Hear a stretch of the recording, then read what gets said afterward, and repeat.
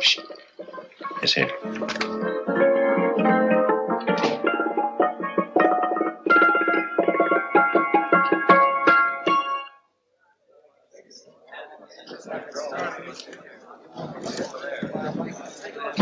You gentlemen look like educated men of good taste. I have here some rare old first editions. Si le vieux vous embête. He's not bothering us. I'm interested in his books. Light beer. Oui, monsieur. Now here are the complete works of Wilhelm Shakespeare, an old German writer. We move tonight. Orders from Berlin. Dr. Tobel is to be across the border before dawn. But we have had orders not to break into his house. And he hides there. Hasn't been outside in weeks. The Führer wants no trouble with Switzerland at the moment. We must be very careful. If we can't break in, he won't come out? When the Führer needs something as badly as he needs the Tobel bomb site, there is always a way. Dr. Tobel is interested in my scientific volumes. He's seen my forged Swiss papers, and he believes I come from Luzern. No, gentlemen, the price is much too low. I could not possibly sell so rare a book for such a price. I will induce Dr. Tobel to come on a visit to my shop as we pass the alleyway. You are interested in this book? A rare old set of Bismarck papers. One last warning. I've just had word from Berlin. The English spying hunter will try to take Dr. Tobel from under our very eyes. They are sending a stupid, bungling amateur detective. His name is Holmes, or some such foolishness. He will never escape from Switzerland alive. Now, quick. Have me thrown out of here. And watch for my signal from Dr. Tobel's window. But, gentlemen, you promised to buy one of my books. I told you no. Stop bothering us. They are not so great. The price is... Allez, vieux, sors d'ici, je t'ai dit plusieurs fois de t'embêter les clients. Prends-les. Prends ton chapeau. Je crois pour mes livres. Prends les hautes parts, c'est ta carte. Je ne veux pas aller à car. Allez, sors d'ici. Reviens plus, hein. En fait, les clients, mais c'est le Cochon. French. English. Oh, I hate those languages. Calm yourself, my dear Brown. In a short time, there will be only one language.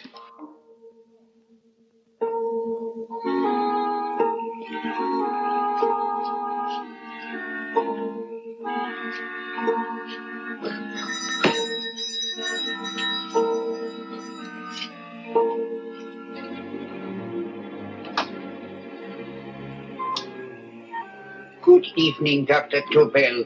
I have here some very interesting scientific books. I thought you might like to see them. Please come in.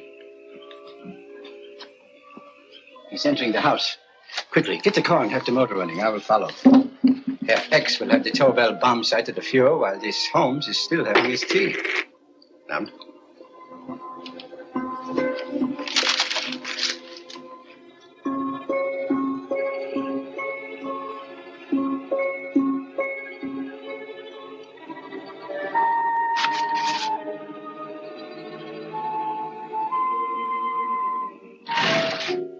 What are you doing? I am sorry, but for months every move I have made has been watched. I am not a coward, Mr. Holmes. They won't watch you anymore. Tonight they intend to take you forcibly across the German border. Then why do we wait here, doing nothing, like rats in a trap? Calm yourself, my dear Dr. Tobel. We shall not only escape their trap, but we shall also take the cheese away with us. But how? The 4 sections of your bomb site fit inside these ponderous tomes. Although I must confess that I shied at the thought of disemboweling a complete set of Charles Dickens. Oh, but you cannot hide me in a hollow book. My dear fellow, I am sorry that my good friend Dr. Watson isn't here to explain to you that my preparations are never slipshod.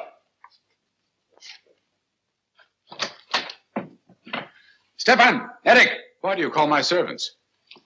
Your servants, yes, but tonight they assume new roles. Let me present Dr. Tobel and our old friend, the bookseller. Holmes, it is so simple. Yes, the obvious always appears simple. Quick now, we must leave. Stefan, the knapsack.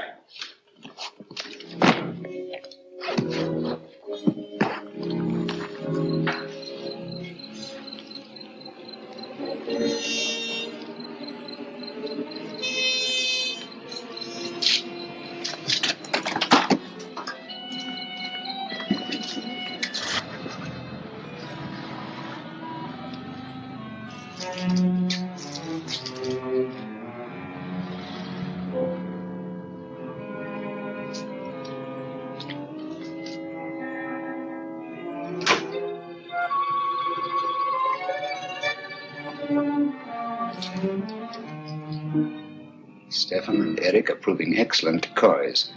And the Gestapo has been fooled? Completely.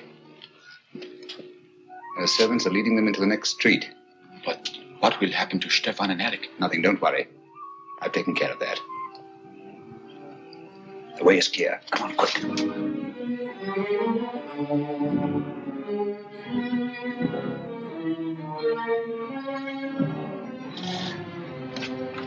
You would take the Nazis' own car. One must adapt oneself to the tools at hand.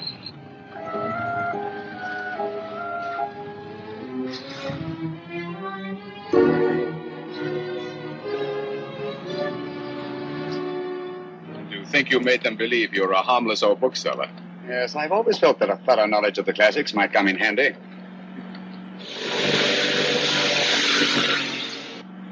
But how can we get across the border and through France? There's no need to get across. At this very moment, a Royal Air Force plane is waiting for us at a secret landing place.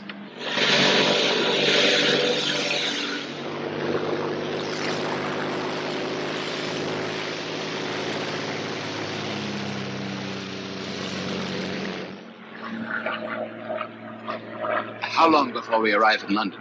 In a very few minutes. We're passing over Dover now. Thank you.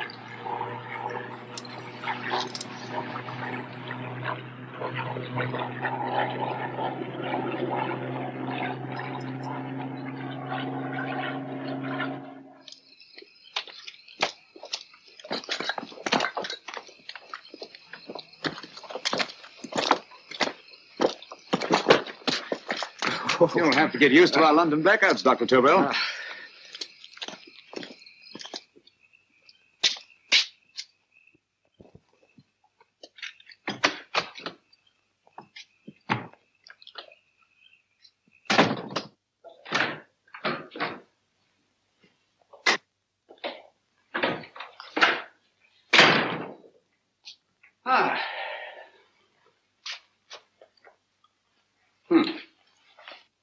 Dr. Watson's. Very untidy fellow. What are we going to do with these? A problem of the most elementary nature, my dear Dr. Tobel.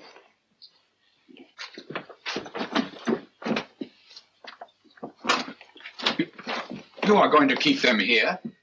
I have always believed in the theory, originally projected by Edgar Allan Poe, the American writer, that the best place to hide anything is where everyone can see it. Yes, but... You will remember, no doubt, in Poe's story, The Purloined Letter. The missive in question was always in plain view.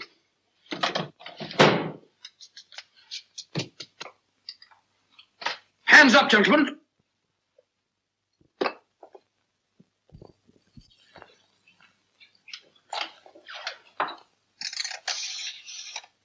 Scotland Yard, quick. Oh, my goodness. Good evening, Mrs. Hudson. Oh, why, it's Mr. Holmes. Holmes. Hello, Watson, old fellow. It's good to see you again.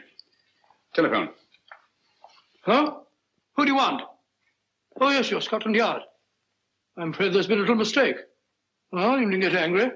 We all make mistakes at times. What? Well, if we didn't, you'd be out of a job. Dr. Tobel, this is my friend and associate, and as you may have observed, my watchdog, Dr. Watson. How do you do, sir? How do you do? Dr. Tobel and I flew in from Zurich this evening. You can put that thing away now, Watson. Dr. Tobel, awarded the Massingham Bequest for physics in 1939. My dear Watson, there is only one Dr. Tobel. Without Mr. Holmes, there would have been no Dr. Tobel, I am afraid. But I thought you were living in America, sir. I have been working in Switzerland for the past 2 years. And Holmes got you out? In the nick of time. There was not a point he overlooked. Every contingency was foreseen and provided for. It was magnificent. Thank you, Doctor. The problem was not without its interesting points. Is there anything you would like, Mr. Holmes? Oh, thank you, Mrs. Hudson. You can go to bed now. You gave me an awful fright dressed up like that. Well, good night, sir. He's quite right. You can't blame me for jumping to the conclusion that I did. He looked like a broken-down musician. Holmes, why didn't you take your fiddle with you? I never did think much of this dressing up business. It was necessary, I assure you. The Gestapo was close on our heels. Really? This is Sherlock Holmes. I want to speak to Sir Reginald Bailey, please. Reginald Bailey? Is that the fellow who played a rugger for Blackheath? Yes, Watson. Oh. Hello, Sir Reginald. Holmes speaking. Yes, from Baker Street. I have Dr. Tobel with me. Oh, thank you. Very well, then. I'll meet you in half an hour. There must be no delay. I'll arrange with Sir Reginald to have the test tomorrow morning.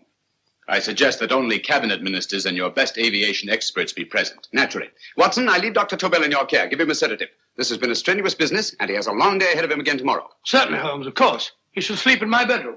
I'll keep watch till you return. Thank you. It is not necessary to guard me. I am quite safe now. Safe, Dr. Tobel? I shouldn't count on it for a second. But, Mr. A great Holmes... deal may depend on your safety. And the enemy understands that just as well as we do. Good night.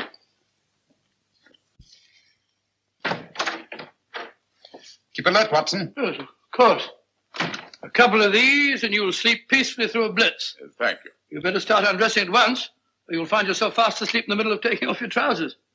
Well, I'll sit over here and keep an eye on things. Oh, by the way, if you're nervous, call out. Good night, Doctor. Good night, Doctor. Both saying the same thing at the same time. Good night, Doctor. Good night, Doctor. That's it. Untidy fellow, Holmes.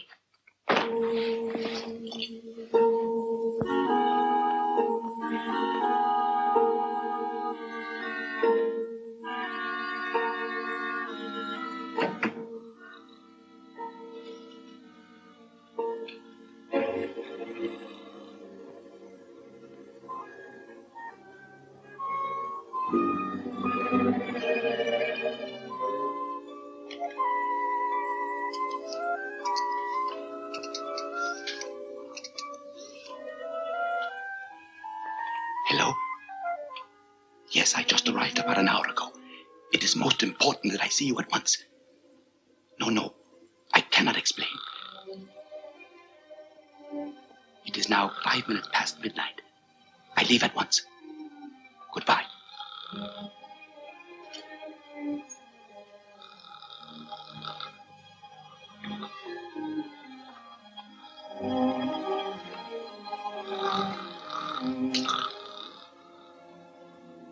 Holmes, I don't have to tell you how much this means to us. We shall know a great deal more about the bomb site after the demonstration, Sir Reginald. The War Office have a pretty good idea of the value of the Tobel bomb site, just as the Nazis have. However, if you'd care to place Dr. Tobel under the protection of Scotland Yard until tomorrow... No, that won't be necessary. I shall personally deliver Dr. Tobel to your representatives on Salisbury Plain in plenty of time for the demonstration. Thank you. Good night, Sir Reginald. Good night, Mr. Holmes.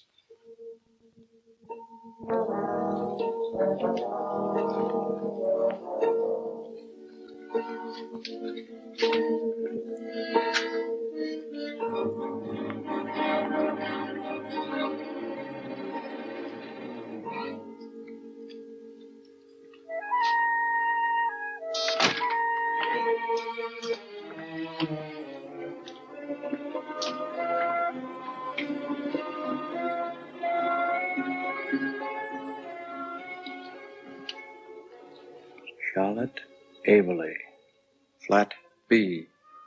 Right. Get the car ready. I'll wait here until he comes out.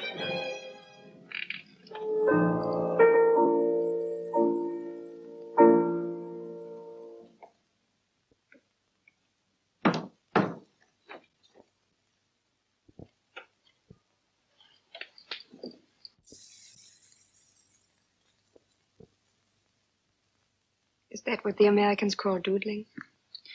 It is more serious than you could possibly realize, Charlotte.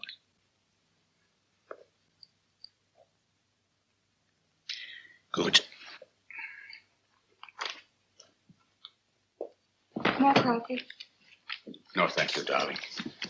I must get back before they miss me. We've been separated for so long. I couldn't bear it if anything should part us again. I want to work with you, and I want to know every minute where you are. Even for you to know the details of my mission in London is to sign your death warrant. If you're in real danger, I want to share it. There is one thing you can do. Guard this envelope. If anything happens to me, see that it reaches the hands of Mr. Sherlock Holmes. Mr. Sherlock Holmes. Yes. I pray I never have to deliver it.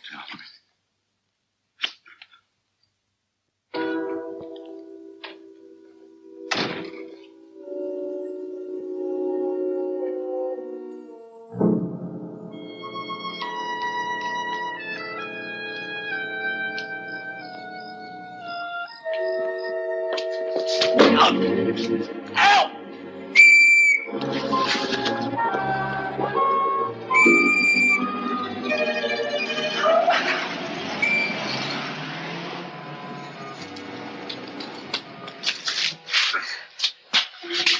He got away.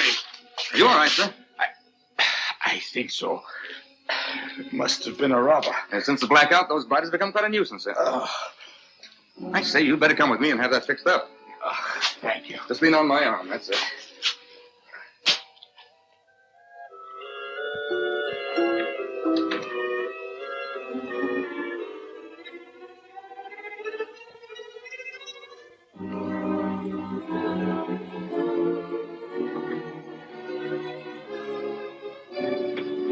Watson! Watson, wake up! Huh? Where's Tobel? He's in there. No, he isn't. He's gone. That's impossible. He's asleep in my bed. I've been here all the time. If anything's happened to him... Tobel! All right?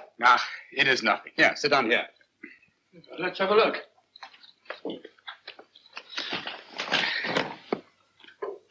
Oh, it doesn't look too bad. Who patched you up? The police doctor? Yes. You look as if you'd been attacked. Obviously, my dear Watson. Dr. Tobel, do you suspect the woman of arranging the trap? Woman? What woman? She's blonde, 5'6", full-lipped, and very affectionate. Oh, really? You've known her for a long time.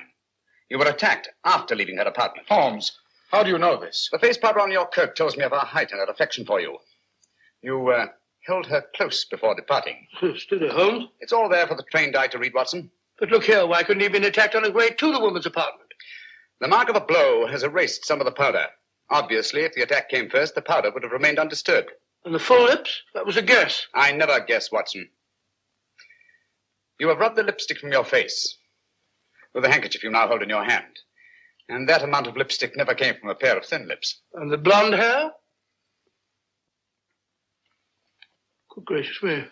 Mr. Holmes, I am glad you are on my side. Well, in that case, you will desist from disobeying my orders and slipping out, while your bodyguard sleeps his watch away. It won't happen again, Holmes. I was sitting in front of the fire. All right, Watson, all right. I'm sorry. Now, can you describe your assailant? I never saw him. A great figure came at me in the dark.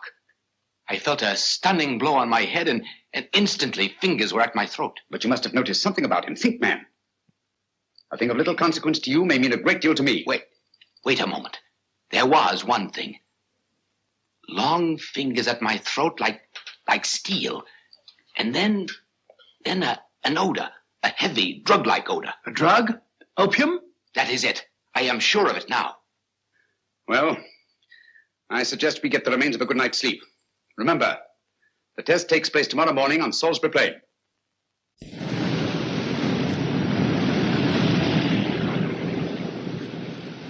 The principle of Dr. Tobel's device involves the use of 3 sonic beams. Is that right, sir? That appears to be it.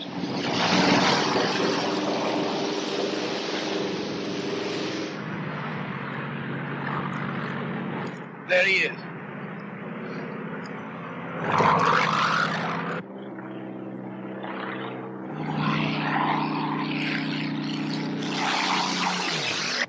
We're on the course now, sir.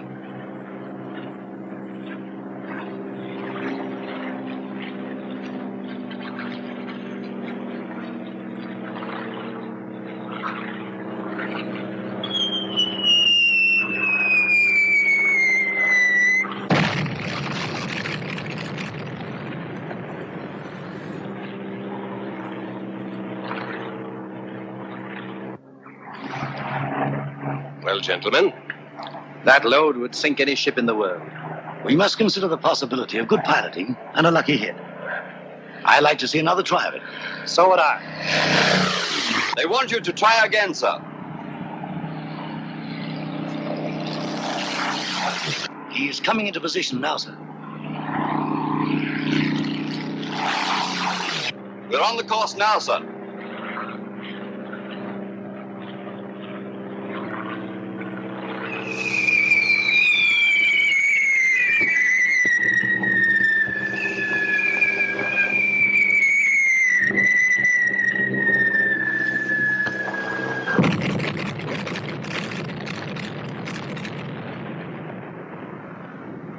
Well, gentlemen, how do you like the bomb sight now? Marvelous. Will revolutionize aerial bombardment.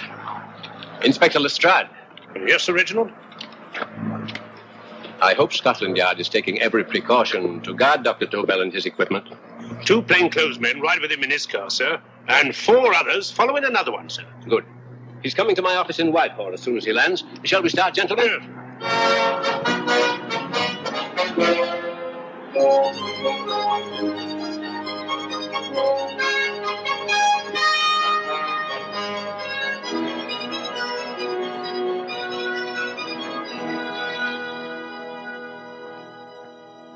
Well, here he is, gentlemen. Congratulations, sir. It was excellent.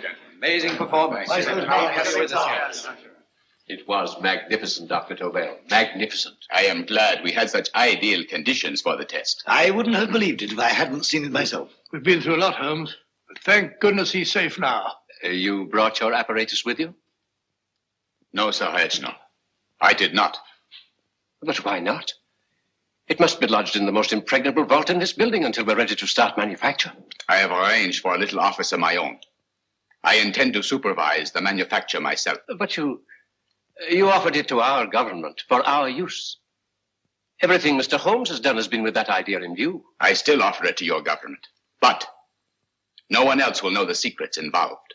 I have devised a plan to guard my invention. A plan as intricate as the bomb sight itself. If you imagine for one moment... Please. I will not change my mind, Sir Reginald. I am taking the matter into my own hands.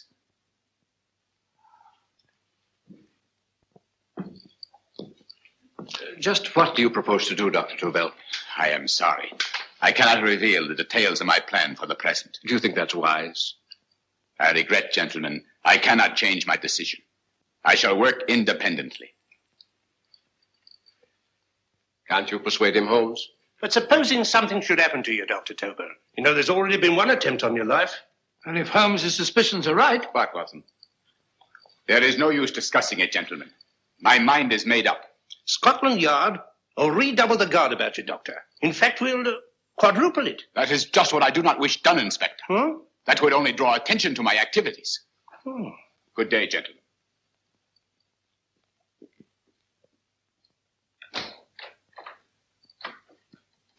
Just the same, I'll have my men watching him every moment from now on. No, wait, Lestrade. We must not offend Dr. Tobel. We must remember that he, as a citizen of Switzerland, is under no obligation to give us his invention. We must do as he asks. Don't you agree, Holmes? To be sure, Sir Reginald. I'm not officially connected with the government, and I intend to remain on the case. Good. That is, if Inspector Lestrade doesn't mind. Not at all, Mr. Holmes. We're always glad to have you hanging around. Thank you.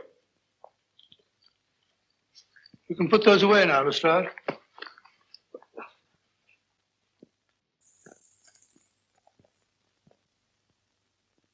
Hoffner, I am entrusting this to you because, first of all, you are a Swiss.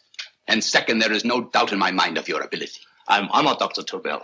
I have divided the mechanism of my invention into 4 units. Each is meaningless without the others. You have delivered the other 3? Yes. No one but myself knows the identity of the 4 scientists working on the 4 units. Their names are not even known to each other.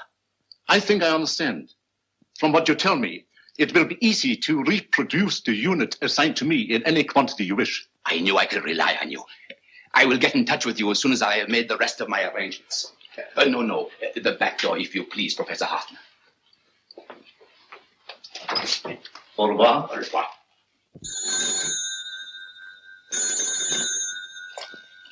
Hello? Yes, Lestrade? Oh. Very well. What is it, Holmes? Just as I feared. Lestrade's men report that Tobel is missing. Missing?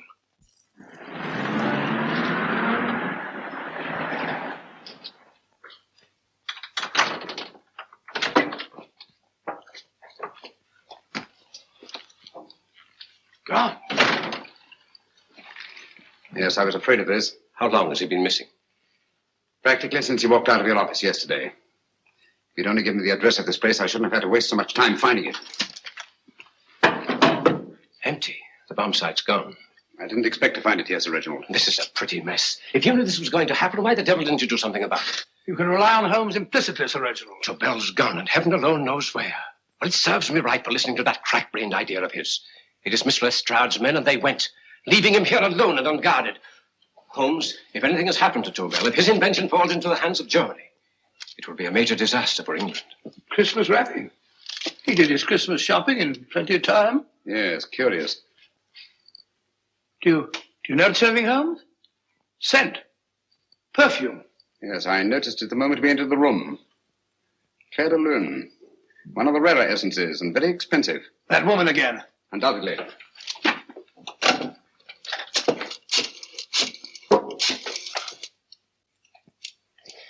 Give me Inspector Lestrade. Sherlock Holmes calling. So Holmes is finally stumped. First time I've heard him call for help. Call for help, indeed. He's only just beginning his investigation. Lestrade, this is Holmes. Check the records and trace a call made on my private telephone at Baker Street at approximately 12 o'clock on the night of Dr. Tobel's arrival in London. Finally stumped. Hey, Sir Reginald? Yes, Lestrade? Wait a minute. Charlotte, Aberley, 34, St. George's Street, flat B. Excellent, Lestrade. Thank you. Where is Dr. Tobel? I can't tell you. You mean you won't tell me? I don't know. How many Christmas packages did you take to him, Miss Aberley? 5. He dismantled his bomb site and packed the units in 4 other boxes. Is that correct? Pardon me. Hello? Yes? This is Miss Aberley. Why, someone must have stolen it. On Richmond Bypass. Yes. Yes, I'll arrange to have it removed. Yes, at once.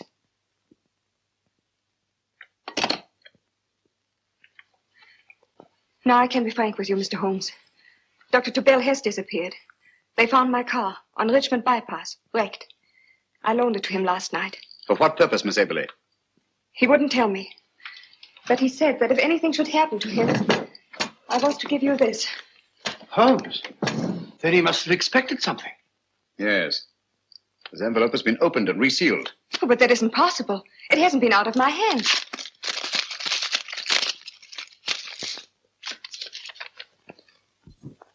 We meet again, Mr. Holmes. What?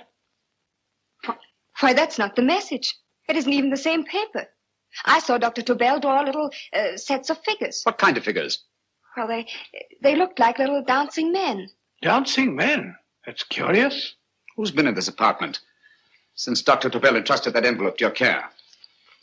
Why, no one. I've had no visitors. Think. Possibly a tradesman. No. Only the one for a few minutes. And that one? A workman. He came to fix my light switch. He couldn't have possibly... Did you send for him? Why, no. My lights went out, and soon afterwards he knocked at my door and told me the porter had sent him up. That's where he worked. But he wasn't alone in this room more than 5 minutes. And he did fix the lights. They went on again. The switch hasn't been touched. The paint still covers the screw heads.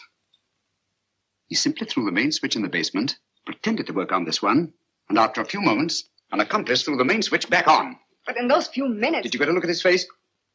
No, only a glance. Now I realize he kept his face averted. But he was a large man. Yes, he was large. His eyes heavy-lidded. A thin film over the pupils. Then Holmes, you Yes, I really remember now. His eyes, they were like a snake's. Miss Aberley, Dr. Tobel is being held by one of the most brilliant men in the history of crime. Come along, Watson. There isn't a moment to lose. Goodbye, Miss Aberley. Oh, goodbye, Miss Aberley. I don't see why I'm not allowed to go with you. You have your own mission, Watson. Yes, to take a sealed note to Inspector Lestrade. While you search Soho... I shall not be searching for him. I shall permit him to find me in the character of a murderous Lascar once in his employ, and whom I may add is still in jail. Yes, but after all these years... Make no mistake, Watson. This is not a duel of intellects with a cruel but single-minded Gestapo killer. This is our greatest problem, with England as the stake, and our antagonist, Professor Moriarty. We've got to beat him. Once he's behind bars, I think I shall entitle my memoirs of these adventures, The End of Moriarty. An excellent title, Watson. But we must arrange that it isn't Moriarty who's left to write the memoirs. Huh?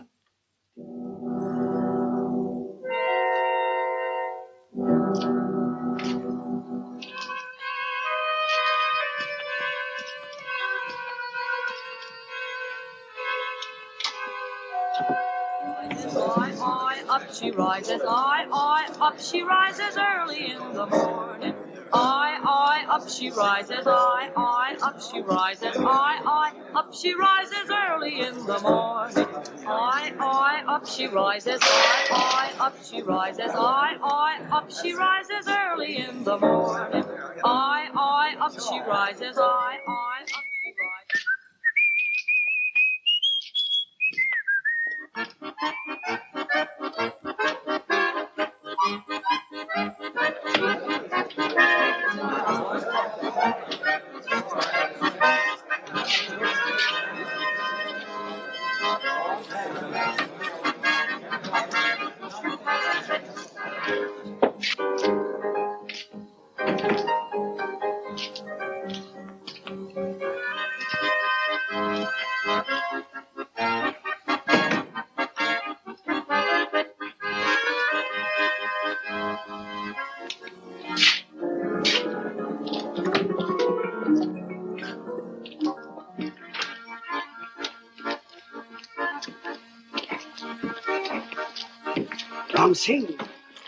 Ram Singh.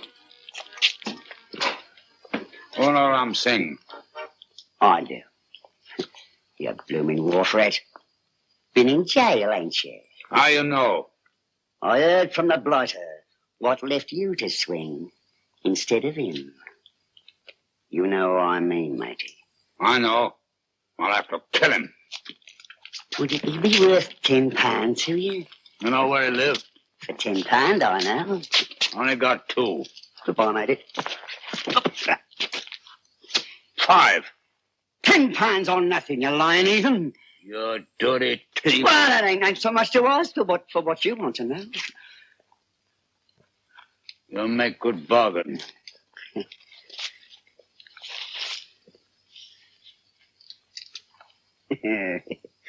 That does it. Well? You remember Angel's Court? Huh? Then follow your nose through the alley till you come to Jack Brady's carpenter shop. He can tell you where the blighter is at this very moment. You come too. Me? If you lie... All right, mister, I'll come along with you. Easy, matey, easy. Follow me. Please, Governor, I ain't had nothing to eat for 2 days. Please. Go away.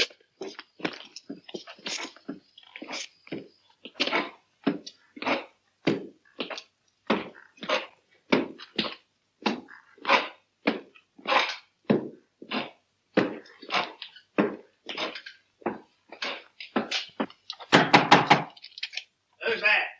Pegleg. Who's this bloke? He's a bloodthirsty heathen, but there's good money to spend for information.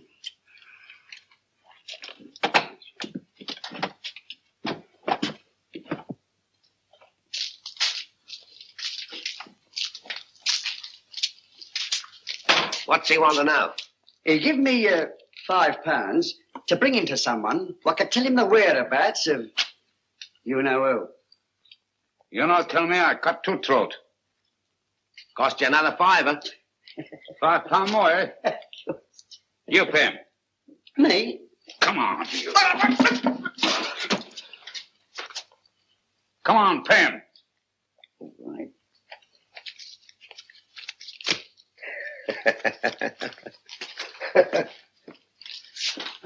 I'll tell you all right, I will. The truth, and that's a fact. The blighters in Davy Jones's locker are feeding the fishes, he is. Deader than a blinking mackerel. Now, ain't that worth a £5? I tell you he's alive. And I say he's been dead these many years. You lie! Easy there, Jack Brady. I would say you were wrong and Mr. Sherlock Holmes was correct. Good evening, Professor Moriarty. Welcome, Holmes. My men have instructions to bring anybody here who inquires for me. They haggle while I watch. An admirable disguise, by the way. It fooled them completely. Of course, it didn't fool me. I never intended that it should. I meant only that it should bring us face to face. Just like old times, eh? A battle of wits, of superior intellects. I may say I've been expecting you since I made off with your precious Dr. Tobel. And his code. Ah, yes, and his code. But valuable as your doctor and his code are to my business, I think my main interest in this affair is the chance it gives me to battle with you again.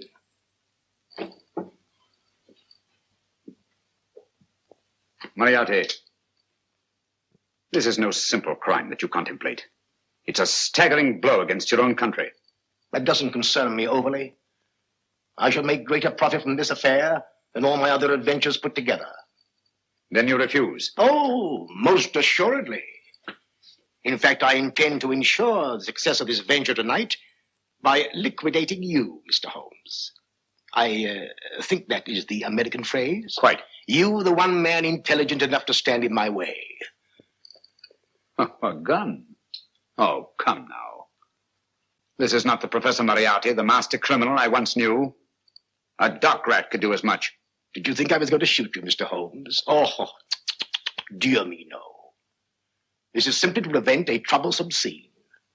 I expected you and made full arrangements. You see, my good Mr. Holmes, these shelves lift out. And you will rest somewhat uncomfortably in the false bottom of this sea chest. My sailor friend, Jack Brady, goes to sea immediately. Once out of sight of land, he pushes the chest overboard. Time up. Perhaps your good friend Dr. Watson can entitle this adventure The End of Sherlock Holmes. He will be disappointed. He intended to call it The End of Professor Moriarty. Hurry.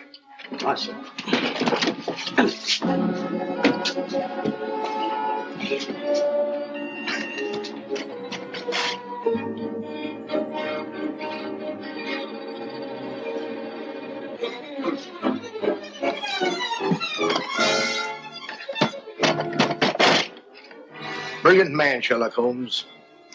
Too bad he was honest. The one-legged man. He takes Mr. Holmes right to that carpenter shop. He knocks on the door.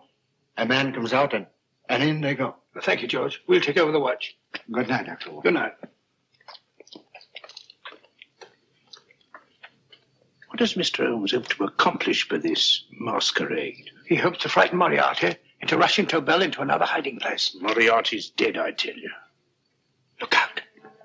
Over here, quick.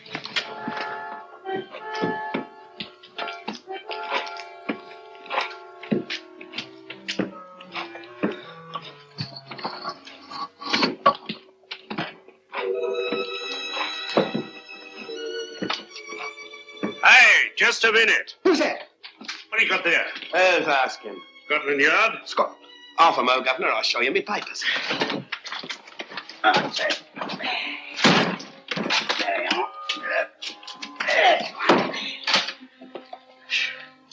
There you are, Governor. I'm Jack Brady, ship's carpenter. Shipping out tonight in a convoy. Destination unknown. My pal here's helping me get my chest aboard. Make them open it, Star. Yes, go on. All right, Governor. See for yourself. There's nothing here, Doctor. Just a couple of simple seafaring men. All right, get on with it. Thank you, Governor. Come on now. Easy does it, right? Good night, your lordships. Told you it was a lot of nonsense. I don't understand. That thing was way a ton. Look at those men staggering. You've hit on something, Doctor. A few tools wouldn't take that much energy. We've just looked inside. On the top only, there might be a false bottom. Hey, you! You stop there! Stop or I'll shoot!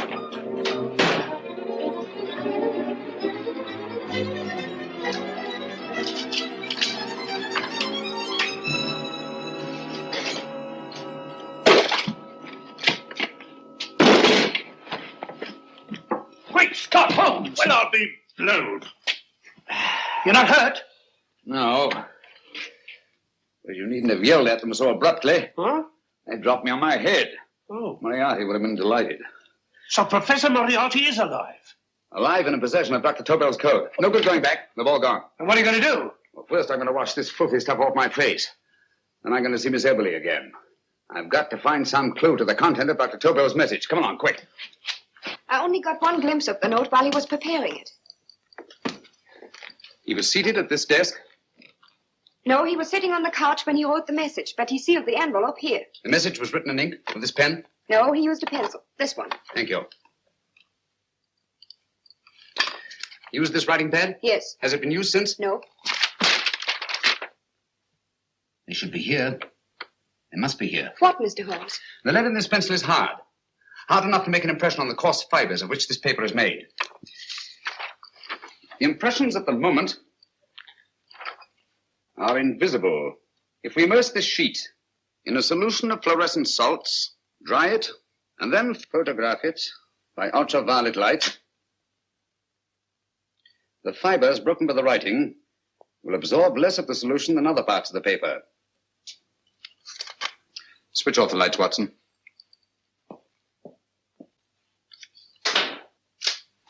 We place the slide in the projector and turn on the light. The broken fibers appear darker than the rest of the paper and are therefore visible. Splendid, Holmes. Now I recognize that code. Do you remember a case we had some years ago? It's probably the same alphabet substitution code. Yes, Watson. I believe Dr. Tobel meant to communicate with us by that means. Substitution of the alphabet? I don't understand. My dear, one of the oldest codes in use is based on the repetition of figures. E is the letter most used in the British language. Therefore, the figure most used, probably in this message, is E.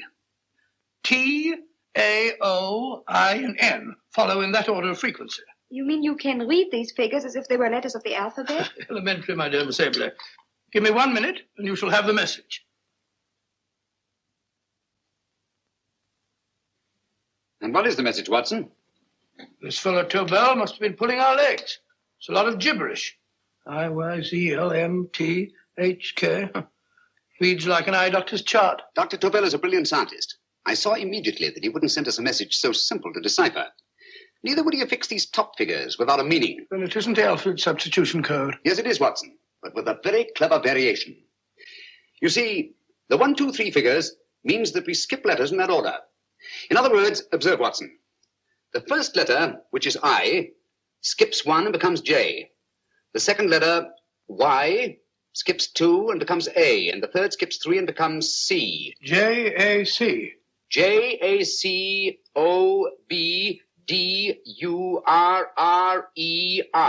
Jacob Dürer, a Swiss scientist and friend of Dr. Tobel's. P-A-L-A-C-E-C-R-E-S.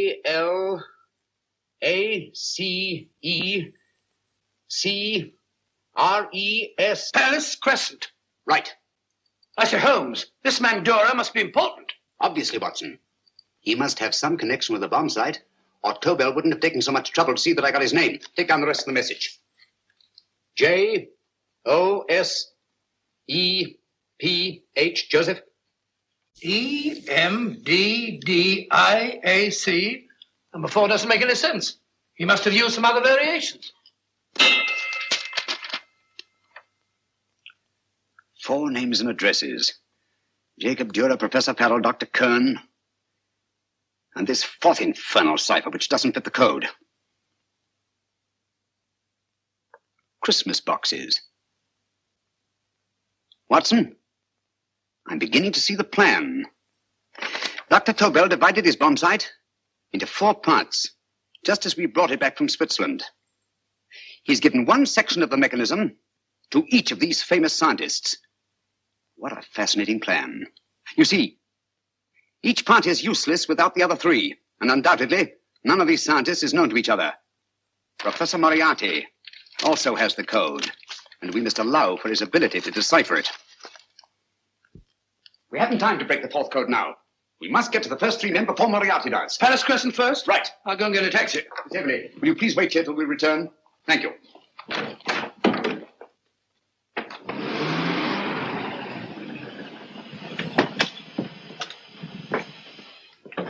Here, where are you going, sir? Jacob Jr. live here? Yes, but there's been a bit of trouble, sir. You can't go in. Inspector Lestrade's orders. Oh. Here, just a minute, sir. That's Mr. Sherlock Holmes. Oh, very sorry, sir.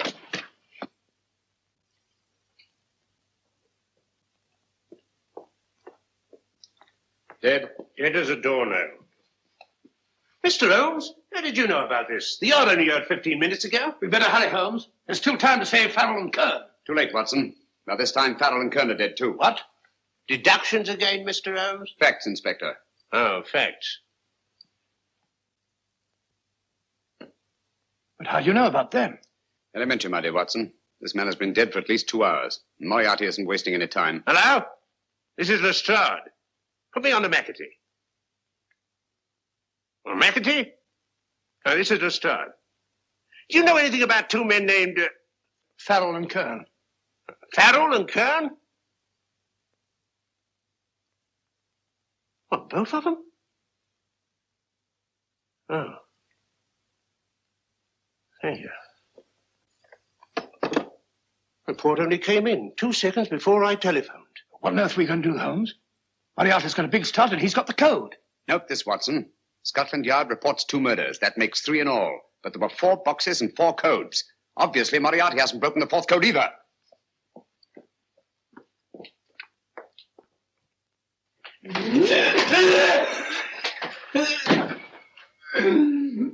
What is the name of the 4th man? I can't remember. What is the name of the 4th man? I have forgotten. What is the name of the 4th man? I don't know. I don't know. What is the name of the 4th man? I can't remember. What is the name of the 4th man? What is the name of the 4th man? Holmes, don't you realize what this means to England? We not only lose the Tobel bomb site ourselves, but Germany gets it. Coventry, Bath, Plymouth, London. Not to mention Norwich and Hull. All over again, but with 10 times the effect. Don't you suppose I realize that's Reginald? Don't you suppose I'd give my life to decode the last name of that message? There must be some solution. Naturally, Watson. I needn't be rude. I need a drink. I'm all in. I can't think anymore. All these letters and figures whirling through my brain. It's all twisted round. Twisted round? Huh? That's it. That's what? Twisted around, you said. So simple I never thought of it. Reverse the slide. You see, gentlemen? These figures are now identical with the first 3 names. In other words, all the figures of name number 4 are written backwards and read from right to left until we reverse the slide when they read correctly from left to right. Now let's work on it. Pencil, Watson. But, why would Dr. Tobel want to reverse the figures of number 4? An added precaution, Lestrade, in case the cipher should fall into the wrong hands. Quite a compliment to you, Mr. Holmes. I mean, Tobel taking for granted that you would recognize the difference. Thank you. F-R-E-D-E-R-I-C-K-H-O-F-F-N-E-R. Frederick Hoffner. S-L-O-A-N-E-S-Q-U. Sloane Square. We must leave at once. Wait a minute.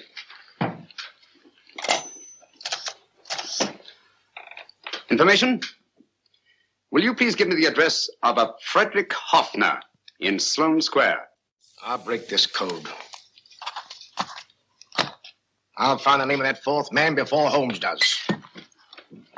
There is not much more time. The submarine is to pick us up off Sheerness in 6 hours. I've beaten Holmes so far.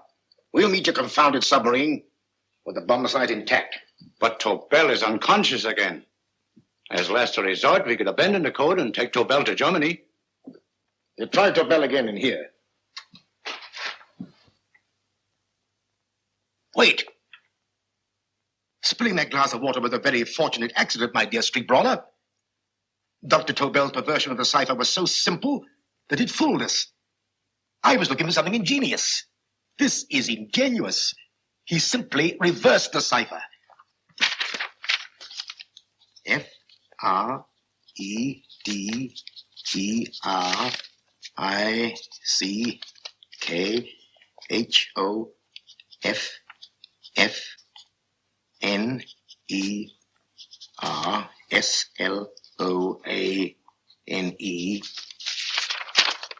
Frederick Hoffner, Sloane Square. Of course. Hoffner would be the perfect selection. Then you want us to attend to Hoffner? No, we can use Hoffner. He's a brilliant scientist. If Dr. Tobel doesn't recover from your persuasion, Hoffner will be able to put the four parts together. You and Godfrey will call on Hoffner, and you will bring him here with the fourth section of the bomb site. Hurry.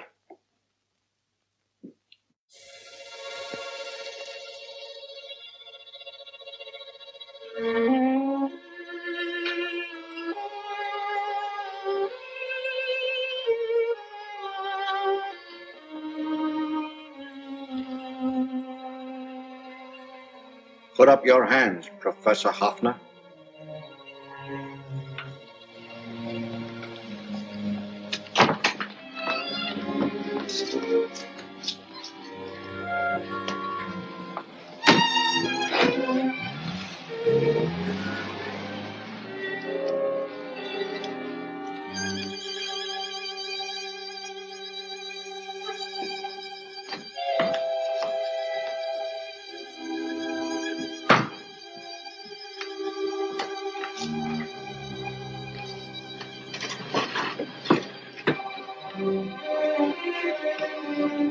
I'll take the box.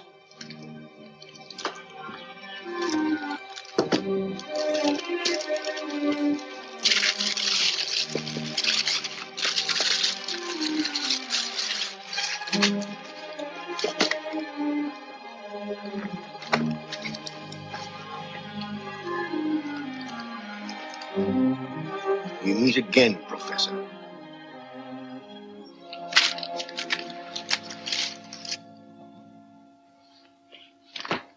Sherlock Holmes. An improvement on the other makeup. Don't you think so, Professor? So you think you've beaten me, Holmes? I have. The real Hoffner is safely in the hands of Scotland Yard. But I still have Tobel. Now I shall sell Germany the inventor instead of the invention. You've learned nothing from him in spite of all your torture. Otherwise, you wouldn't be trying so desperately to collect the four sections of the bomb site. A keen observation, my dear Holmes. But observe further that you are now in my hands, and I have profited by my last mistake of allowing underlings to attend to you. Holmes took my place, and while the Nazis were inside with him, he instructed me to attach a small apparatus underneath their car.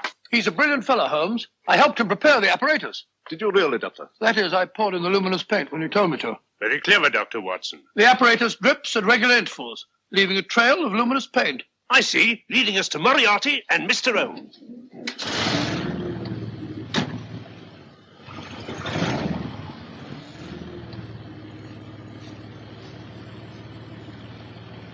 Why are you so confident, Professor? Only a suggestion. But how do you know that Scotland Yard isn't waiting to break in at this very moment? I selected this address with special care. No one can find it, not even Scotland Yard. Relax, Mr. Holmes. There's no escape. I might suddenly dash to the window, break it open, and shout to a passerby. There are no passers-by. The glass in the window is unbreakable, and the room is soundproof. This is my stronghold, Holmes, equipped with all the modern conveniences of a successful man in my profession. Sit down.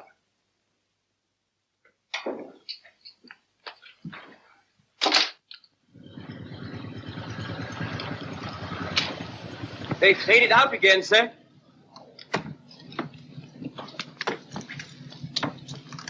I don't understand, Lestrade.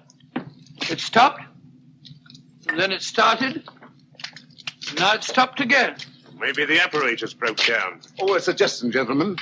At a crossroad back there, a car might have gone over the spots of paint, picked some up on the tires, and left this false trail. That's just what I was about to suggest myself. Very well, we'll try it.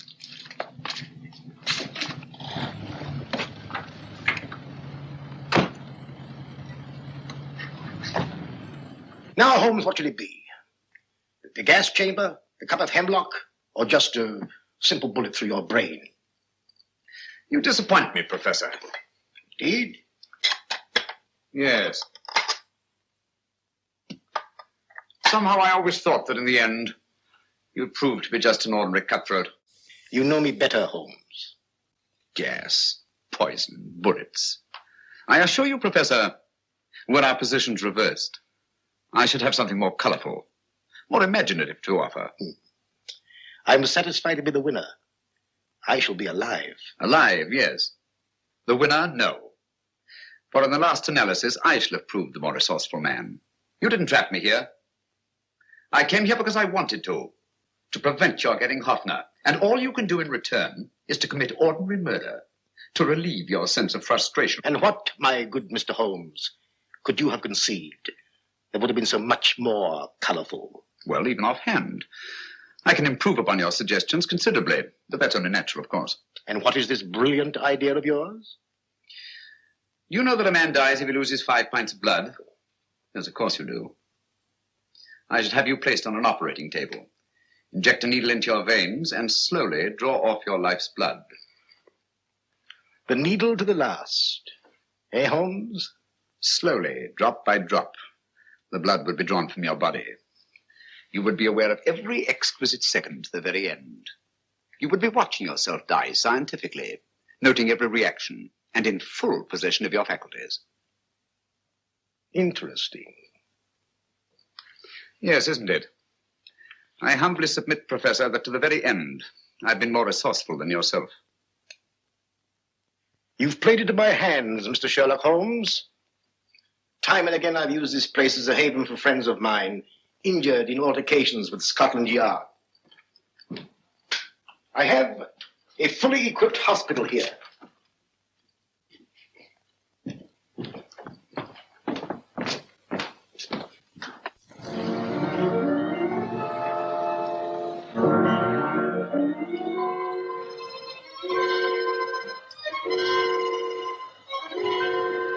The trail goes this way, Inspector.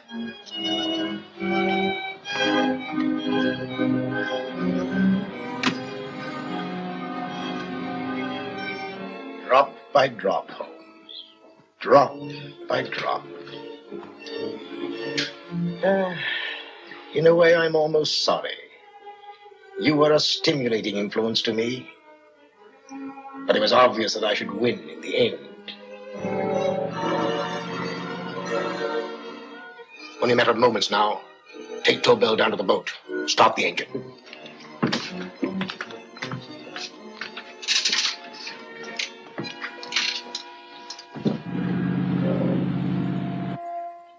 Closer to the end, Holmes. Closer and closer. Each second, a few more drops leave your desiccated body. And you can feel them, can't you?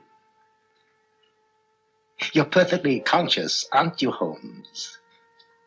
I shall be conscious long after you're dead, Moriarty. Ha! Still the same old swaggering, conceited Sherlock Holmes.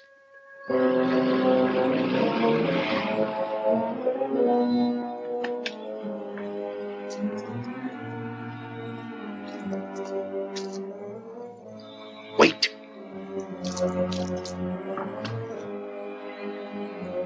If Moriarty hears a shot, he'll kill Holmes. You keep an eye on the boat. Don't make a move till Dr. Watson and I get inside. Understand? You wait here, Professor Hoffner. Come on, Doctor.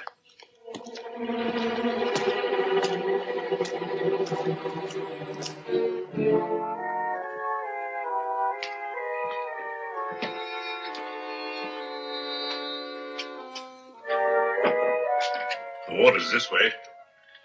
Moriarty's rooms must be up here.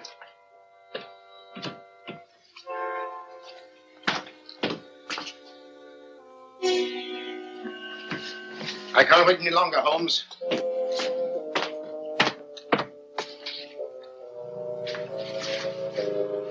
You'll have to forgive the crudity, my friend. This is only the coup de grace. Stand still, Moriarty, you're done for. Holmes! On the contrary, Inspector, my men are outside. It's you who are done for. Really? Just take a look out the window and see for yourself.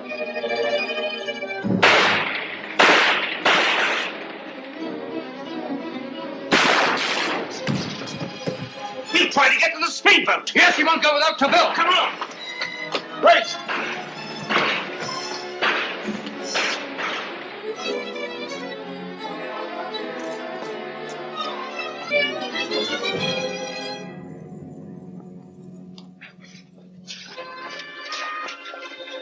Here's Dr. Tobel, Inspector. He ain't too badly hurt.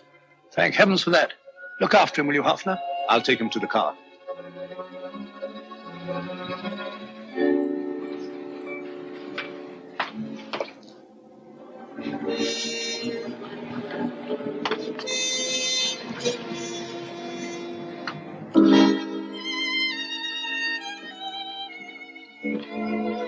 I expected you, but not with my revolver.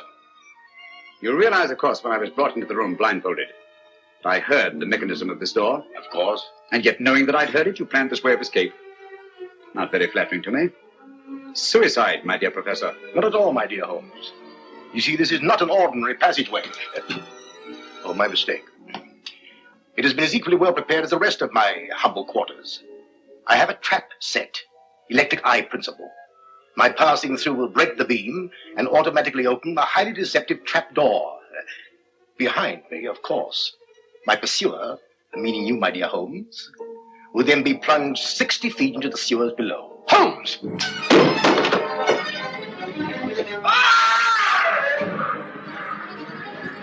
Holmes! Poor Moriarty. I neglected to warn him. It seems some careless person came across his trap door and left it open. Come along, Watson.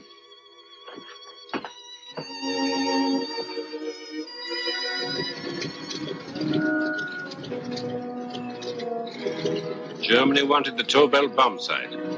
We'll send her thousands of them in RAF planes. Yes. Thanks to Mr. Sherlock Holmes and to Mrs. Tobel. And of course, Inspector Lestrade.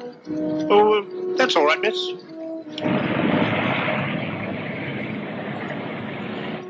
Things are looking up, Holmes. This little island's still on the map. Yes.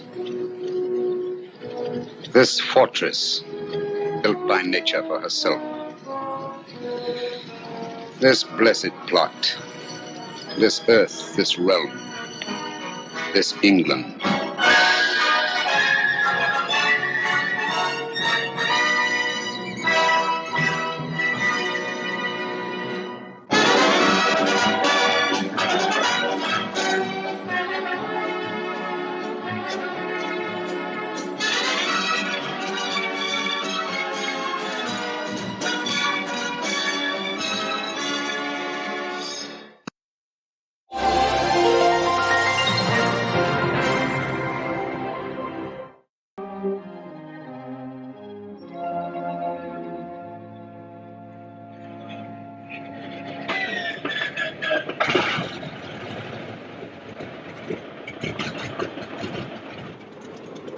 Your name, please? William Easter. Mr. William Easter. Right. Your passport, please.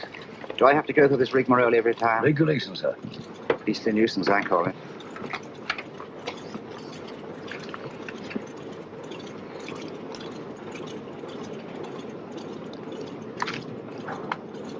You will receive your American visa in Lisbon.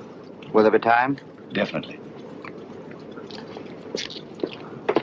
We seem to have cut our time pretty close, Sir Henry. Have you a word, Sir Henry? Do you wish to make any comments, sir? Sir Henry, what is your destination, New York or Washington? I'm sorry, I have nothing to say.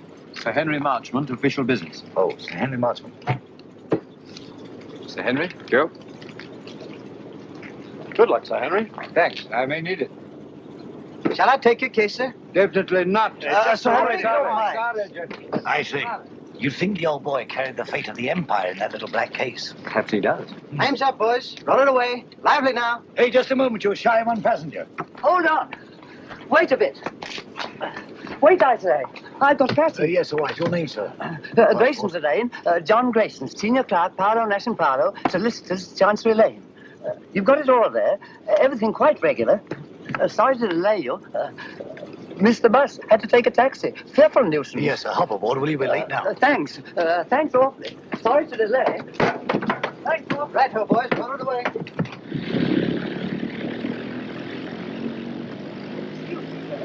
Awfully sorry. Quite all right. No sense of balance. None whatever. Thanks. Clumsy of me. No sense of balance. That's what it is. Effect of the inner ear, I fancy.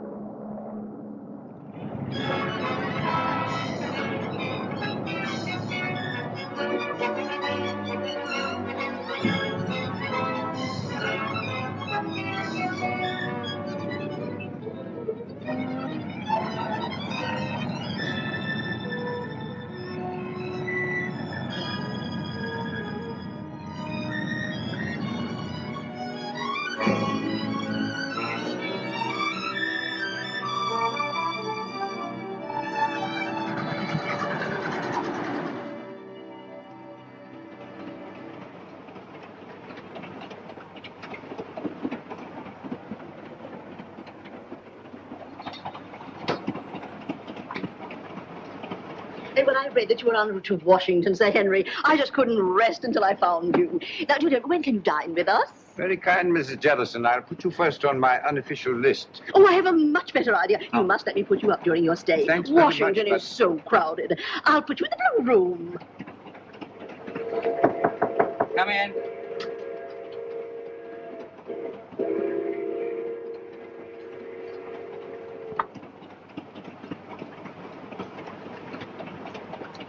Thank you, sir.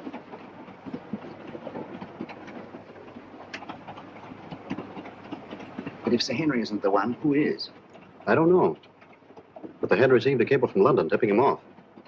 It's up to us to find the real British agent before this train reaches Washington. Yeah. Whoever's got the document will be protected there. If Sir Henry isn't carrying it, I've got it. Besides Sir Henry and myself, only one man's come all the way from London. The chap called Grayson, John Grayson. Well, then Grayson's our man. Grayson's carrying the document while Sir Henry's being used as a decoy. It's so old, it's new. When Grayson leaves the cloud car and goes to get his luggage, that's our cue. We know what to do, Easter. Good. That's Grayson standing at the bar. The little fellow.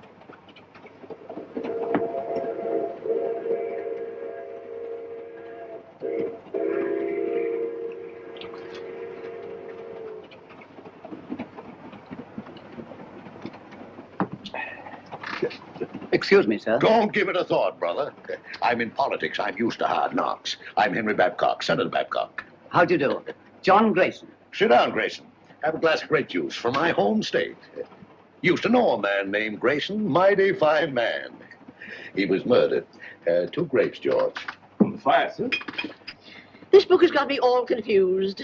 I do wish you'd set me straight on the international situation. Rather large order, I'm afraid. Oh, you're so right, Sir Henry. One must take the broader view, I always say.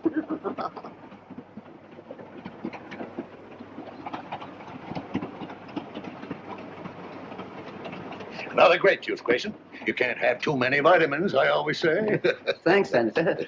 But if you don't mind, I'll have a whiskey and soda. Why, sure. George, bring him over, will you? Yes. Let's get a chair. I was built for comfort.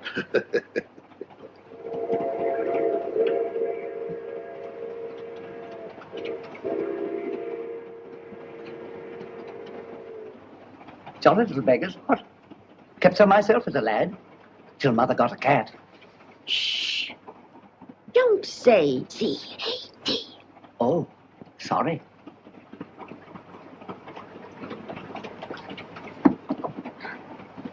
Permit me, ma'am. Oh, thank you. Very kind, I'm sure.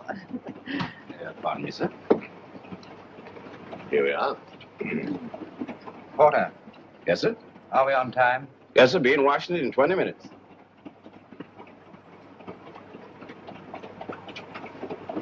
By the way, Grayson, what's your line? Line? Yeah, what business you in? What's your racket? Oh, I represent a London legal firm, Parlow, Nash & Parlow. Parlow? I used to know a man named Parlow. No, it was Marlowe. Couldn't have been the same fella. No, I suppose not. I've been making the tour of my state, getting the opinions of the home folks, taking a lot of their ideas back to Washington. I'd like to hear more of your activities, Senator. Give me your address, sir, and I'll have all my speeches mailed to you. You're quite too kind, sir. Sorry I have no card.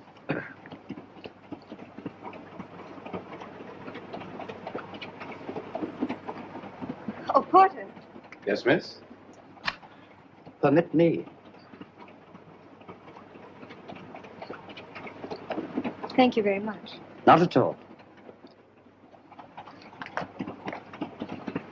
I'll be at this address for the next week or so. I hope. Thank you. I'll get my papers together. Pleasant meeting, my friend. Better look me up in Washington. I'll just get my bag. Thank you, thank you. Oh, I forgot to pay George. Excuse me, sir. What's the matter? Just a little blackout. Keep your seat. Just a little blackout. Keep your seat. Mice! Oh, dear. All gone.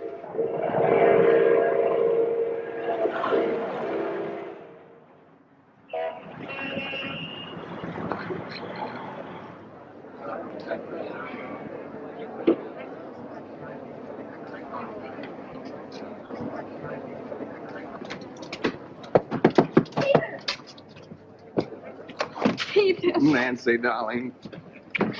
I didn't dream you'd be able to meet me. I got leave. Oh, darling, that's wonderful. Just 3 days. Oh, that's awful. We haven't a second to lose. First thing I did As I was saying, Sir Henry. was get this. Oh, this thing. Well, I haven't had much experience. Look, day after tomorrow, your aunt's giving us a reception. Until then, you and I are going to be a couple of busy people. Oh, I beg your pardon.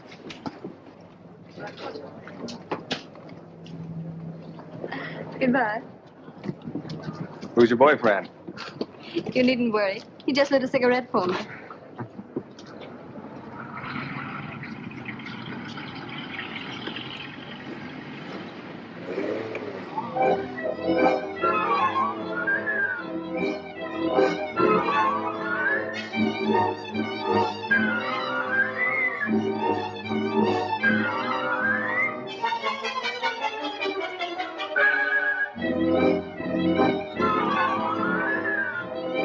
This is the BBC News Bureau, broadcasting from London. At this time, we present our regular morning summary of the news. A British subject has disappeared under curious circumstances. John Grayson, senior clerk in the firm of Parlow, Nash & Parlow, solicitors, Chancery Lane, has not arrived at his firm's representatives in Washington. Foul play is suspected. Deplorable. Simply deplorable. It's the sort of thing that shakes your faith, by Jove. I say, Holmes, shakes your faith in everything. You alarm me, Watson. I've never seen you affected by the news, however startling. Startling, my dear fellow, it's devastating. Seen the scores? The Navy got 428 for 6 wickets against the Army at Lord's. May I draw your attention to the fact that really momentous things are happening in the world today? I know all about that. I'll get to them later on. Excuse me. Mind my egg, old bean. Oh, I'm sorry. With your consuming interest in the game, I'm surprised that you've changed your mind about running up to Lord's cricket ground this afternoon. It can't be helped. I had to put it off. How did you know I changed my mind? Elementary, my dear Watson. Invariably, when you go to a cricket match, you fill your flask with my best whiskey. Just now I noted in passing that the flask was empty. The single whiff informed me that it had been recently filled. Obviously, after filling it, you would pour the contents back into the bottle. Therefore, you had changed your mind about a cricket match. You amaze me, Holmes. You positively amaze me. Come in, Mrs. Hudson. Oh, excuse me, Mr. Holmes. There's a gentleman, and he's very insistent. Well, I do declare he followed me right up the stairs. Didn't I ask you to wait? My good woman, you may ask me to wait, but not the British Empire. Mr. Holmes, I must talk to you immediately. How are you, Mr. Irons? That will be all now, thank you, Mrs. Hudson. My good woman, indeed. Arons? I seem to know that name. Don't tell me, my dear Watson, that you don't recognize Mr. Arons at the Home Office. Oh, yes, of course. I knew you the moment you came in. How are you, Arons? How do you do? Do you see what the Navy did to the Army at Lord's yesterday? All right, Watson, go on with your breakfast. Bad show. 428, 6 wickets. Mr. Holmes, I'm here on a matter of the utmost secrecy. Now, I assure you, Mr. Arons, that Dr. Watson is the very soul of discretion. Won't you sit down? By the way, Watson, please be so good as to keep tapping on the table with your knife. Tapping on the table, huh? It will break the wavelengths if by any chance there's a dictograph in the walls. Oh, really? Cigarette? No, thank you. You can stop now, Watson. Well, Mr. Arons, I take it you've called on me in connection with the kidnapping of John Grayson in America last night. Yes. Yes, exactly. Grayson was carrying a document of a very confidential nature. Indeed. Its contents are of such great international importance that I am not at liberty to reveal them. But if that document falls into the hands of the enemy, I can only say it will be absolutely disastrous for this government and our allies. For that reason, we did not wish to transport it to Washington in the usual way. So a regular King's messenger, Sir Henry Marchmont, was dispatched. Not carrying the document, of course. That's right. Sir Henry was a sort of... sort of red herring, shall we say? Precisely. Mm-hmm. The document was actually entrusted to a reliable but insignificant man in our Secret Service. On his arrival in Washington, he was to make himself known to Sir Henry and deliver the document. Now, not even Sir Henry knew that this man, Pettibone, who traveled under the name of John Grayson, was the real messenger. Pettibone? Yes. Alfred Pettibone? Yes. Good man. None better. I've worked with him often. I hope you may be able to work with him again. But he's completely disappeared. He's vanished, gone, without leaving a trace. I can see the possibility of serious ramifications in his disappearance. Exactly. So far, we've been able to keep the knowledge of our loss from both the American and British public. Holmes, you must retrieve that document before it can be used against us. Of course, the Washington police have been notified of Grayson's disappearance, but even they don't know that he was carrying the document. Now, that's about all the detail I'm at liberty to give you. Well, if they've got Grayson, that is Pettibone, they must have got the papers. Not necessarily, Watson. It doesn't follow because they've got the man, they've got the document. What form was this document in?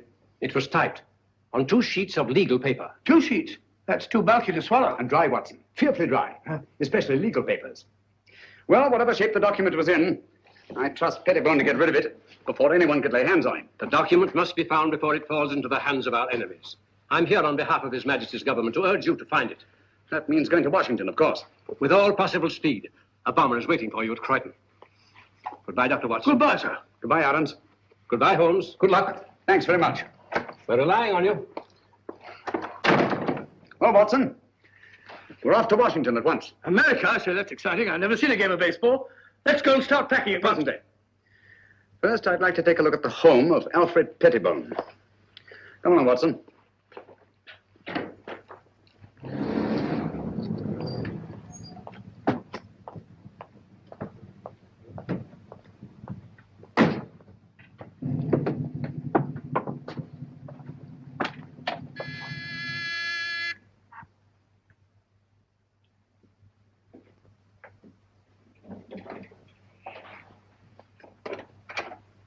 Why, Dr. Watson, what a surprise.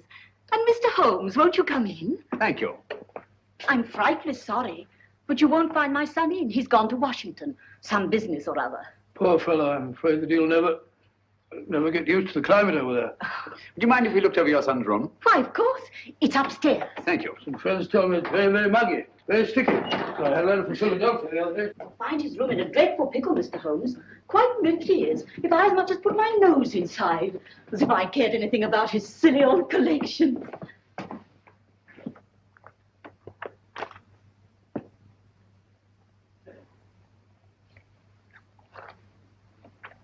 This sort of Pettibone seems a curious sort of fellow. Sort of collector of collections. Postage stamps, military buttons, butterfly, bugs, snapshots.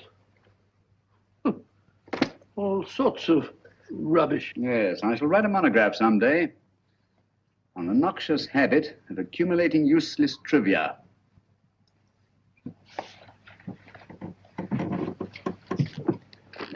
Please be so good as to stop pacing, Watson. You distract me.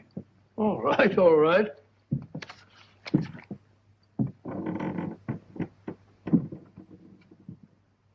Unless I'm greatly mistaken, our friend Pettibone did not carry 2 pages of legal paper when he left this room. I wouldn't be too sure, Holmes.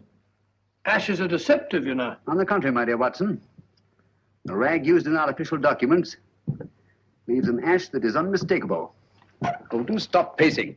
I'm not pacing. I haven't moved an inch. I'm sorry, old fellow. My error. Must be Mrs. Pettibone. Heavy woman, light on her feet. Doesn't follow. Our friend seems to be quite a camera enthusiast. What's this? Cook F1.5. That's a very fast lens. F3.5. Summer. Copying setup. American match folders. That's right. USA. Now, why would Pettibone want American match folders in his work? And a microscope. Most interesting. Oh, what's this? Watson, this microscope was last used for examining microfilm. I'm beginning to see the pattern. Stop now. Did you know that the letters of our soldiers overseas are being photographed on microfilm so that one carrier pigeon can carry the equivalent of 18,000 letters? Well, we had a carrier pigeon in the last war, back in 1915, belonging to the Brigade Signal Corps. Did you? Yeah, the poor bird kept flying round and round in circles all day long. Found out later on that it was cross-eyed. Tragic thing. Huh? Perfectly true. Where are you going? Huh? Oh, dark room, huh? This is what I was looking for. Huh? This projector magnifies tremendously anything placed on the slide, like this piece of microfilm. Understand? I can't say I do exactly now. Wait a minute. I'll show you what he's photographed.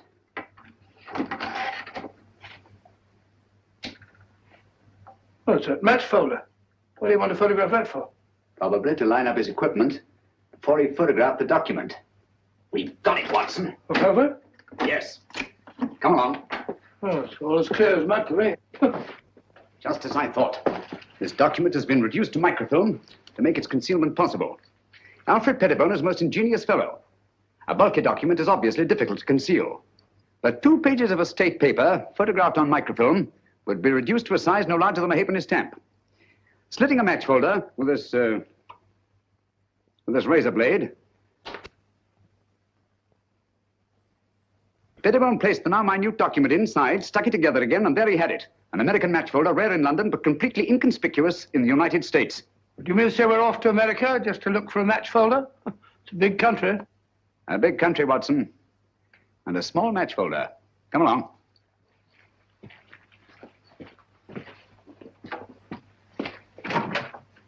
Did you find what you were looking for, Mr. Holmes? Yes, thank you, Mrs. Pettibone. By you haven't been up on the roof in the last 20 minutes, have you? Why, no. What made you think... Well, we distinctly heard footsteps. Nonsense, Watson. It was the house settling. Gracious, yes. Such popping and groaning. We're quite used to it. Thank you. Goodbye, Mr. Holmes. Goodbye, Mrs. Pettibone. Goodbye, Dr. Watson. Goodbye. So sorry you missed Alfred. I'll tell him the minute he gets back. Gets back? Oh, yes, of course. Well, goodbye again, Mrs. Pettibone. Just a minute, Watson.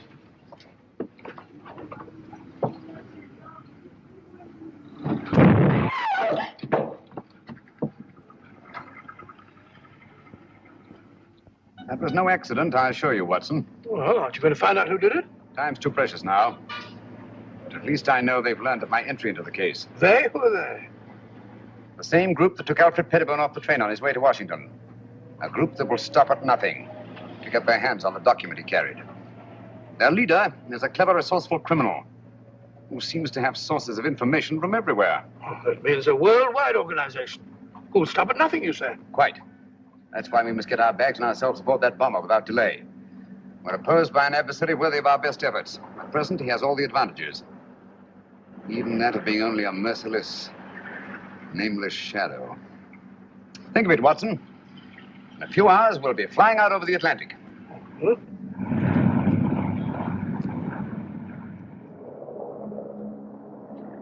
We're flying over New York, sir. New York, eh? Yes, sir.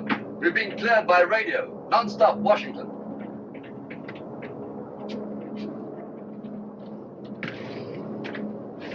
What is that book that so engrosses your attention, Watson? A book on the quaint customs and manners of America.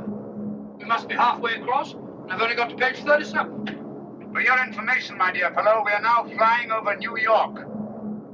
Flying over New York? Gracious me. Extraordinary thing.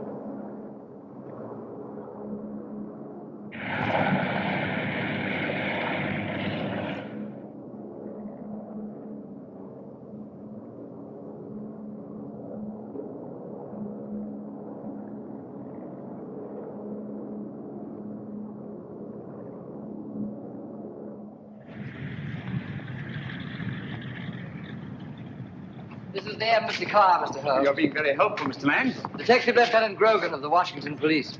How do you do? Welcome to Washington. Thank you. This is my associate, Dr. Watson. How do you do, sir? How are you? I suppose I should say, how are you, buddy? What's cooking? Oh, come along, Watson. Oh, it says it's in the book. What's cooking?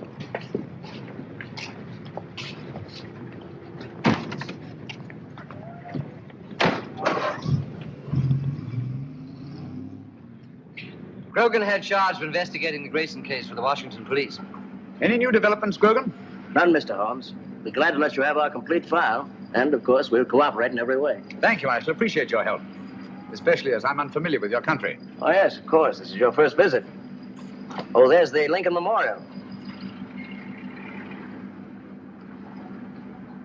Most impressive. Oh, by the by, Mr. Lang, thank you for your cablegram. I received it just before I left London. Cable? I sent no cable. About our reservations at the Hotel Metropole. Why, no. We thought you'd stay at the embassy, of course. Look at that. Well, since some strange person has taken such an extraordinary interest in my welfare, I think I shall stay at the Hotel Metropole. Oh, Mr. Holmes, there's the Washington Monument. There's the Capitol, Mr. Holmes.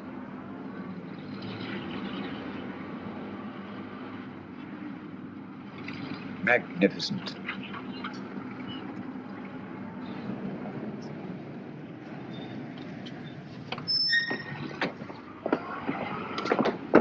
We're expecting you, Mr. Holmes. Thank you. I questioned everybody known to have been in that club car, as a matter of course. Sir Henry Marchmont confirms that Grayson had contact only with the people on this list. Now, he had a drink with Senator Babcock, and he chatted with a Miss Pringle about some mice she had in the cage, and he picked up a book dropped by Mrs. Jellison. Not very much to go on. How many of these people have been attacked already? I've heard about your deductions, Mr. Holmes. Well, Senator Babcock was held up on his way from the station, with nothing taken. Mrs. Jellison's home was ransacked that night. And she found the book that she carried from the train literally torn to bits. That's right. Miss Pringle? Well, Miss Pringle says someone released the mice from the cage during the night sometime, and she found the cage torn apart. What happened to the mice, I wonder? An intriguing line of thought, Watson, but not essential to the case. Mm-hmm. Apparently, Grogan, they're still looking for the document. I'd very much like to have a look at that club car. Well, that'll be easy. I have the car held in a siding in the railroad yards. Good. But we've searched the car thoroughly, Mr. Holmes. We couldn't find a thing. Well...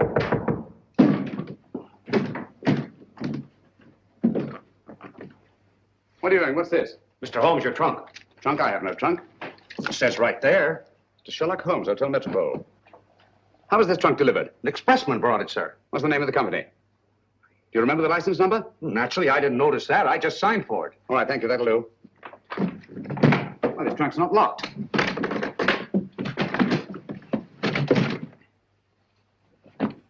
Great Scott. Poor chap.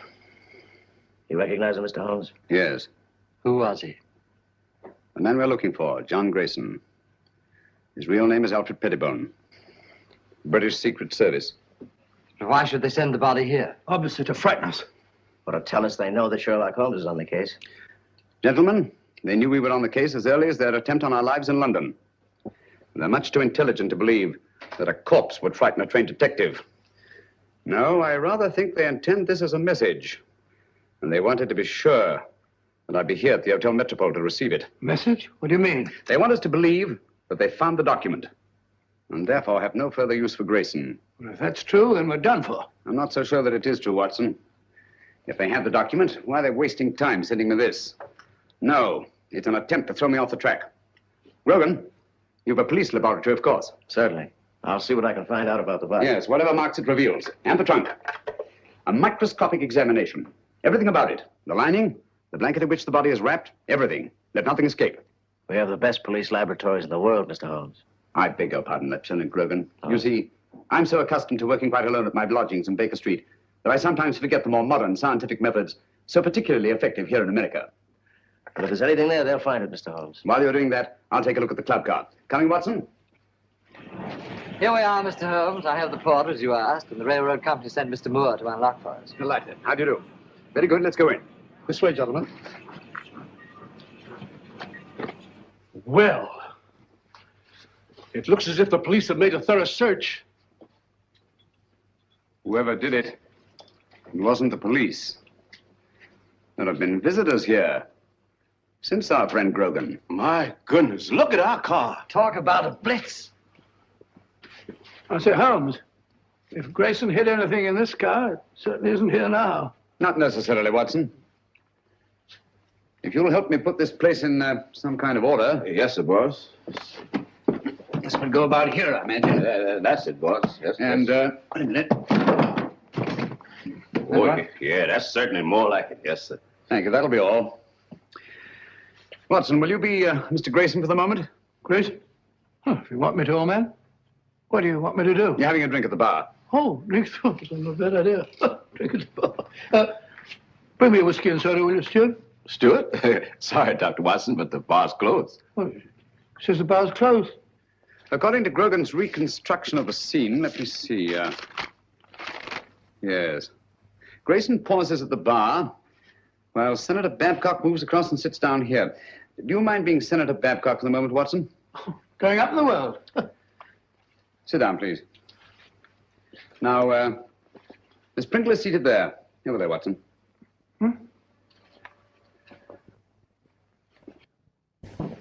Now, Miss Pringle. That's right, the mouse woman. Oh, the mouse woman. Watson, over here, please. No, not there. Not there. That's Senator Babcock. Oh, pardon me, Senator. Sit down, please. Now you're Mrs. Jellison. Oh, excuse me, Mr. Holmes. He ain't Mrs. Jellison. He's the young lady. What? Sir Henry Marchmont was sitting right here, and Mrs. Jellison was right here. She's a sort of a big, fat lady. What did Grayson do that attracted your attention so particularly to Mrs. Jellison? The little man, he retrieved her book. And the young lady sitting here, didn't she converse with the little man? No, sir. That young lady didn't have no converse with no one. When the little man lit a cigarette, she ran back and said, "Thank you very much." But you have matches here for your customers. Oh, yes, she called me, and I saw a cigarette, and I knew she wanted a match. And Grayson used one of his own matches? Dog it. Oh, yes, he took a folder from his coat pocket. Did he put the match folder back in his pocket, or did he give it to the young lady? I don't remember. I was fairly busy. Try to remember. Well, if I should try to doomsday, I couldn't rightly say just what happened to that match folder. Oh, yes. I remember just one important thing. What? When the little man lit her cigarette, he said something very peculiar. What was it? He said, "Permit me." Oh. Well, gentlemen, I'm extremely grateful to all of you. That's all we can do for the present, I think. Since the place was torn to bits after the murder of Grayson, and the attacks on Senator Babcock, Mrs. Jellison, and Miss Pringle, I'm convinced that the document left the club car long before these events. But how? By whom? And who was the mysterious young lady whose cigarette Grayson lighted? Did anyone meet the young lady? He sure did. He? Who was he? Tall, handsome, in a uniform. I see. I suppose you wouldn't remember what kind of a uniform. I certainly would. Lieutenant. Navy flyer. My boy's in the Army. He's going to be a flyer, too. Splendid. Did you happen to hear them say anything? Oh, I didn't happen. I just couldn't help hearing it. Mm-hmm. Well, what did they say? Oh, yes, he said he had 3-day leave. They had to move fast before the big party her aunt was giving them. Then, too, he put a ring on her finger, and they both looked mighty happy. Mm-hmm. Just the way you're looking right now. And the way I'm looking myself. Come on, Watson. That's the girl. I told the head I could swear to it. Is the address there? All there. Right in our laps. And also right in the lap of Sherlock Holmes. That's the least of our worries. The head could handle 10 like Holmes. I hope so. But don't underrate that Englishman. I have several friends who did. They now grace some of the best prisons in England.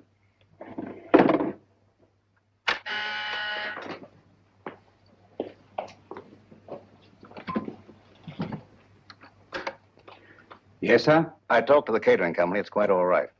They could hardly refuse me. It's the Acton Company. The Acton Catering Company. Yes, sir. I know what to do.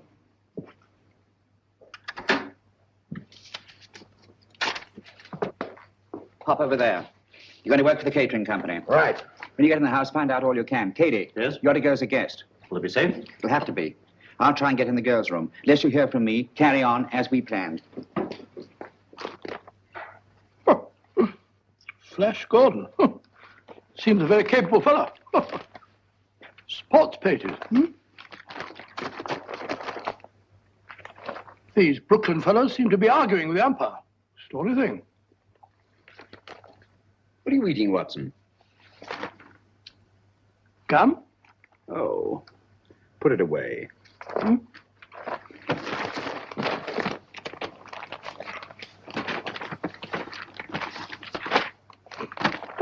Never seen you take an interest in the society columns before. It's a concern I'll drop at once, I assure you, Watson. You found what you're looking for? Oh. How do you know this is the girl? It would be an extraordinary coincidence, wouldn't it? If more than one naval lieutenant in Washington were to become engaged in the last few days to a girl from New York whose aunt was giving them a reception. By Joe, you must be right. She's a pretty girl. Yes. He's walking around with dynamite in her handbag.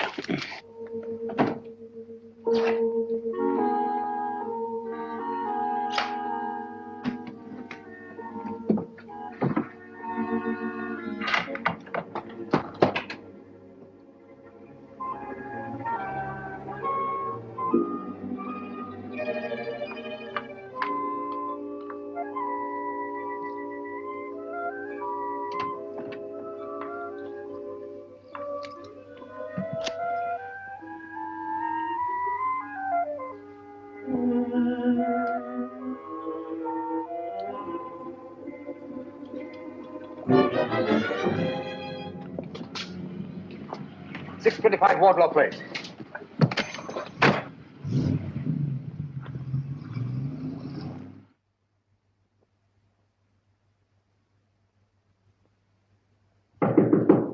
Who is it?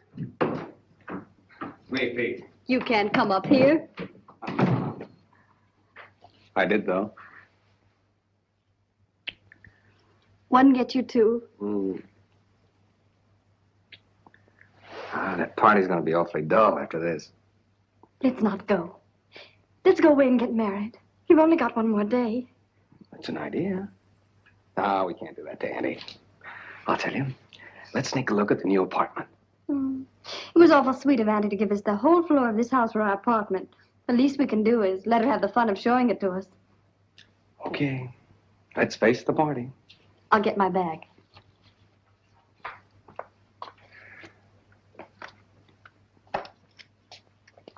Thank you. Oh, no, you don't. That's the way I got them.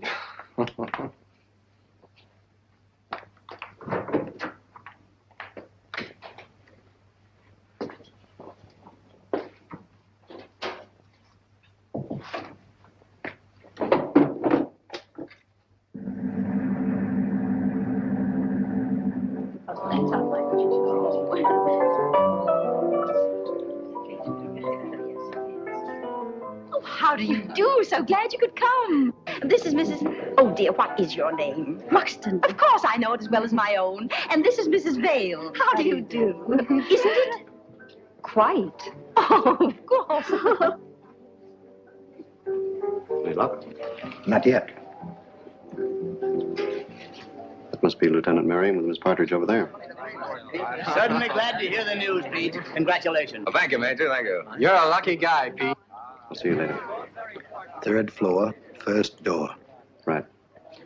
I'll wait there. You bring him up. Thank you, sir. A toast to the happy couple. A toast.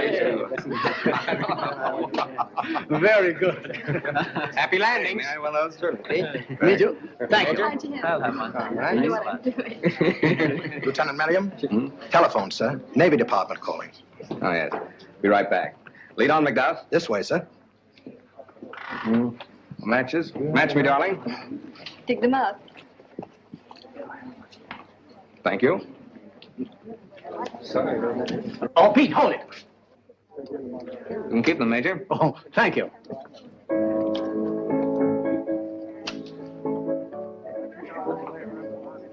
Thank you. Not for me, thank you. No, thank you. Why up here? They said it was private. There's a phone in here, sir. Hey, it's my new apartment. Miss Partridge didn't want me to see it till after it was finished. Here you are, sir. Quite a smell of paint, sir. In here, sir. Thank you.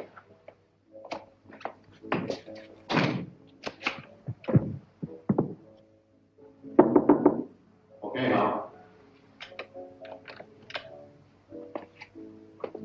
We should get some action, Sir Henry, with Sherlock Holmes in Washington. Yes. I don't mind telling you I'd give anything to get my hands on that document. Yes, I know. Or at least know that it's in safe hands. Thanks. Engaged today and married tomorrow. No thanks. Have you a match? Miss Partridge? Yes? Lieutenant Merriam asked if you would come to the new apartment. But he's not supposed to see it yet. The new apartment? He must think you're already married. Yes, I don't dare let that man out of my sight. Excuse me, will you please? Surely. Oh, I'm so sorry. May I? Thank you. This way, please. Oh, I know the way, thank you.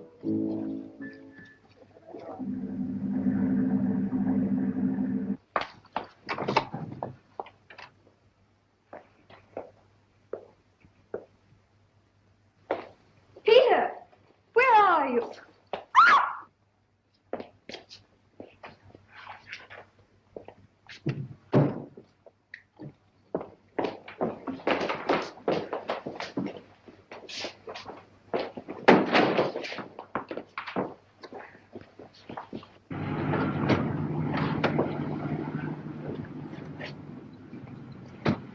Well, here we are, Grogan. Good collection. We'd better go into the party. Well, I think you better go in first, Mr. Holmes. I'm not very good at this sort of thing. I think you do all right.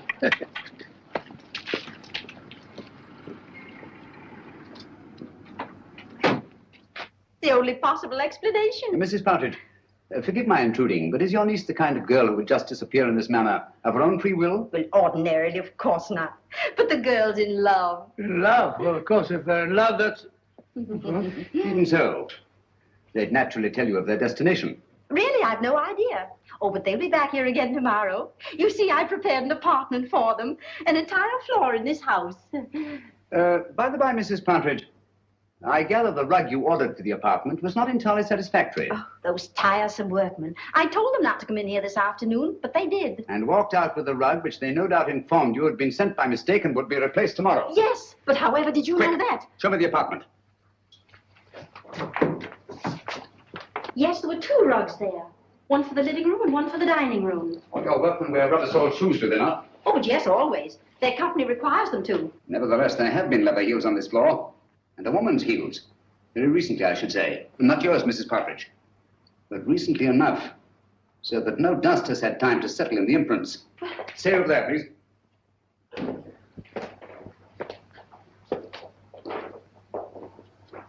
There seems to be a struggle over there. A woman's footprints disappear and a man's leather heels come round and stop there. Either she was carried out in the carpet or else... Where does that door lead to? Why, it's a dressing room. Perhaps an ordinary skeleton key. That's right. Watson, this is a matter for you, I'm afraid. Excuse me. Who is he? Is it Miriam? Peter! Take it easy, Mrs. Partridge. Let the doctor examine him. How is he, Watson? Nasty crack of the head. Nothing serious, thank heavens. Is there somewhere where you can lie down? Of course. Poor Peter. Take him to my room. Yeah, son, put your arm around my neck. That's the little chap. Mr. Holmes, you must find Nancy. Quite. Poor Peter. That girl disappeared right from under our noses. It's unbelievable. I better try to trace that truck. That won't lead us anywhere. Our antagonist is too clever for that. But the girl must be found immediately. You're sure the police chemists found nothing definite in their examination of the trunk? Not one thing pertinent to the case. What about Grayson's body and the blanket it was wrapped in? Nothing. Every object connected with this case has some kind of story to tell. Do you think they'd mind if... The laboratory is completely at your disposal, Mr. Thank you. Dr. Watson and I will go there at once. Usual findings on the trunk, Mr. Holmes. Bought in Washington, been banged about a good deal. All labels removed. And the body? No marks of any kind. Very well. If you need me, call. Thank you.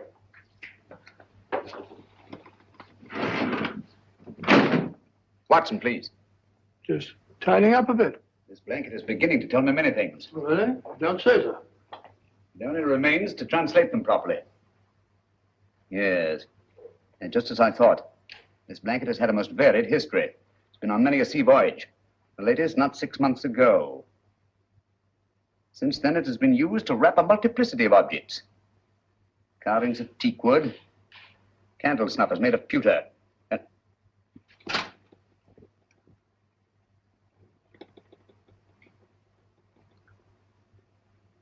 And furniture. Furniture? Yes. Teakwood leaves an unmistakable stain. Pewter rubs off easily. And there are evidences of wax drippings. But what particularly concerns us, Watson, is the furniture. There's likely a chair. Louis the 15th. In yellow and maroon satin.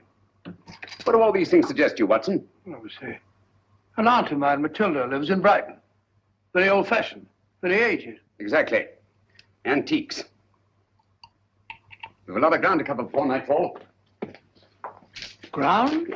What ground? If necessary. And the antique shops in Washington. A-N-T-I...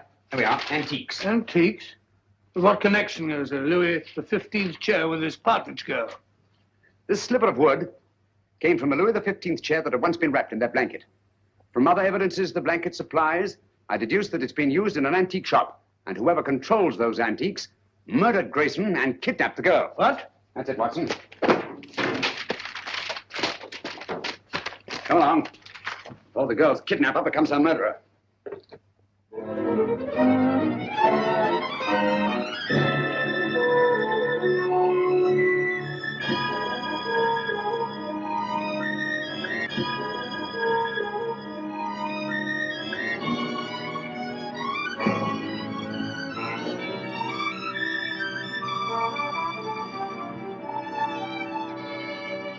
Holmes, I'm fed up with all this shopping for antiques. You must keep searching, Watson. The girl's in grave danger.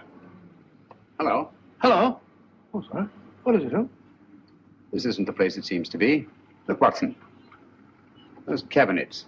Obviously imitation, and yet they're priced as if they were authentic. Beware. All that, eh, Holmes? Watson, I feel certain this is it. This is my purse. May I? Thank you. What kind of a joke is this? Oh, don't bother to answer. You can tell the police all about it. And you shall, I promise you. But there are no police here. Haven't you noticed? We are quite alone.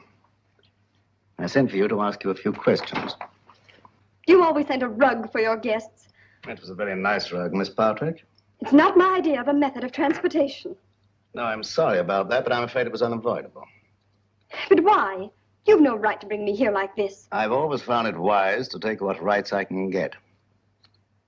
Miss Partridge, you have a document which I must have. Document? I have no document. It won't do you any good to deny it. But I do deny it. I don't know what you're talking about. You'll remain a prisoner until you produce it. How can I produce it when I haven't got it? But you have. It was observed that on the train you had contact with a little British agent named Grayson. He gave you something. Where is it? But I hardly even noticed the man. I wouldn't even have remembered him if I hadn't seen his picture in the paper. He disappeared or something. He's dead, Miss Partridge. Oh. Now will you tell me what I want to know? But I can't. You won't? I can't, I tell you. Let me out of here. He gave me nothing. That's strange, because I know he spoke to you. There's something very curious about that door up there. To open it, you'd have to know the combination. But I tell you, I spoke to no one on that train. Now, didn't the little man try to be attentive to you? Oh, he may have offered the usual courtesies. I don't even remember. I see. I'm sorry. Aren't you spoke one of these? Thank you. And you're quite sure he said nothing at all to you? Of course I'm sure. Permit me.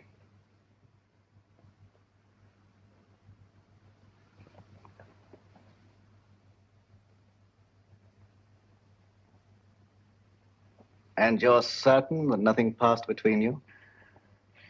I'm certain. Mr. Howe, please. I must ask you to trust me with your bag a little longer. I have an eccentric interest in the linings of purses. It's a foible. You know Mr. Howe, I believe. Mr. Howe is a gentleman of unusual accomplishments.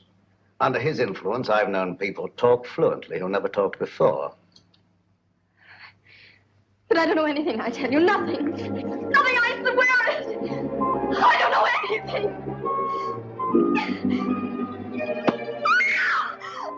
You stay out here. I'll go inside. I'll assume the character of an eccentric art collector. As soon as I'm convinced that this is the place we're looking for, I'll signal to you. And you get Grogan and bring him here on the run. But don't lose any time. An extra second may cost a life.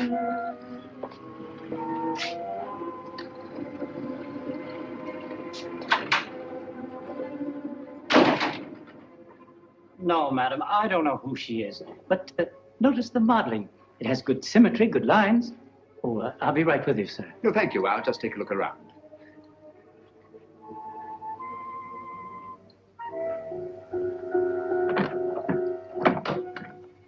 What an extraordinary cabinet. Spanish. Moorish influence. Imitation, of course. It is not an imitation, it's authentic. Oh, come now, my dear man. Ah, may I see some of these ceramics? Those aren't for sale. They're Ming vases mostly, and they haven't been marked yet. Well, that's really a very little consequence. You see, if they're genuine, I can tell to within a shilling what the international price might be. If you please, sir, there are other customers. Oh, yes, of course. Well, I'll just look around. Ah, what a very interesting collection of pewter.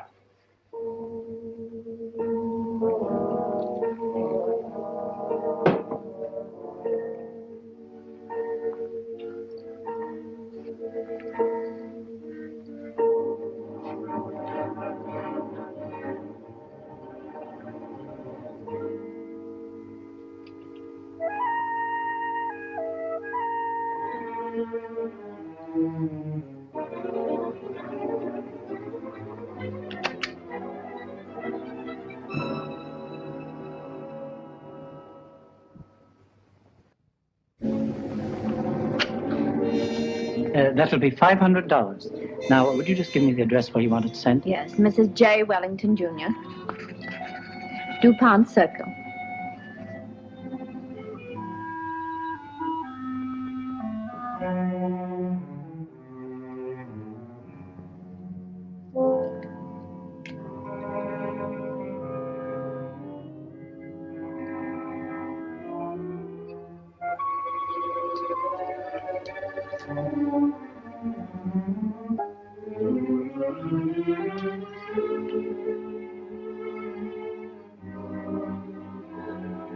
night. Good night. I'll have it sent out in the morning. Oh, dear. I'm most terribly sorry. You've broken one of our best pieces, sir. Ming Dynasty. Tang Dynasty. Not Ming. Definitely not Ming. It is my business to know, sir. The pottery is Ming and worth $2,300. As we're closing for the evening, I must ask you to settle at once. Oh, nonsense, my good man. Tang pottery is worth $600 at best. Just a moment, please. Yes, of course. Hello? What's going on up there? A customer dropped a valuable piece of pottery.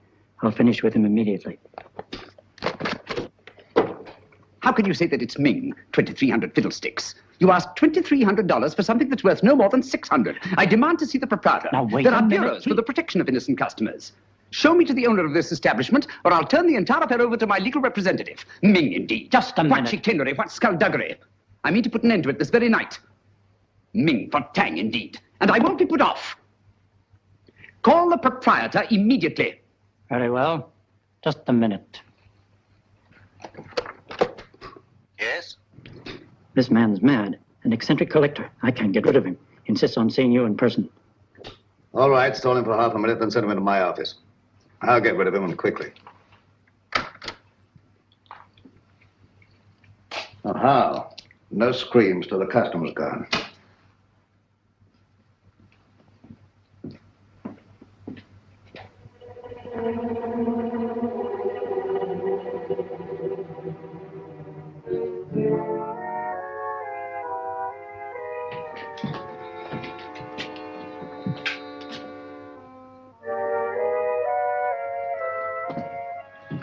You get downstairs. Yes, sir.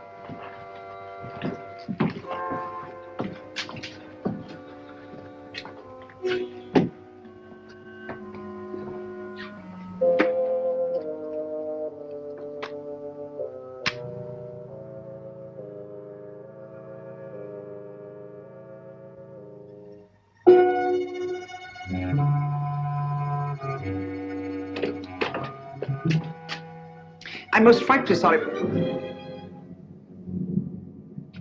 I'm most frightfully sorry about vows, but really, sir, your clerk is guilty of attempting the most obvious fraud. You see, he tried to convince me that I'd broken a Ming pottery, when anyone could see that it belonged to the Tang era. Its value is no more than $600. All right, you pay him the $600. We'll call the matter settled. Oh, thank you very much, sir. Thank you. I'll send you my check in the morning. I see you know the London value of these pieces. It's my business. Exactly. Yes, exactly. You know, I think you're just the man to help me find some furniture I'm anxious to get. I'm most frightfully bored with the usual conglomeration of pieces that we can pick up on the other side. What do you really want, Mr. Sherlock Holmes? Herr Heinrich Henkel, or as you now call yourself, Mr. Richard Stanley. In 1914, secret agent of the German Kaiser. Since then, head of the most insidious international spy ring that ever existed. You're wrong. A case of mistaken identity. I've been a respected member of this community for a great many years. I deal in antiques because of their rarity and beauty. Merely a device to cover up your real business of transporting secret information to the enemies of this country. Very interesting, but just a figment of your imagination. I'm a very busy man, Mr. Sherlock Holmes. Where's Nancy Partridge? You're not looking for that girl. You're looking for a certain document. Oh, dear me, no. The document's perfectly safe. You see, the man who has it doesn't know he has it. That's a very pretty tale, but quite untrue. The only man who had any contact with Grayson on the train was Senator Babcock. The senator doesn't have the document. We took the trouble to find out.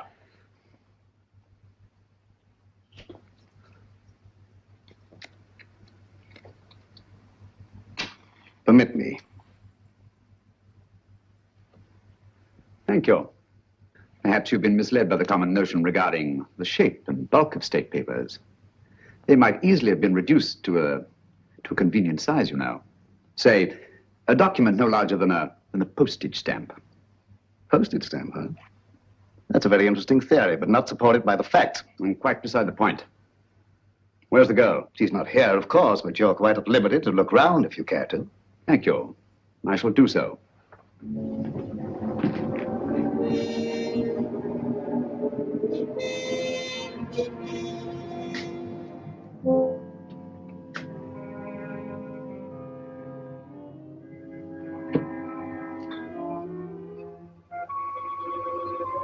Interesting piece. Spanish, isn't it? Moorish. Oh, my error. It's an amazing specimen. I assure you won't find what you're looking for there. You stimulate my curiosity.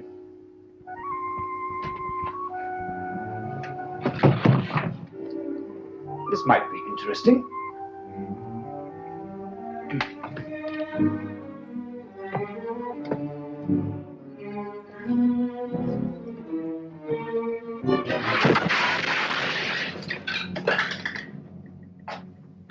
The Moors were an incredibly inventive people, weren't they? Yes, it was in shocking condition when I got hold of it. But I had it restored. It's very lively now, but old-fashioned. If that's the best you can do, Mr. Stanley, I think I may safely examine the rest of the room. Now, help yourself. Thank you. Take your hand away from that drawer. Mr. Holmes, you didn't think I was going to draw a weapon. I never touched the things. How odd to find you squeamish.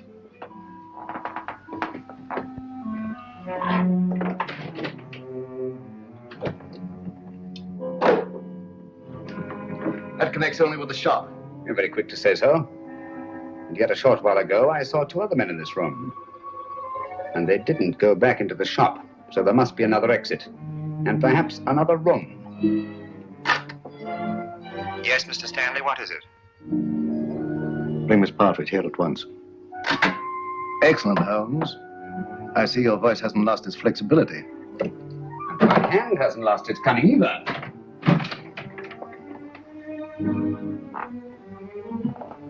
When they come here, tell them to leave the girl with you and to clear out. You think I'll do that? Yes, you will. You're playing with lives now, Stanley. Not just the girls. Thousands, millions perhaps. And we don't intend to let one man have that much power. Not now, nor at any time in the future. I prefer you alive to face the retribution that's coming to you. But if I have to do it...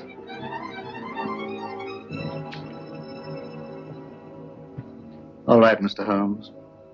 I suppose we must all meet our match sooner or later.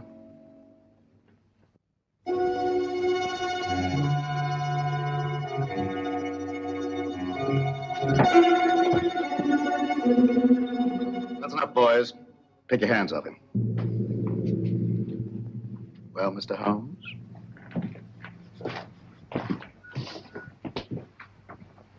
Tell the clerk to go home and see the front door's locked. Well, Mr. Stanley? It's the last trick that counts, eh, Holmes?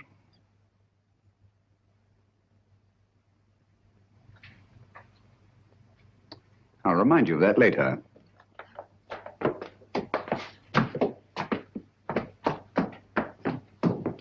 Miss Partridge, allow me to present Mr. Sherlock Holmes, the world-famous detective. He's come to rescue you. I don't believe you. Oddly enough, he's telling the truth. My name is Sherlock Holmes, and I did come here to help you. But I seem rather to have missed it. I'm sorry. I'm afraid you've had a bad time. Well, that doesn't matter. It's Peter. They say they'll do something to him if I don't tell them. They say they've got him. Cheer up. He's quite safe. A tough customer like Peter isn't disabled very long by a clout on the head. He's all right. All okay, Mr. Stanley? Look here, Stanley. This girl knows nothing. I promise she won't even identify you. Well, unfortunately, she knows enough to hang us. So do you. I'm surprised at you walking into a trap like this, but you see the position I'm in and what has to be done.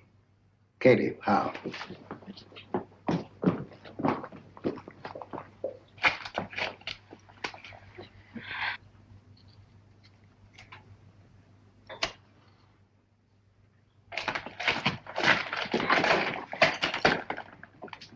It will give me great pleasure to attend to Mr. Holmes personally.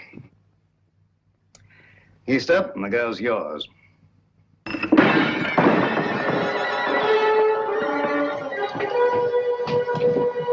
It's the police. It's the police.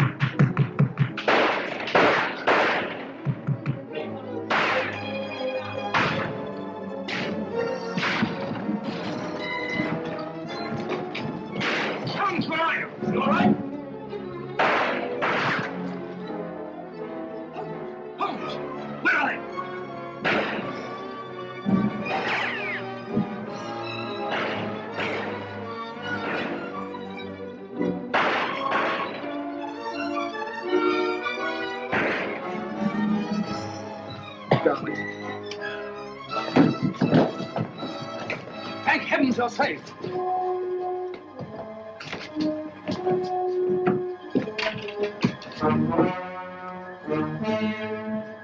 Quick! Stanley's escaped. All right, boys, bring them along. Come on, Lieutenant. Send it off his building. Double quick.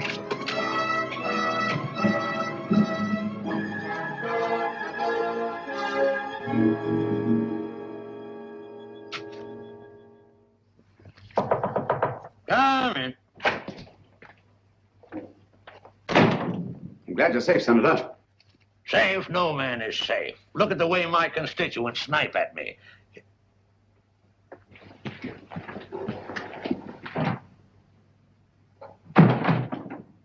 I don't recall seeing your face before, stranger. I don't think we've met. Well, that explains it. My name is Sherlock Holmes. Glad to know you, Holmes. What's on your mind? Senator Babcock, I'm here to inform you of great peril to your life. Richard Stanley, a dangerous criminal, is now on his way here. Richard Stanley? Why, he's the most respectable citizen of Washington, has been for years.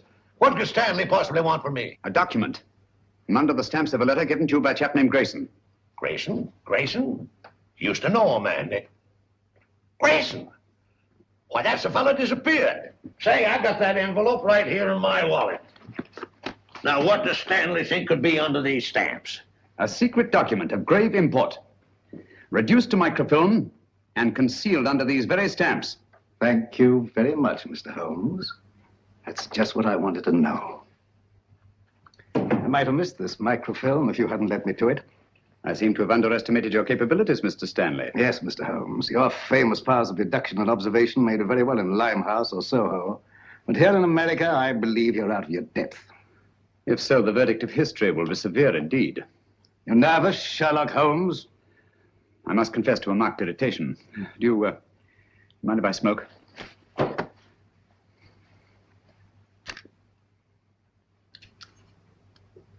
Thank you. The whole course of the world might be changed by your acquisition of the microfilm. Oh, it will be, and for the better. You match. You can keep those. Thank you. And now, if you'll pardon me, Mr. Holmes.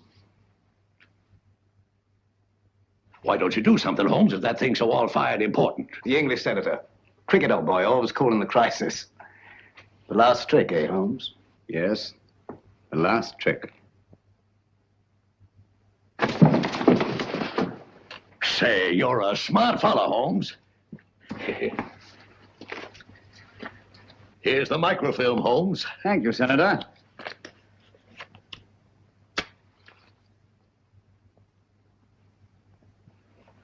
I say, Holmes.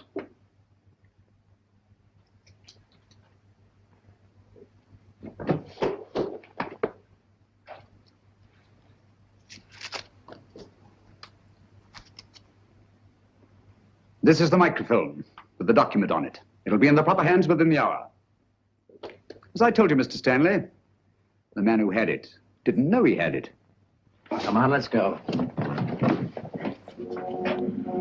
Well, it'll be nice to get home to Baker Street, eh, Holmes? Yes. But this is a great country, Watson. It certainly is, my dear fellow. Look, up there ahead. The capital. The very heart of this democracy. Democracy. The only hope for the future, eh, Holmes? It's not given to us to peer into the mysteries of the future. But in the days to come, the British and American people will, for their own safety and for the good of all, walk together in majesty, in justice, and in peace. That's magnificent. I quite agree with you. Not with me, with Mr. Winston Churchill. I was quoting from the speech he made not so long ago, in that very building.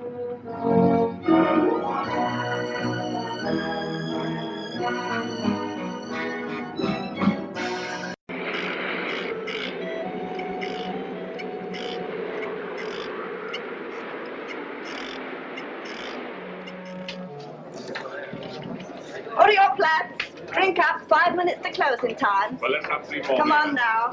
5 minutes, Drink up your beer. 5 minutes to closing time. 5 minutes. Closing time. Hello, sweetheart. Here's for the tune, eh?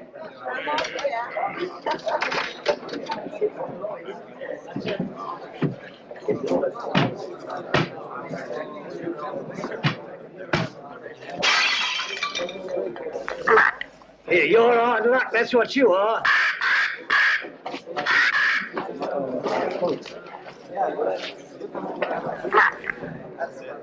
Hey, you have bad, matey? Let's have a look at it.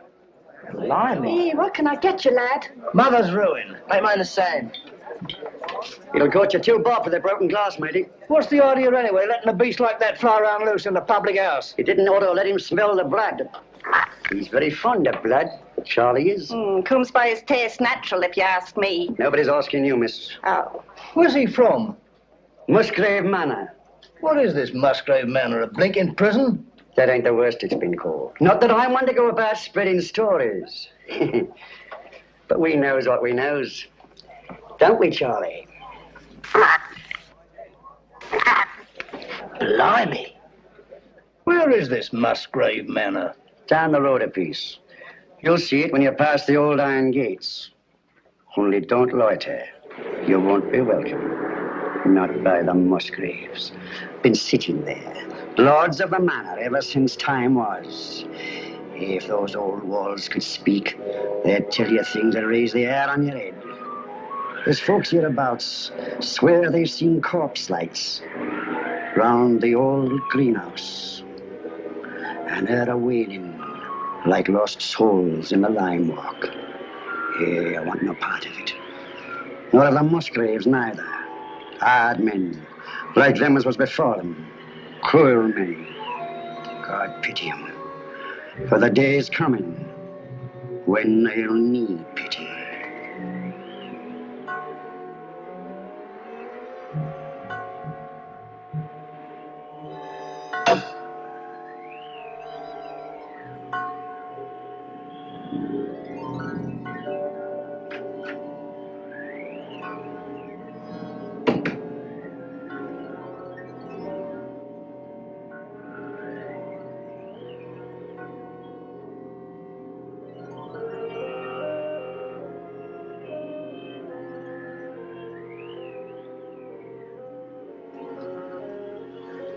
I don't think you're being quite fair, Geoffrey. I assure you I have no wish to be fair. An excellent specimen of the Copris Carolina. You are a sweet old soul, aren't you? I have no wish to be a sweet old soul. No wish to be anything but what I am.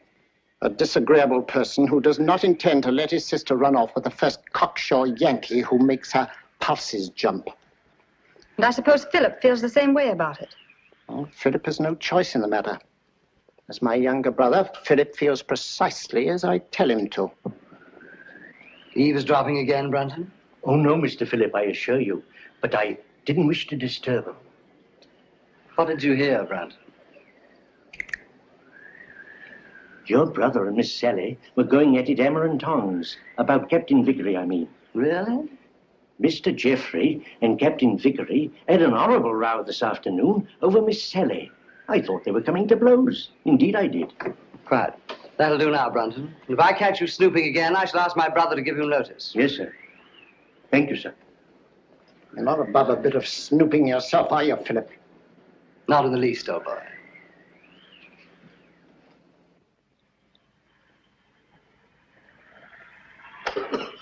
Brunton!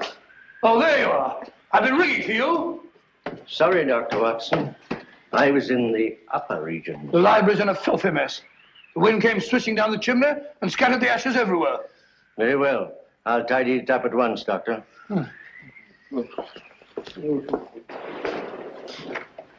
Room full of smoke, papers all over the floor. Foul night, Brunton. It's customary in Elston, sir. Just the sort of night I fancy for the ghost of Lady Clorinda. Oh, no, Dr. Watson. Lady Clorinda only walks in the west wing.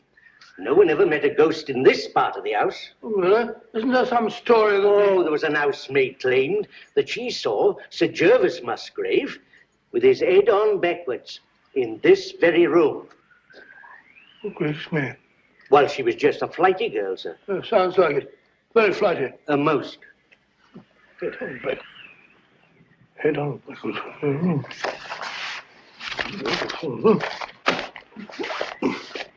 Head on backwards. That's a rubbish word.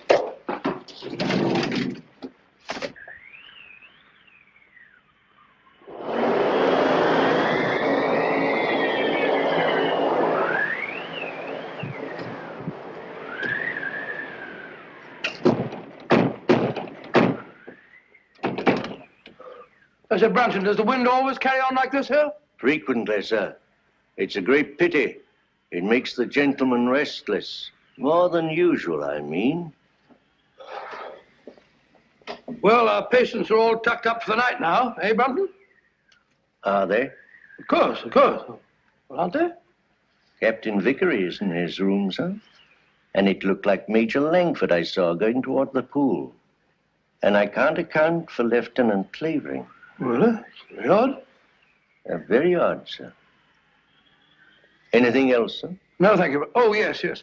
You might tell Dr. Sexton that I'd like to see him for a minute, will you? Very good, sir.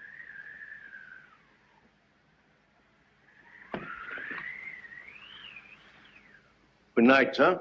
Good night, Brunton.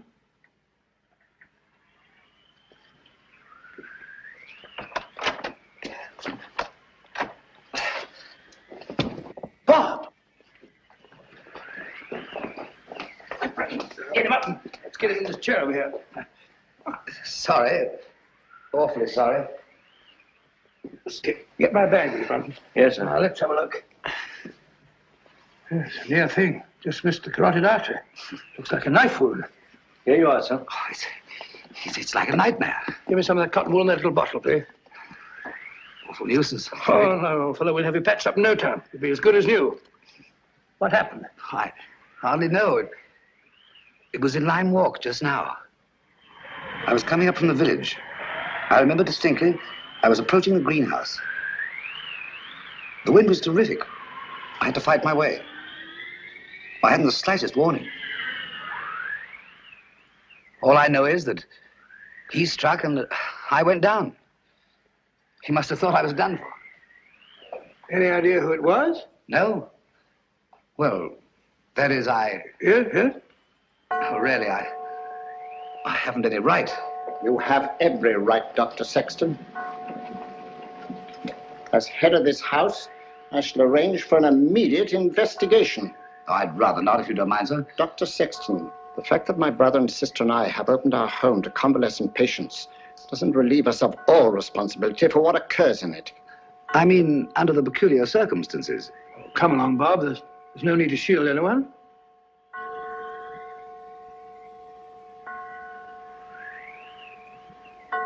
$13. 13? That's curious. What's got into the old clock? Nothing at all.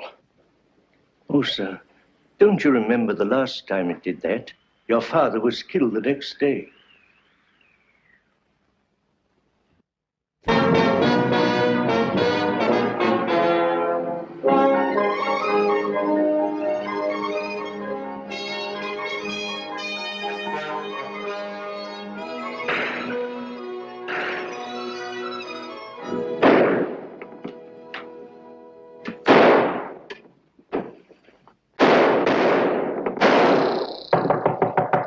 Mr. Holmes!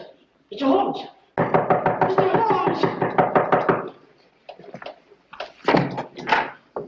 Oh, Mr. Holmes, A purely scientific experiment, Mrs. Hudson. Oh, frightening the wits out of honest people. Permit me, ma'am. Oh, dear. So now it's bullet holes in me plaster. Oh, Mr. Holmes, this is the last straw. The last straw, Mrs. Hudson. The one which breaks the back of the case against Jacob Dill. It proves beyond a shadow of doubt that, even bound as he claims he was, he could still have fired the shot in his own defense that killed his wife's lover. But shooting holes in my beautiful plaster.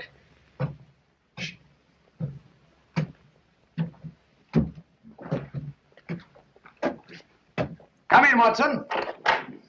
My dear fellow, I'm glad to find you in. I didn't even knock. How did you know it was me? Me is acceptable, Watson, unless, of course, you're a purist, which I doubt. And may I add that your step is like no other in London. You're just in time for breakfast. Good, I rather counted on that. Mrs. Hudson, dear, how are you? Oh, it's good to see you again, sir. I think there'll be enough there for two. Splendid. You're a sight for sore eyes, Watson. Thanks, old boy, and so are you. Sit down. Good, thank you. All right, let's have it. What brings you from Northumberland at this early hour? A bad business, Holmes. A very bad business. How do you know that I came from Northumberland? Elementary, my dear Watson. Your overnight bag carried a fresh Euston label.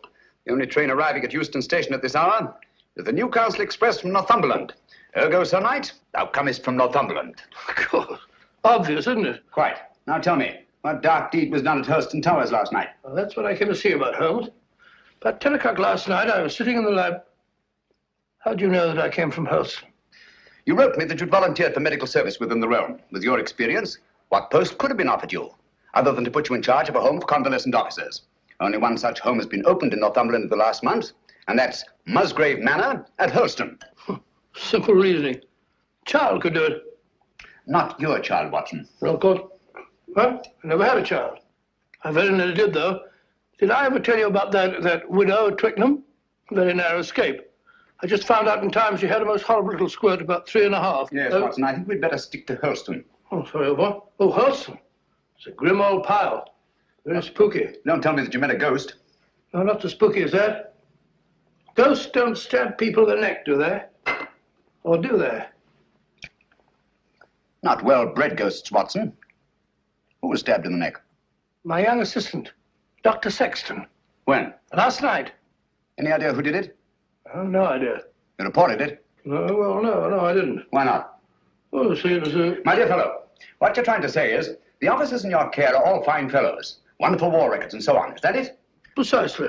So you thought perhaps a private investigation? Exactly. Very right and proper thinking, Watson. We've just time to catch the 9:30 train for Hurlstone. But, my dear fellows, there's no immediate hurry. Isn't there? Your patients are all victims of combat fatigue. Any one of them might go over the edge at any moment. And from what you've told me, there's a killer loose at Hurlstone. Great Scott, you may be right. Come on, Watson. We haven't a moment to lose. I only hope we shan't be too late.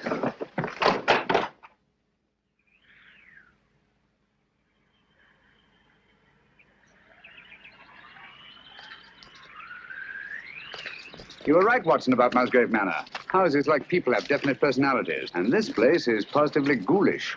Certainly is. Hello. What's that? Just the old greenhouse? No, that pile of leaves. Just an ordinary pile of leaves. Why? Doesn't it strike you as odd, Watson, that a pile of leaves should be raked up in front of a greenhouse door? No gardener in the world would do that.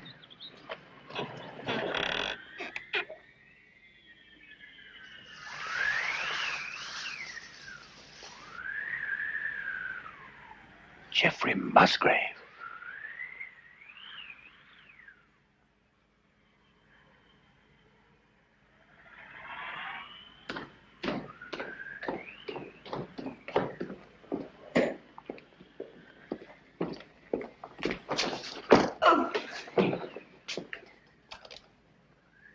That's all very interesting, Inspector Lestrade. But what, may I ask, does it prove? What I'm trying to prove is this. The Dr. Sexton here went down. Twice now, Inspector. You were stunned. Naturally. You were out longer than you thought. That's the point. What point? Just this. The man who attacked him had time to get back into the house before Dr. Sexton here came to. Yes? Yes. And this here glove...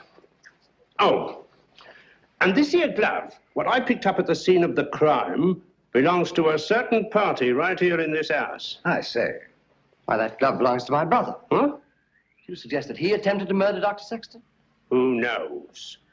The man whose hand fits this here glove will bear talking to. Very well. My brother's down at the stables. I'll take you to him myself. Thank you. It's the quickest way to put a stop to this blithering nonsense. Come on. Oh, Mr. Phillip. Yeah? Better not go out in the night air without a coat. Here, take mine. Thanks. Well, I won't need this. No. Oh, nor this. Well, shall we go?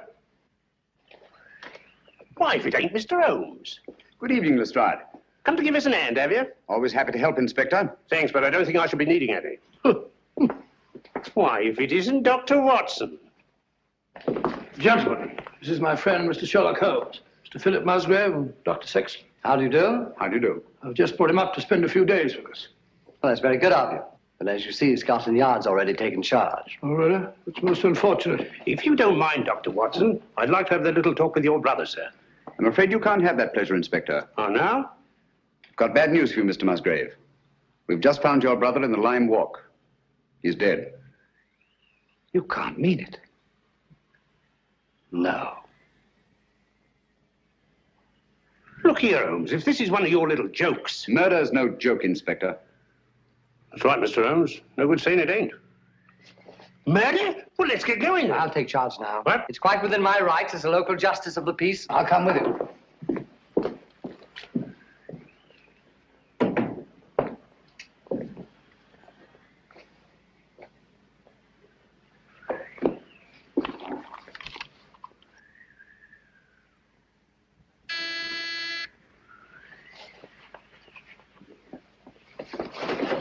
Wait a minute, you fool. Don't go barging in like that. Don't maul me. Surgical instruments. You know, Watson, the instruments that save life are hardly more pleasant to look at than those that take it. Grisly thought, Holmes. You rang, Dr. Watson? Yes, Brunton. I want you to take some men and go down to the Lime Walk. Me, sir? Oh, I can't, sir. I'm sorry, but I simply can't. My stomach, you know. I really couldn't look at a corpse. Corpse?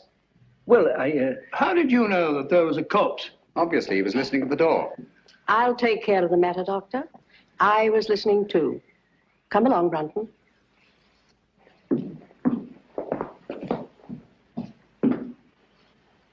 Remarkable woman. Housekeeper, I suppose. She's very efficient. Same type as Mary Ann Carpenter, the trunk murderess. Extraordinary house. Yes, it is indeed. Now, Watson, if you don't mind, I'd like to have a word with your extraordinary patients. Let me remind you, Holmes, that my patients are just patients. Quite so. All normal men, sound in mind and body, no sign of psychoneurosis. I quite understand. Then, Holmes, even normal people are sometimes a little... Precisely.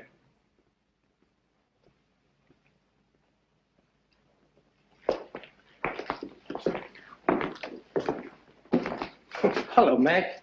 Eh?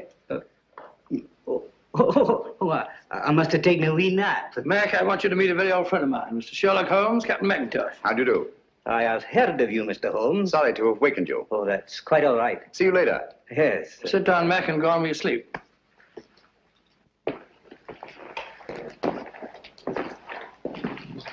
Poor chap, he lay wounded in a trench on Joshua Hill.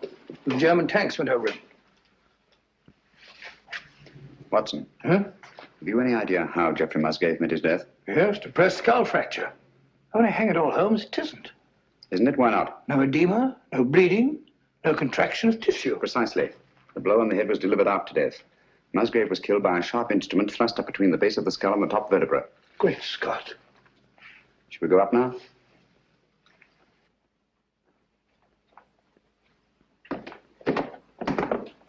Hello, Langford. Hello there. Been away, haven't you? Haven't you? Yes, I've just been out of London. I brought my friend back. This is Mr. Sherlock Holmes, Major Langford. See you at dinner, what? What? I hope so. I hope so. I hope so. Excuse me. Excuse me. Poor chap was at Singapore. Escaped from a Japanese prison camp. Ghastly experience. He's suffering from... Escape complex, obviously. Yes, he's a very nice chap, though. The next fellow I want you to meet is young Claybring, Lieutenant, Royal Engineers. Saw a lot of men blown to bits by Nazi booby traps. He's a bit on edge. Not unnaturally.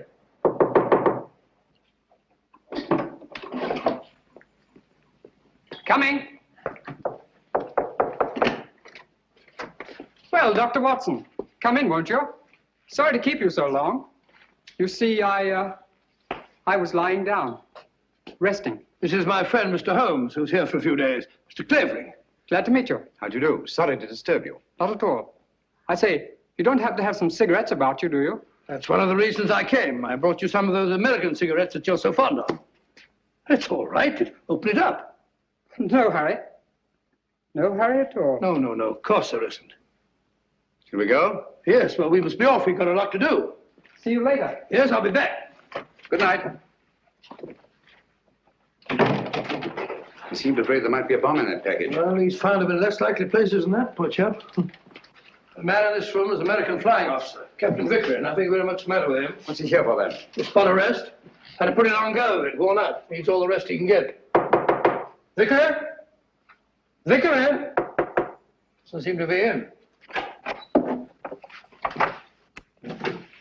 No one at home. Found to not. Not since tea time, at any rate. Well, what's this? Captain Vickery, here's your tea. If it's cold, don't blame me. That sounds like Brunton's work. The butler? He fancies himself a poet, but only when he's drinking. I see. Wasn't there an American killer given to verse? Holmes, you don't think that Brunton... Excuse me. I merely stated there's an American killer given to verse. Dr. Watson, oh, where are you? Oh, there you are. Steady, my dear, steady. Please make me wake up, won't you? It's just a bad dream, I know. Jeff and Pat... No, my dear, you've got to get a grip on yourself. Come on, come sit down. My brother Jeff, murdered. Poor old Jeff. And I hadn't spoken to him since we had the fight yesterday on Captain Vickery's account. And now he's dead. No, my dear, you must pull yourself together. But you don't understand. They're trying to say that Pat... They're trying to prove that Pat killed Jeff. No. Yes. Funny, isn't it? Awfully funny. Awfully funny. Awfully funny. Stop it! Who are you? My name is Holmes. Sherlock Holmes? Yes. Then you'll help us, won't you, Mr. Holmes? Pat and me. I'll try to. Now tell me, wasn't there bad blood between your brother Jeffrey and Captain Vickery? That's got nothing to do with It it. may have everything to do with it. If you think Captain Vickery ever murdered anyone, you're no more of a detective than Dr. Watson. Oh, dear. Oh, I'm sorry. You're very much in love, aren't you? I'm out of my mind, Mr. Holmes. I'm out of my mind. Oh, please forgive me and please help me. Of course, I understand. But you don't understand. That appalling man from Scotland Yard is questioning Pat at this very moment. Now, this here rake. It's the identical one you got from the gardener this afternoon, now, ain't it? Smells like it. Hey, what is this? Are you trying to prove that Jeffrey Musgrave was killed with a rake? Now, I'm trying to... Never mind what I'm trying to prove. Just incriminate yourself, Captain Vickery. That's all the Stroud wants. I'll thank you to keep out of this, Mr. Holmes. This is Mr. Sherlock Holmes. How do you do? He's promised to help you, dear. There's nothing to worry about now. Only his neck, miss. Now, this here rake. What did you say you were using it for? I told you, I got it to fish my cap out of the pond. It blew in. Oh, so you were using it down at the pond, were you? For the 10th time, yes. And how did it happen to turn up alongside Musgrave's body, eh? I don't know. Uh-huh. Well, that's that. Oh, Mr. Holmes. Any fingerprints on the rake, Inspector? No, Mr. Holmes, that's the point. If Vickery here was only using it to fish his hat out, well, no, he wouldn't bother to wipe his fingerprints off, now would he? It's beyond imagination, I suppose, that somebody else could have used the rake and wiped off both sets of fingerprints. Highly interesting, but very unlikely. Now, you admit that you had a regular set-to with Geoffrey Musgrave yesterday, didn't you? You threatened to bash his head in. I merely made the offer. He didn't accept it. Who told you so? He did. No, he did. I only stated what I heard. Captain Vickery did threaten my brother. That's right, Mr. Holmes, and it's no good saying it ain't. This Yankee lad had motive and opportunity, and the rake ties him right up tight to the corpse. All right, come along. Do you really think he killed old Musgrave? You know very well he didn't. He doesn't. Stop clicking those needles. Oh, Pat. Take it easy, Sally. Now, look, don't worry a bit. I tell you, everything's going to be all right. Let's go, Inspector.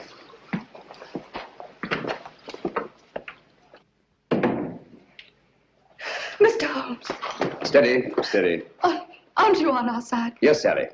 Then why don't you do something? Because Captain Vickery will be much safer in the local police station tonight than he would be in this house. Oh, Mr. Holmes, what am I going to do?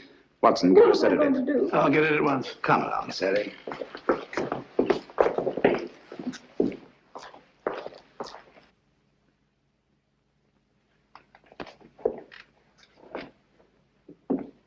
She's a bit upset, but she'll get over it. You think so? She'll have to. She's got an ordeal ahead of her. She has to go through that tiresome ritual tomorrow. Ritual? This is an old family ceremony, Mr. Holmes. Sally's next in line now that I'm head of the household. Blast this thing. This help? Oh, yes, thanks. Knitting needle, isn't it? Yes. Handy little thing. This is my heir. Sally has to recite a sort of formula over Jeff's body in front of the fireplace in the library in the presence of the entire household. Well, that's better. Just what sort of formula? Oh, it's not meaningless words. Musgrave ritual, they call it. It's an old family custom. It's been handed down for generations. You remember the words? No, not at all. But you had to speak them when your brother Geoffrey took over. Yes, if that's right, I did. Let me see now. Who first shall find it were better dead. Who next shall find it perils his head.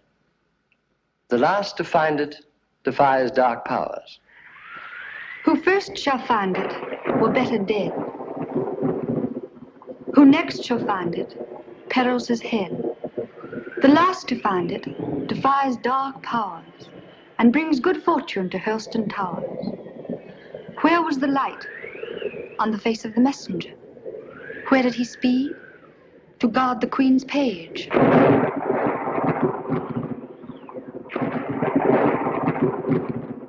What foeman advanced? The bishop's page, rashly. And who to repel? The king's cautious page. What then the...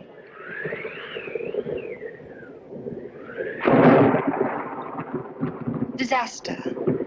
Queen slaughters page. No. Sorry, Miss Sally.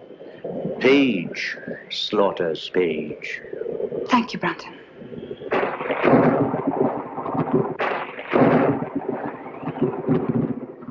Who came then to slay him?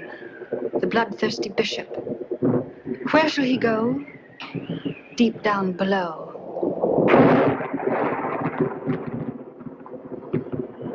Away from the thunder.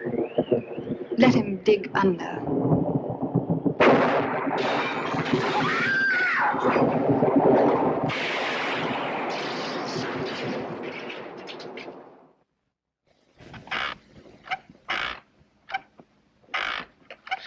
Once more into the breach, dear friends. Once more. Happy day. You drunken sot. The master's been ringing you for the past 10 minutes. Why don't you answer it? Fly away, little gremlin. You're the one who'll fly away if he ever catches you in this state. Oh, so that's him. Hurry. Coming, sir. Coming. One moment, sir.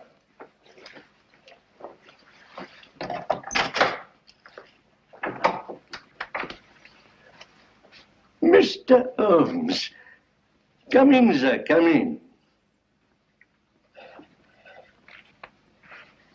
This is indeed an honor. I don't often have visitors. What can I do for you, sir? Might stop that squeaking to begin with. Yes, sir. And perhaps you can tell me how you come to know the Musgrave ritual by heart. Me, sir? Yes, you. When Miss Sally forgot the lines today, you were the one who prompted her. Well, sir, I memorized it. Obviously. But why? Because it has no meaning.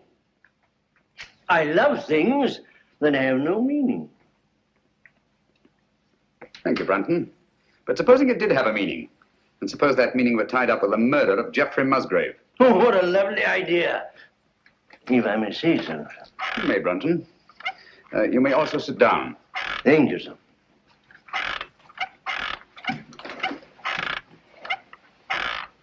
Oh, stop it. And look at me. No, here. You know the meaning of the Musgrave ritual. Do I? Well, don't you? You'd be surprised at all the things I know. What things? No, you don't. About the Musgraves? That'd be telling. But here's to them anyway. All the Musgraves, past and present. Some of them were murderers, and some of them worse. But they all knew how to keep a secret. And so do I. Brunton.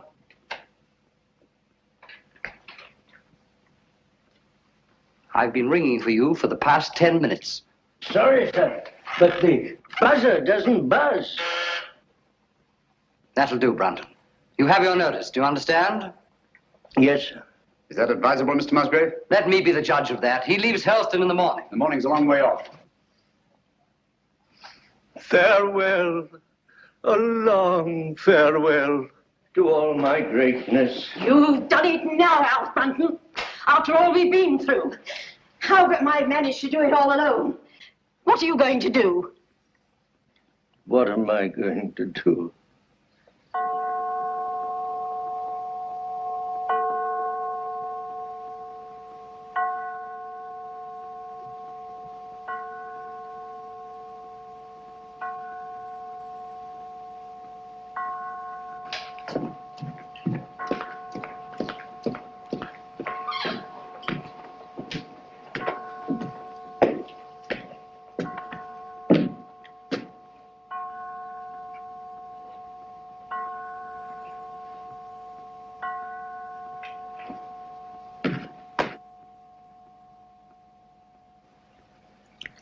"13 again.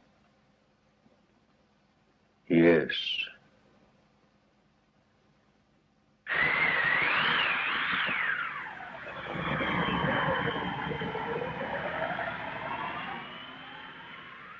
Flow gently, sweet afton, among thy green plays. Flow gently, I'll sing thee. Howell's attitude confuses me, Watson. She swears that she hasn't set eyes on Brunton since last night, and yet she seems completely unwilling to help us find him. Quite so. She knows where he is as well as we do. I mean, as well as we don't. I wonder. You said that he was drinking last night. Wouldn't it be a good idea to try the pub? Exactly where we're headed for, Watson. I'm glad we thought of this. Even if we don't find Brunton. I was afraid we shouldn't find him here. Don't worry, old boy. I could do with a drink. Your information, so would I. Gentlemen? Hello, Doctor. Not looking for us, are you? Are you? Well, no. As a matter of fact, we're looking for... Brunton. You haven't seen him, have you? Have we, Clavering? Have we? Why should we? Morning, Gracie. Morning, Doctor. What do you have? A bottle of Bass, and what's yours? Pint of bitter, please. And a pint of bitter. Oh, really? Hello, a tame raven. You're a devil, are you? A kettle, are you? Birds of prey, aren't they? Yes, in a way. Scavengers, rather. They can smell a carcass half a mile off. Yeah, that they can and all. You should see Charlie here when there's a tasty bit outside in the street. Shall we go sit down?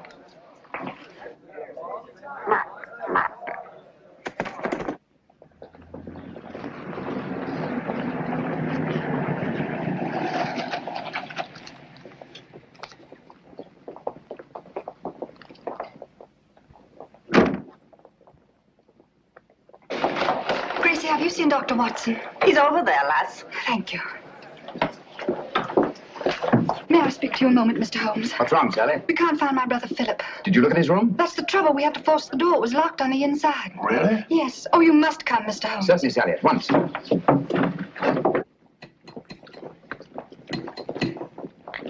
Do be quick. Something ghastly has happened. I know it. Oh, that dreadful bird. Please drive it away. Watson. Take her away. Away? Where to? Anywhere. Into the pub. Just take her away.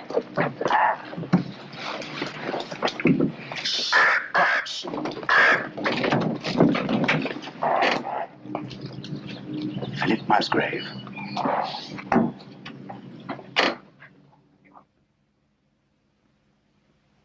What are they doing now? Doing now? I don't know. They stopped talking. Somebody's walking about in the upper hall. Heavy footsteps.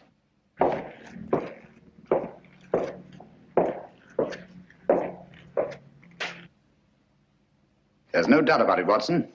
Philip Musgrave had a visitor here last night. These footprints were made either by a very heavy man or a man carrying a very heavy burden. That's right, Mr. Holmes. It's no good saying it ain't. The burden was Philip Musgrave's body, and these here footprints were made by Alfred Brunton. It doesn't necessarily follow. Oh, don't it? Here, try that on your footprint. And that's Alfred Brunton's shoe. That's perfectly, Inspector. But the fact that these prints were made by Brunton's shoes doesn't prove that Brunton's feet were in them. Why not? Where should Brunton's feet be if not in his own shoe? Well, they're not in them now, are they? Look here, Holmes. Let's use our intellect. You what? What's wrong with that? Let's stick to motive. That's my strong point. Now, this here Brunton had motive. Philip Musgrave gave him the sack, didn't he? Did Geoffrey Musgrave also give him the sack? What's that got to do with it? Everything. The similarity of method in both murders shows they were the work of one man. Well, that's Vickery out. He was in jail at the time of this All right, murder. Watson, all right. Then Alfred Brunton's our man, just what I said. What possible motive could Brunton have had for the murder of Geoffrey Musgrave? Motive? Oh, bother motive. Who cares about motive? This case is as simple as ABC. Is it? Then perhaps you could explain to us why these footprints lead up to a blank wall and never return. What? You didn't think of that, did you, Inspector? There's just one possible explanation. I've got it.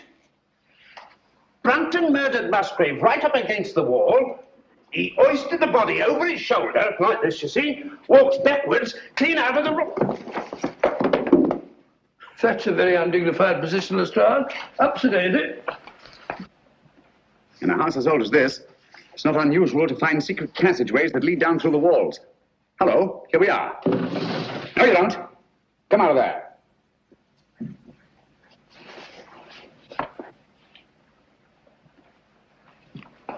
What are you doing in there?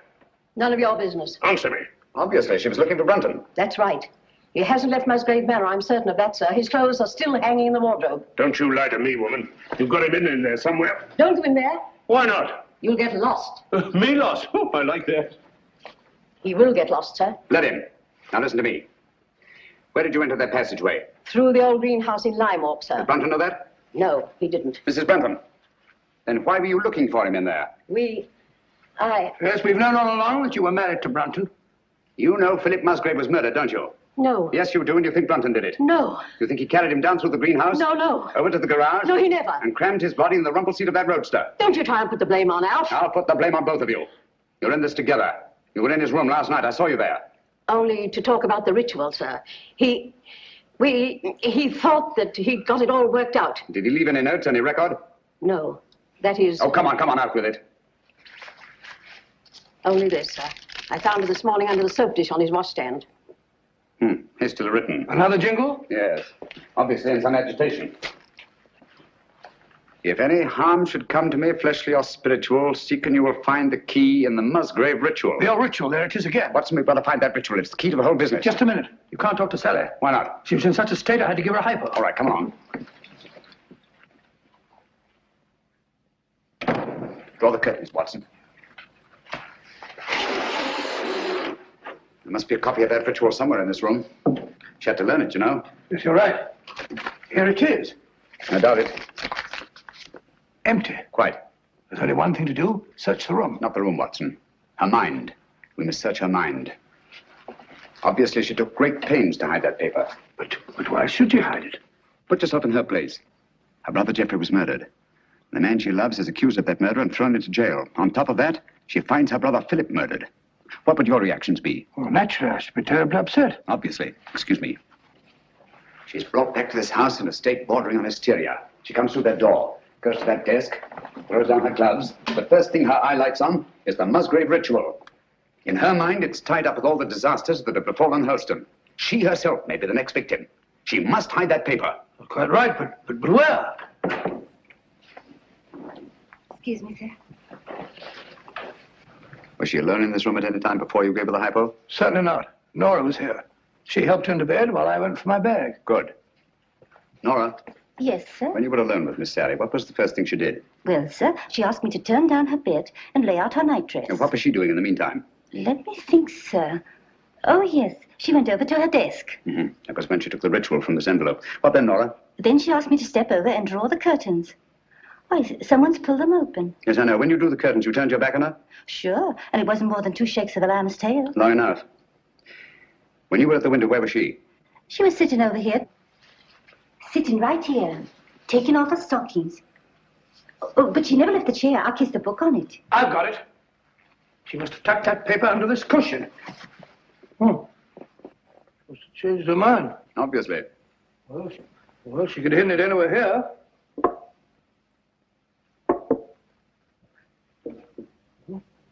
What time is it when you brought her in here, Watson? I'm afraid so, dear. The clock was striking the 1/4 hour when I came in, sir. I definitely heard it. This clock? The same, sir. Thank you, Nora. You may go. Obviously, this clock was running at 12:15. Just as obviously, it stopped at 12:20. Huh? When Nora turned her back, Sally reached across, opened the clock, and hid the ritual in here. Amazing, Holmes. Elementary, my dear Watson. Where fell the light on the face of the messenger? Where did he speed? Guard the Queen's page. Gibberish, that's what it is. Hokey pokey, penny a lump. Thing like this, Watson, that's been handed down for centuries can't be mere gibberish. Who had entered the lists? The King's Pale Knight. Pale poppycock. I say, Watson. King, Queen, Knight, Bishop. Sounds like a game of chess to me. Precisely. Where fell the light? The light, Watson. Follow the light. On the face of the messenger. Look at it, Watson. Look at it. Like a giant chessboard. This is no gibberish. These are chess terms, and that's the chessboard. The secret of the Musgrave murders is locked up in that floor. And by Jove, we've got the key to it. Who had entered the lists? The King's Pale Knight. White King's Knight to White King's Bishop 3. Your move, Dr. Sexton. I really know nothing about the game. Come on, Bob, it's great fun. You start from over here. Here, I'll show you. I'll show you. All right. 1, 2, 3, 1. Page into Black King 3. Your move, Clavering, into Black King 3, please, over there. There's not to reason, Wyatt.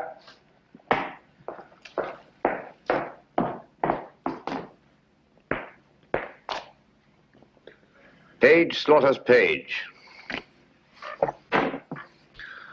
Your move, Watson. I take you, my dear. It's a good game, isn't it?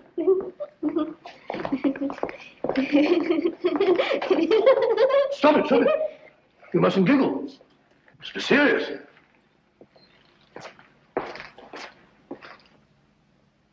Your move, Clavering. You take Dr. Watson. Too bad, Doctor. Who came then to slay him? The bloodthirsty bishop.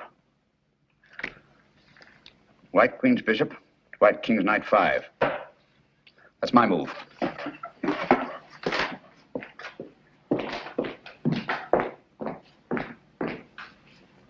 One, two. I say, Doctor, you moved, didn't you? Did I? I don't think so. Yes, I'm afraid you did. Well, where was I? King Bishop 3? That's right. Oh, yes, of course. So sorry. 3, 4, 5. Captain, it looks bad for you. Aye, but where shall I go? Where shall he go? Deep down below. Mrs. Howells, what's underneath this floor? It's only an old cellar, sir. The entrance goes down behind that stair, but it's been locked up for centuries. One of the old Musgraves murdered his own brother down there. Shh, listen. Hello, what's that? It's Brunton. Alf! Alf! He's in that passageway over the fireplace. Are you there, Brunton? Get me out! It's me, Lestrade. I'm lost. I'm all turned around. You have been for years. Get him out of there, will you, Mrs. Howells, and give him a saucer of milk. Come here, Jenny. Stand on the square for me. Stamp on it. Keep stamping. Clavering, get your sound detector. Gentlemen, deep down below.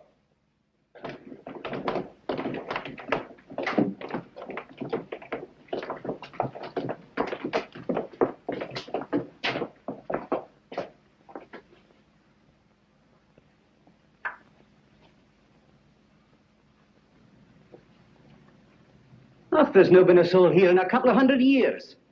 Someone's been here. And in the last 24 hours. Yeah, clean as a new pin. Precisely. The dust of 200 years is on the walls. The floor's been swept clean. Obviously in an attempt to remove footprints. Shh. Listen. That's Jenny in the hall upstairs. Clavering. Let me have your sound detector.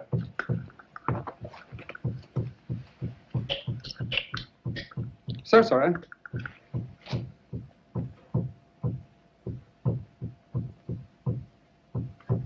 must find the exact spot under that square I marked in the hall.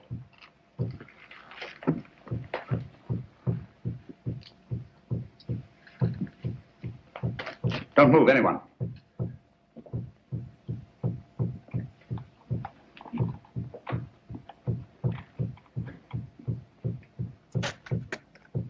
Someone's moving about, interfering with what I'm trying to do.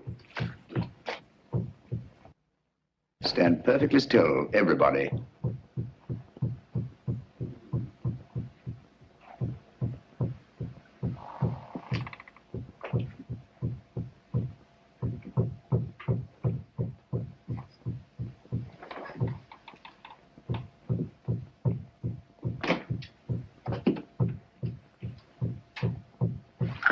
This is the spot. Lend me a hand. Of course.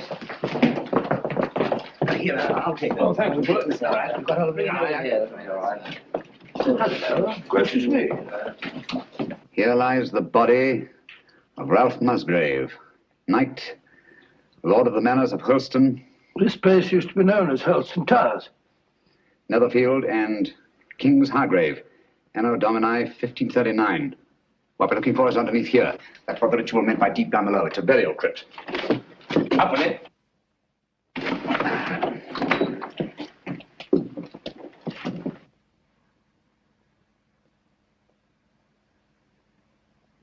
I say, there's somebody down there. Who is it? This is Brunton? Is it Brunton? I don't know. Stay where you are.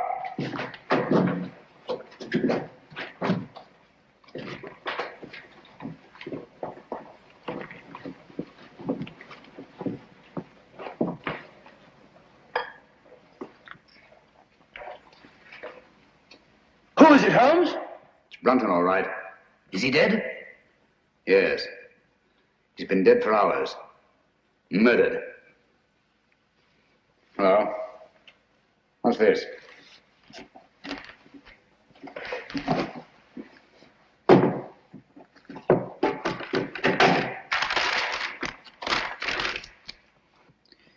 Henry, by the grace of God, King of Great Britain, France and Ireland, defender of the faith. What have you found? Any clue? Any clue? No. Just an old document. Hello? What's this? Looks like some sort of writing. Watson! Coming. Hold this for me, will you? Steady. There, on the floor by his right hand. See those marks in the dust? Like pin scratches made with his fingernail. Yes. Yes. See that stuff under his nail? He's trying to write something. By Jove! He did write something. What is it? Aye, tell us, man. What did he write? I can't make it out. It's too faint. Here, I've got good eyes. Let me. Step you out, all of you.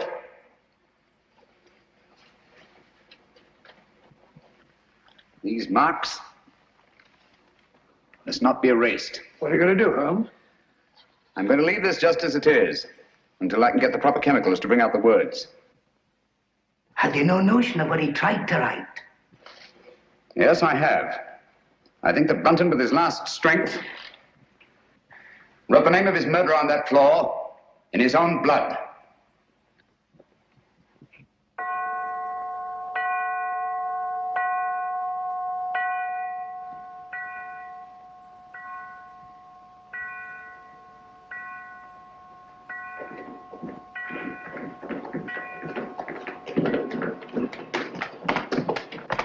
Now, there you are, Lestrade. 12 o'clock. I was just saying, Lestrade, that I should get into Newcastle, pick up my chemicals, and be back here not later than noon tomorrow. Yes, Mr. Holmes. Meanwhile, you all have your work cut out for you. Watson. Yes? You'll guard this door with your life. Of course I will. With my what? I said with your life. Anything you say, Holmes. There's no entrance to this cellar except through that doorway. But Holmes, what I feel about... Oh. Brunton's murderer's in this house. He's bound to make one last effort to get down there to erase those marks. Naturally. Lestrade's men are posted outside. They'll see to it that nobody leaves this house. Concentration camp.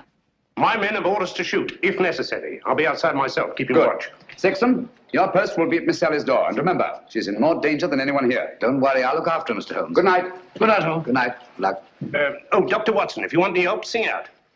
I don't mind saying I'd feel a lot safer if I had a gun on me. I always keep mine ready.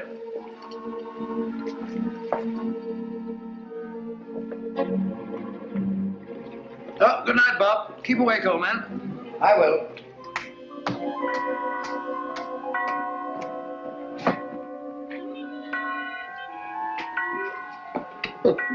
This fellow.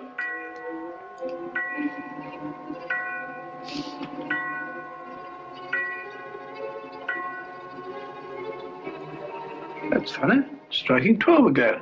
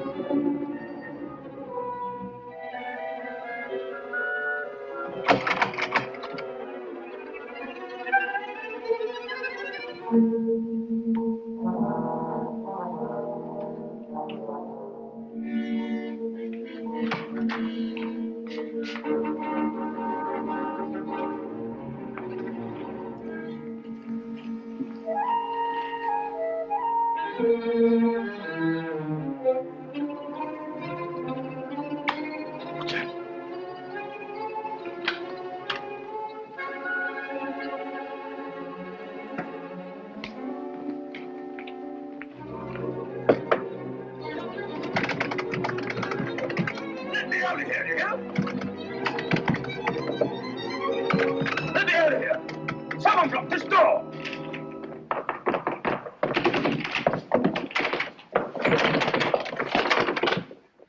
What on earth's all this monkey business? I didn't lock you in. Well, doors don't lock themselves. They do in this house. What are you doing down here anyway? I'm worried. It's about Langford. Langford? Yes, he's got it into his head that this is a Jap prison camp.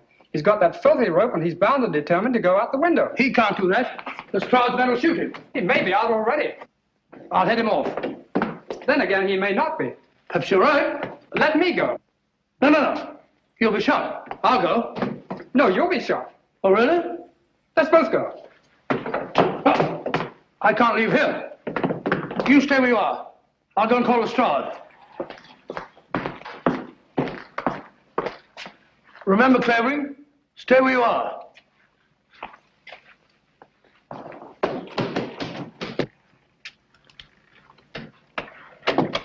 Here! Look here, Constable. I'm Dr. Watson. Are you now? Well, I'm Mrs. Miniver. Come along to the inspector. Gross impertinence.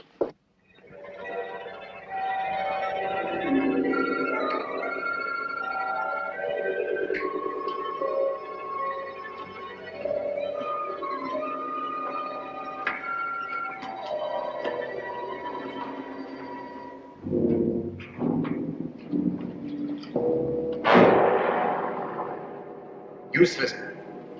Quite useless, I assure you. There's nothing written on the floor. It was just a ruse of mine to bring Brunson's murderer here. Permit me.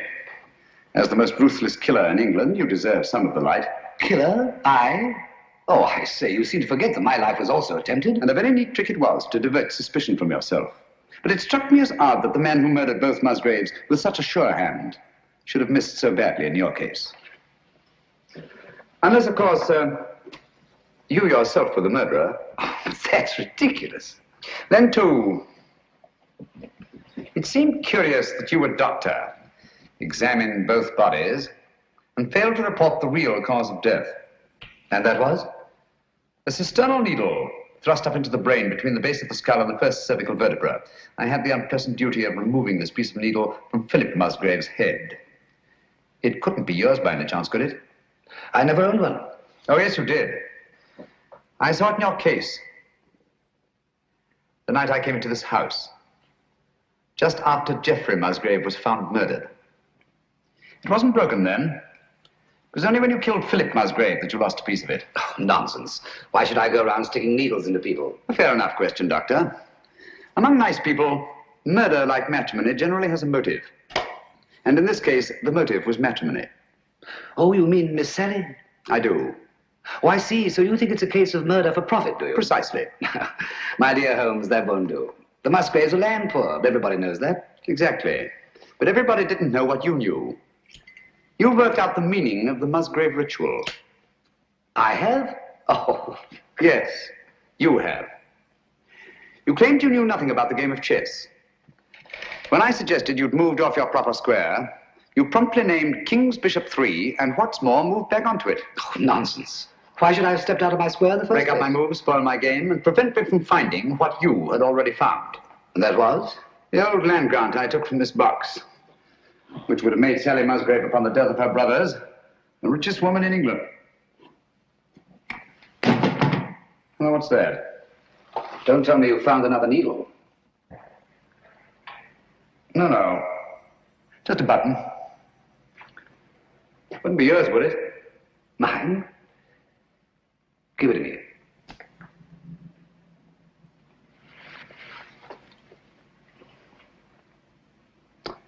Thank you. Would you mind telling me why you think I was down here with Brunton? No, not at all. As I see it, you killed Philip Musgrave in his own room, carried his body down through the secret passageway, out through the greenhouse, into the garage, where you crammed it into the rumble seat of that roadster. But unfortunately for you, you had a witness. Brunton was there, sleeping off his drunk, nursing a grudge against Philip Musgrave. Brunton became your accessory. But you didn't want an accessory, so you lured him down here with a promise to share the Musgrave treasure with him and exit Brunton. Very ingenious, Mr. Holmes. You seem to have everything, except perhaps the negligible item of proof. Suppose we leave that to the jury. Suppose we do. Shall we go? Up to you. Oh, by the way, don't forget your torch. Oh, thanks. I don't suppose it occurred to you that you were taking a bit of a chance coming down here all alone with a suspected murderer. One has to take chances in my profession, Doctor. You see, I couldn't possibly risk sharing my little plot with anybody. Not even with Dr. Watson? Oh, particularly not with Dr. Watson. If he'd known what was up tonight, he'd have been so elaborately mysterious, he'd have given the whole show away. As a matter of fact, I had the devil's own time luring him away from that door upstairs so that we could be alone. That's all I wanted to know.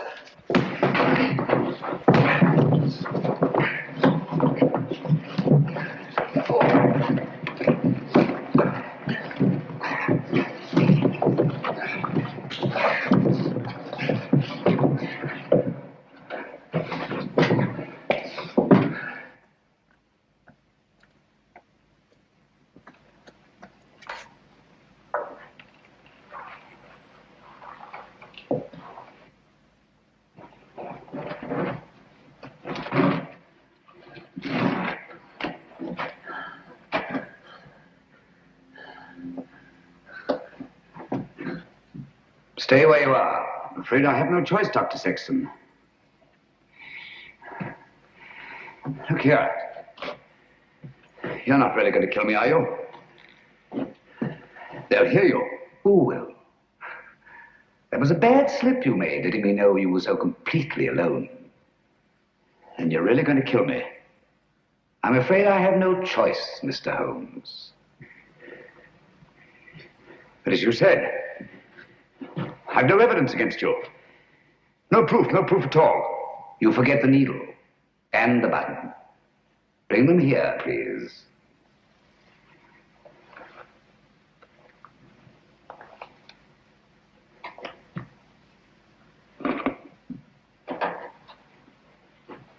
Not too close.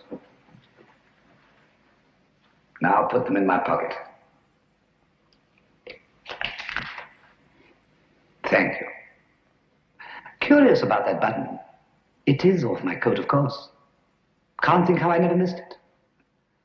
Poor old Brunton. He didn't struggle much. Now, Phil Musgrave was different. The needle broke off and I didn't have time to probe for it. But you've got both of them now. The button and the needle. Why kill me? Now, step back. Just a bit. Against the wall. Now, if you stand perfectly still, I think I can manage this with one shot.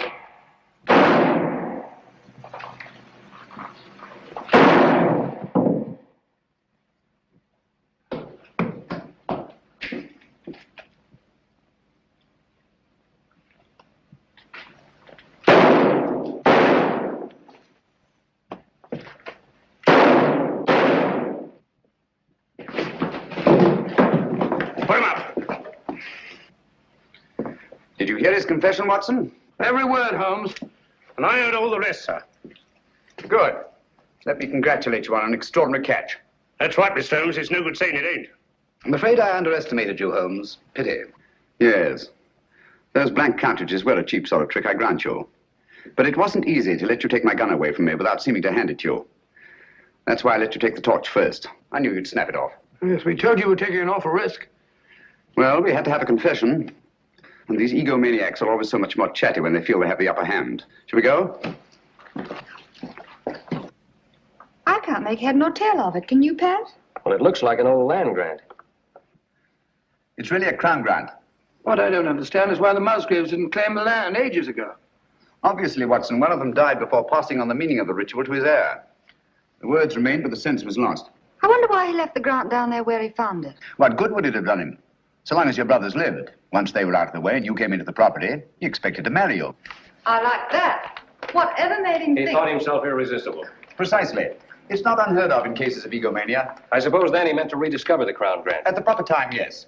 And then enjoy his wife's millions. Did you say millions? I did. Look here.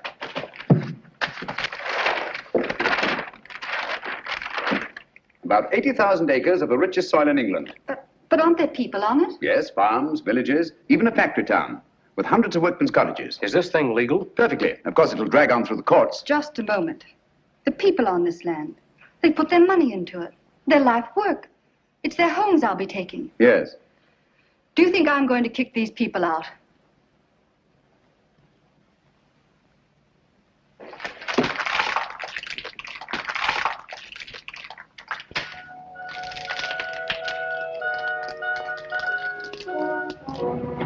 Just the same, Holmes, you let poor little Sally throw away a fortune. My dear fellow, I had nothing to do with it.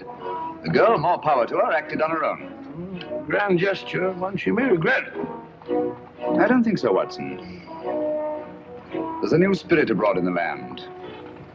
The old days of grab and greed are on their way out. We're beginning to think of what we owe the other fellow, not just what we're compelled to give him. The time's coming, Watson, when we shan't be able to fill our bellies in comfort while other folk go hungry, or sleep in warm beds, while others shiver in the cold. When we shan't be able to kneel and thank God for blessings before our shining altars, while men anywhere are kneeling in either physical or spiritual subjection. You may be right, Holmes. I hope you are. And God willing, we'll live to see that day, Watson.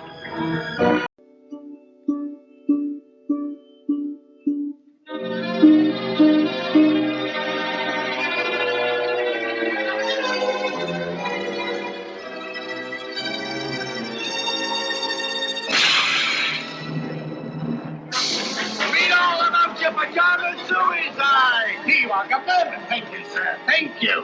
Read all about it. Another pajama suicide.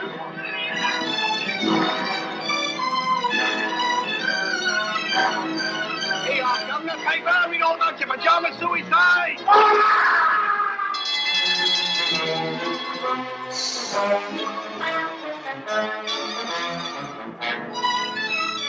But dash it all, Susan, it's a crime. Suicide's a crime. Where are the police? Where's Sherlock Holmes? That's what I've been thinking, Robert. Where is Sherlock Holmes?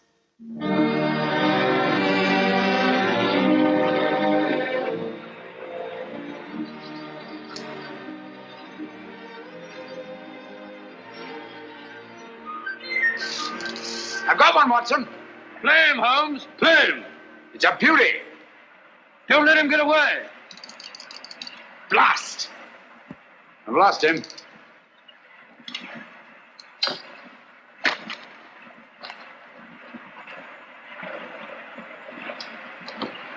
I'm sorry you lost him, old man. What are you doing, old fellow? Changing the fly?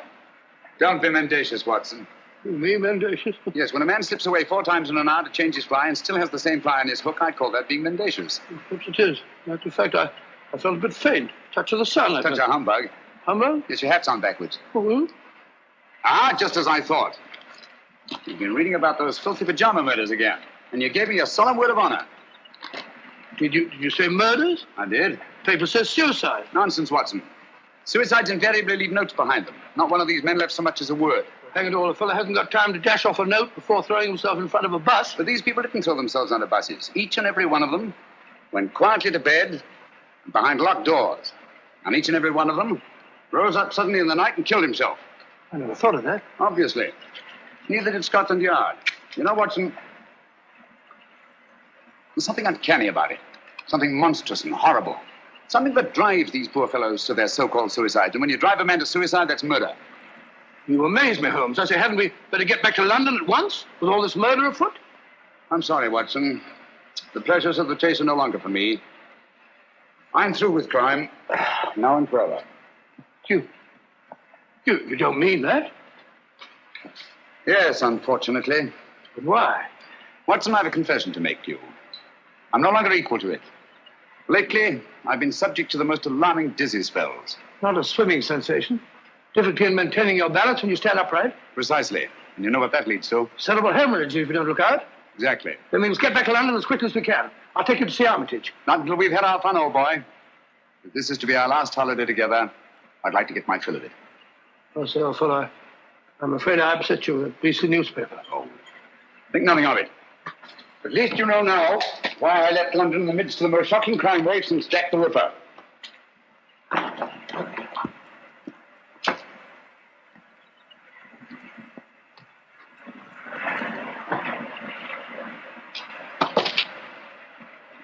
Watson!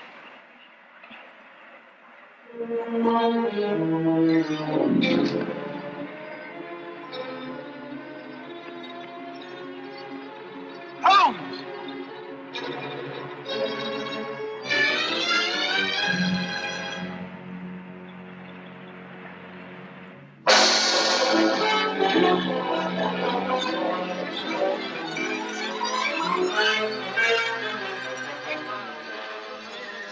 Sir, read all about it.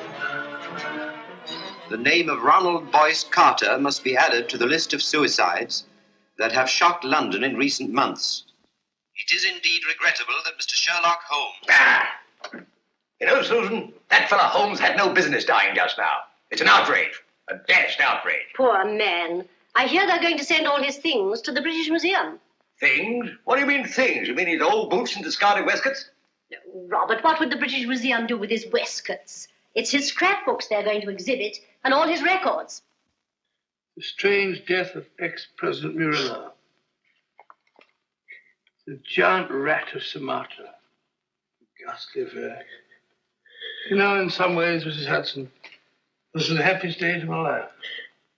No, Dr. Watson. Don't get down in the dumps. What can't be cured must be endured, you know. You're right, my dear, you're right. Sentiment, pure sentiment. Sit down there now. Oh, dear. That must be the van from the museum. And his things aren't even half packed. You go down, my dear, and hold them off for 15 minutes. And then they can come up and take it all away. But I don't want them to take it all away. It's like tearing a piece out of my heart. Oh, there, my dear. I know.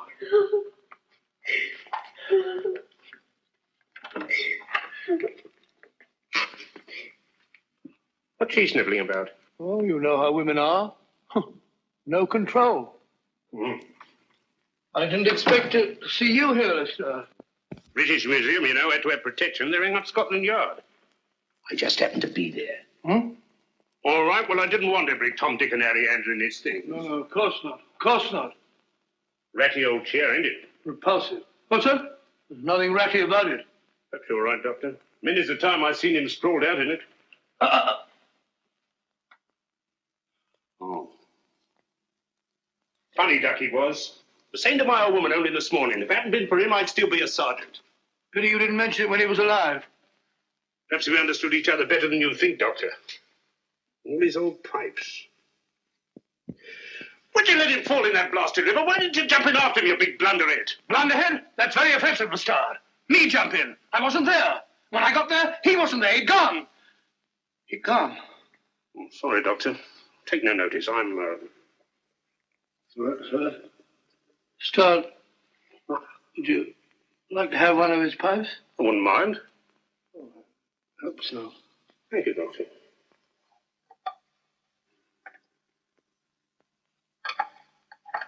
You've picked a very old one. That's the one I want. It's the one I remember best. I'll be stepping downstairs to the vans for a bit, Doctor. Take your time with the packing, Doctor. There's no hurry, you know. British Museum will still be there. What's the row about? A registered package for Mr. Sherlock Holmes. Oh, Neil signed for it. Thank you, sir. Yeah, I'll bring it here. Fine sign here, sir.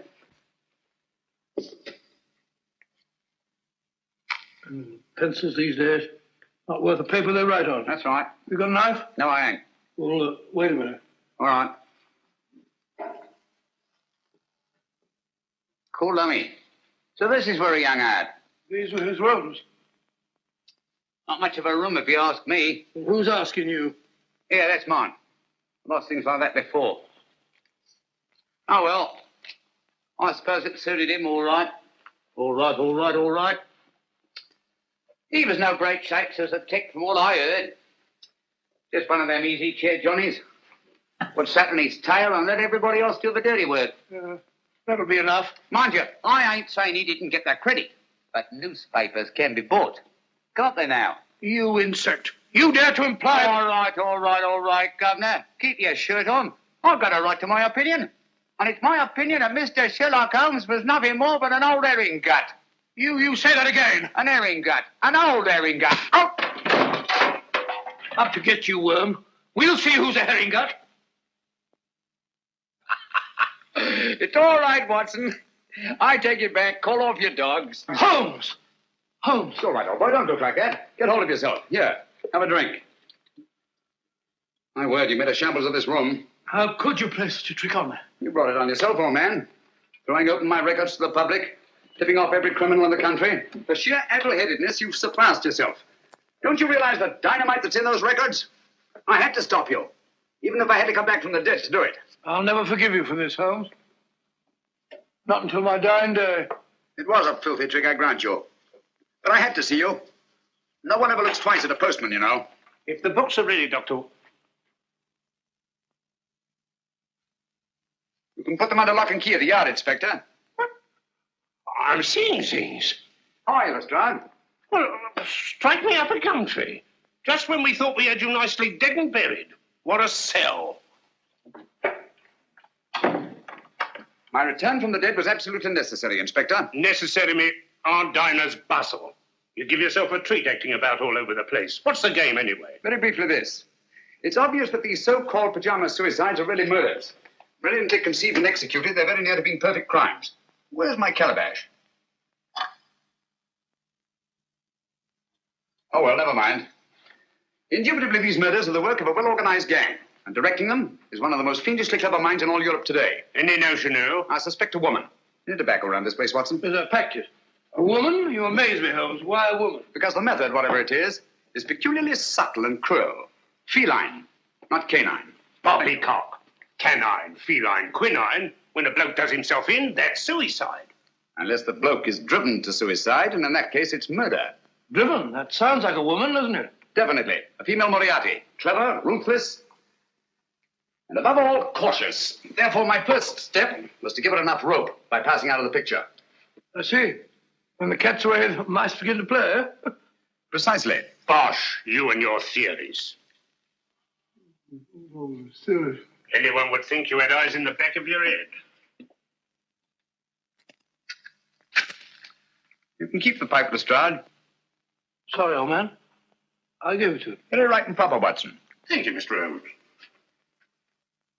Now, what features have these pajama suicides in common? Poor fellows just die in the middle of the night. Nobody near them. Behind locked doors. And they're all well-to-do, more or less. Right.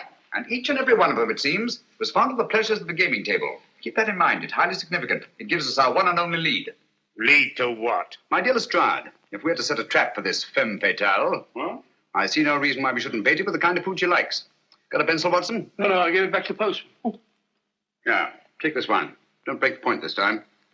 Now, write what I dictate. And you, Lestrade, I trust you to see that it gets into the newspapers. Murders. Ready, Watson? Go ahead. The distinguished native officer, Rajni Singh, Colonel of the Maharaja of Umpur's own Lancers, has just arrived in London. Rajni Singh? I never heard of the gent. He was just born, Watson. Oh, I see. Huh? Carry on, old boy. In spite of his well-known devotion to the goddess of chance, In spite of his well-known devotion to the goddess of chance, Rajni Singh insists that his visit to our shores is solely in the hope that British surgeons may restore his left arm, paralyzed in the service of the Empire. Sounds rather a nice person to know, doesn't he? Exciting. I have to get a new line of small talk. What do they do in India, Norman? Oh, ride elephants. Oh, how cumbersome. You must see that he gets a card to the urban casino.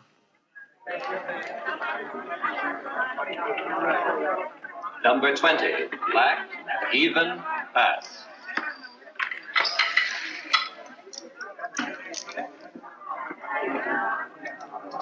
Make your bets, ladies and gentlemen, make your bets. Make your bets, ladies and gentlemen. S'il vous plaît? May I? by all means, madame. You changed my luck, I hope. Make your bets, ladies and gentlemen. Make your bets. Number 7, red, odd, miss. How ghastly. The fortune of war, madame. So sorry I didn't bring you luck. But you have brought me the charm of your presence, madame. Excuse me. Make your bets, ladies and gentlemen. Make your bets. Blank check, please. Name, please. Rajni Singh. 100 pounds. Make your bets, ladies and gentlemen. Excuse me. Make your bets. How's your luck, my sweet? I think it will cut up rather large. Make your bets, ladies and gentlemen. Oh, Norman, you have this gentleman's place. So sorry. Thank you. 16. Oh, not 16 again. You play. 19. I feel lucky. I almost wish that you... Would play 19. Wish me luck. It is kind of you to be concerned for a stranger. But no one from your country is like a stranger to me. Make your bets. You see, my father was Captain Spedding of the Bengal Lancers. I was born at Srinagar. In the Kashmir. It is there the most beautiful women in the world are born. That's all now. No more. Number 16, red, even, miss. If only I'd let you alone. It is fate, madame. One cannot fight it. If you wish to take my place, sir. Thank you. Good night, madame. And goodbye. Make your bets, ladies and gentlemen. Make your bets.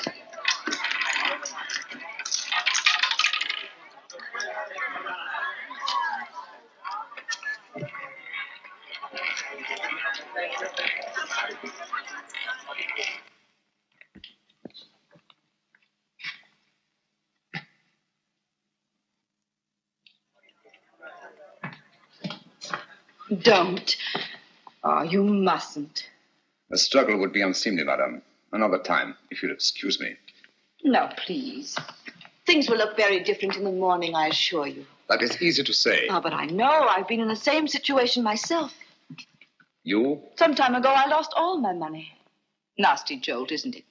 The money, madame, it is nothing. But honor, that is everything. Honor? It is not easy to confess. I am, as you may not know, a soldier of some distinction. Could you believe that just now I drew a check? It is worthless. Oh, I'm so sorry. Haven't you any funds at all? Nothing. Not even enough to pay my bill at the hotel. No friends? Not here in London. Well, haven't you anything you can raise money on? Jewels or... You think of native princes, madame. Such is not my good fortune. Perhaps an insurance policy? No, nothing. Only a little 5,000 pounds. I cannot borrow on it. It has not been long enough in force. Nonsense. It's perfectly simple if you know the right people. I can send you to someone if you wish. Is it possible? Of course, you have to pay interest. A mere 5%. All you do is make your policy over to the man who accommodates you. Make him your beneficiary. In the event of my death? Yes. But you're not going to die, are you? It would be an impertinence, madame, to take my life out of your hands.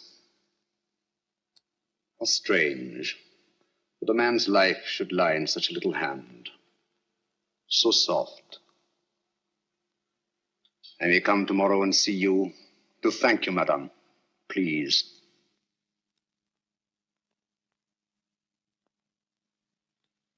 Your flowers are lovely, Rajni Singh. So fragrant. It is your room that is fragrant, madame, with memories of my native land.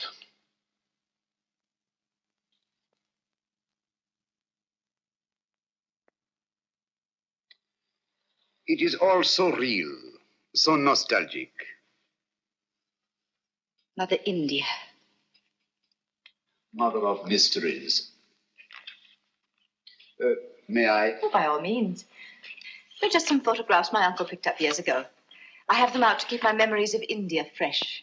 These mountain peaks, I do not seem to place them. The Karakorams in the northeast.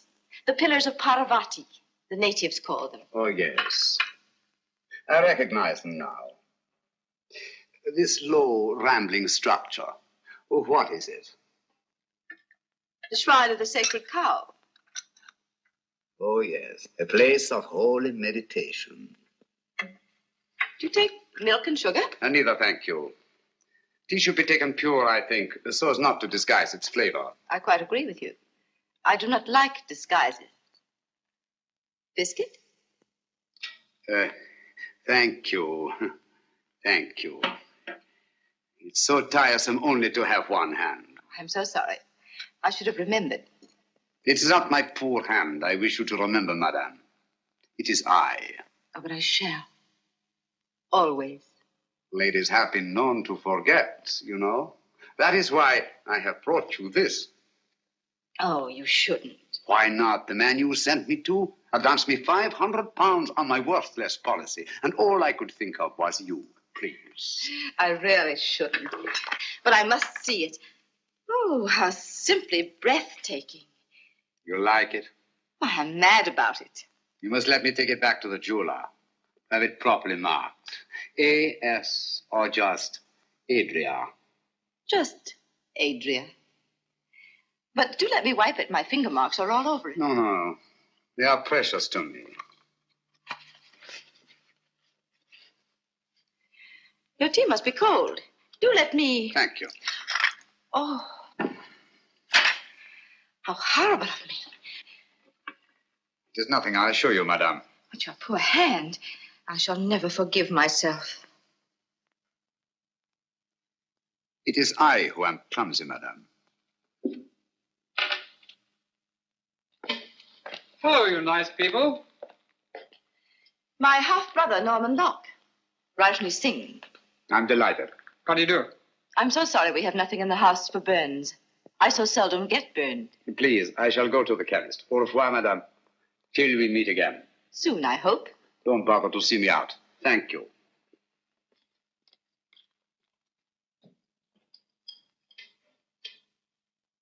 I say I never burn anyone unintentionally. Neither do I. I wanted to see him use that left arm, and he did. He's no more a cripple than you are. He's on to us, Norman. Does he know that you're onto him? He does, if he's the man I think he is. Don't be cryptic, darling. Look at that. What of it? It's Rajni Singh. Now look at this. It can't be Sherlock Holmes. He's dead. Is he, Norman? I doubt it. But if you were to say to me tomorrow, Sherlock Holmes is dead.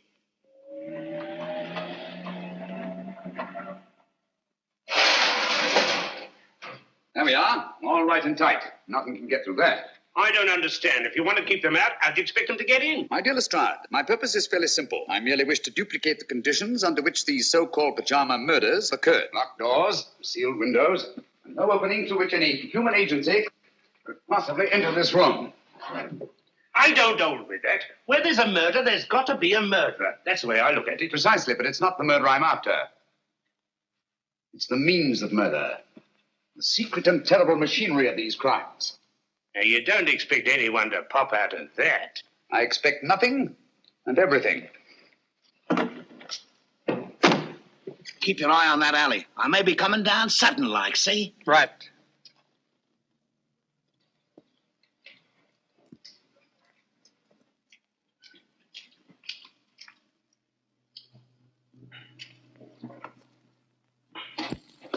Now, if you'll be so good as to wait outside, I'll put Sherlock Holmes to bed. I'd feel a lot easier in my mind. Good night, Lestrade. Just stay within call. It happens awful quick when it happens. Good night.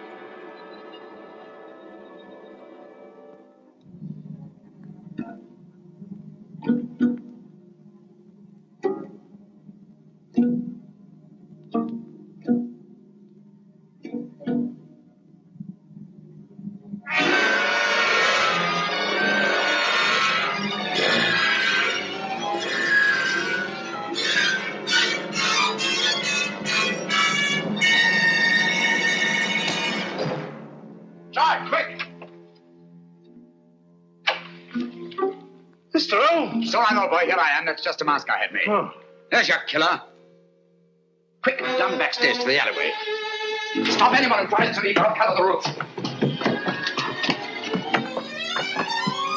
Here you are!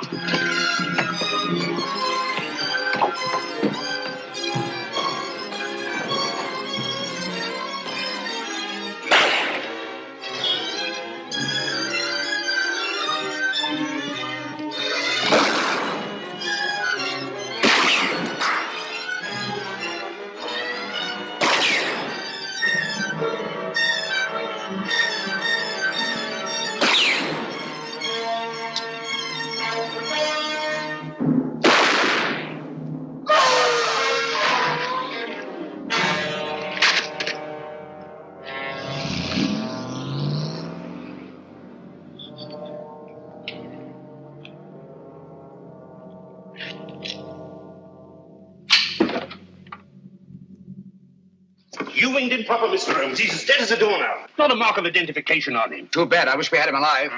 What do you make of these? Ear holes, eh? Looks like he must have carried. Something, but what? The instrument of death was a spider. There's no doubt about it, Lestrade. And the bite of the creature drove these pajama suicides to kill themselves. How did he get into your room? Through this ventilator. Now, don't tell me that there spider had your name and address in his pocket. Hardly. This screen was removed from the mouth of the ventilator, obviously to admit something much larger than a spider. We know only half of the machinery of these crimes. Out of the light. Great Scott. Little one, ain't it? The footprint of a child. It's a good job. I heard me mother with little paper say yes. Read all about it. Sherlock Holmes, he ain't dead now. Dr. Watson would neither confirm nor deny the report that he had seen his friend since his startling disappearance. The good doctor maintains a profound silence.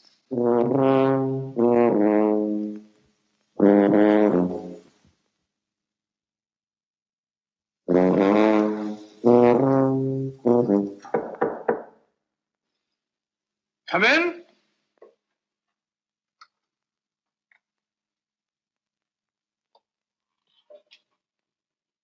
Good morning.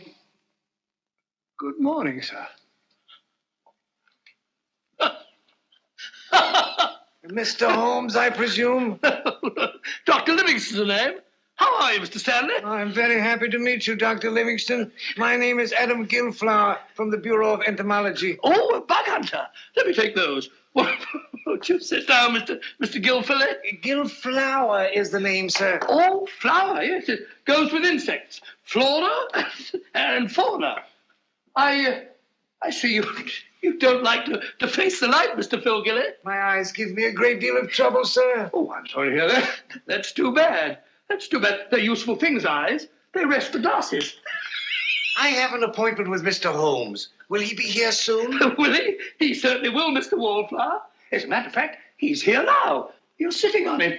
No, don't bother to get up. You tell Docky Wocky all about it. I don't understand. Not half you don't, you old herring gut. I beg your pardon. Of all the transparent old fakers I ever saw. Gillflower, what a name to pick. Gillflower, Billflower, Bullfrog, Giggle Woggle, Wiggle Woggle. Why, you can do better than that. A child can see through you. Those dark glasses, that preposterous wig. Come out from behind those silly whiskers. I know you. Watson. Holmes. My dear fellow, you've surpassed yourself. I think you owe Mr. Gillflower an apology. They're stark mad. But not dangerous, I assure you. My name is Holmes. I know your time is precious, but my business is urgent. Thank you for coming so promptly.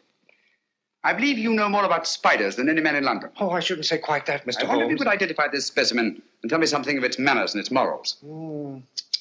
This poor fellow's been very roughly handled. Have you a magnifying glass? Yes, sir. Oh. Here it is, Holmes.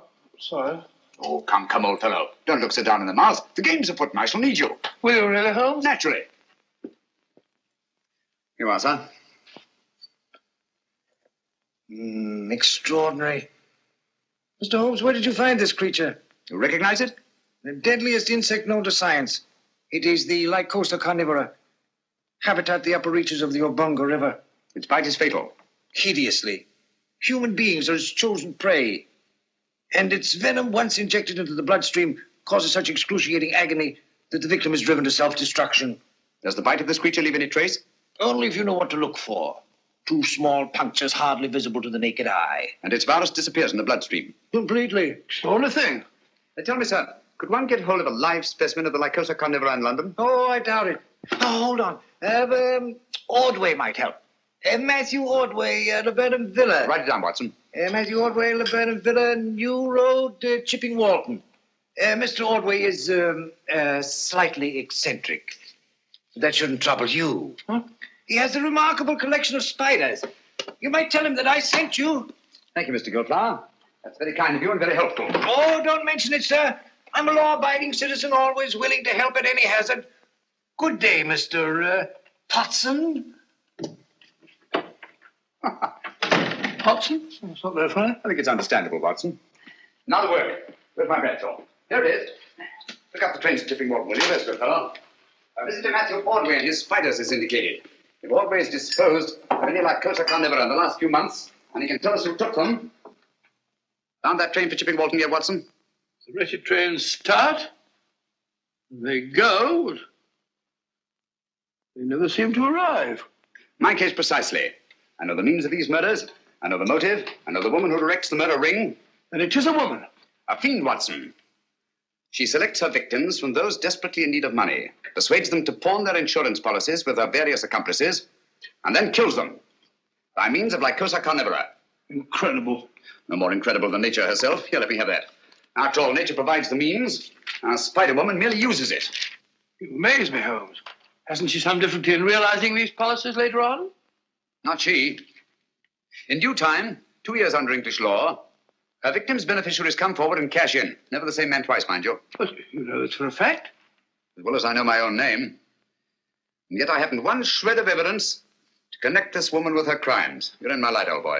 Oh, well. Here we are, Chipping Walton. Arrive. Come in. There's a lady outside to see you, Mr. Holmes, a Miss Spedding. Oh. Ask her to come in.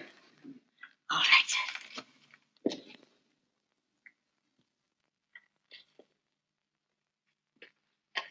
Mr. Holmes? Oh, yes, I recognize you now from your picture in the papers. I was so relieved to hear you were alive. How very kind of you. My name is Adria Spedding. Won't you come in? Thank you.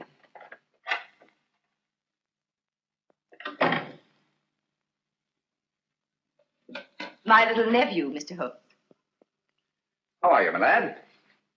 I'm playing nurse today. I'm sure you'll give an exceptional performance, Miss Bedding. Poor child, he's a mute. Vocal cords paralyzed from birth. Oh, how unfortunate. Say, he's scratched his hand, hasn't he? Yes, he's always climbing into the most unlikely places. Run along, dear, and sit in that chair. There's a good boy. Right over there.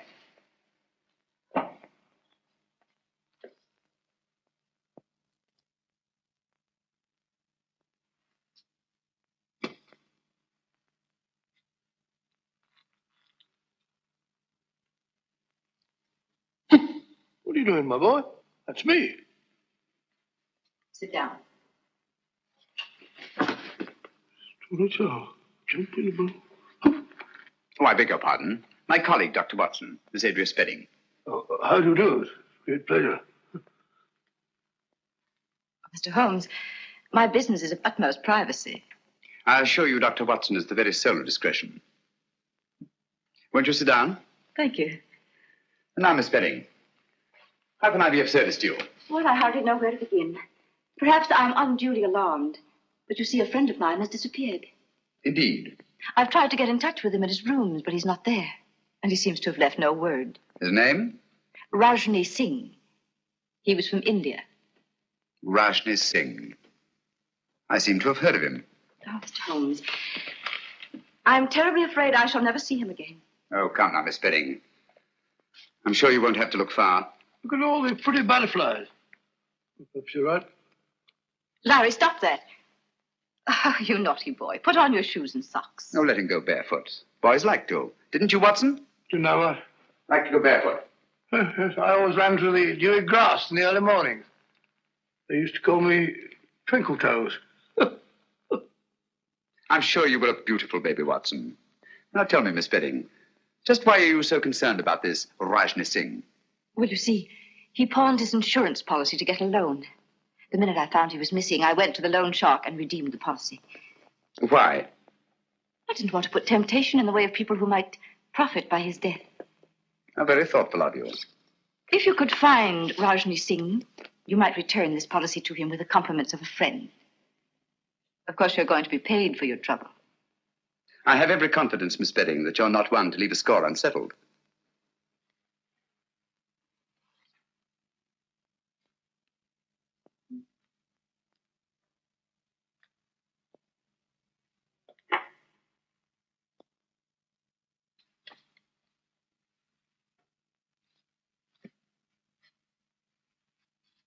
Larry, let it go.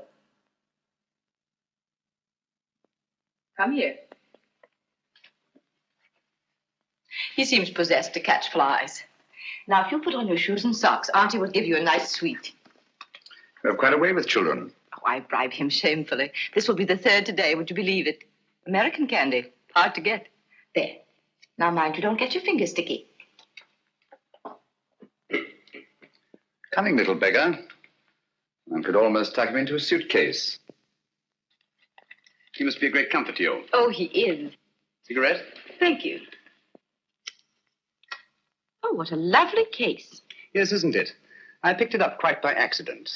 Wasn't a mark on it, except some negligible fingerprints that the police couldn't identify. You may have it, Miss Spedding. Why give it to me? Should we call it a trophy of the chase? Oh, I really shouldn't. Breathtaking, isn't it? I owe you a great deal for this, Mr. Holmes.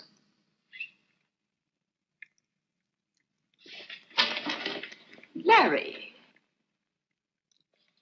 Don't drop the paper on the floor, dear.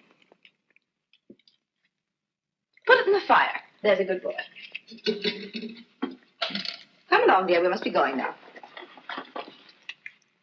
Goodbye, Dr. Watson. Goodbye. So pleased to have met you. I do hope he hasn't been a nuisance. Not at all. He's a dear little fella.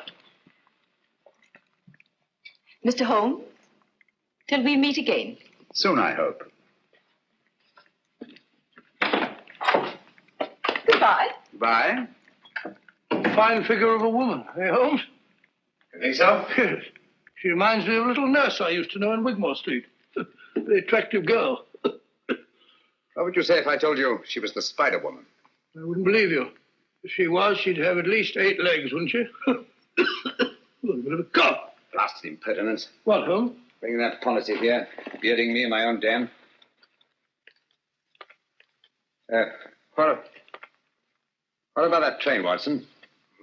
I don't know. To the place we were going.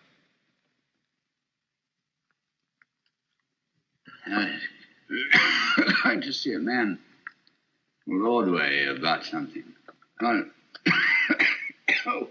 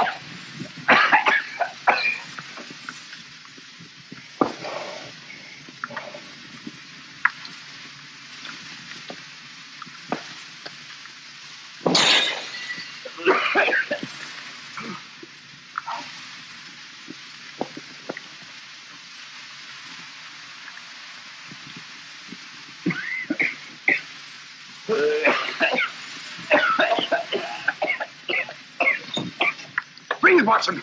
Breathe deeply.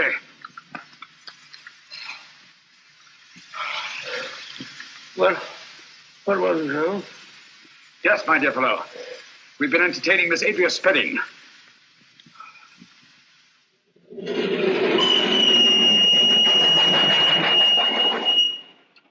The most diabolically clever way of administering a lethal dose I've ever encountered. I still don't understand. Look here, Watson. This little confection has 2 wrappers. The inner one made of wax paper, the outer of silver paper. It was between these 2 wrappers that Miss Spedding concealed the powder that nearly cost us our lives. I can taste those beastly fumes still. What powder? Radix pedis diaboli. In other words, devil's foot. A very rare vegetable poison from Central Africa. Devil? I remember that. The Cornish horror. That's right, Watson. I feel like a cup of tea. By Jove, it's lucky we're still alive, eh? For how long, I wonder? Here we are, Watson. What do you mean, here we are, Watson? Here we are where? Miles away from anywhere. Well, I fancy a collector of spiders might not be too welcome in a crowded neighborhood. I think you're right, Holmes. When the old way can identify the persons to whom he sold these spiders.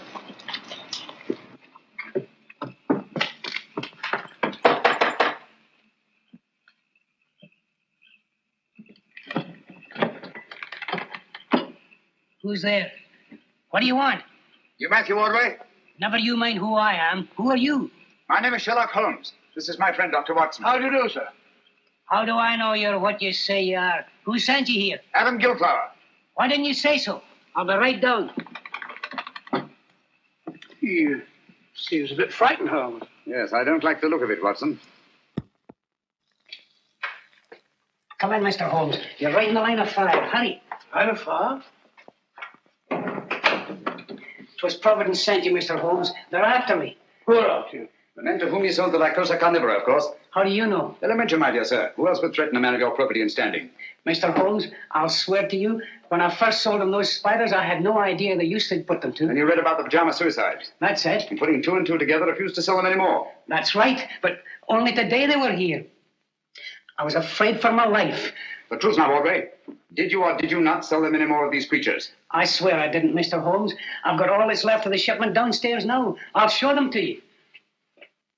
I hope you don't mind. The heat, I mean. Have to keep it this way. Tropical creatures, you know. Must be kept comfortable. Same temperature as where they come from. Humid. Very humid. Come along, gentlemen. Don't be afraid. Everything's perfectly safe. Now,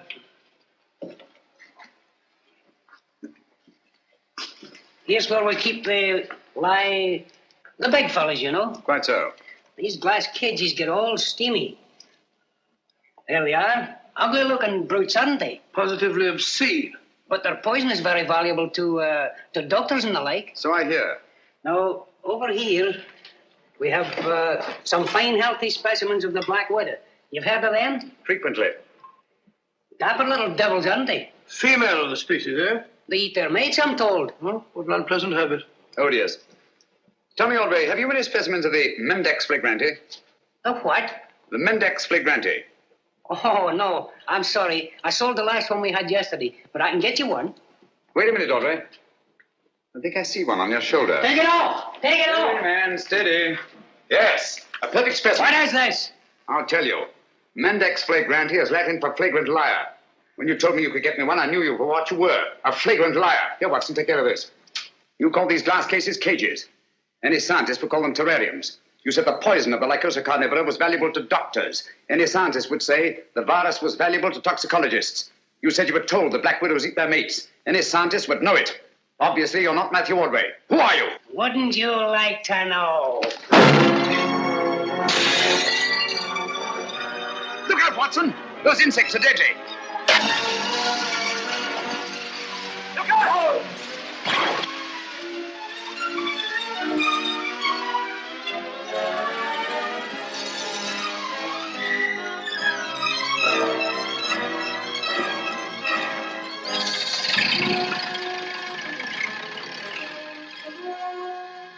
He's gone. Lost his eyes. Come on. Here's the door, will you, Watson? Our job now is to find the real Matthew Ordway, if he's still alive.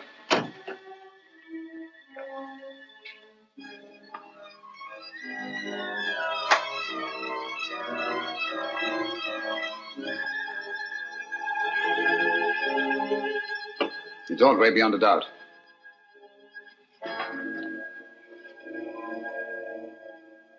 Poor chap's been dead for some time. Clever devils. They knew he was the one link between them and the spiders. Now that link is broken.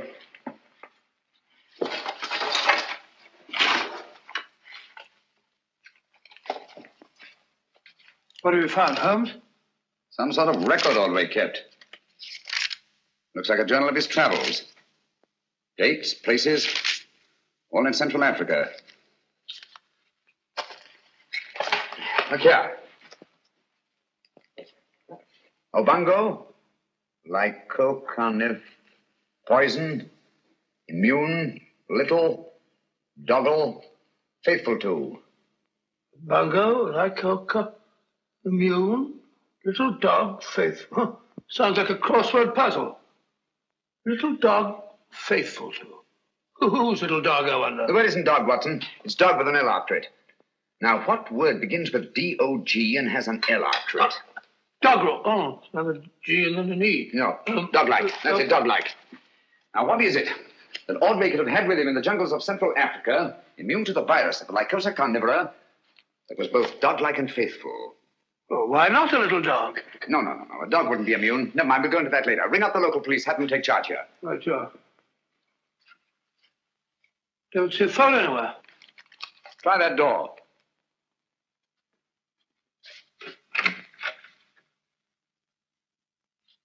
No, no sign of one in there.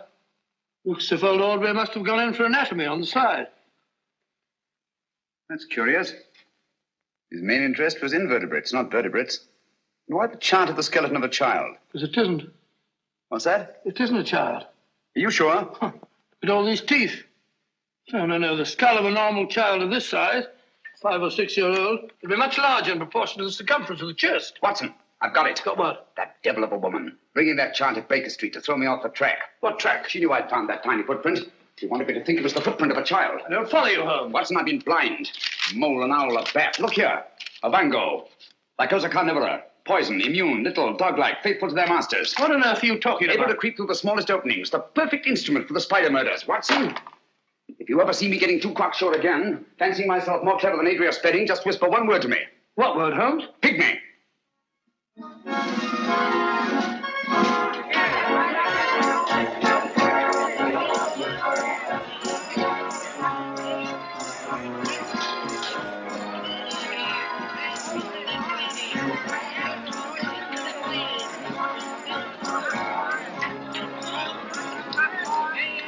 No good, old man. It's like looking for a pygmy in a haystack. Patience, Watson. Of all places in which we may find a pygmy, a sideshow is the most likely. Hello, I found him. Found what? The very place is closed. That's the most significant thing about it. In an arcade where space is so valuable, rooms like that will remain empty a single day. Therefore, I'd say the place has been closed within the last 12 hours. And for good reason. Our friends have got the wind up. They're trying to get away. Well, perhaps they've gone already. I don't think so.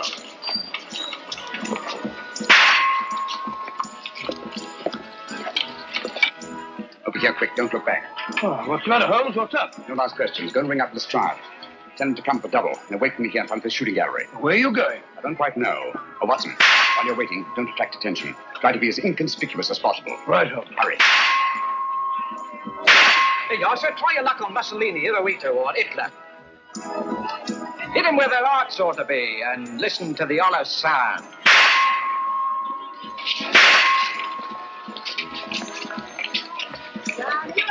Come on. Who's coming to be first? Come on. Come on, ladies and gentlemen, step up here and see the great wonder, the gypsy fortune teller. She'll tell you not half she won't. I say, Governor, come on over, take a chance. How about you, lady? Come on. You're afraid? I'll go on with you. The truth won't hurt you, you know. Come on, see the great wonder, ladies and gentlemen. One of those little dolls, please. Yes, sir. They're cute, ain't they? Oh, very. Thank you, sir. Step up, ladies and gentlemen, and see Wanda, the great gypsy fortune teller. Come on, she won't. I'll tell you something. Damn, you afraid? Come on. Who's coming to you first? Come on. Give me one of those dolls, please. Yes, sir. Just a thing to take home to the kiddies, sir. I'm sure it'll be appreciated. Thank you, sir. Come on, ladies and gentlemen, the great wonder, the gypsy fortune teller. Come on, she'll give you a deco into the future. No, she won't. Come on, Governor, bring the missus in. Afraid of the truth? That won't hurt you. Come on. How about you, lady? Come on. Come on. Just 6 for a tenner. The only fortune teller. Come on, she'll give you a deco into the future. No, Your future is in your own hands, sir. How fortunate. This way, sir.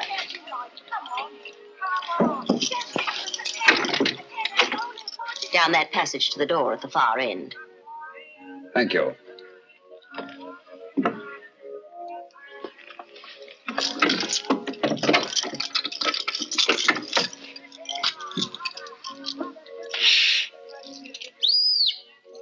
He's on his way.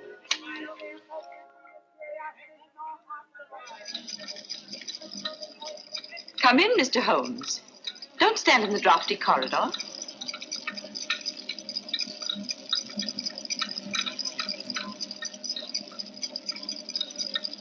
I should hate to have you take cold and die of natural causes. That would defeat the ends of injustice, wouldn't it? You see, we've been expecting you. Obviously. But what made you think I'd come here alone? Your somewhat overdeveloped sense of drama, Mr. Holmes. Oh? Yes. If we'd permitted you to trail us here, there was always a chance you might bring along reinforcements. So I took steps to make things a little more dramatic. Melodramatic is the word. The business of the dolls was a little overdone. Yet it intrigued your interest and brought you here alone. You're an exceedingly clever woman, Miss Spedding. Elementary, my dear Mr. Holmes. On the other hand, if I hadn't come here alone, I should never have got in, and you would have been on your way. A sensible idea under any circumstances. On the contrary. It'd be such a bore living the rest of my life, looking back over my shoulder. So you decided to let me catch up with you. Precisely. One of us had to be eliminated. The choice was not too difficult. You know, Miss Spedding, I find it hard to believe that anyone clever enough to use the Lycosa carnivora and that creature in the suitcase for the purpose of murder should be reduced to anything as conventional as a bullet, even though the use of the back room of a shooting gallery shows a certain amount of imagination. Thank you. However, it will be nothing so trite, I assure you. The difficulty, of course, was to liquidate you without seeming to have a hand in the business. An interesting problem. You have, of course, arrived at a solution. Naturally. A positive inspiration, Mr. Holmes. We shall allow the British public to be your executioner. Ingenious, isn't it? Ingenious but uninspired. If you don't mind my saying so, it lacks the personal touch. Taylor?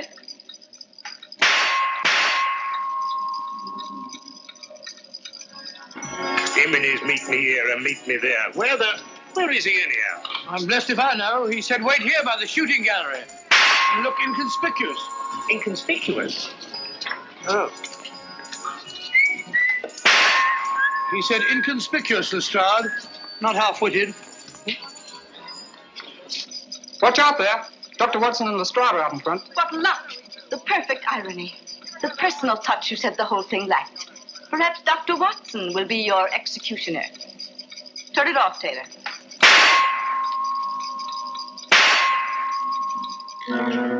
Hit 'em where their hearts ought to be, and hear the other side. What do you say, Doctor? Just while we're waiting. My dear fellow, you're playing into the hands of one of the best rifle shots in England. I say the ballet target stopped. All right, Grandpa, keep your hair on. Just a minute mechanical problem. My dear fellow, one can't shoot at a sitting bird, can one? No, Doctor. Remove that gong. You see, when this steel plate is removed, there's nothing to prevent the bullets from going straight into your heart. Do you mind, Mr. Holmes?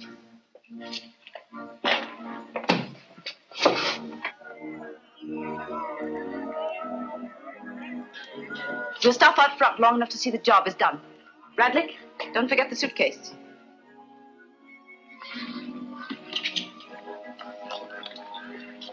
All right, Taylor, start the machinery.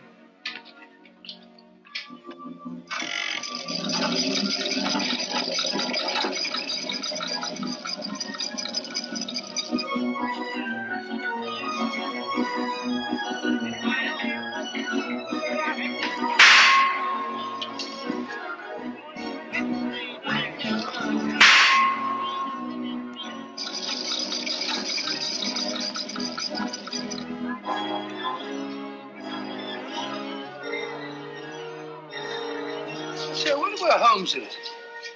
He's been a long time. Well, if he said he'd be here, he'll be here. It's no good saying he won't. Guess I'll get Hitler the next time.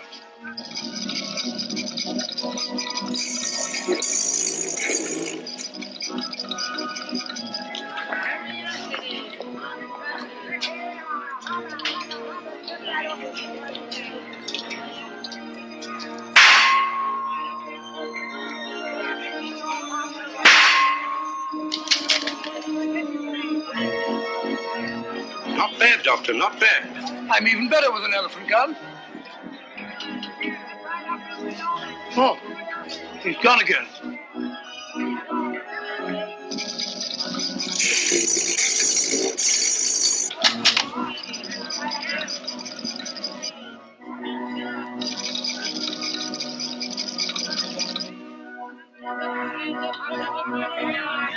I'll get him this time.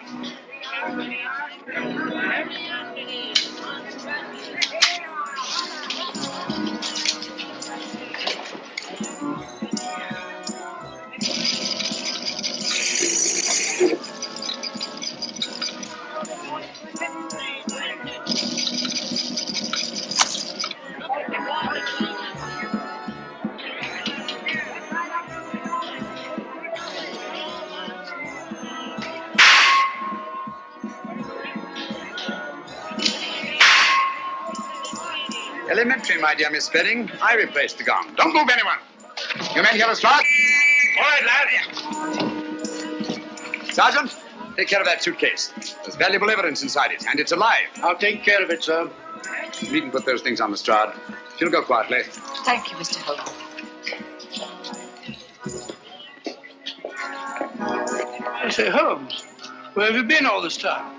I've been going round and round in a circle. Circle? Yes, but my heart wasn't in it.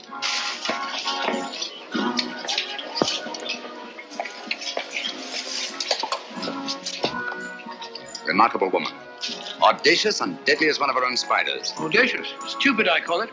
Fancy trying to commit a murder in a place like this. With all these people about. That's where you're wrong, old boy. In an isolated place, a cry for help or a single shot might very well arouse the curiosity of at least one casual witness. But in an arcade like this, people are bent only on pleasure.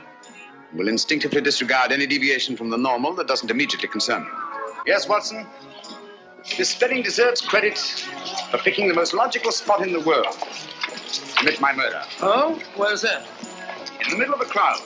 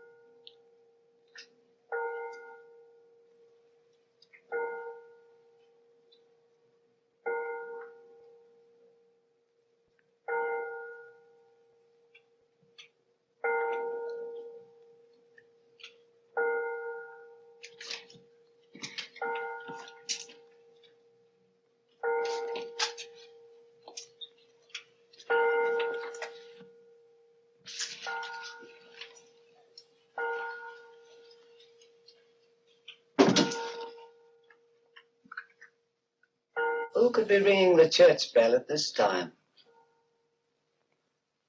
Maybe it ain't an ooh, Father. Maybe it's an it. And maybe it's tolling the bell. Oh, there's no such things as ghosts and monsters. Haven't I made that clear to you? Something tore the throats out of Charlie Rousseau's sheep, and that something didn't leave any tracks. Andy Trent here saw a weird glow moving across the marshes last night. And this morning, he found 2 of his sheep dead. Their throats torn open. Maybe the same thing that killed Andy's sheep is tolling the bell. I was on my way just now to deliver a special letter at Penrose Manor when a strange light appeared on the road before me, then moved quickly across the marshes and faded into the mist. I turned the cart around and hurried back here. It's not real. First the light, and now the bell. There's a very sound and logical reason for the bell tolling at this time, and I'm going to find out what it is.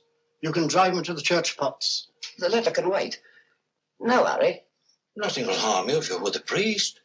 Is that true, Father? Ah, what you need is more faith and less imagination. Come along.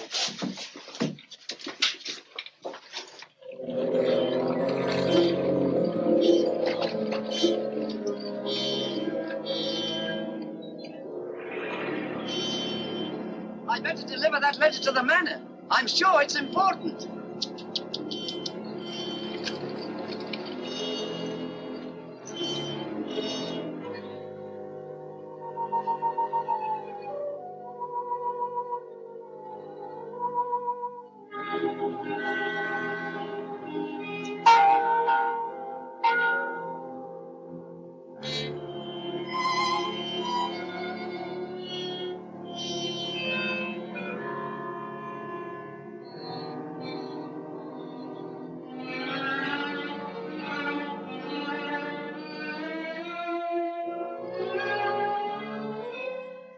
Thank goodness that bell has stopped.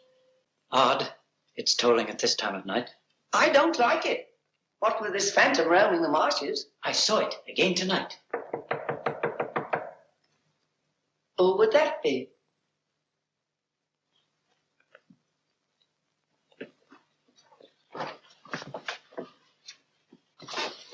Where's Lord Penrose?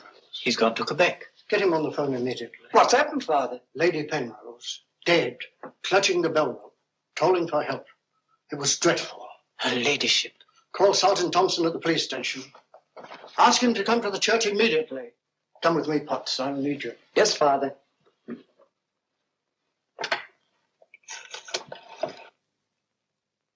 Operator, put me through to Quebec. Lord William Penrose. Yes, he's addressing a meeting of the Royal Canadian Occult Society at a Quebec hotel. It's urgent, sir. Page? Yes, sir? Lord Penrose. Lamont Rouge is on the telephone. It's urgent. It's in the gold room. Yes, sir.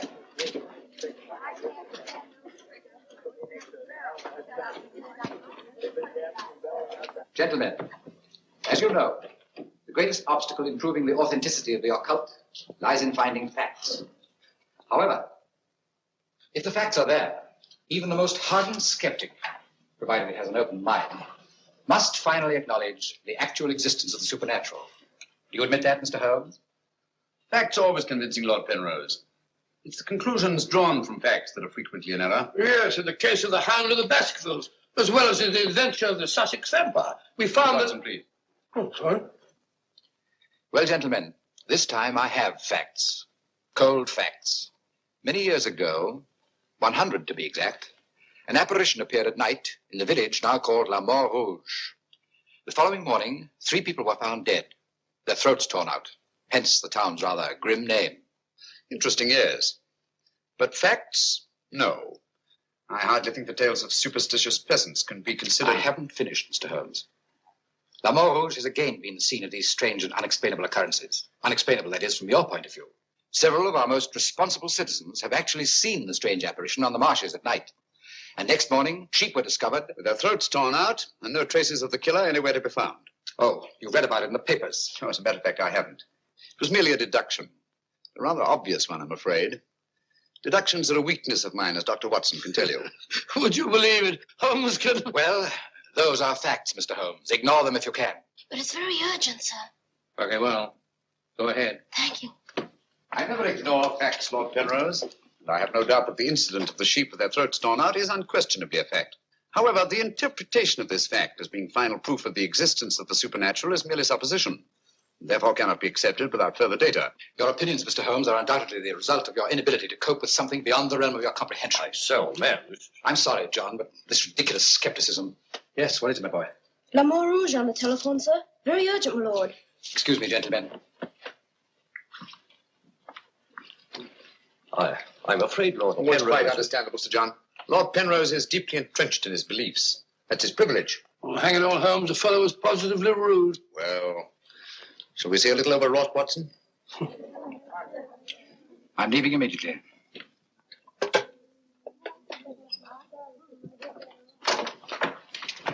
Order my car, Watson. Hurry. Yes, sir.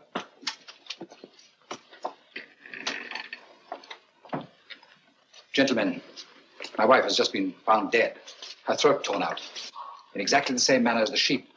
This is terrible. I say, you don't think that it's... Undoubtedly, Mr. Holmes, you would call it murder by person or persons unknown. I'm sorry. If I can be of any assistance... Thank you, no. I'm afraid the happenings in La Mort Rouge wouldn't interest you, Mr. Holmes. Under the circumstances, I think we should adjourn. Yes, indeed, Sir John. Holmes, what a terrible thing. Sir John, would you be good enough to convey our condolences to Lord Penrose? Yes, I'd be glad. Can't we get something to eat before we leave? You don't often get food like you do here. Don't you ever think of anything else besides your stomach? No, not often. I got to get a paper. Morning. Good morning, sir. I imagine you'll be glad to get back to London, Mr. Holmes. Yes, indeed. Oh, by the way, there's a letter for you, sir. Thank you. Oh, here's something about Lady Penrose. She was found in the church with her throat horribly cut. Evidently dragged herself from the marshes nearby and tried to summon help with a bell rope. What's in it? What is it, Holmes? Listen to this, Watson. Huh? My dear Mr. Holmes, I've every reason to believe my life is in danger. Yet, if you were to ask me how I know, I couldn't give you a logical answer. There is nothing tangible, yet like a terrible premonition, it is all so frightfully real.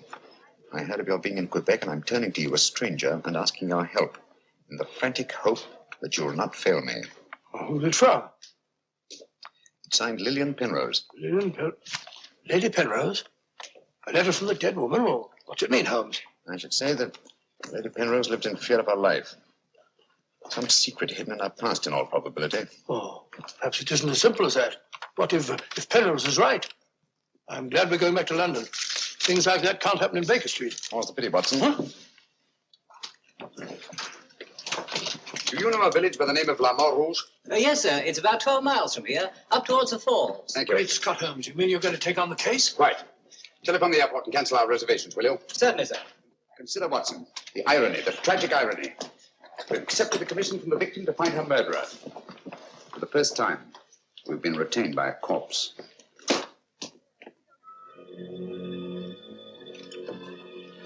Doesn't seem to be a bell. Never mind, come along. Do you think we should?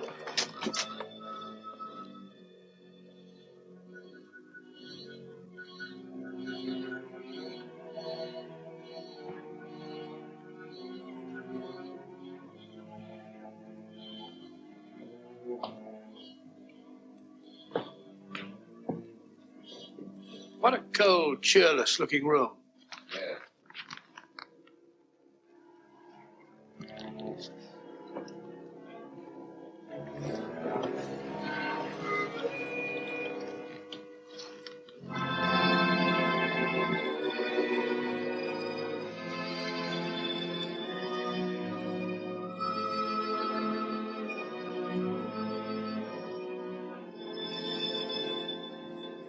What do you want?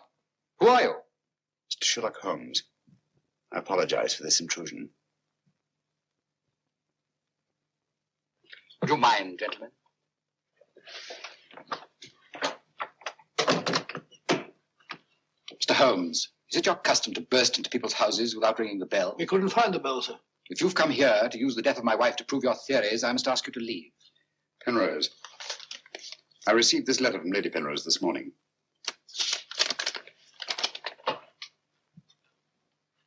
That was devilish awkward.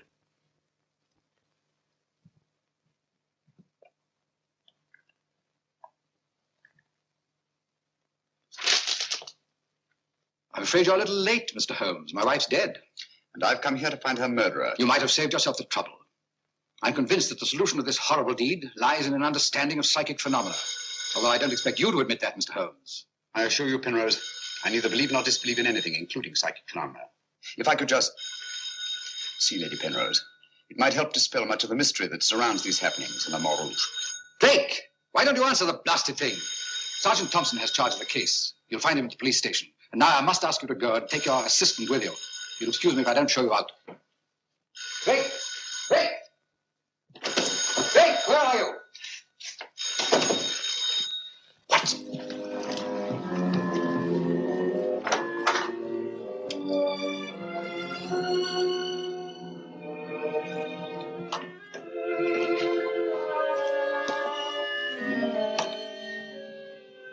Holmes, I've seen it before. Right, Watson, you have. Yes, but where? Never mind that now. We must examine the wound before Penrose returns and has us thrown out of the house. Clumsy job. Just missed the jugular vein. Must have bled to death. And it bled for several hours, eh? Possibly more. Long enough for Penrose to leave Le Moor Rouge and reach Quebec in time for the meeting? Holmes, you don't suspect I Penrose? suspect nobody, Watson. I was just asking a question. I beg your pardon, gentlemen. There is another who desired the death of her ladyship. I saw it last night in the fields, moving in and out of the shadows. You're the butler, aren't you? I was the butler. I've given notice.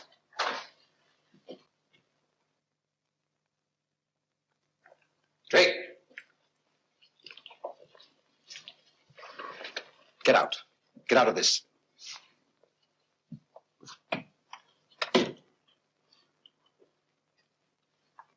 I trust you found what you were looking for. Two things have been made clear to me, Penrose. That your wife was murdered, and that she's Lillian Gentry. Lillian Gentry? Will you leave, or must I call the police? That will not be necessary. We're on our way to the police station now. The wounds found on Lady Penrose's throat are identical with those found on the throats of the dead sheep. Now, I'm not a superstitious man, Mr. Holmes, but I don't know of any weapon capable of inflicting such wounds, except an animal's claw. Of course, it could be done by a five-pronged garden weeder. Not that garden weeder, Mr. Holmes, that's mine. I use it to weed the garden at the back of the jail. I'm inclined to agree with the Sergeant, Holmes. A weapon such as that would have severed the jugular vein, and death would have followed immediately. Lady Penrose lived long enough to drag herself to the church and toll the bell in a frantic effort to call for help. Yes, I know all about that. But there must be some logical motive instead of all these goblins and monsters. Sergeant, have you ever heard of Lillian Gentry? No, I can't say that I have, Mr. Holmes. She was a famous actress who came to America some time ago. She appeared for many years in the United States and Canada. Then suddenly she disappeared. Her disappearance was never explained, and she was soon forgotten. But what's the connection between Lillian Gentry's disappearance and the death of Lady Penrose? Lillian Gentry and Lady Penrose are one and the same person. The same person? Precisely. One more question, Sergeant. Do your files show anyone with a prison record living in La Moor Rouge? No, Mr. Holmes. The only person having any connection with the prison is Emile Journet. He came here 2 years ago with his daughter and bought the hotel. He was a guard at Talon Prison. Thank you, Sergeant. I hear there are a lot of prairie chicken in these parts. I'd like to have a bag of them someday. I think that can be arranged, though.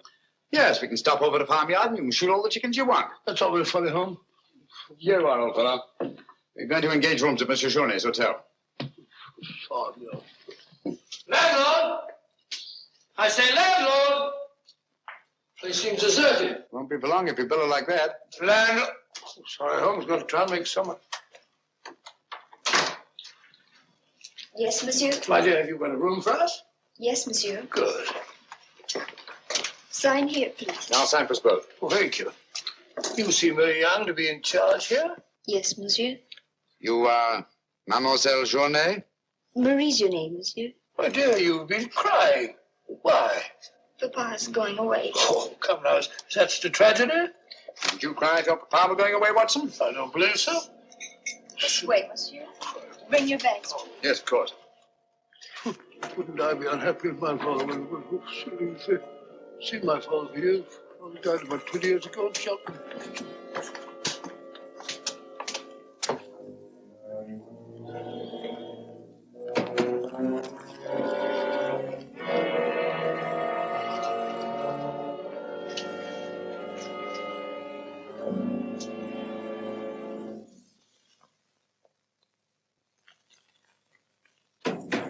Some talk of Alexander, some of Hercules, of Hector and Lysander, such great names as these. Bills.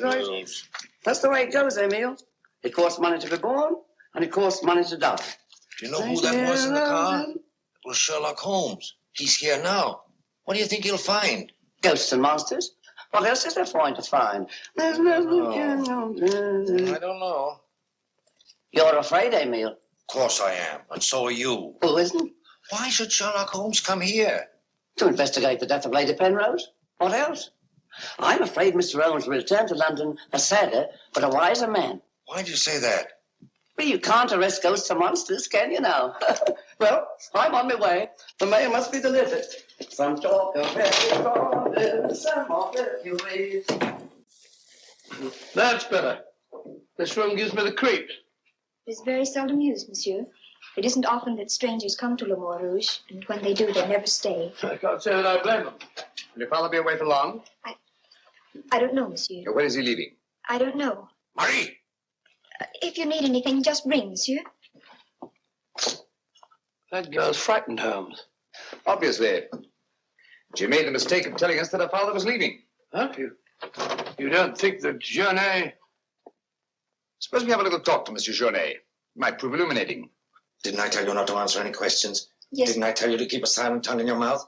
Yes, Papa. So you told them I was going away? Yes, Papa. I'll teach you to keep your mouth shut. Monsieur Journet, just why are you leaving La Mort Rouge at this particular time? I'm not leaving. What gave you the idea that I was? Your daughter? My daughter's mistaken. I merely said that I would like to go away. I've just been teaching her the difference. Yes, so I observed. I can't say that I approve of your method, sir. I'll ask you to mind your own business. Run along, dear. Oh, there, my dear. Disgraceful, hitting a child. Monsieur Journet is quite right. It's none of our business. Monsieur Journet, what do you know of the death of Lady Penrose? Only what everyone in the village knows, that she was killed by the monster. You've seen this monster? No, but who else could have done this terrible thing? Sheep have been killed, their throats torn out. You were a jailer at Talon Prison, weren't you? Oh, yes, monsieur. Why did you decide to come to La Mort Rouge? Well, I always wanted to own a hotel, and I heard this one was for sale, so I bought it. That was 2 years ago. Yes. I believe it was about the time the monster made his reappearance, wasn't it? Do you suspect me of being the monster, Mr. Holmes? No. I was just remarking a coincidence. I thought you didn't believe in those things, Holmes. Quite right, Watson, I don't. At least, not in the supernatural variety. Not the werewolf who bites into his victim's throat with his teeth. But, a monster who uses for his weapon of death a 5-pronged garden weeder. Yes, that's a little more in my line. I don't know what you mean. I mean that this monster's been recreated and used as a screen behind which to commit a horrible crime. Whoever did it felt certain that no suspicion could possibly fall on him. But my unexpected arrival upset his plans. Very possibly became frightened, decided to run away. You're right, monsieur. I was running away. But not for the reason you think, but in fear of my life. And who would want to kill you? I don't know. It's like some terrible premonition. But it's so real. The very word that's in Lady Penrose's letter. Yes. That still doesn't explain this garden weeder. I swear to you, I know nothing about its being here. Haven't we better send for that fellow, Sergeant Thompson? No, Watson, that won't be necessary. Monsieur Journet knows as well as we do that you can't run away from yourself. Oh, would you be so good as to return this to Sergeant Thompson, monsieur? I took it away quite by accident.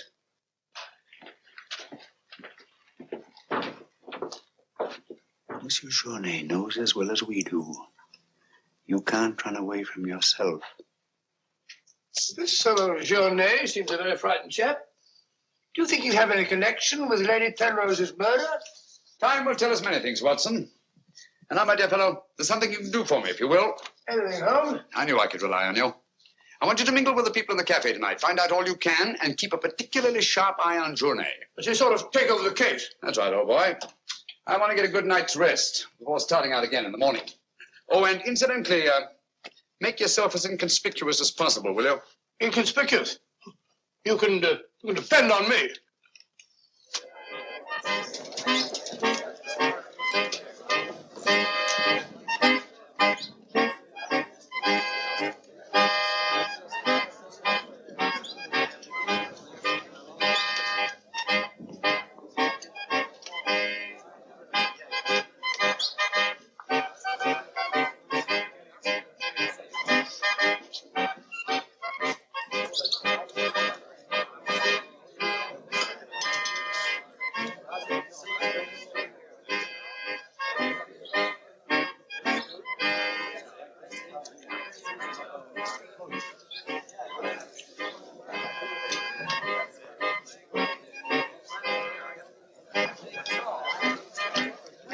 Thank you, my dear.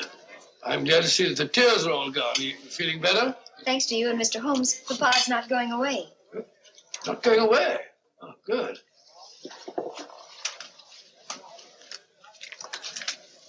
Journey not going away. There are many phases of the supernatural, Mr. Drake. Witchcraft, vampires, werewolves, ghosts, monsters. You'll find them all in the history of crime.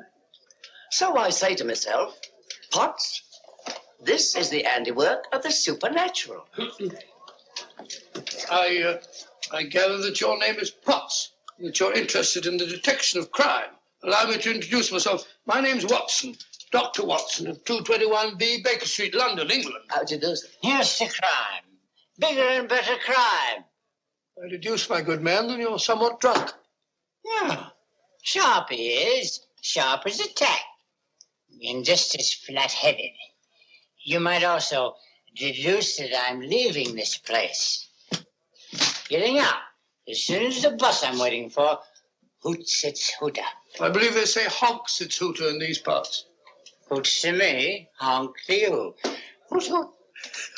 My dear fellow, I don't care two hoots whether it's hoot or honk. Oh, that's my bus, gentlemen. I just heard it hoot its hooter distinctly. If you solve this case, let me know.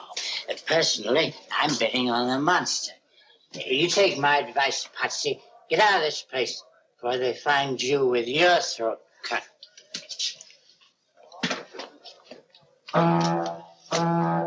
Hoots! It's hooter.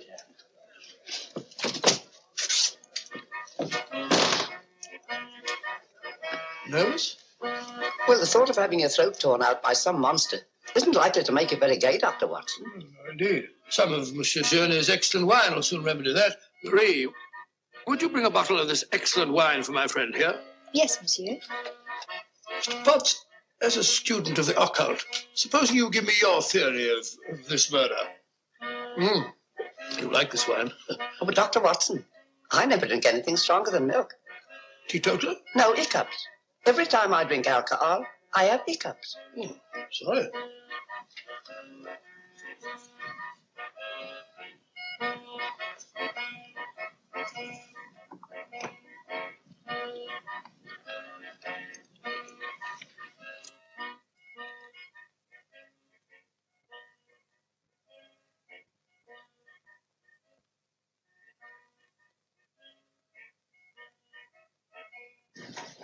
Mr. Holmes.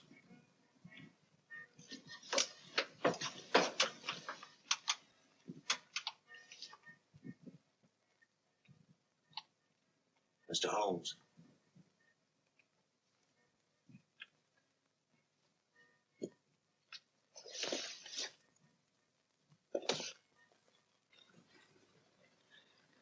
This circle is where the murder actually occurred. Yes, Mr. Holmes. There's a footpath just beyond the church which leads across the marshes. Follow it for half a mile and you'll be there. Thank you, Sergeant. I'm sure I'll find it. Mr. Holmes, I wish you'd let me go with you. It's dangerous on the marshes at night. These swamps. One false step. I'm sorry, Sergeant, but it's important that I go alone. I'll keep close to the path. Well, will Dr. Watson be going with you? No, Sergeant. I asked him to do some research work of his own, and by now he's probably magnificently involved. Good night. Good night, Mr. Holmes. But according to your theory, Dr. Watson, everyone in the village is under suspicion. Pardon me. It's quite all right. Oh, thank you. Murder is a very interesting study, gentlemen.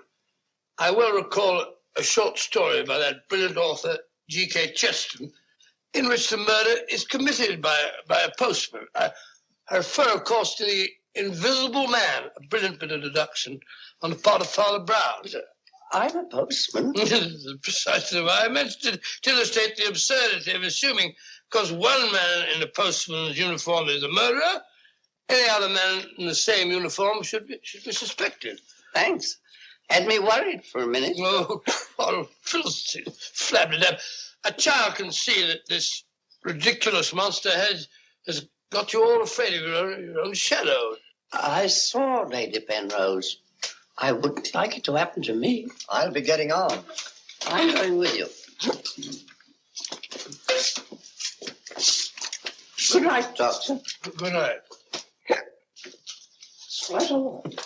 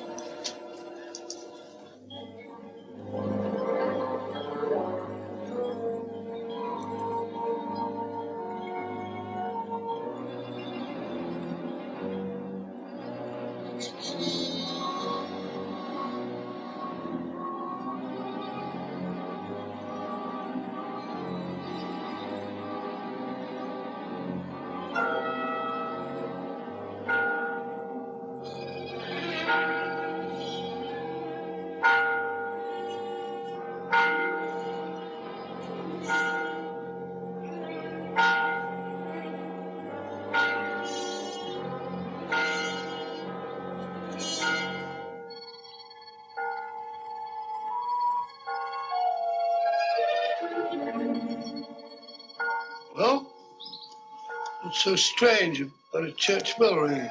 It rang the same time last night.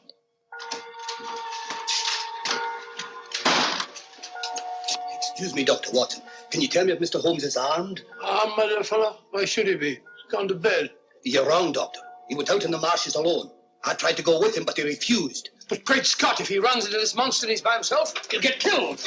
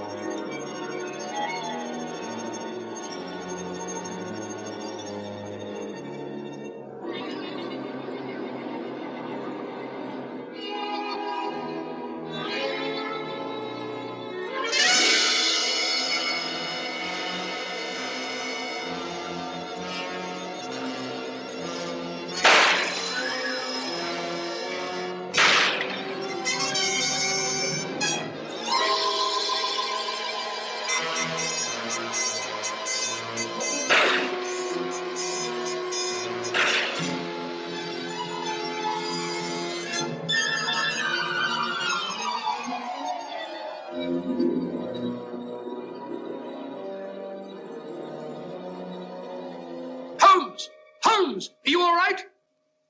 Where are you, Watson? Here I am. Over here, Holmes. Watson, where are you? I'm in the bog. Oh, good gracious. Come here. Your instructions were to mingle with the people and stay in the cafe. Sergeant Thompson said you were out here alone, so I thought you might need help. Yes, so you proceeded to fall in the bog, eh? Fall? I was pushed into the blasted thing. Pushed by the most ghastly apparition. Came at me like a roaring furnace, with spitting fire in all directions. Before I could get my revolver, the thing was upon me. With the next thing I knew, I was in the bog. Are you all right, Mr. Holmes? I heard shots. Yes, I'm all right, but Dr. Watson here seems to have encountered the monster. He has? Come on, old fella. We'd better get you out of these wet clothes and into a hot tub before you catch a death of cold.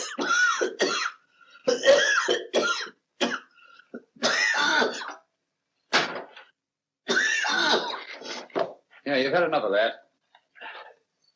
Drink this. You'll be as fit as a fiddle in the morning. Sorry you had such a bad time. I got a right to share your dangers. Thanks, old fellow. You know, I wasn't sure the villagers weren't right. And if it did turn out to be some sort of supernatural monster, well, why should I involve you? Rubbish. However, I did learn something. I can now state positively that our antagonist is not a phantom. But the thing actually spat flames at me. All just a figment of your imagination.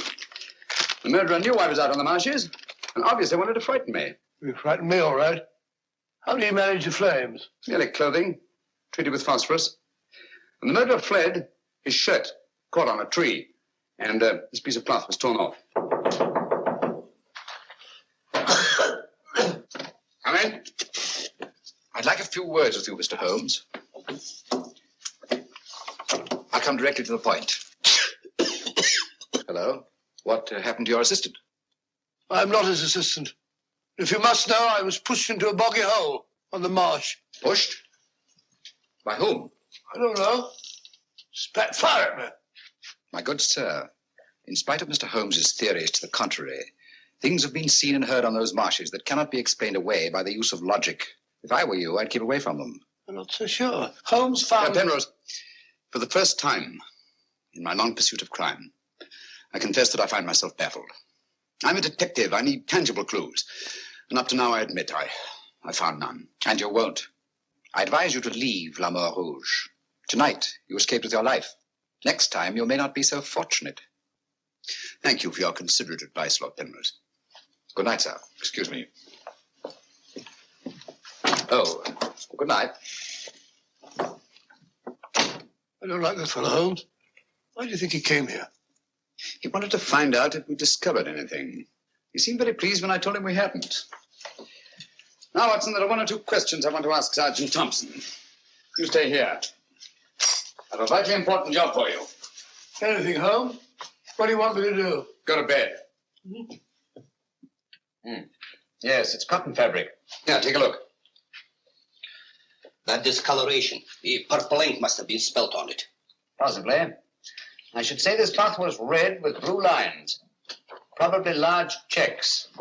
Yes, it seems to have been laundered a good many times. The blue lines are almost completely erased. Yes, you can scarcely see them. Good fabric, well woven, with a solid base. Hello, Bill.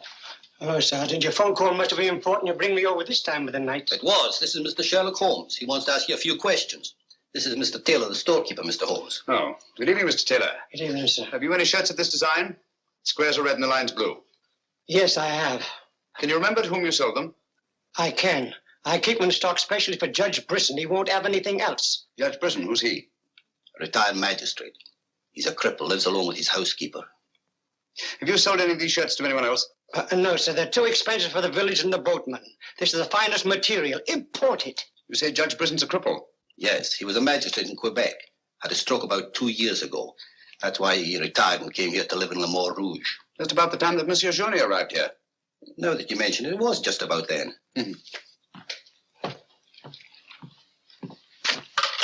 Hello, operator?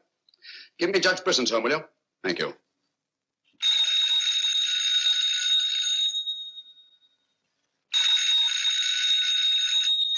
Nora. There's a ring. Haven't I told you not to answer the phone at night? Yes, sir. Well, then obey my orders. Yes, sir.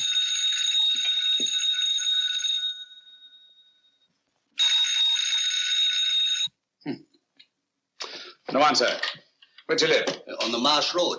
But I don't advise you to go there after dark, Mr. Holmes. The place is a fortress and guarded by a savage dog. I think Dr. Watson and I will have to pay Judge Brisson a visit in the morning. Good night, gentlemen. Good night, Mr. Holmes.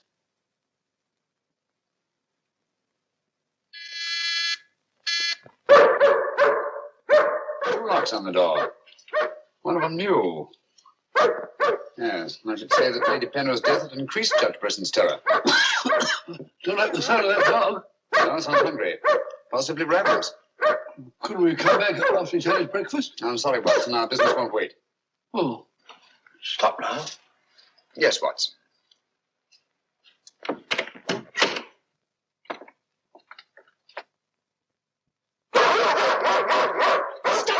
Fido. Good Fido. Good Marty. Good Winnie. Who is it? Sherlock Holmes and Dr. Watson. I telephoned Judge Brisson we were coming. You can't come in. He's given orders no one is to be admitted. You wouldn't want Judge Brisson's death on your hands, would you? No, sir. Then you'd better let us in. I'll probably lose my job for this. Not after we've talked to Judge Brisson. My good woman, you keep an eye on that dog. Oh, don't worry, Watson. You know as well as I do. The dog won't touch you if you're with its master or mistress. Well, you know it and I know it. We're quite sure the dog knows it. Good dog. Happy dog. Nice, Winnie. Good Winnie.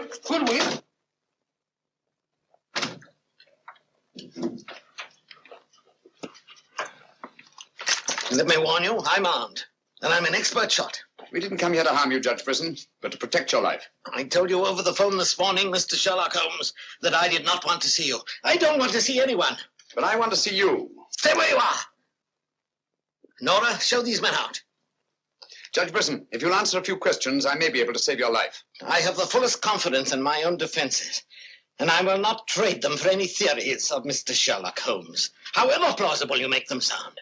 Now get out, will you? I'm sorry. Under the circumstances, I'm helpless to prevent your death. Almost certainly by violence. Come along, Watson.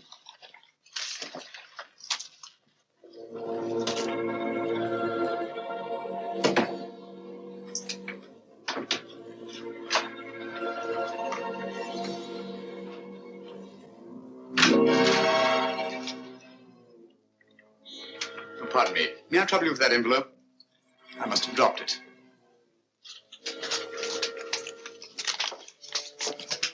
Thank you. You're a very clever man, Mr. Holmes. A crude device, Judge Brisson, but it's confirmed my suspicions that you're not the cripple you pretend to be.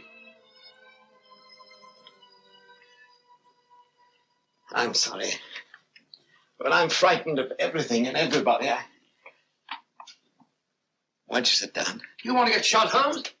Come in, Watson, and close the door. Sit down, old fellow. Judge Brisson has decided not to shoot us. Oh, very kind of him. Gentlemen, this fear is driving me mad.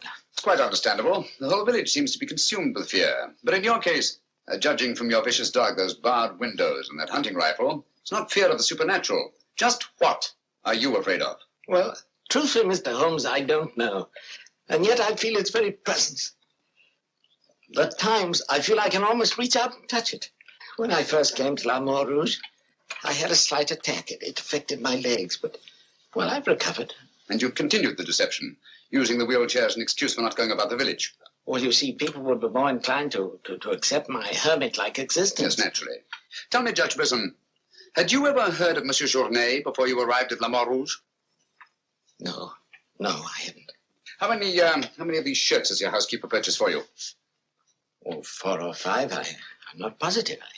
You still have them? Well, 1 or 2 became badly worn, and I told my housekeeper to give them to a man who was doing some work for me at that time.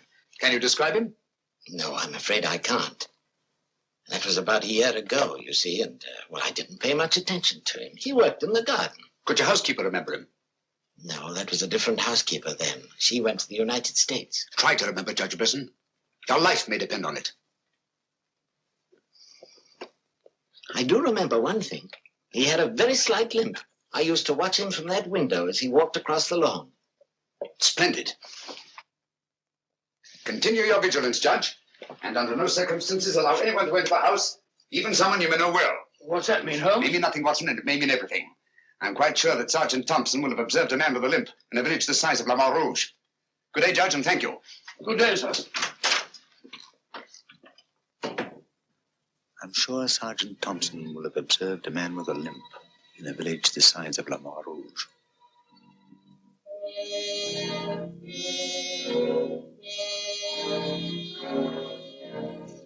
This is what's left of the Delaport Hotel, Mr. Holmes. Dana sleeps here when he's in La Mare Rouge.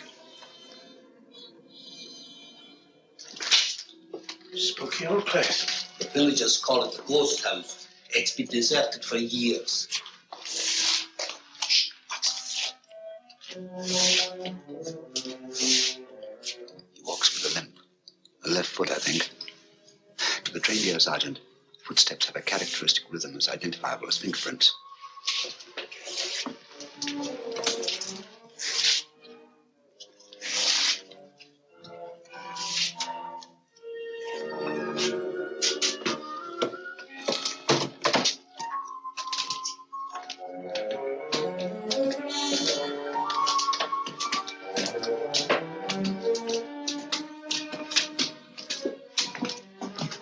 What do you want? Come to have a talk with you, Tanner. I've done nothing. Then you won't mind answering a few questions. What do you want to know? Tell me, Tanner, where were you 2 nights ago? Down the river. Last night? I just got back tonight. You're lying. You can't frighten me. But now I got a job to do. It's quite evident that you haven't been on the river within the last 48 hours. Are you trying to make me out the murderer of Lady Penrose? How do you know she was murdered? I'll tell you how you know she was murdered. Because you murdered her. Holmes, look! In there! The monster! That's right, Watson. One of Brisson's shirts, which Tanner here treated with phosphorus. Take him, Sergeant. I'll give you all the evidence later.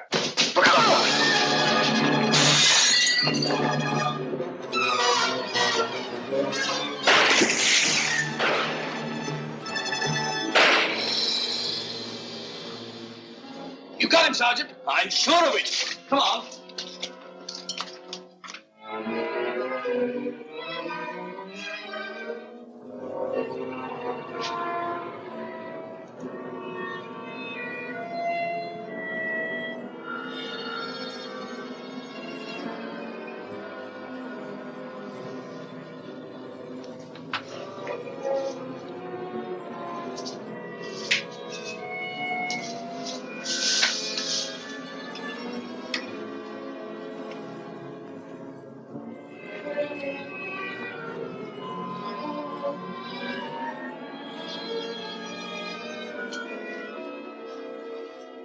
I see no reason why we shouldn't leave for home tomorrow. So much for tomorrow. But for tonight? What do you make of this, Watson? I found it in Tanner's room. Just a photograph? That's right, old boy, just a photograph. You notice anything else about it? Part of it's missing. Bravo, Watson. Now, if we can find the missing half, notice the discoloration of the torn edge, faded signature. The upper half was torn off sometime within the last year, I should say. Well, why all this fuss about an old photograph? Watson, have you ever stopped to think that the science of detection is very much like stringing a handful of beads? I can't say I have. Well, it is. And in this particular case, you might say that I have 5 beads. Journée, Brisson, Tanner, Lord and Lady Penrose. So far, I haven't had any thread to string them together. This, gentleman, is our thread. And I think I shall start with Lady Penrose. But Lady Penrose is dead. The dead can tell us many things, Sergeant. You and Dr. Watson remain here at the hotel. I'll meet you later. I'm sure you got Tanner, Sergeant. But Mr. Holmes is never satisfied with a dead criminal. He has to sit in on the post-mortem. Come along. Let's go downstairs and celebrate the death of the monster. That's a good idea, Doctor.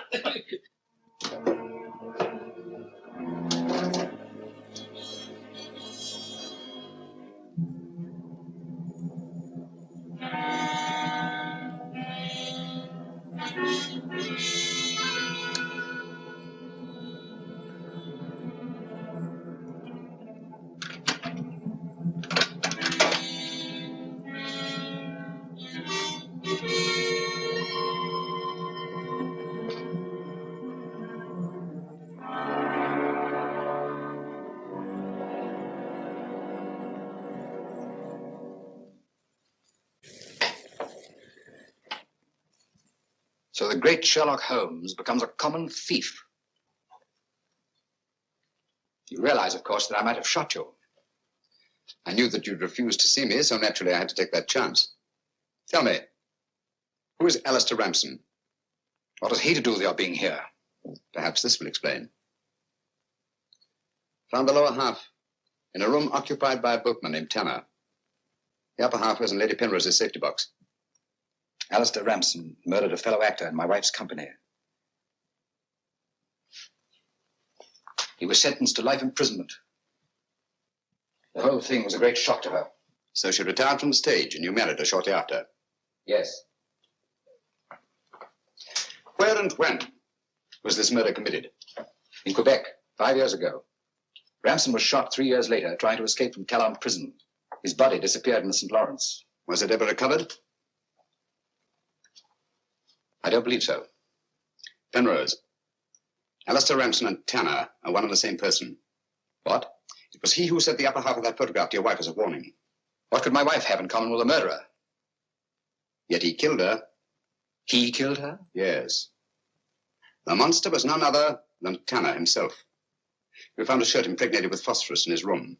Tonight, when we faced him with the evidence of his crime, he bolted and jumped out of the window into the river. Sergeant Thompson fired a couple of shots at him.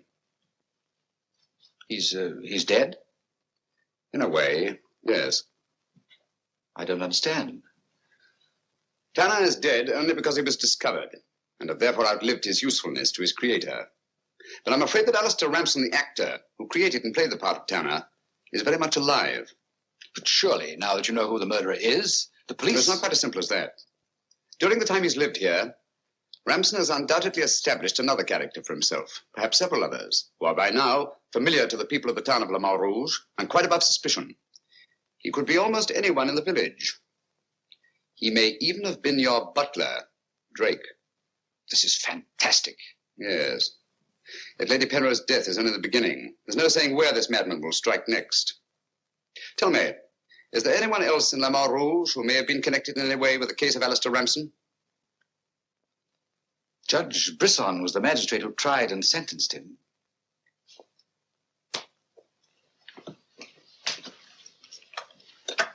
Operator? Operator, give me Judge Brisson's home. It's urgent.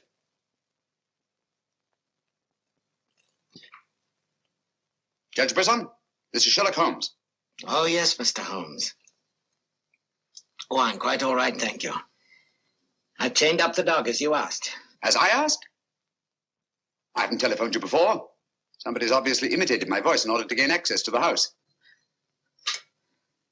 Oh, certainly, Mr. Holmes. I'll lock all the doors and await your arrival. Yes.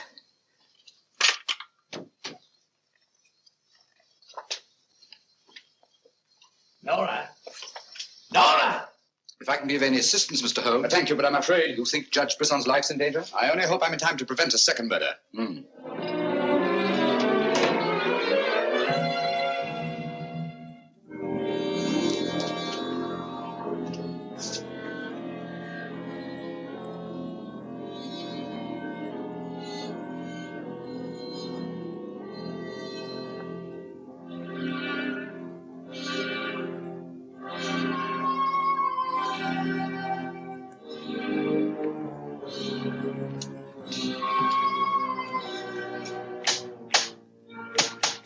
That's Mr. Holmes. Show him in.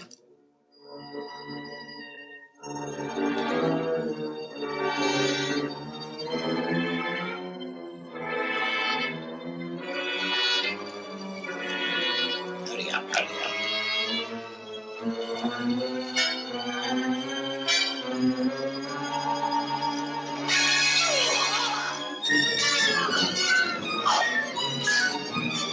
Judge Brisson!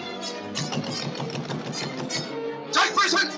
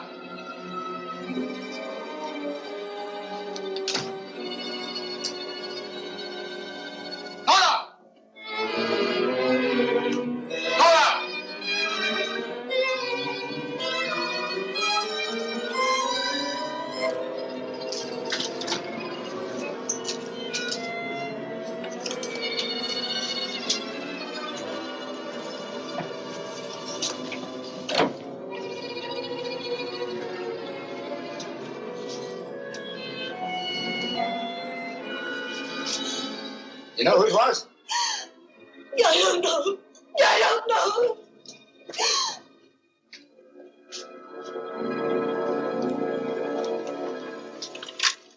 Hello?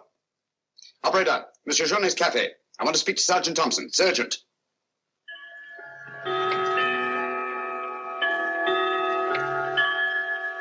Sergeant Thompson, this is Sherlock Holmes. I'm at Judge Brisson's. He's been murdered. Judge Brisson's been murdered. Judge Brisson? The murderer gained access to the house, gagged and bound the housekeeper, then disguised as Nora, murdered Judge Brisson. I'm returning to the old Delaporte Hotel on the chance that he'll go there to change his clothes and assume another disguise. Ask Dr. Watson to meet me there as quickly as he can, will you? You'd better come here at once and take charge. Right.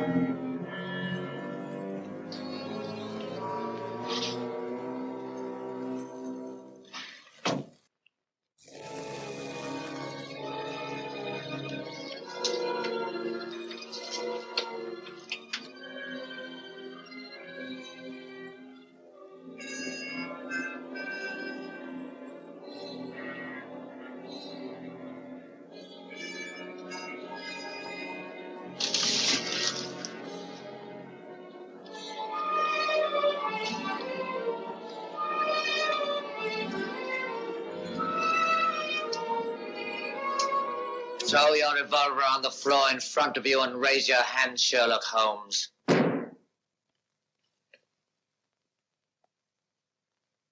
I should have thought you would have felt more at home in the spotlight. I see you finally identified me. You know, Jack Tanner and Nora, the housekeeper, were brilliant. You should really take a bow. It's too bad you appeared on the scene when you did, and I had to ring down the curtain on the monster. Your recreation of the monster of La Mort Rouge as a means of murder must have given you great satisfaction. Why did you kill Lady Penrose? I see no reason why I shouldn't tell you. I couldn't bear the thought of another man possessing her. And Judge Brisson? During the trial, I grew to hate him. And when he sentenced me to prison, I vowed that someday I would escape and kill him. I see. Obviously, you planned still another murder. Otherwise, you'd have returned to the safety of your first disguise and defied me to find you. You're right. I am. There were 3 people in my life who had no right to live. 2 have already died. The 3rd remains. Tonight, I shall kill him. Mr. Holmes, I've always had the greatest admiration for your talents. Thank you. Your performance in this case has also been brilliant.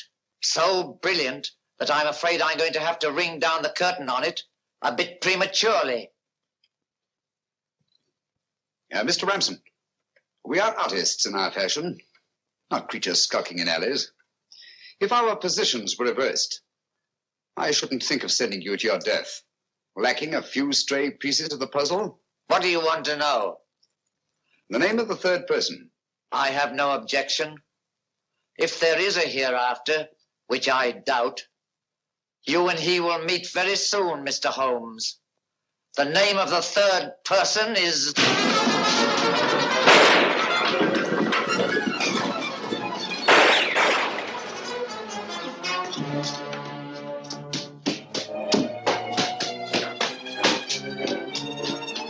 Coming, Holmes! Look out, Watson!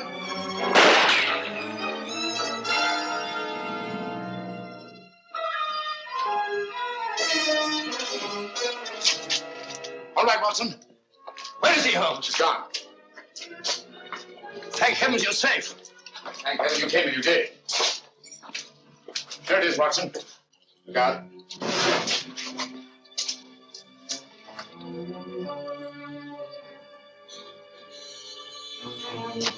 See? He got away again. Yes, Watson. Over that warehouse roof, most probably. What a feller's a room. Yes. This is obviously the secret room where his disguises were created. Looks like an actor's dressing room. He is an actor, Watson. One of the finest acting talents of our time. Look at this. Nora, the housekeeper. His name's Alistair Ransom. Alistair Ransom? Never heard of him. No, that's not important. The important thing is that he murdered Lady Penrose and Judge Brisson. Great Scott, he did it.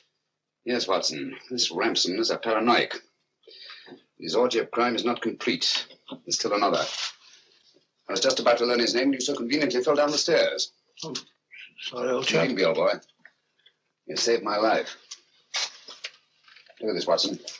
Tanner. Tanner? Where do you think he'll strike next?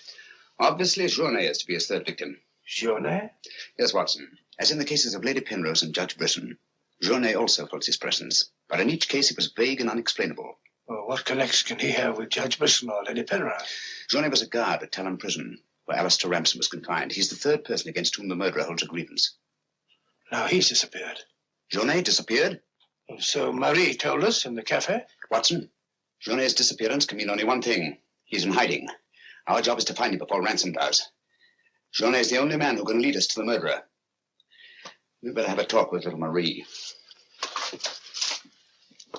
Raise your voice and sing along, sing till the echoes ring. Don't ever let a single soul worry about anything. Find what you make it so you can make it what you will. Never be weary, ever be cheery. Potts, have you seen Marie? No. Have you seen her? No, can't say I have. And are we really glad to be back on a foreign shore? You'll hear a laughter ring to the laughter of Marie? Watson. now if you're home, you'll know when we roam away from the ones that we love.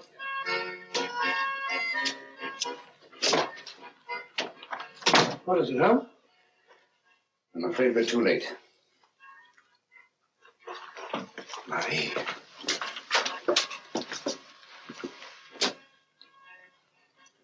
Don't touch anything, Watson. Murdered in exactly the same way as Judge Brisson and Lady Penrose. Poor innocent little child. I should have prevented this. Nonsense, my dear chap. You did everything possible. How on earth could you have prevented it? Child's death is a tragedy, of course. I see exactly what happened. She was standing here by the desk, and the murderer came in by that door. He came in through that door, but Marie was not in the room. She alone, of all people in the cafe, saw Ransom enter this office. It was someone she knew well. Someone who might have a message from her father. So she followed him here. And when she refused to tell him where her father had gone, he killed her. Ransom already knew that Journey had disappeared, but he didn't know where. When he questioned her, she became suspicious, and it was then that he killed her. Telephone Sergeant Thompson, will you? He's at Judge Brisson's. Ask him to come here at once. And see that no one leaves the cafe until he gets here. The murderer may be among them.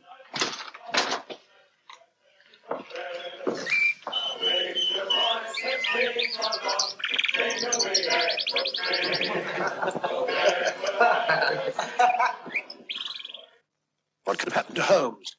He's been away all day. It's very unfair of him keeping me in suspense like this. He knows how worried I become. He continues to do it, and do you know why? He actually enjoys making me miserable. Half a mo.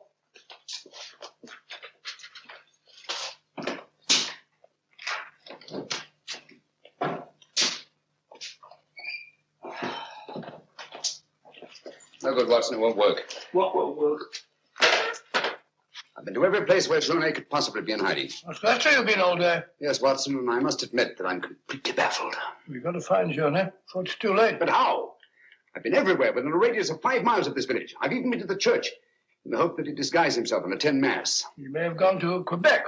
Every road's covered. He hasn't left this vicinity, of that I'm certain.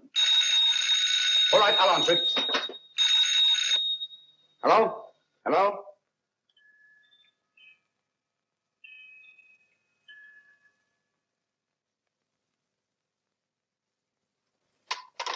Who was it, Holmes? Watson, get your hat and coat. You're very rude, Holmes. You leave me all day long with that very dull inspector. I ask you a perfect right question, and all you say is, Watson, get your hat and coat. We're going to find Journey. Sergeant, you wait here till I call. Watson, do this. Watson, do that. Watson, get your hat and coat. Watson, get your hat and coat. Watson. Brisson's house. Watson, this, Watson. It's my opinion that Judge Brisson's house is the last place that you'll find Journey. Put yourself in Journey's position, Watson. Where's the most likely place that Ransom would look for you? Certainly not in the very house in which he's just killed one of his victims.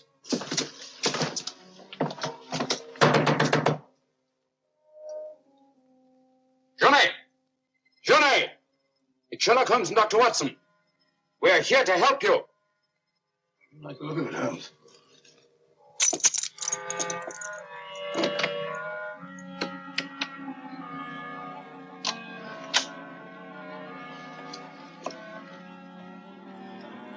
Holmes! Holmes! Where are you? Here I am, Watson.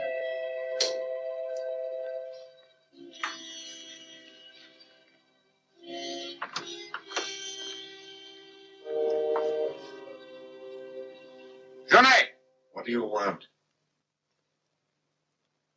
We've come to help you. How did you know I was here? When you called your hotel just now, I answered the telephone. The chimes of Brisson's clock here merely confirmed what I already knew. You must return with me to the cafe at once. I'm not leaving this house. The murderer's waiting out there in the marshes to kill me the moment I leave here. Naturally, but first you must have the opportunity. If you return to the cafe, you'll have that opportunity. It's the only way we have to apprehend the murderer. What if I refuse? Journey, what I have to say to you is not going to be easy. Marie... What? Murdered. Now you know why you must return. This fiend must be brought to justice. Justice? This monster kills my poor innocent child, and you talk of bringing him to justice. Will that compensate me for the death of Marie? If it's the last thing I do, I'll kill him with my own hands. You can't take the law into your own hands. Once you've returned to the hotel, he'll make an attempt on your life. Then we'll get him. How will we know who he is? We already know. It's his disguise that we haven't penetrated. Who is he? Alistair Ransom. Recognize the name? He attempted to escape from Talon prison when I was a guard there. Journey, if you don't want to remain in hiding for the rest of your life, you must return to the hotel and help me to put an end to this monster for all time. Come. Let's go. Good. Put an end to him. How are you going to do that, Holmes? I'll tell you both about it on the way to the hotel. So you're really leaving, Doctor? Yes, Sergeant. Gentlemen, Mr. Sherlock Holmes and I are leaving immediately for London. It's extremely regrettable that the murderer has escaped us, but all our cases cannot be crowned with success. I'm extremely sorry, gentlemen. Have you no idea where this fiend has gone? Mr. Holmes is of the opinion that he's escaped across the border to the United States. It may be years before we can trace him, if ever. Oh, Jenny, just a minute. Our bill, please. Bill? Yes, Mr. Sherlock Holmes and I are leaving immediately. Oh, I'm sorry, Dr. Watson. I'm just on my way to the church to offer a prayer for Marie. I'll forward your bill to you. Yes, of course, my dear fellow. I understand. We'll leave our address at the desk. Goodbye, Mr. Potts. It's been a great pleasure knowing a man of your intelligence. Thank you, Dr. Watson. It has been most stimulating talking to one of your vast experience. Oh, thank you. Let's hope that we shall meet again someday and continue our little chats on crime. It would be most exciting. Oh, by the way, Mr. Holmes would like to see you for a minute in his room. Yes. I'll show you where it is. It's the second room on the right up there. Thanks. Hey, Emile, it's me. But, do you mind if I walk part of the way with you? It's a bit frightening out here. It's these marshes. This is almost the very spot where Lady Penrose was attacked. 3 deaths in 3 days. It's a pity Marie had to be killed. She was such a sweet child. 3 deaths in 3 days. And still one more to be accounted for. You were frightened, Amy. It's strange to see you showing fear. The man I hated at Talon prison. Ransom!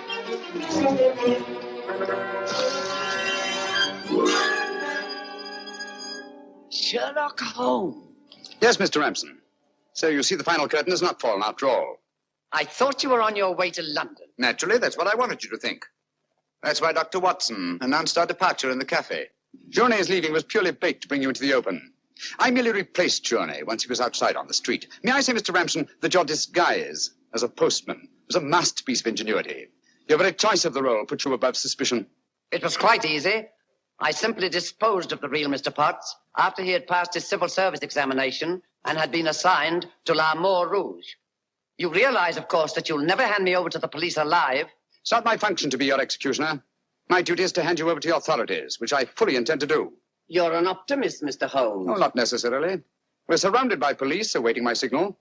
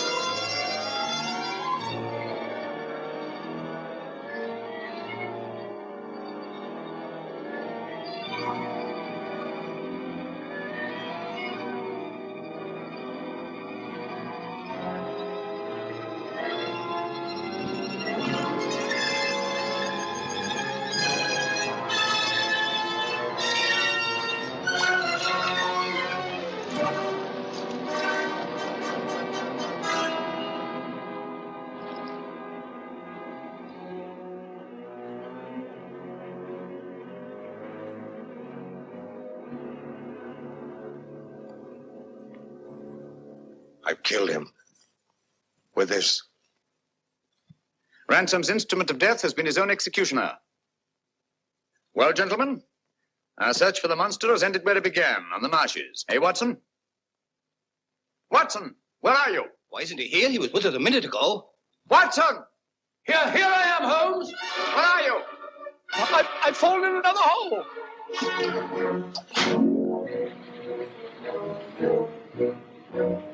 I should like to see a bit more of Canada before we sailed, Holmes. So should I, Watson. Canada. The linchpin of the English-speaking world, whose relations of friendly intimacy with the United States on the one hand, and her unswerving fidelity to the British Commonwealth and the motherland on the other. Canada. The link that joins together these great branches of the human family. Churchill say that? Yes, Watson, Churchill.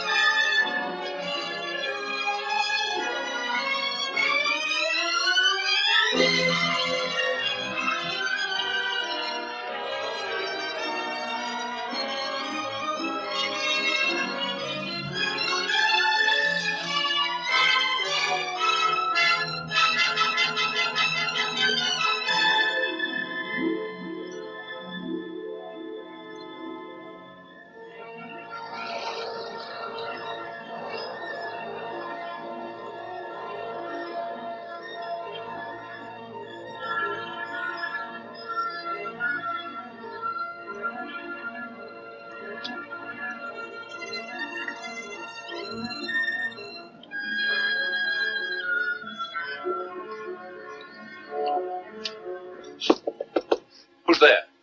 Stewart, sir. I say, we're not at Dover yet, are we?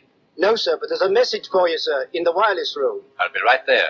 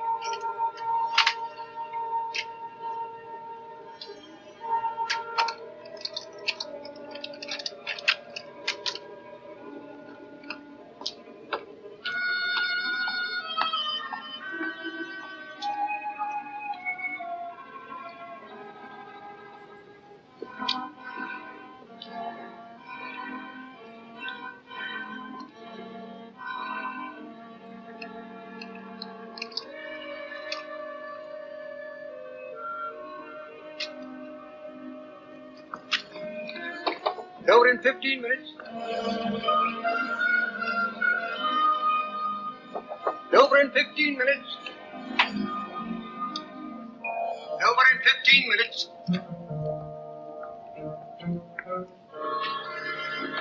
Over in 15 minutes.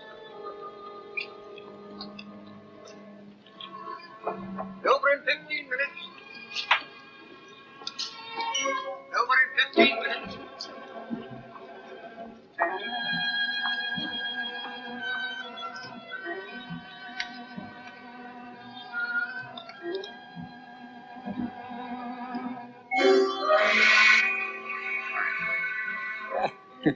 Oh, bless my soul. I must have dropped off right in the midst of our most interesting conversation. My dear young lady, what must you think of me? Oh, please. I knew you were tired, so I kept very quiet. I wouldn't have awakened you for the world. You're very kind. Oh, you were telling me about your roses. Ah, yes, yes. My roses, my beautiful roses. I'm proud of my roses, sinfully proud. Oh, yes, yes.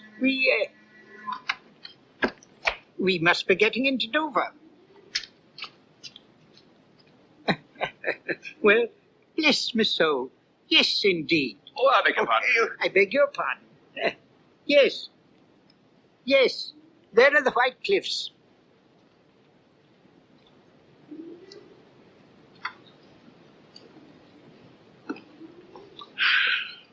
You know, I've been dreading this moment. Why now? Well, you see, I have some exposed film in my camera, and they might make me open it. The customs, I mean. I should so hate to lose my little pictures. Oh, dear, that's too bad. I wonder, it would be a great favor. Would you mind taking care of it for me? Till we get through the customs, I mean. Well, I don't quite know. If you'll just say it's yours, being a clergyman, you're not subject to such rigid inspection. All right. Just a harmless little deception, eh? All right, my dear, all right.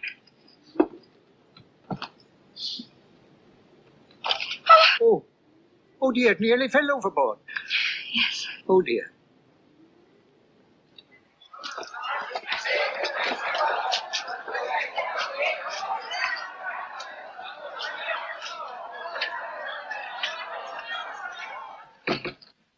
Are you courier for the Royal Museum? Right.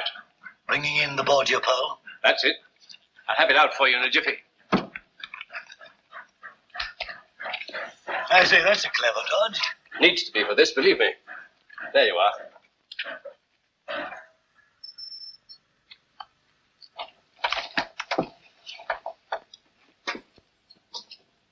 That message, sent to me on the boat.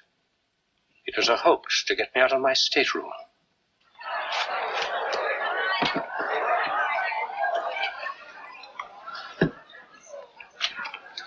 Oh, there you are.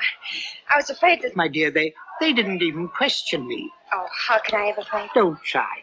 Just send me one of your photographs, will you? I'll be happy to. Goodbye. Goodbye.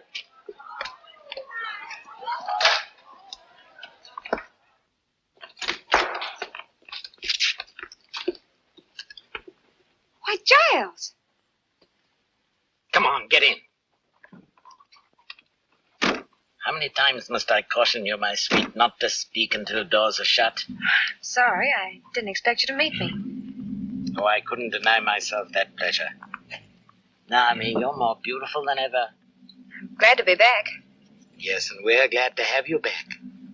We? Oh, an old friend of yours turned up quite unexpectedly. He's been asking for you. Who's that?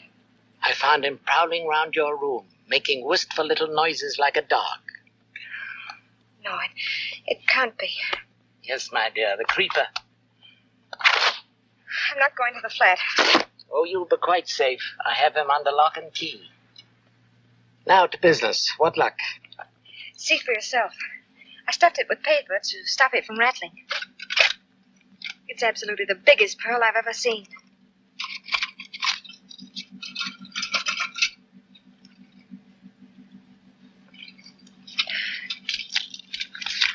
I don't understand. You've been had, my dear, properly had.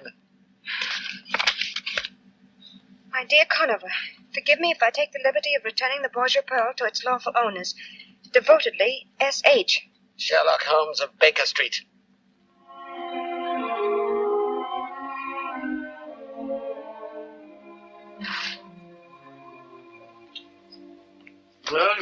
know what you've been doing. One thing at a time, old boy. Let me get off this makeup. Oh, I'm as stiff as a varnished eel. It still doesn't answer my question. What have you been up to? A little bit of hijacking, old boy. Reach into the inside pocket of that coat that you're about to throw aside. What do you find there? Pocketbook? Open it. Take out what you see. Your fingers have now closed on a matter of £50,000. What? Can't be real. Real as death, old fellow. The blood of 20 men upon it, down through the centuries. Where do you get it? From a charming young lady named Drake. Alias Yvette de Joux, alias Lisa Vanini. Never heard of her. No, nor of Giles Conover either, I fancy. Oh, I can't say that I have. That's the incredible thing about it, Watson. This man pervades Europe like a plague. Yet no one has heard of him. That's what puts him on the pinnacle in the records of crime. What's he do? Everything and nothing. In his whole diabolical career, the police have never been able to pin anything on him. And yet, show me crime without motive, robbery without a clue, murder without a trace, and I'll show you Giles Conover. That's amazing, Holmes. 2 years ago, he disappeared from his usual haunts. And I've every reason to believe that he... Oh, here it is. I've every reason to believe that he's back in England again.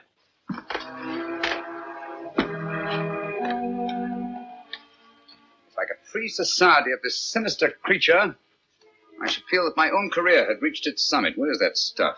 And you think Conover's behind the theft of this pearl? I was never more sure of anything in my life. Excuse me. Oh, thanks so much.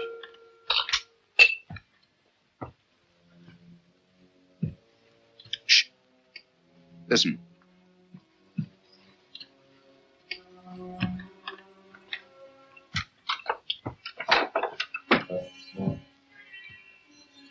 Pearl, quick, hide it.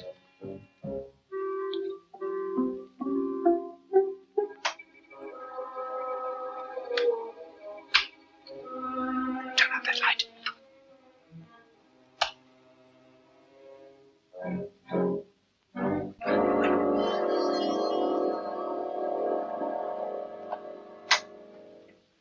Why, Mr. Holmes. My apologies, Lestrade. I was expecting Mr. Giles Conover. Come in, won't you? Good evening, Dr. Watson. I take it Scotland Yard has been notified of the theft of the Borgia pearl? Yes, but... Give it to him, Watson. What? Well, I never.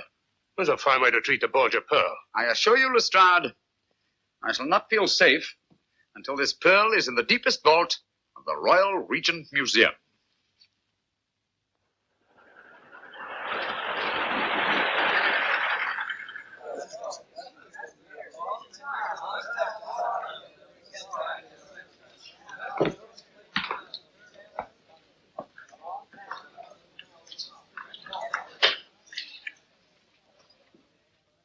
Don't mind telling you, Digby, I should be glad to see the last of your precious pearl. Well, precious is a feeble word, Holmes. Look at its flawless skin. Its matchless symmetry. It's a miracle of beauty. Miracle of horror? Steady on now. Isn't that a bit strong? Is it? Think of its blood-stained history. Think of all the misery it's brought to the poor wretches who laid greedy hands on it. Alexander Borgia died twisted and black with poison. Carlos of Spain became a dribbling madman. A disastrous jewel, Digby.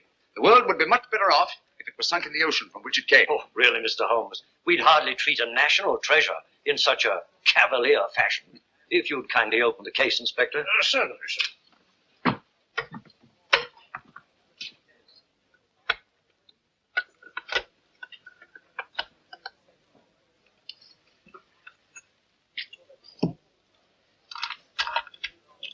Ah, there, all snug and safe. You call that safe?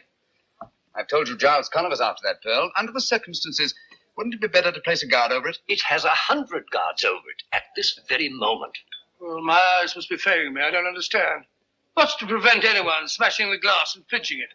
Would you like to try it, Dr. Watson? I certainly would. Don't bother smashing the glass. I'll open it for you. Ah, there. Help yourself.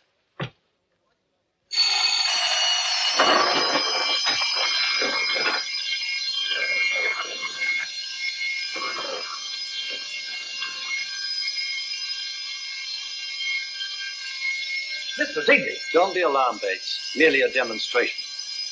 May I have the pearl, Doctor? What, again?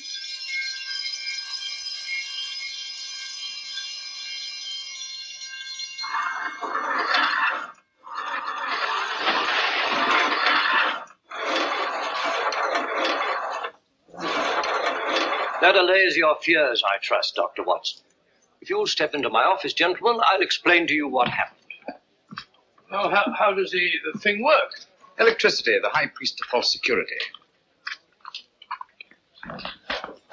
As you have noticed, gentlemen, we are well protected. Every article in this museum is so placed that its removal creates a contact. Very ingenious. Tell me, Digby, just where in the building is the control of this ingenious electrical safety device? The wires are in this room. Naturally, they're not exposed. Oh, naturally. Well, Watson, I think our usefulness here is ended. Goodbye, Digby. Goodbye, Mr. Holmes. It's been most interesting. Thank you very much. Goodbye, Mr. Digby. Goodbye, Doctor. Good day, Inspector. Good day, sir. Oh, I'm so sorry. Oh, well, accidents will happen, Richard.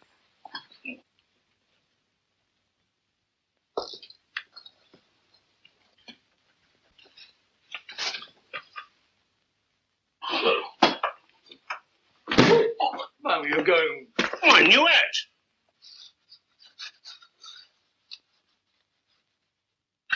My apologies, Digby. Oh, no harm done, I assure you. On the contrary, I'm afraid the greatest harm has been done. I beg your pardon? Are all the objects of art in this room connected with your protective system? Well, most of them. But why? This Hogarth etching, for instance. Is it connected? Most certainly. It's a priceless original. Take it down, will you, Watson? Not me.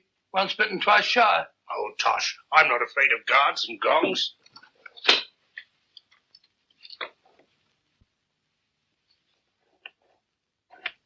But I don't understand. What's happened? Why don't the gongs ring? Now, I'll tell you why. Because your whole elaborate system here isn't worth a brass farthing. But it all depends on 3 wires. Behind that strip of Chinese embroidery. Who told you? You told me yourself. Said the wires weren't exposed. The only unexposed wall space in this room is behind this embroidery. While you were picking up those ornaments, I disconnected these wires. Just to show you how absurdly easy it would be for anyone, far less ingenious and far less resourceful than Giles Conover, to do the same thing. Now will you listen to me when I tell you to lock that pearl in the deepest, darkest vaults in all England?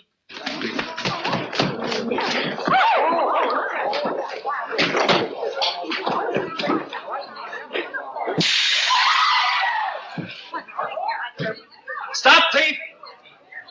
Stop, thief! Open the door!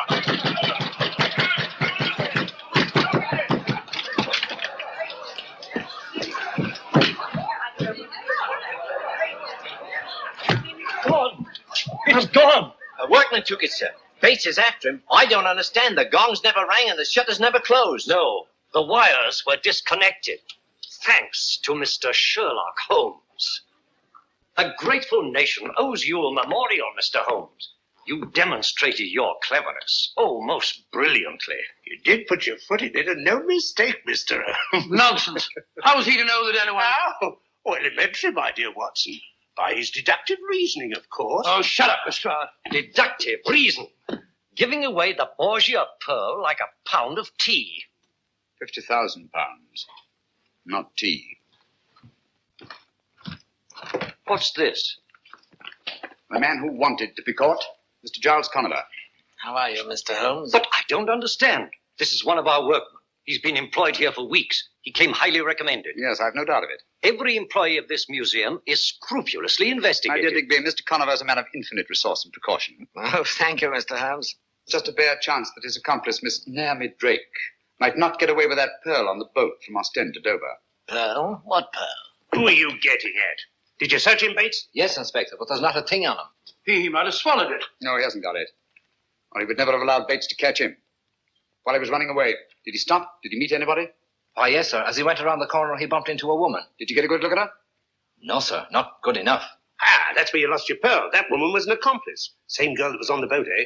Possibly. In any event, may I suggest, Lestrade, that you hold Mr. Conover? Oh, come now, Mr. Holmes. Haven't you made enough mistakes for one day? There's no crime, you know, in taking a job in a museum. There's no crime in running when you're being chased. Just what am I being held for? Window breaking? Thank you, Mr. Conover. Take him away, officer. How long can you hold him? Well, you heard what he said. Strictly speaking, we can't. 1 day? 2? Well, make it 2. Good. Good? What's good about it? We don't want him. We want the pearl. That's just what I'm getting at, Watson. One of two things has happened. Either the woman he bumped into was an accomplice, in which case she has the pearl, or he managed somehow to conceal it in his flight. If he had to stick that pearl in some makeshift hiding place, he'll never rest until his Confederates have it safely in their hands. He'll try to send them a message. We ought to give him every opportunity. But how? May I suggest, Lestrade, that he's permitted to have his food sent in from the outside? Huh? Oh.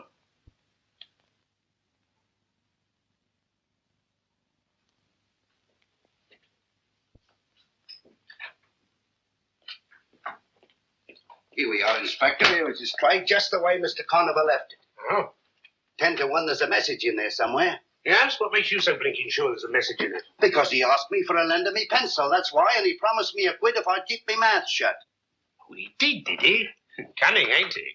Well, there's some that's cunninger. He's got the wrong pig by the ears, as Mr. Giles Conover. Yes. He hasn't got Mr. Sherlock Holmes to deal with. Nothing there.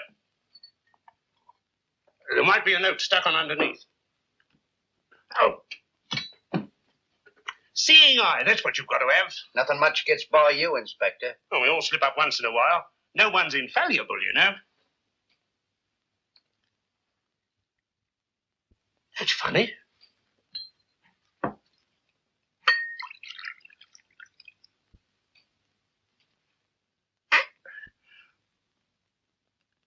Gotcha, Mr. Giles Conover. Here, hang on to this. What is it? You'll soon see. A note to his accomplice, or I'm a Dutchman. Yes. Fancy me pulling Mr. Sherlock Holmes' chestnuts out of the fire. Here she comes. Thought he'd fool me, didn't he? Bless the little man. This will tell us where the Borgia Pearl is. It means promotion for me, sure as you're alive.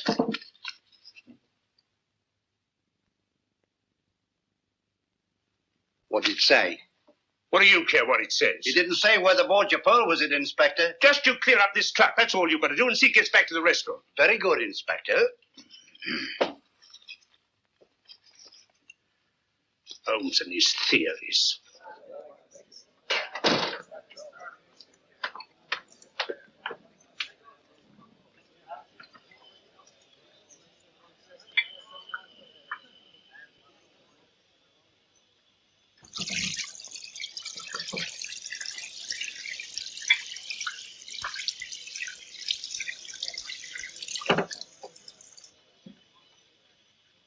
Now then, my girl, get a move on, will you?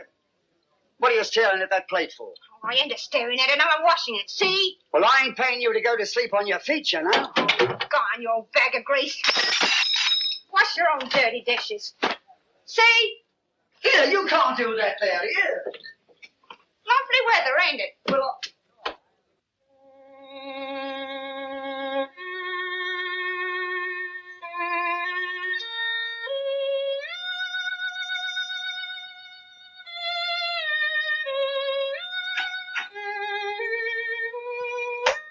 Holmes, you drive me raving mad. Standing there scraping on that filthy fiddle as if you hadn't got a care in the world.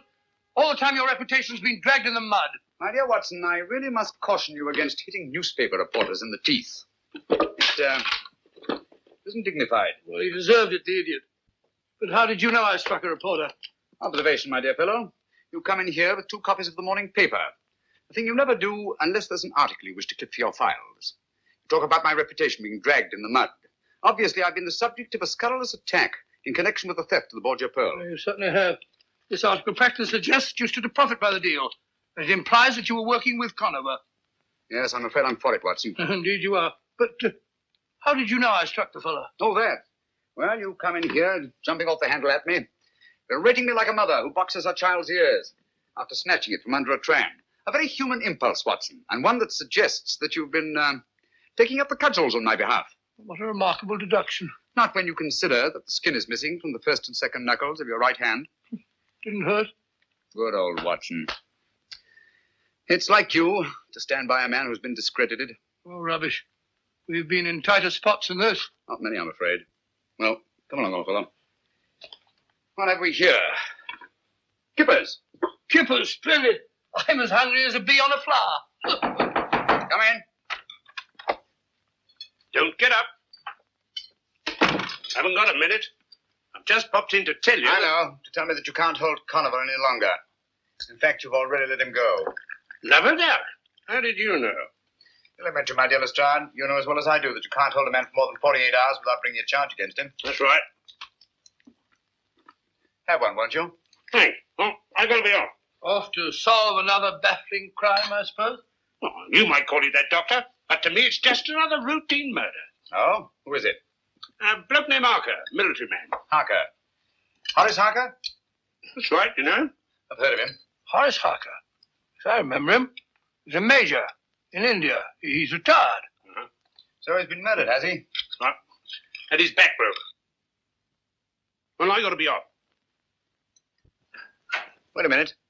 What did you say? Eddie's back broke. You know. Spine snapped. That's it. That's what? It's come at last, Watson. The thing we've been waiting for. Hold on. Keep your shirt on. There's no mystery about it. He must have fallen down in the struggle. That's all. Nonsense. Here's your coat, Watson. Oh, what is all We're this? giving Lestrade a hand. Oh, the Borgia Pearl. We can't Borgia afford... Pearl we're after. Come What? on, Lestrade. I don't want an hand. Borgia Pearl, we're out giving Lestrade a hand. Lestrade... I'm coming. Give Lestrade a hand. Lestrade all morning, noon, and night. This is exactly how you found him? Yes, sir. Nobody's touched him but the police surgeon. Back broken, eh? Snapped clean, sir. Died instantaneous, the doctor said. Lestrade, would you mind if Dr. Watson has a look at him? Not at all. Thank you. Watson, I'd like to know whether the break is cervical, thoracic, or lumbar. And I'll wager it's lumbar. Oh, tosh. Who found the body, Murdoch? She did, sir. His housekeeper. Oh. Said she came in to clear away his supper things and found him lying there. And that's the first and last word we've been able to get out of her. Oh, it is it? Well, I'll soon get a word out of her. Here, you. I shouldn't do that if I were you, Lestrade. Why not? The woman's suffering from shock. Close to catalepsy, if you ask me. I ain't asking you, Mr. Holmes. Naturally. Get her out of here, Murdoch. Get her to an hospital. Can't you see he's suffering from shock? Come on now. Nobody's going to hurt you.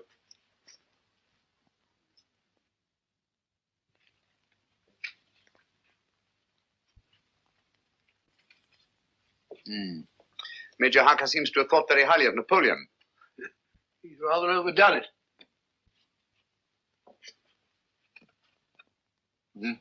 I don't think much of that one.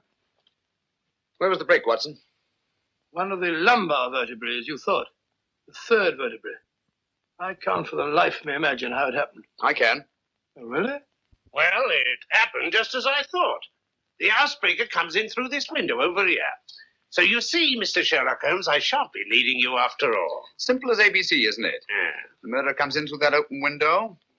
Major Harker's having supper over there with his back to him. Carry on. Well, he tiptoes over behind his victim here. Harker rises, they come to grips. They barge all round the room, bang into this table, dishes go every which way. Harker falls and breaks his back. Simple, ain't it? So simple, my dear Lestrade, as to be almost childish. For instance, will you kindly explain how the dishes that were on this table could have been knocked off in the struggle and this silver milk jug left standing and all these knives and forks and spoons in perfect arrangement? Well, Mr. Holmes, if it's the psychology of knives and forks and milk jugs you're talking about, I beg to be excused. I'm trying to account for this broken china, Lestrade. That's the outstanding feature of this case, whether you know it or not. All these broken plates, plaster ornaments, bric-a-brac. Why was all this china smashed? Nothing else disturbed. Why? Yes, and how about his back being broken? A man can't just fall down and break his back in that casual way, you know? Right you are, Watson. External forces indicated. There's no doubt about it. Major Harker's back was broken deliberately. I suppose you're going to tell us just who did it. Yes, I think I can. I've never known but one killer who used that technique. What? Oh, come on, he's dead and done for. You remember him? Am I likely to forget the Oxton Creeper? Hoxton Creeper? Oxton Horror, I called him. A monster, Watson. With the chest of a buffalo and the arms of a gorilla. His particular method of murder is back-breaking. And it's always the same. A third lumbar vertebra. How horrible. Do you mean to stand there and tell me you think he's still alive? Why, they got him 2 years ago, trying to escape from Devil's Island. Did they? Yeah. I wonder. I'll lay you odds he's in London at this very moment. All right, Mr. Holmes, you stick to your theories, I'll stick to my facts. That's fair enough. Do me a favor, will you? Anything your little heart desires. This broken china. Have it all swept up carefully and sent to me at Baker Street, will you? All right, but what do you want it for, anyway? Oh, just a souvenir. Come along, Watson. I think our usefulness here is ended. Mind you sweep it all up, Mr. Hunt. As a matter of fact, Watson, what I did not tell Lestrade, since I can't prove it, is that the Hoxton Creeper has always been Giles Conover's right arm when it comes to killing. When you heard that Major Harker's back was broken, you suspected the Creeper, eh? Naturally, it can't be mere coincidence. But the Creeper comes back into the scene just as Giles Conover reappears in London. I see, but how does Harker tie up with that gang? In the foggiest notion. Buy a box of matches, gentlemen. But there is a connection. Or Harker wouldn't be lying there now with his back broken. My surmise is that Giles Conover has lost the Borgia pearl and is trying desperately to get it back, just as we are. Do you really think so? I'm just as sure of it as I am that we're being shadowed at this very moment. I'll front, Watson. Come on.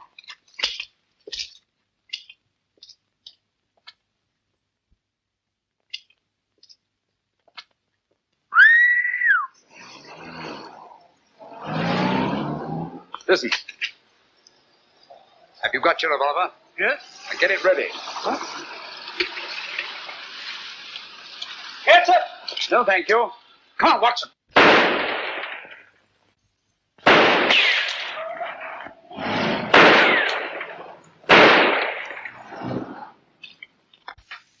Conover's gang. We're on the right track, Watson. Due primarily to the brilliant work of Inspector Lestrade. Brilliant work of Inspector Lestrade. Rubbish. Lestrade couldn't even see the stripes on a zebra. Hello, housekeeper held. Arrested the housekeeper. Well, how could a little woman of that size break a man's back? Lestrade's an idiot. Well, what the dear public don't know, the dear public won't worry about.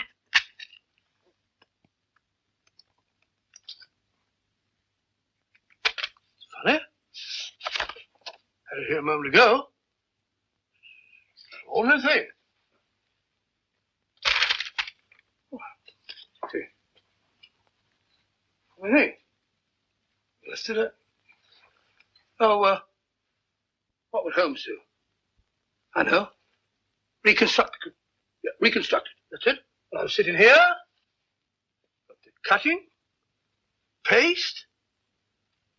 Reach for a pipe. Matches. Lime. Well, it ought to be. So it is. Eureka! Well, just pure deductive reasoning. When I was telling Holmes about that, he could have done better himself. The first door on the right, sir. Oh, thank you. Thank you, madam.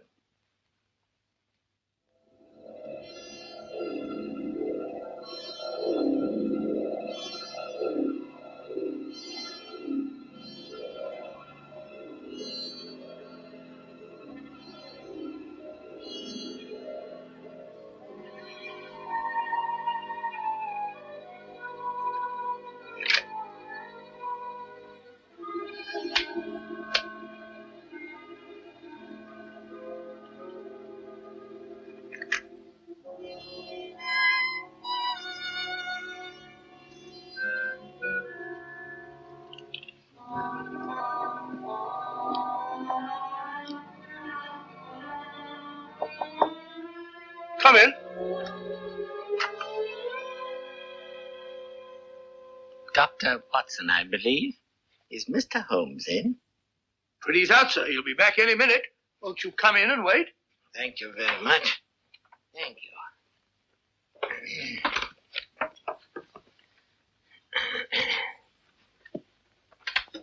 Sit down, sir. Thank you. Have a cigarette. No, thank you, no. Doctor won't allow me to smoke cigarettes. But, may I? Yes, sir. You'll find matches on the table. Oh, thank you very much. You know, my health has never been the same since that dreadful affair at Farnsworth Castle. Farnsworth Castle? The Farnsworth case. I thought I recognized you. Just a minute. I'll tell you who you are. Really? Yes. Simple deduction. The bowed shoulders of the scholar, the open countenance of the churchman. You must be Lord Farnsworth's brother, Archdeacon Farnsworth. No, sir. I'm no archdeacon. Oh, and you're the man who found the body in the bathtub. Oh, it was the butler who found the body, and it was in the cupboard. Strangled, wasn't he? No shot. Oh, shot, yes, of course, shot, yes. Lord Farnsworth's uncle, wasn't it? I am Lord Farnsworth's uncle. Oh, of course, my mistake. You're Lord Farnsworth's uncle. And your name is, Theophilus Kirby, Lord Farnsworth's uncle and biographer. Of course, I remember you well. Holmes will be very glad to see you. He may be a bit late. By the way, as he isn't here, if there's anything that I can do, same training as Holmes, pure deductive reasoning. For example, I can see that you're in trouble. On the contrary, sir, I've never been happier. Oh, my mistake. You've been happier. I've been looking for some little token of gratitude which I could give to Mr. Holmes. And at last, I think I've found something that he'll appreciate. It's Dr. Johnson's great dictionary, an early folio. Early folio? Yes. Dr. Johnson's dictionary? Hey, sure that. He'd be very excited about that. It's very kind of you. I'm a bit of a book collector myself. Oh, no, please. I've inscribed a little dedication. It may be a little flowery, perhaps, but, well, it's straight from my heart to his, I hope. And it's just a little private. Oh, yes, of course, it's private. And you want him to be the first to read it. That is so. You're very understanding, sir. Thank you very much. Now, I'm afraid I must go. I'm sorry. Don't you worry about the book, sir. I give you my word that Sherlock Holmes will be the first person to open it. Oh, that makes me very happy, sir. Very happy. Goodbye, sir. Bye, Doctor. I'm sorry you can't stay.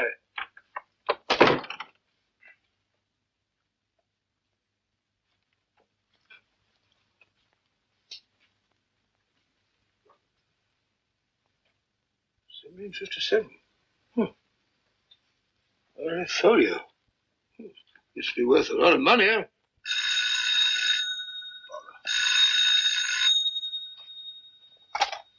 Huh? Who? Mrs. Pennyweather? Oh, no, Mrs. Pennyweather here. This is Dr. Watson. Mrs. Pennyweather. Wrong number, I'm afraid.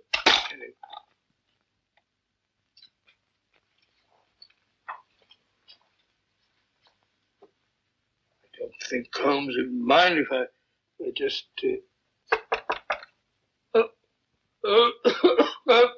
Come in. Oh, hello, Miss Hudson. I brought you tea. And when Mr. Holmes comes in, see that he eats a bite like a good soul. Certainly, my dear. I'll be glad to. I have a hard time getting him to eat. Oh, good afternoon, Mrs. Hudson. Oh, I just brought you tea. Thank you. And be sure you drink it. I will. Hello, Watson. Well, too bad you're late. Old chap was here to see you. Oh? Sorry to have missed you. What old chap? Theophilus Kirby. Lord Farnsworth's uncle. You remember the Farnsworth case? Yes, indeed I do, and I remember Theophilus Kirby, too. Quite a scholar. And like most scholars, full of church mouse. What's he want? He brought you a present. First folio of Dr. Johnson's dictionary. Book must be worth a lot of money.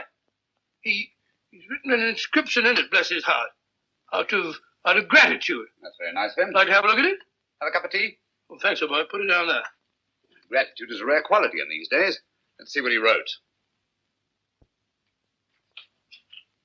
Watson, have you been smoking a cigar? No, the old boy smoked one. Kirby wasn't a smoking man, as I remember him.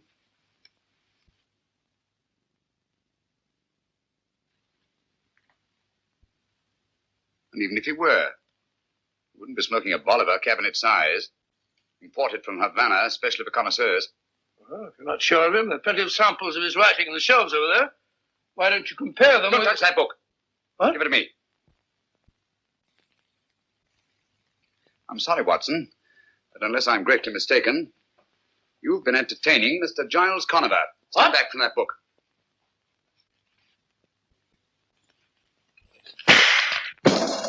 Great Scott! He meant that for you. Oh, that's very gratifying. Gratifying? Certainly. Conover wouldn't go to all this trouble to eliminate me if I weren't in his way. And obviously I am in his way because he hasn't yet found the Borgia pearl. And as long as he hasn't... All right, let me have it. Here.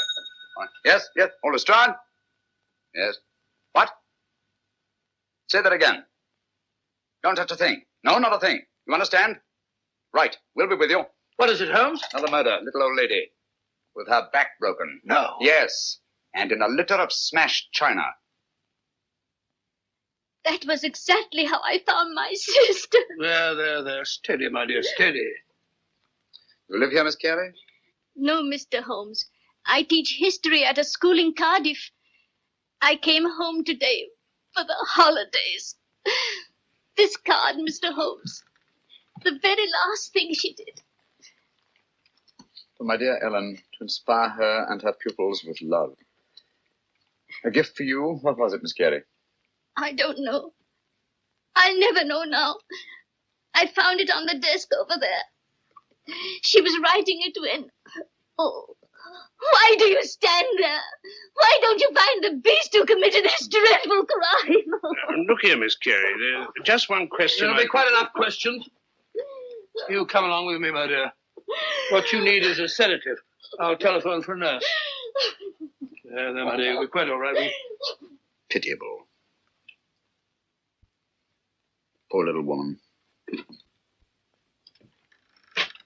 Back broken, eh? Snap clean, sir. Same as Major Harker's? Yes. Once more we find the body in a litter of smashed china. What do you make of that? Coincidence, I'd call it. Would you? Yeah. Curious, isn't it? Two murders at the opposite ends of London. People who couldn't conceivably have had anything in common, their backs broken, and smashed china around their bodies. Well, things do get smashed in the struggle, you know. Including the plates that are hung in these wire racks on the walls. When a lady gets hysterical... She may do many desperate things, but my dear Lestrade, she does not run around the walls like a mouse. Oh. Those plates were taken down and smashed deliberately. And it was done after she was killed and not before. Is that another one of your little theories, Mr. Holmes? No, it's a fact. And easily demonstrable. If you lift up that body, I think you'll find there's not a vestige of broken china underneath. But just to prove you're wrong. Here, lend a hand here, Bleeker. Right, sir. Easy does it.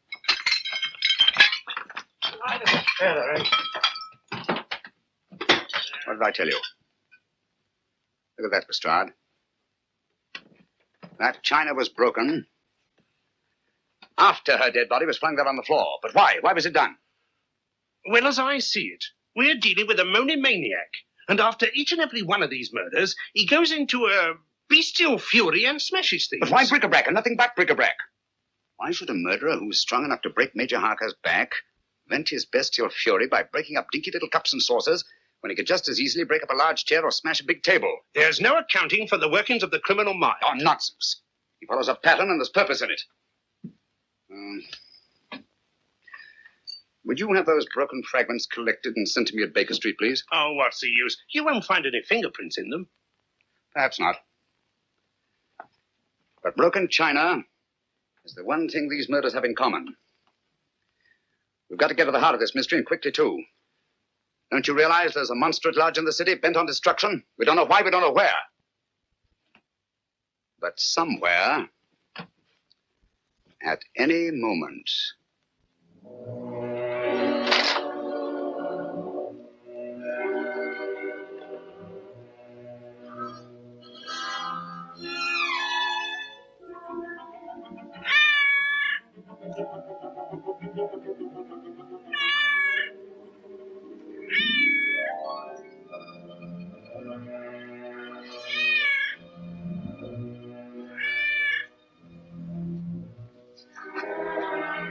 Lost that cat. I'd swear I put her out. That's funny. I'm sure I drew those library curtains.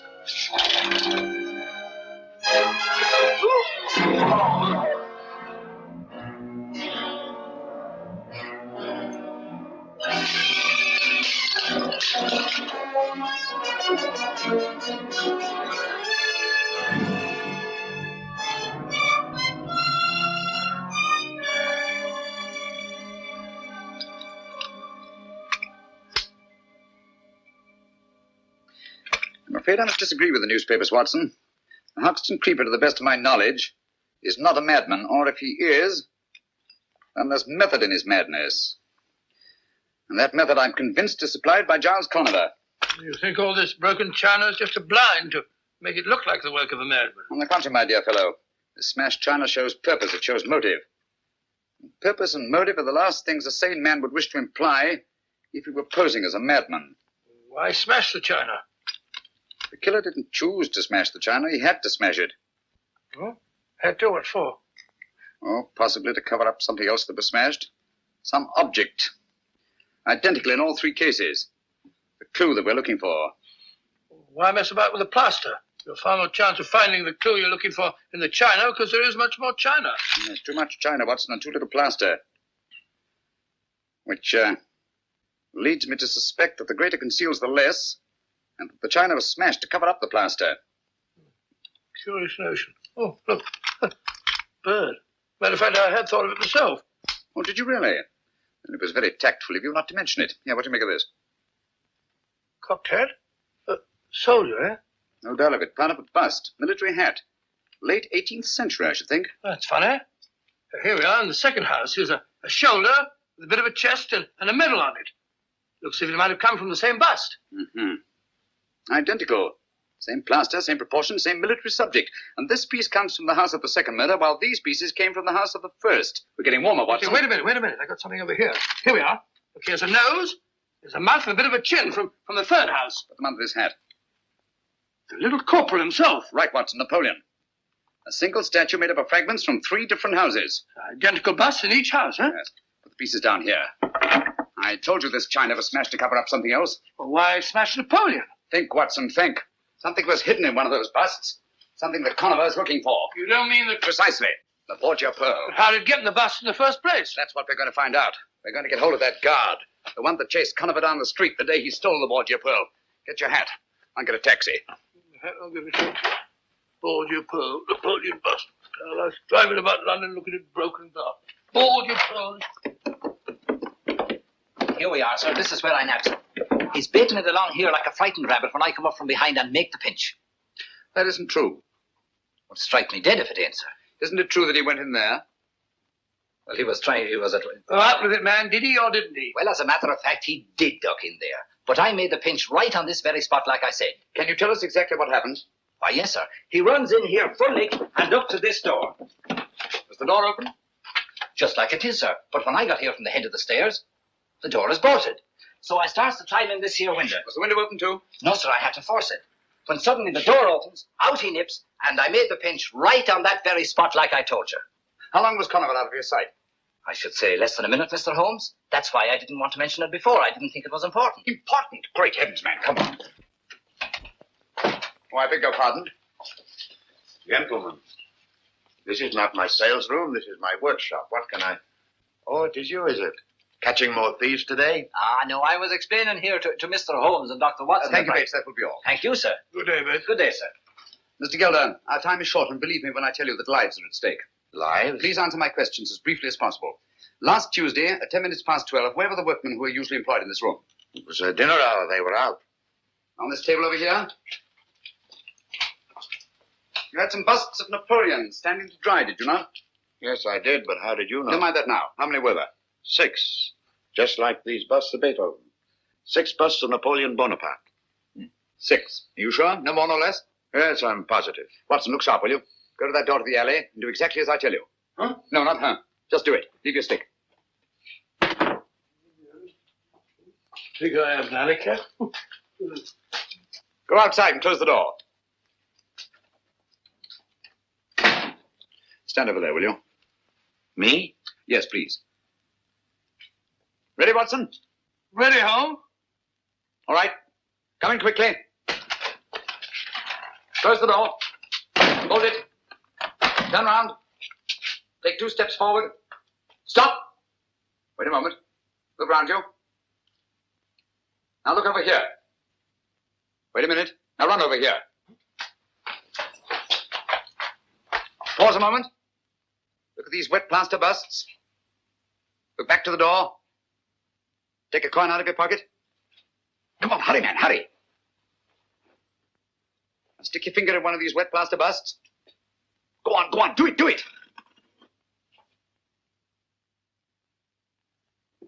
Put the coin in. Put it in. Now smooth over the plaster. Cover up the hole. Mad. Both of them. 54 seconds. That's close enough.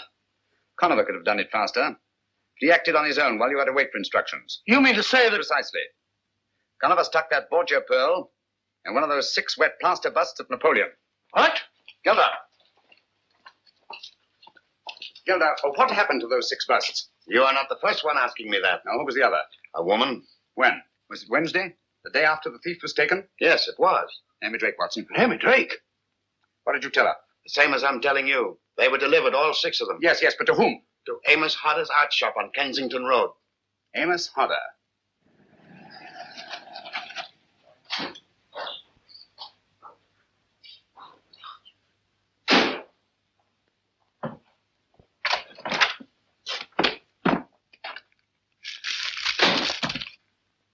Watson.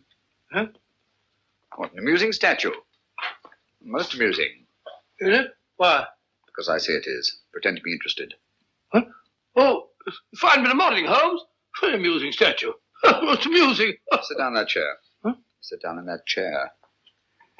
Let no one else in or out of that door.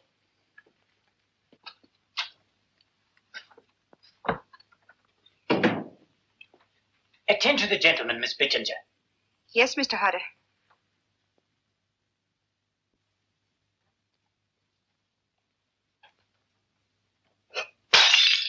Oh, mercy me. Here, what have you broken now? I never saw such a one for breakage. You aren't even worth half wages, you are. Well, it's my poor eyesight, Mr. Hodder. I can't help my eyes now, can I? What have you broken this time? One of the Copenhagen vases, eh? Well, that makes 4. There was the Flying Mercury yesterday, and the 2 Napoleons the very day you came. I never broke the Napoleons, I tell you. I found them that way. Mr. Hodder, may I trouble you? Oh, I beg your pardon, I'm sure, but this sort of thing is most trying. What can I do for you, sir? My name is Holmes. Sherlock Holmes. I'm doing a little private investigating in connection with some busts of Napoleon that you purchased from George Gilder's plaster shop. I understand there were 6 busts of Napoleon here on Wednesday morning last. That's correct, Mr. Holmes. Now, let me see. I think I heard you say that 2 of the busts of Napoleon were broken by accident. Accident? That clumsy girl. Oh, Bittinger, put the vases up on the shelf before you break the rest of them. And sweep up this litter, will you? Yes, Mr. Hodder. Well, don't be too hard on the poor girl, Mr. Hodder. Accidents will happen, you know. Now, tell me, you say that 2 of the busts were broken here in the shop. A 3rd went to Major Harker, a 4th to Miss Carey, and a 5th to Mr. Thomas Sanderford. Yes, sir. And by the strangest coincidence, all 3 of those persons... It was not a coincidence, Mr. Hodder. Bless my soul. Now, tell me, what happened to the 6th bust? Why, I sold it the same as the others. To whom? Do you remember? Some doctor or other. I have his name in my account book. My memory for names is rather poor. Now, where is the wretched thing? Yes, here we are. Let's see, it would be Wednesday or Thursday. Any luck? The best of luck, I think, Watson. Fortunately for us, we arrived here before Naomi Drake. Here we are. Sold to Dr. Joseph Caldecott, 13 Burnham Road, Streatham. Good. That's just what I wanted. Take down the address, will you, Watson? Got a pencil? Dr. Joseph Caldecott. C-A-L-D-E-C-O-T. 13 Burnham Road. Good. This name and address, Hodder. Is that your handwriting? Look carefully. Why, no. The doctor is mine, but the rest is changed. Quiet. Oh, bless my soul, it's a forgery. Ink eradicator has been used, and another name written in. Think carefully. Can you remember the name of the doctor that you wrote here? Oh, dear me, I'm poor at names, you know. This is very much like it, very much. Clever devil. She's made the names enough alike to throw you off. This telephone. Is there an extension in there? Why, yes. What are you going to do, Holmes? Shh, quiet.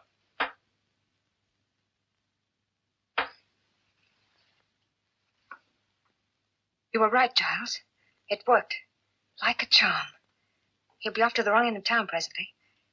Yes, I'm leaving at once. Thanks, my dear. That's what I wanted to know. I shall start at once. Meet me in 2 hours. Same place, eh?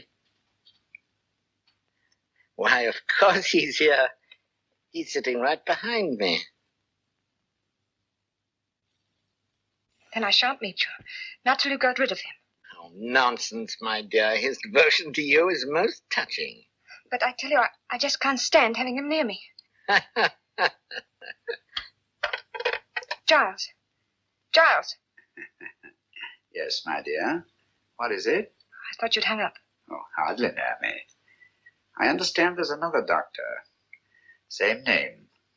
Not listed in the directory. Are you sure you'll give me the right man? Positive. Dr. Julian Boncourt. Boncourt. 18 Chelsea Place. Thank you, my dear. Don't worry about the creeper. I'll take care of him. Watson, telephone Dr. Julian Boncourt, Boncourt. Tell him to take the bust of Napoleon that he bought here and go to the nearest police station.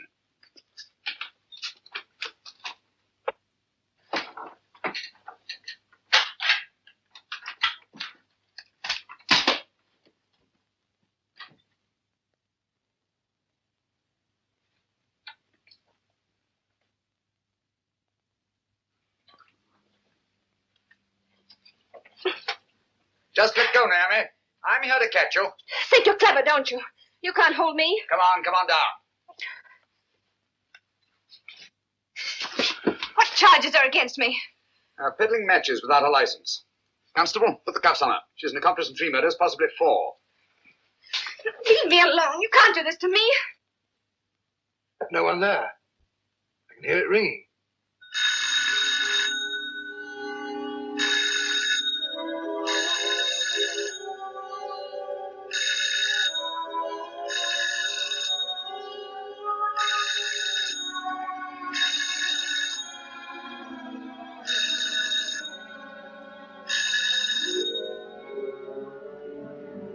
Better drive slowly. I wouldn't like to get picked up with our passenger in the back. Oh, it's pretty quiet back there. What's he up to?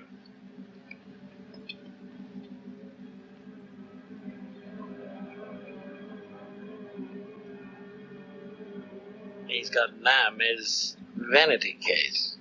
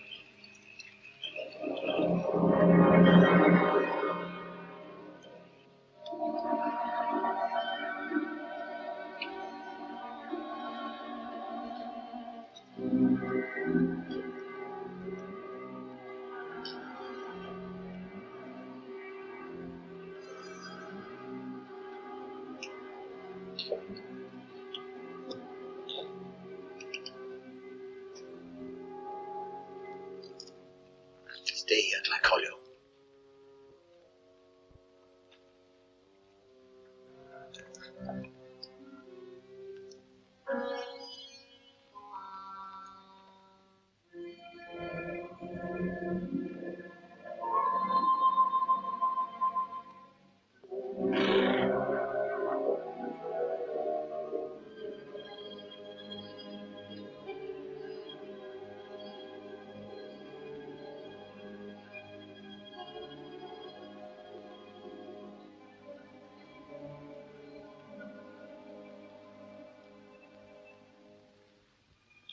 Dr. Boncourt. Yes, yes. What you want? Don't you see I'm busy? I shan't keep you very long. I've only come to ask... How did you get in here? Who are you? I'm also a very busy man. Doctor, I understand you bought a bust of Napoleon a few days ago. I should like to look at it. What are you talking about? Will you get out of here, please? Or must I call the police? Stay away from that telephone, you old fool. Where's that bust? Unfortunately, it is broken. Broken? Yes, you will find the pieces over there. In the container.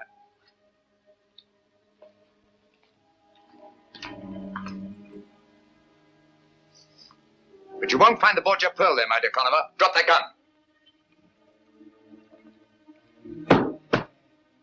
The bust is still unbroken and quite safe.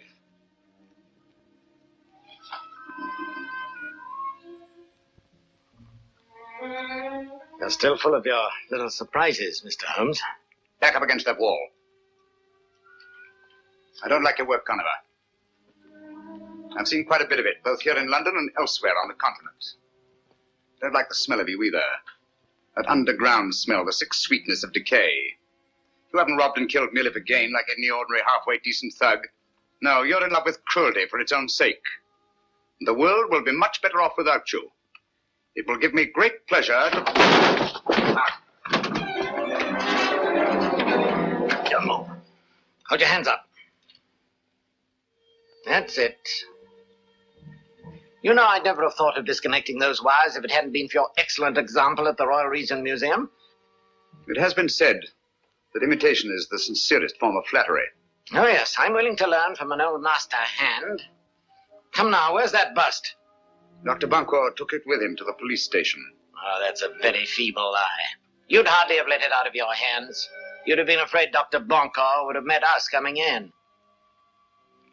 Us? Yes, you know whom I mean. Creeper! Creeper!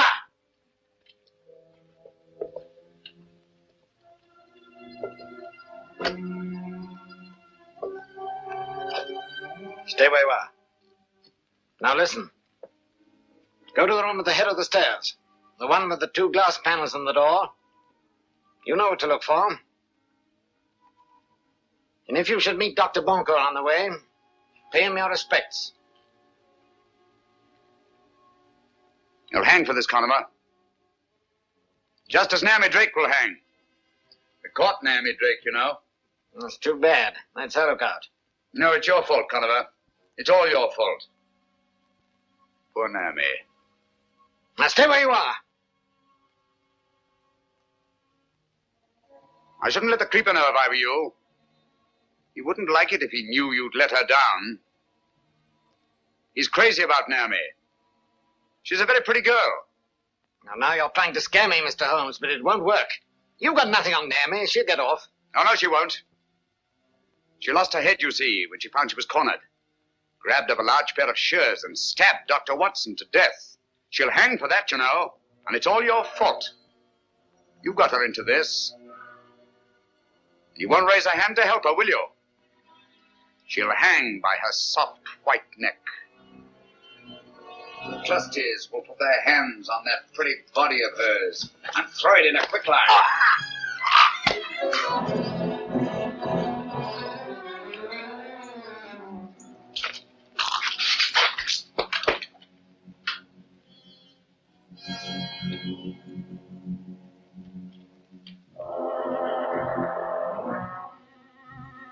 Stay back.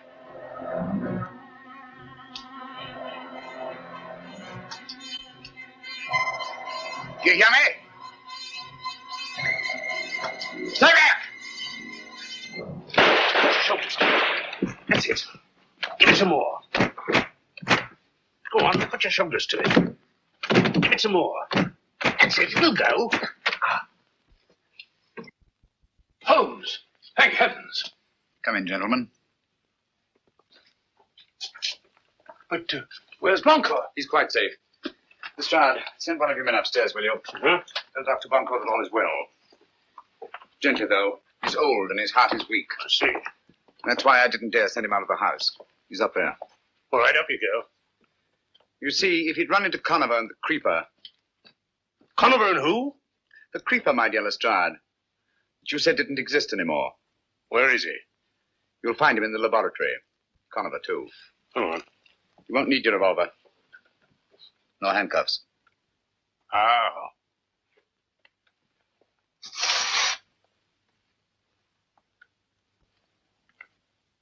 You got them?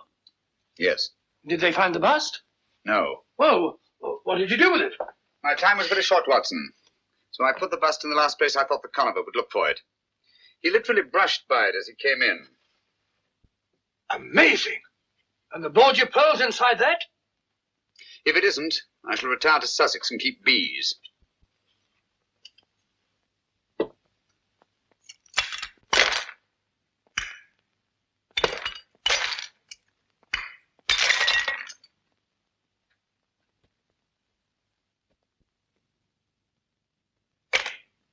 Look, there it is.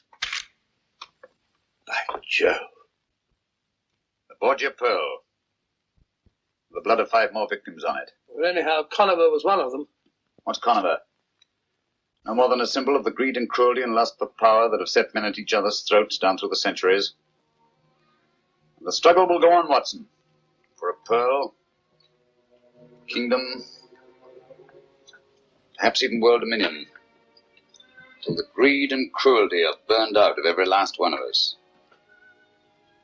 And when that time comes, perhaps even the pearl will be washed clean again.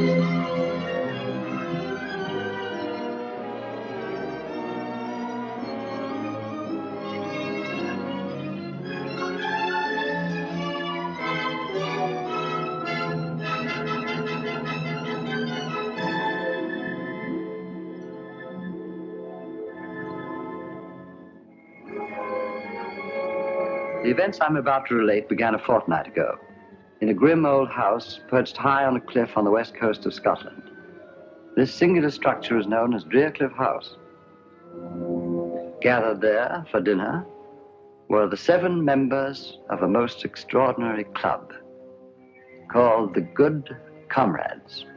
Into this unique gathering came their melancholy housekeeper, Mrs. Monteith, bearing a message for Ralph King, a retired barrister. King received it casually.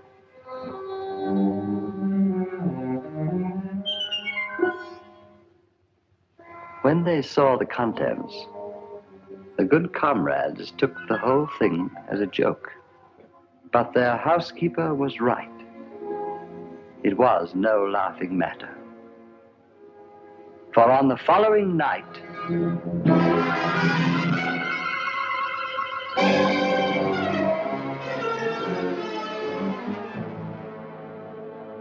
Ralph King died horribly. But this was only the beginning. A few nights later, as the Good Comrades gathered to drink a final toast to their departed member,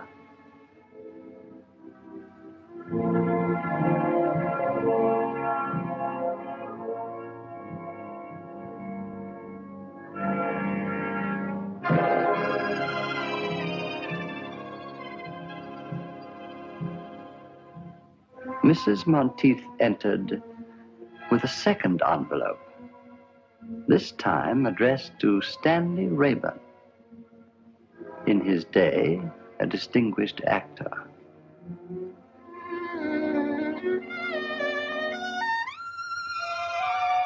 This time, you may be sure there was no laughter.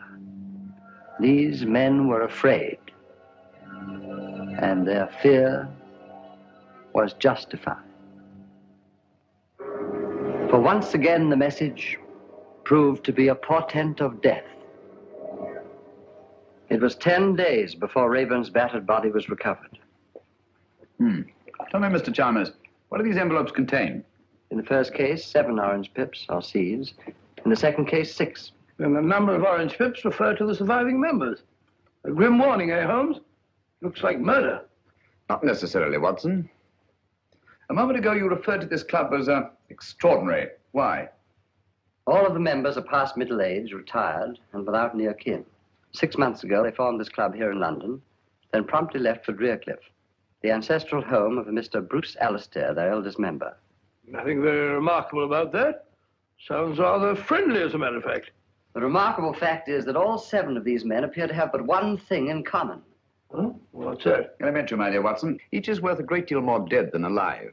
That's right, Mr. Holmes. How did you guess? My dear Mr. Chalmers, you represent the Association of Insurance Underwriters. You're worried about the untimely deaths of these 2 good comrades. Ergo, these men must carry rather large insurance policies.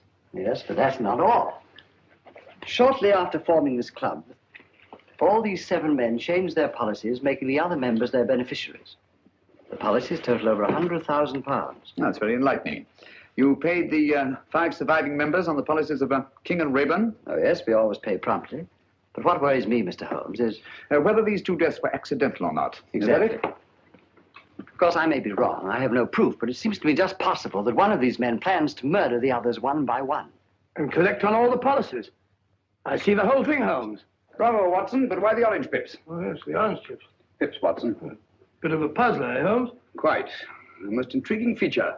Tobacco around this place. After all, Mr. Holmes, several lives may be at stake. The temptation of sudden wealth could possibly turn one of these seemingly harmless men into a ruthless killer. Exactly. Are those the good comrades? Yes.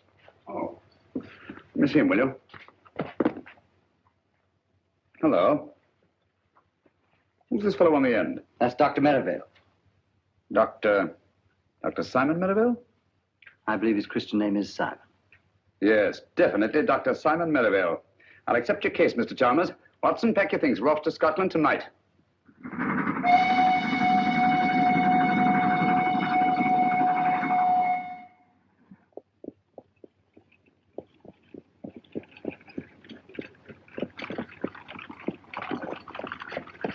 Scotland, home of my ancestors.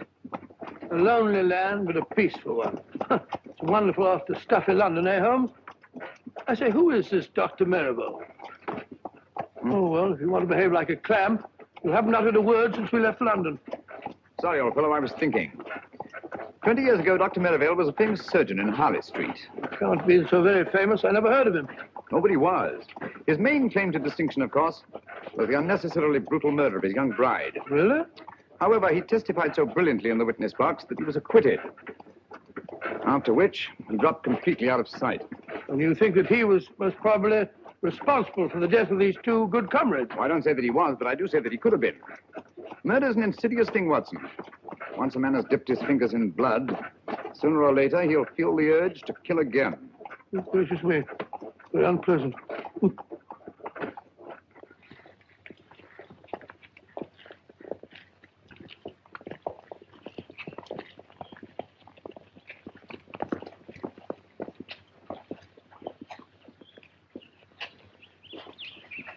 Funeral home. You suppose we're too late? Oh, I think you're unnecessarily suspicious, Watson. One of the villagers, eh? Aye, sir. Mr. McTavish, the blacksmith. Now, daughter, don't be talking to strangers. It wasn't her fault. I asked your daughter whose funeral it was. Andy McTavish, cut down in the flower of his manhood. What a pity. Young fellow, eh? Just 72. 72? Flower of his manhood? Trying to be funny. Come on, Watson. Oh, 72, flower of his manhood. I've seen about 40 men. All right, what do you What want? can I do for you, gentlemen? I telegraphed for reservations from London. Name, sir? Mr. Sherlock Holmes and Dr. Watson. We'll have your rooms ready, sir. Thank you.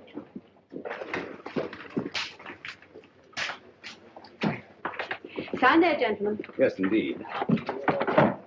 Are you staying long, gentlemen? No, not long. We just came up here to look into the... Just came up here for the shooting. Shooting? Yes, sir. Grouse, of course. No grouse here, sir, for the last 40 years. No grouse? Cheer up, Watson. You'll find some other quality to occupy our time. This way, gentlemen. Take the gun, will you? I'll take the big bag.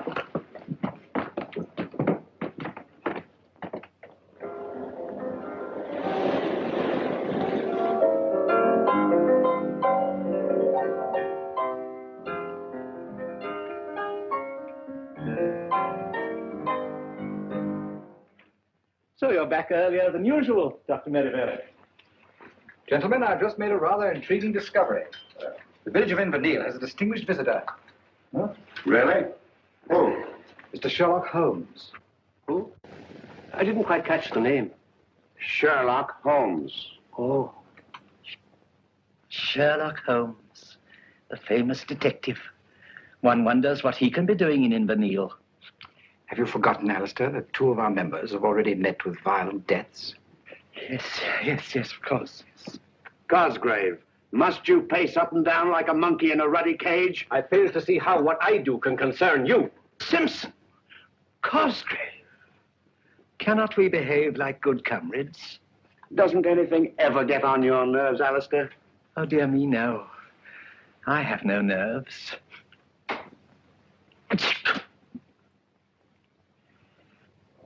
Now, tell me, McGregor, the present head of the house is Mr. Bruce Alistair, is it not? Aye. Grandson of Donald Alistair.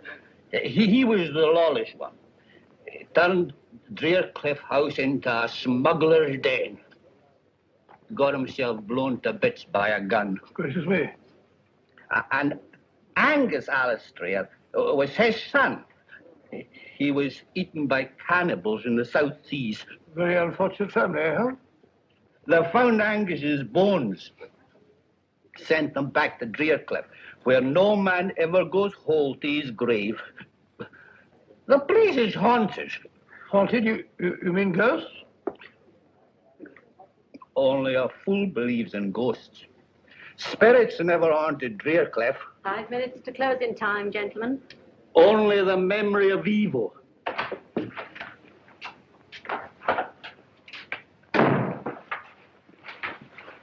You're wanted at Drearcliff House, Sergeant. What is it, woman? Murder. Alistair himself, is it? I don't know. Dr. Merivale didn't say. Mr. Holmes, would you care to come along? Yes, I would, thank you. Watson? You mark my words. Alistair has met the brutal death of his fathers.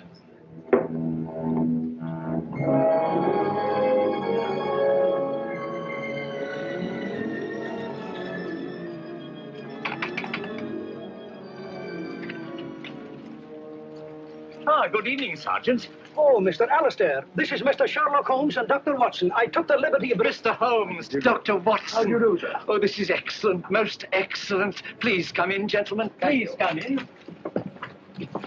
And welcome to Drearcliff House. Now, where is the corpse? Follow me. It's by the furnace. The furnace? Yes, poor Davis. He was burnt to a crisp. Burnt to a crisp? I say, Holmes, this murderer sounds a bit of a fiend, eh? At least he's consistent. Consistent? Yes, the deaths all follow the legend of Drearcliff. Whereas McGregor puts it, no man ever goes whole to his grave. You will come in here, gentlemen, won't you? Oh, thank you. That's right. That's right. Yes. Yeah. These gentlemen have come about the body. Why didn't you take them to the cellar? Oh, no, Dr. Merivale. You discovered it. After all, it's your body. That's right. I say, you're Sherlock Holmes, aren't you? I am, and this is my friend and colleague, Dr. Watson. How do you know? How do you do, sir? Yes, I thought I recognized you. You know, I've followed your exploits for years. The detection of crime is one of my hobbies. This is a surprise and a pleasure. A pleasure, I hope, but hardly a surprise. You saw me at the inn this afternoon. Touché. This is Alan Cosgrave. And Captain Simpson. How do you do? How do you do? A distressing business, Mr. Holmes. We were all fond of Guy Davis. Davis? Oh, the fellow in the furnace. But if he was burnt to a crisp, how'd you know that it was Davis? Well, he's the only one missing. Besides, we identified him by his cufflinks. But you'll see for yourselves. Come along, gentlemen. Thank you. Good chap. May I ask, Dr. Merivale, whether Mr. Davis also received the warning of the orange pips at dinner? Oh, so you know about the others. You seem to be very well informed about our affairs, Mr. Holmes. As a matter of fact, Davis didn't have dinner with us tonight. Had he indicated his intended absence? No. No, he hadn't. Mrs. Monteith was quite put out about it. Pardon me, will you, gentlemen? Dr. Watson, what's Mr. Holmes up to? I haven't the foggiest. Oh, you'll find out, my dear sir, in good time.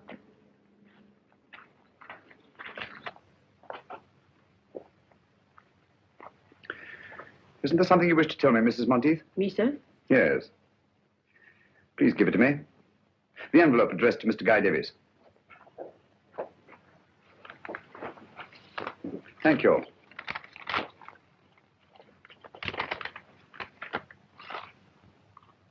Five pips this time. How'd you know that you had them? It's obvious, my dear Watson.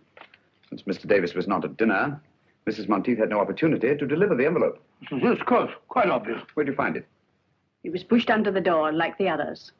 Thank you, Mrs. Monteith. That will be all. Where are they coming from, Mr. Holmes? Who's sending these things to us?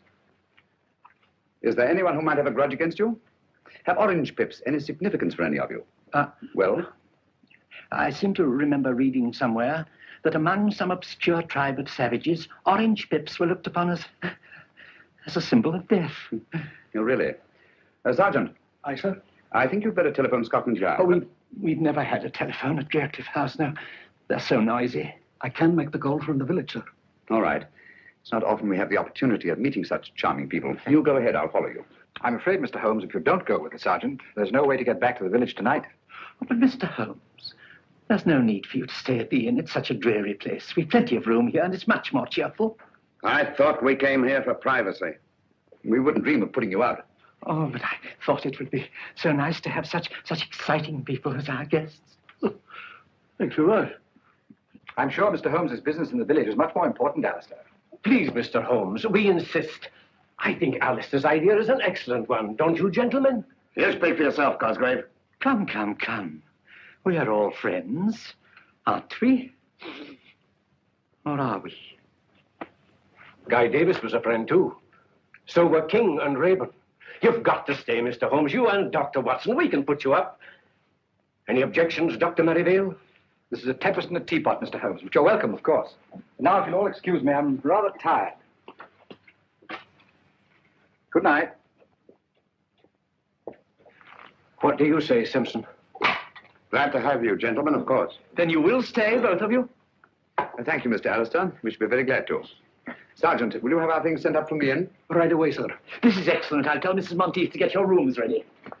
Mr. Holmes, I must say I feel a lot safer now that you and Dr. Watson are in the house. Oh, delighted to be of any use, Mr. Cosgrave. And, well, if you would care to keep me informed if you should discover anything, I would be only too glad to help you. I'd do anything to get to the bottom of this awful mystery. I'll bear that in mind, Mr. Cosgrave. Thank you. Good night. Good night. Good night.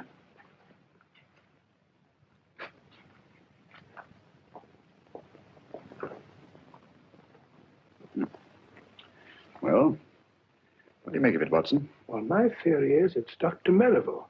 Did you take a look at his eyes? Rather frightening, eh? Yes, but that might be accounted for by advanced myopia. Complicated with astigmatism. Well, who do you think it is? At the moment, I suspect no one and everyone. So it's your theory that Dr. Merivale's the murderer? Yes, Merivale. What about Captain Simpson? Simpson? I see what you mean.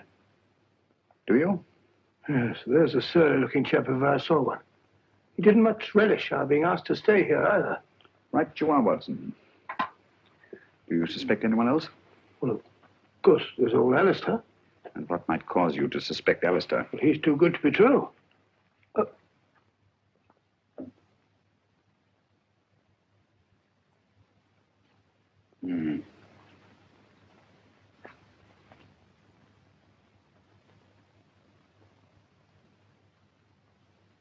What are you looking for now, Holmes? I wish I knew, Watson. Someone's got a morbid taste in literature. Or a thirst for knowledge. Well, Holmes, there's one of them that's got nothing to do with it. Who? Cosgrave. Why Cosgrave? Oh, he's definitely got the wind up. Fairly begged us to stay just now. Yes. I'd vote for Cosgrave, all right. Mrs. Monteith will be down directly to show you to your rooms. I just popped in to say good night. Oh, thank you. I trust you'll sleep well. Oh, by the way, Mr. Alistair, I wonder if you could tell us which one of you suggested changing your insurance policies, making the other members of your club the beneficiaries. Oh, let me see now. Oh, yes, of course. Just dear old Alan. Alan? Yes, Alan Cosgrave. Good night. Good night. Cosgrave. I suspected him from the start. Yes, you did, didn't you? How about a pipe before we go to sleep? Sleep? I shan't be able to close my eyes in this sinister house.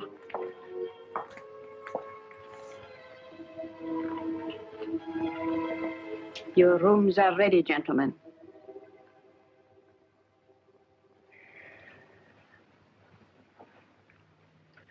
Where's our good friend, Dr. Watson? Oh, he was rather tired last night. He's still sleeping.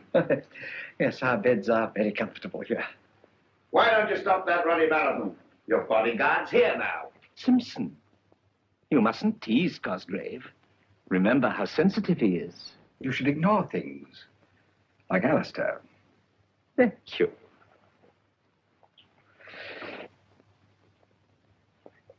Oh, Singapore? Huh? The Cobra. Now, you'll never know that one. But this one. Oh, yes, very good. And definitely Singapore. Right you are, Mr. Holmes. You know your tattoos, all right. I'm interested in many things. Good morning, gentlemen. I'm sorry I'm late. I didn't sleep very well. You sleep very well. You snored like a pig. Rubbish. Got a match, Dr. Watson? Here you go.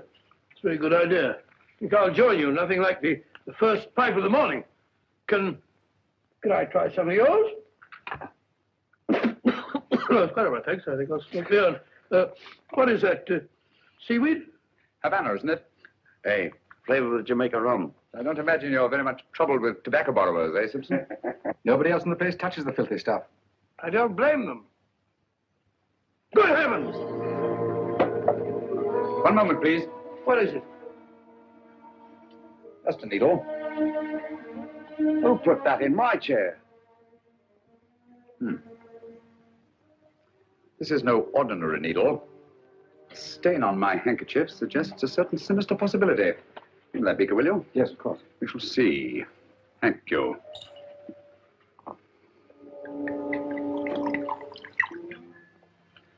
As I thought. Insoluble in alcohol. Whatever is it? Well, judging by the stain on my handkerchief and the milky precipitation in alcohol, I should say it was a derivative of the tropicine family. Paratropicine, possibly. That's right, Dr. Merivale, a deadly poison. Close shave, Captain Simpson. One drop in the bloodstream brings agonizing, almost instant death.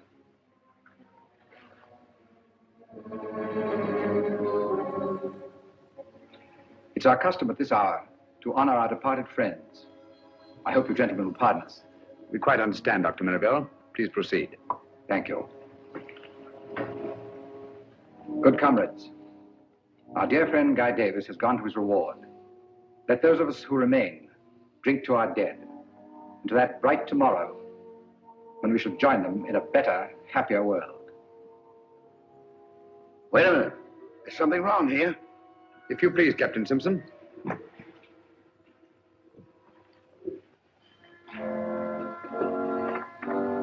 The odor of bitter almonds. Bitter almonds? Prussic acid, eh? Prussic acid? There must be some mistake.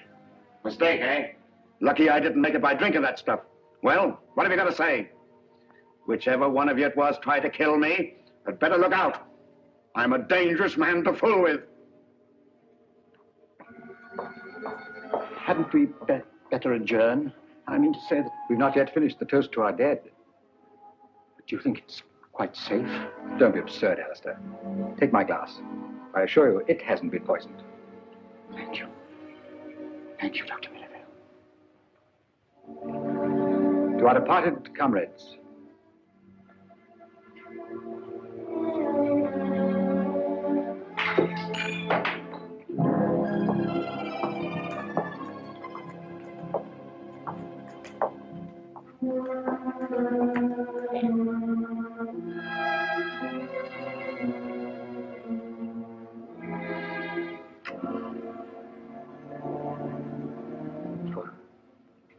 For me?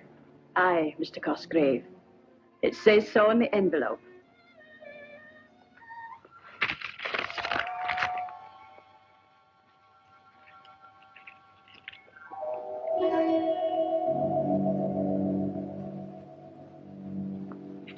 It's come. Did you find this envelope as you did the others? Aye. When? It was pushed under the door when everyone was in here at dinner. Thank you. Well, there's one thing we can be sure of. None of us could have brought it. How do we know that she's not responsible for them? Mrs. Monteith. That's absurd, Cosgrave, utterly absurd. She has been with my family all her life. A dubious recommendation, if you ask me. Mr. Holmes, when do you expect the man from Scotland Yard? Inspector Lestrade, he should be here early in the morning. Unless he got on the wrong train. I trust you're right, Mr. Holmes. I trust you're right. Oh, dear, he's terribly upset. Dr. Merivale, can't you do something for him? I could stay with him in his room tonight. Why, that's an excellent idea.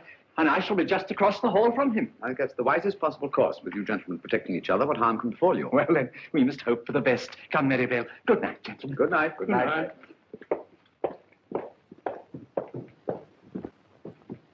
I say, Holmes, have you gone out of your mind? Cosgrave just got the orange pips, and you're letting Merivale sleep in the same room with him. You'll be all right. All right. Well, what's to prevent Merivale killing him in his sleep? I hardly think he'll stick his own neck squarely in the noose. Oh. Yes, I see what you mean. Well, the field's narrowing down, Holmes. Captain Simpson is certainly cleared. How? Yes, he's definitely been eliminated. The killer had 2 tries at him today. Nonsense, my dear Watson. No one's tried to murder Captain Simpson. Well, how about the poison needle we both saw? Captain Simpson spotted it, if you'll recall, from about where you are. Oh, what's so extraordinary about that? Can you see the needle there now? No? Well, there is one. Huh? Gracious. How did it get there? I placed it there myself just before we went into supper. You couldn't see it, yet you have exceptional eyesight. Well, you'd have to have telescopic eyes to see it from over there. Exactly. You mean that Simpson... Well, how about the acid in his drink? There wasn't any acid in his drink. Well, it definitely smelt like bitter almonds. It should. That's exactly what it was. Bitter almonds. How do you know? Because I put it in his drink myself. You did? Great Scott, why? To observe his reaction. It was quite different from that of the morning. The first was acting, the second, genuine terror. Hence I knew that he'd undoubtedly planted the needle himself. Oh, why should he? Well, there are several possible explanations. The most obvious, of course, to avert suspicion. And you think Simpson's behind all this? I don't know, Watson. This is a most unique case. Instead of too few, we have too many clues and too many suspects. The main pattern of the puzzle seems to be forming, but the pieces don't fit in. Well, it seems perfectly clear to me. One of these men is picking off the others one by one to get all their insurance money for himself. Well, it's obvious. How do you account for the orange pips? Well, this man has an accomplice who brings them. What for?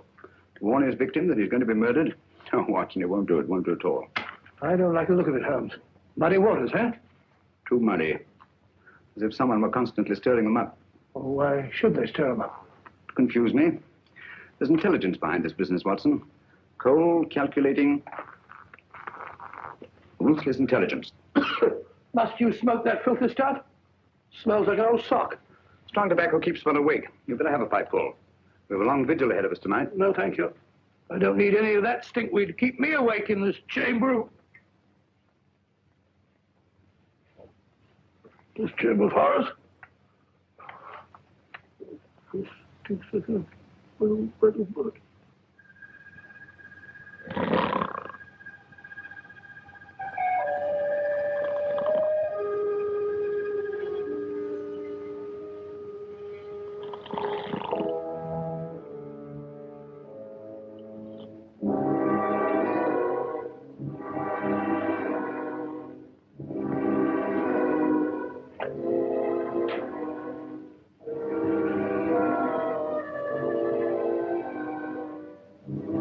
He's still asleep, Mr. Holmes.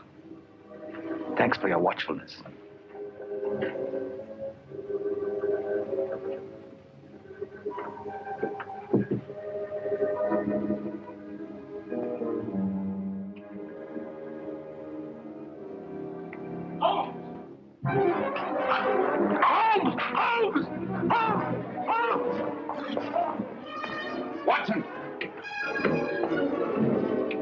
Watson. Are you all right? I think so. It was a close call. What happened? I didn't see a thing. I was asleep. Someone came at me from behind. If you'll come this way, Inspector Lestrade. Thank you very much, my good woman. What? Well, Mr. Holmes. Dr. Watson. This... How are you, Lestrade? Here, what's going on here? Someone just tried to kill Dr. Watson. Blimey, you. When we find that out, Lestrade, we can all go home. All right, Mr. Holmes. Scotland Yard will take charge of this. Have a look around the grounds, Bleeter, will you? Yes, Inspector. Holmes, I'm afraid something's happened to Cosgrave and Merivale. What? The door of their room's locked. I can't get any answer. What is going on here? Oh, I do hope they're all right. Got your skeleton key, Lestrade? Yes, I have. Wait a minute. Here we are. Watson. Lestrade, give me a hand. Yes, Mr. Holmes. Get him on the bed. You got it? Yes, do it. What a dreadful thing to happen. Oh, poor Merivale. Is he badly hurt? Yes, he's had a nasty crack on the head. What's... take it easy, Doctor. Don't try and talk. Mrs. Monteith, get me some cotton wool and some hot water as quickly as you can. Tell me what happened. He's in no state to be questioned now, Lestrade. Who do you suspect, Mr. Holmes? I don't know, Lestrade. But it's connected with the attack on Dr. Watson, which was obviously intended to draw me downstairs. Where's Cosgrave? Here, I'm taking over here. It looks to me that this Cosgrave, whoever he is our murderer. Well, he didn't murder Dr. Merivale. He's still alive. Yes. Yes, he is, isn't he? Well, just the same, I'd like to ask this Cosgrave a few questions. I don't think you're going to find Mr. Cosgrave. At least, not alive. Oh. Well, what's going on here? Afraid. Holmes is right, Inspector. Poor Cosgrave. By now, he's probably murdered like the others. Murdered? Oh, dear. What's so interesting about that rope, Mr. Holmes? I was looking at this knot, Lestrade. To Bolan, much favored by seafaring men. Sailor, eh? Simpson. Simpson? Captain Simpson. But no. It couldn't be. How do you know he couldn't be? Mr. Alistair, where is Captain Simpson? He's not in his room either. I looked when I tried to rouse Cosgrave and Merivale. Has anybody seen this Simpson this morning? I saw him walking across the garden, Inspector, about 15 minutes ago. Ah, now we're getting somewhere. Which is the way down? How did I get up here? Suffering cats, what is going on here? Have you any explosives on the place? Yes, we have some dynamite stored in the shed behind the stone room. What do you need dynamite for? Just to blow up some cumbersome rocks. Pretty badly mangled, Holmes. Can't tell who it is. It's Cosgrave, all right. Poor Alan. Cosgrave's, I presume? Certainly looks like the ring he wore. Yes. Yes, of that I'm positive. Look here. What was he doing with dynamite at this time in the morning? That we shall never know. Oh, dear, and it was all my fault. I never should have let them keep it here. Don't blame yourself, Mr. Alistair. This body was carried here. Look. Observe those heavy footprints? So I see the whole thing. Cosgrave was knocked unconscious, thrown into the shed, and deliberately blown up. Yes. This chap was carrying an heavy burden, all right. Hello. Who are you? My name is Simpson. Captain Simpson. I'm Inspector Lestrade from Scotland Yard. What do you know about this murder? I was walking on the east terrace when I saw Cosgrave enter the shed where the dynamite's stored. Do you mind comparing your shoes with one of these footprints? Are you accusing me, Inspector? I'll tell you in a minute. Put your foot in one of these prints. Nonsense, Lestrade. You've only to look at the shoes of everyone present to know that these footprints are much too big to have been made by anybody here. With the possible exception of you, Lestrade. Look here, Dr. Watson, that ain't funny. Captain Simpson, how did you happen to be walking on the terrace at the time of the explosion? I couldn't sleep and I was taking a stroll before breakfast. I see. What do you know about this knot, Captain? It's a Bolan, of course. I don't suppose you've ever seen it before. What the devil are you driving at? This knot is evidence that Lang a murderer, and he might not be standing so far away from the arm of the law at this very moment. Oh, come now, Lestrade. This knot proves absolutely nothing. Practically anybody can tie one. Yeah? Can you? Yes, I think I can, Lestrade. There you are. Wow. Quite a knotty problem, eh? With your permission, gentlemen, Captain Simpson and I will go and make arrangements for the funeral of our friend. Come, Simpson. I wonder which one of the three remaining good comrades will be the next to receive the orange pips. Orange pips? Won't someone please tell me what's going on here? Where is that confounded woman with the brandy? Mrs. Monteith! Well, there you are. It's about time, too. Let's get on with the ceremony.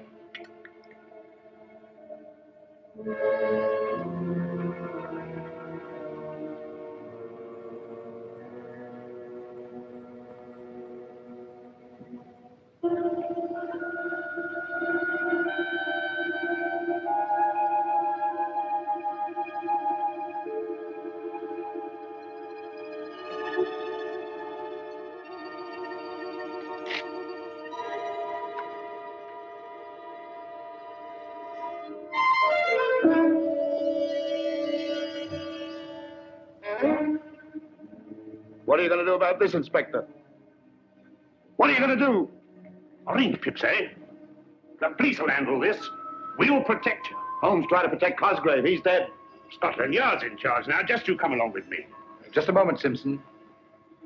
We've not yet drunk our usual toast to the dead. To the dickens with the dead. From now on, I'm thinking of myself. Just you come along with me, Captain.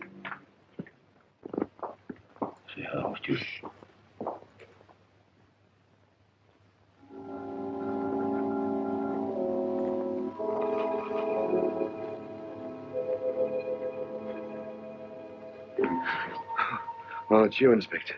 My nerves are all on edge. Just want to make sure you were all snug, Captain. You're sure I'm safe here? Safe as the Bank of England. You're protected from every angle. On the terrace is Sergeant Bleecker, out of sight but on the job every second, while in the shrubbery is the local sergeant of police, ready to pounce if the blighter should come that way. That's fine, Inspector. While I myself guard the lower hall, hoping and praying the killer should come my way. Come on. Sounds very thorough, but I don't like it very well. Oh, go on. Tuck yourself in and relax. Scotland Yard will look after the rest. Good night. Good night, Inspector.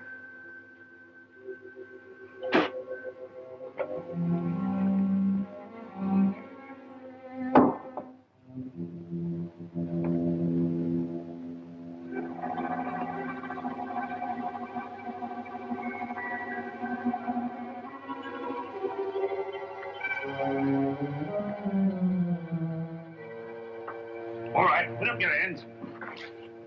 Well, Mr. Holmes. Ready for your vigil, Lestrade? What do you know about my vigil? My dear fellow, you held a very secret conference with Captain Simpson and packed everyone off to bed. It follows that the night today you must be baiting a trap. Where'd you find those boots? In the cupboard. I've been looking for them all day. Oddly enough, they weren't there an hour ago. Oh, weren't they? Those shoes are big enough for those footprints we saw this morning. Right you are, Inspector. And observe the clay. A very particular variety of clay. Ready, Holmes? Yes, Watson. Like to join us in a little stroll on the beach? No, thank you.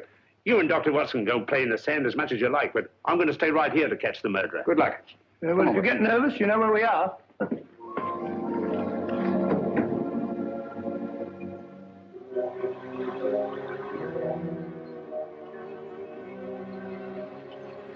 Look, Watson, footprints.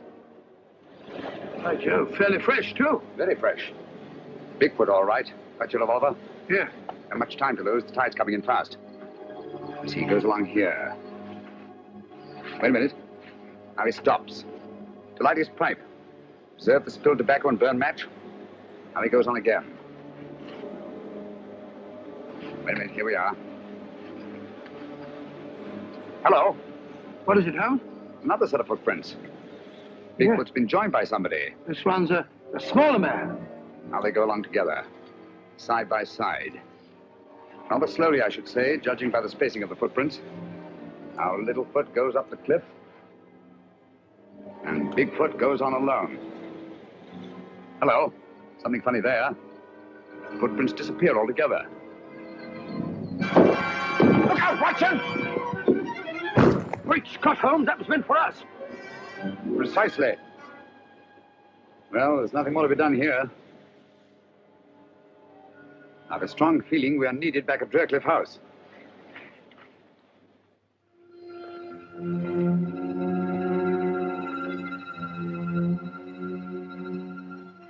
With the possible exception of your own, Lestrade. Blimey, they're bigger.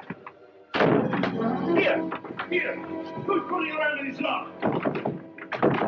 Sergeant Blaker! Blaker! Sergeant Blaker! Sergeant Baker!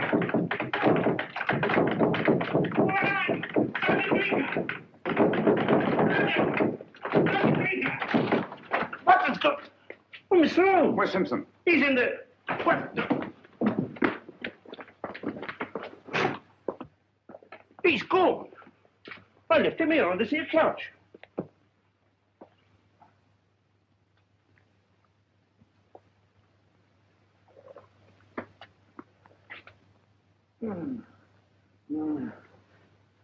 What happened?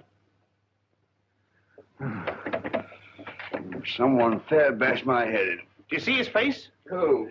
The murderer, you blithering idiot. The murderer and his victim, Captain Simpson. All I saw was stars. It's your theory, Lestrade, that someone broke through this window and abducted Captain Simpson. It's no theory. It's obvious. Then how do you account for the fact that there's no sign of broken glass on this side of the window? Blimey, no, there isn't. Therefore, the window was broken from the inside. Stick by us, old man. We'll make a detective of you yet.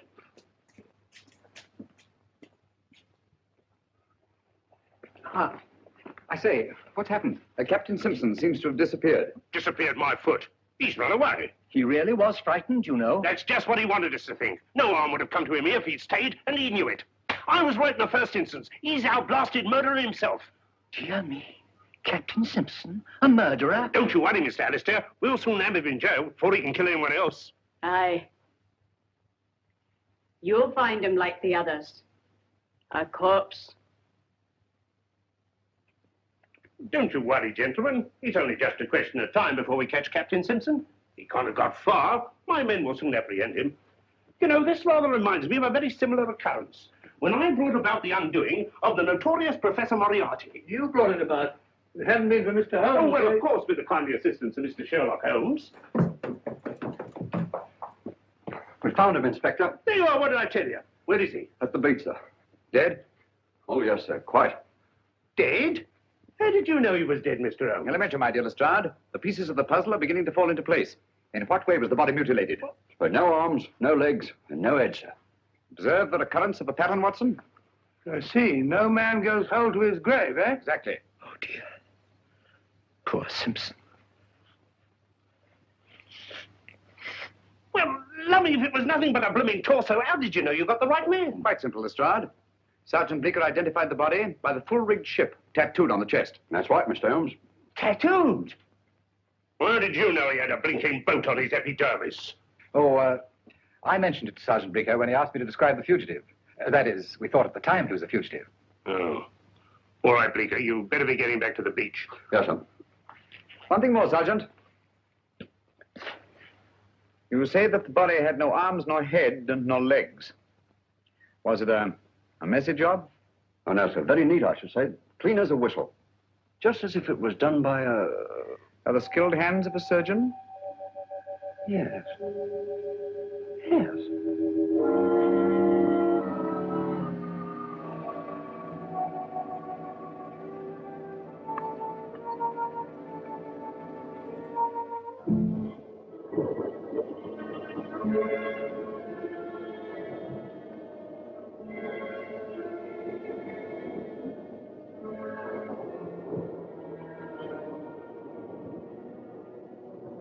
Or Inspector Lestrade of Scotland Yard. What?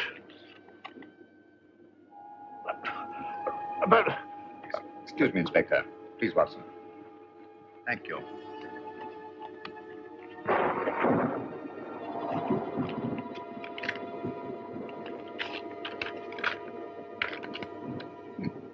So sorry, old fellow. No orange pips.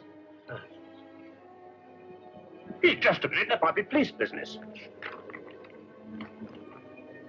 Inspector Lestrade must see you at once about the Deercliff mystery. Please come to my shop in the village as soon as possible. Alec McGregor. McGregor, the tobacconist. Where is his shop? Next to the inn. Well, I'd better be off. Mind if I come along with you? All right, Mr. Holmes. If you think you can be any help. I think I'll come along too. No, Watson, you stay here. These are the last two members of the Good Comrades. Their safety depends on you. You can rely on me, Holmes. Posse wine along with you, Holmes. Excuse me, please. Excuse me. I was afraid of this. Too late.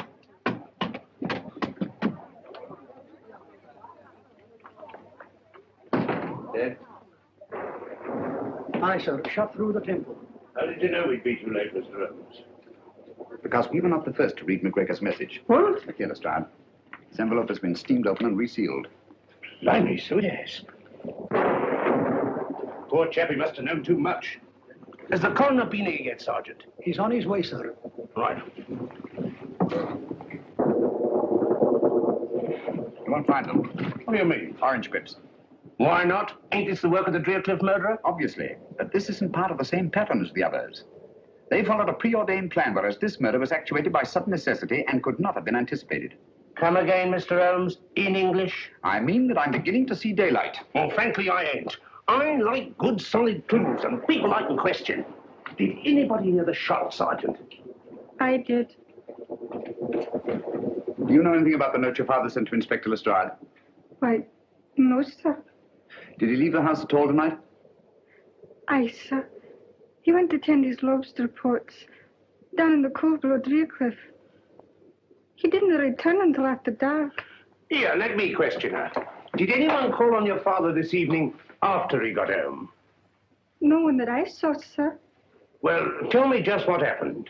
I was in the kitchen when I heard the shot. I ran in and found my father. I'm sorry, my dear. We won't bother you any further. Thank you, sir. This case gets more confusing every minute. We don't know a thing more now than we did before. On the contrary, my dear Lestrade. McGregor saw something near Drearcliff tonight, and that something caused his death. That's right. We'd better get back to that house as fast as we can.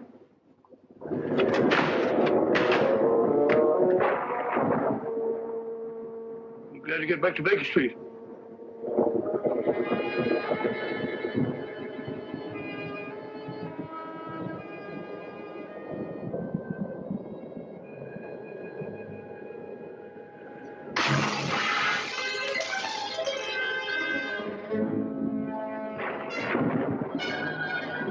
Somebody's going to get murdered in their beds if they're not careful.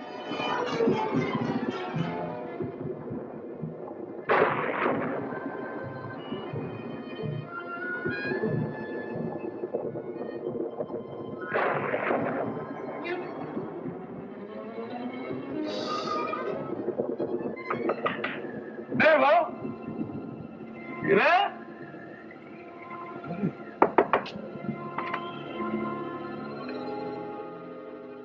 Empty. Isn't it funny? It's the only thing. Can't have gone out in a night like this.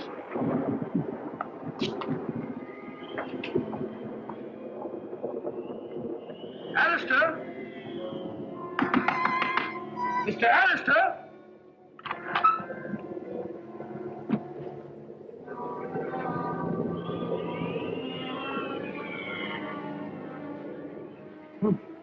Gone. Mr. Alistair?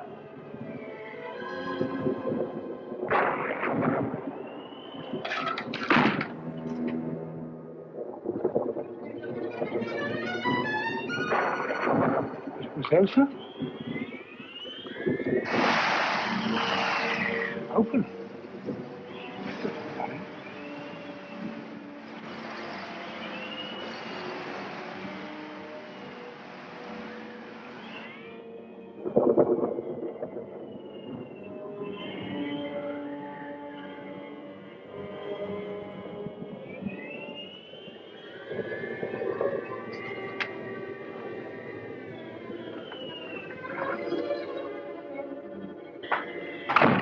Both missing. It's very fishy, very fishy.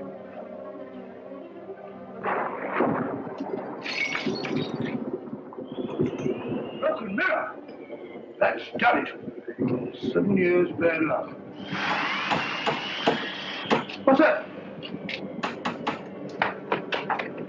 Mrs. Marquis! Mrs. Marquis! Wait a second.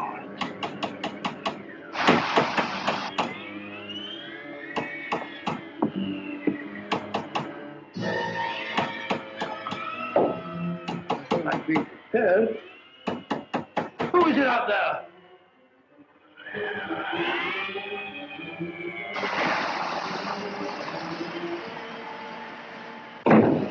No. This is not teeth. This is not teeth.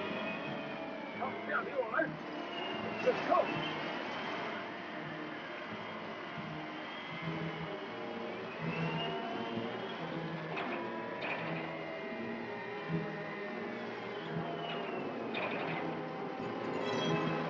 The door open.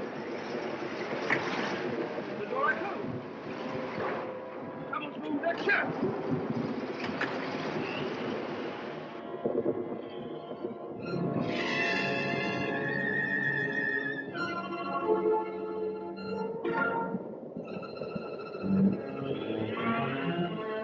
Stand still or I'll shoot!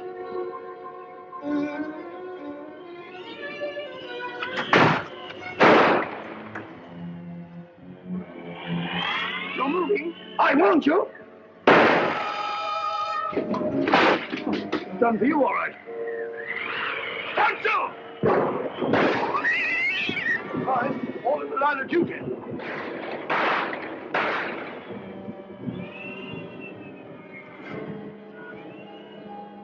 Who's that?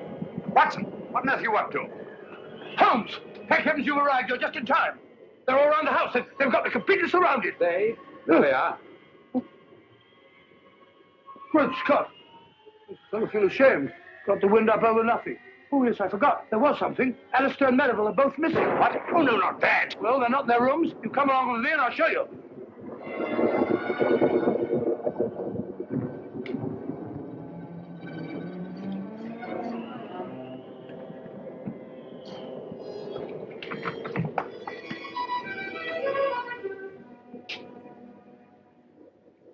Anything wrong, gentlemen? Have you left this here room since you retired? Certainly not. I've been reading. What? What's the trouble? It's no trouble at all. Please forgive us.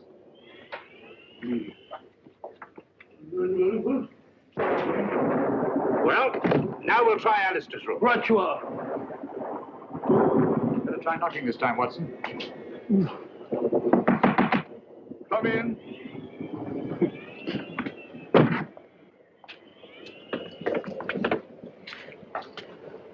What is it? Have you been out of your room, Mr. Alistair? Yes, for just a few minutes. I went down to the kitchen, and I had such a nice glass of milk. Milk? Yes, it was most refreshing. Glass of milk. Don't disturb him. Glass of milk. He's lying, Holmes. Probably just one of your hallucinations, Doc. Rubbish. And the word you start is hallucination. Whatever they are, the edge is surrounded. Downstairs.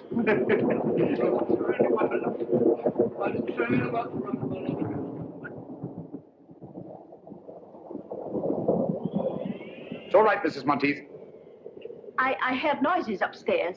I thought the murderer must be a prowl again. What are you doing with that cleaver? But you've nothing to fear now.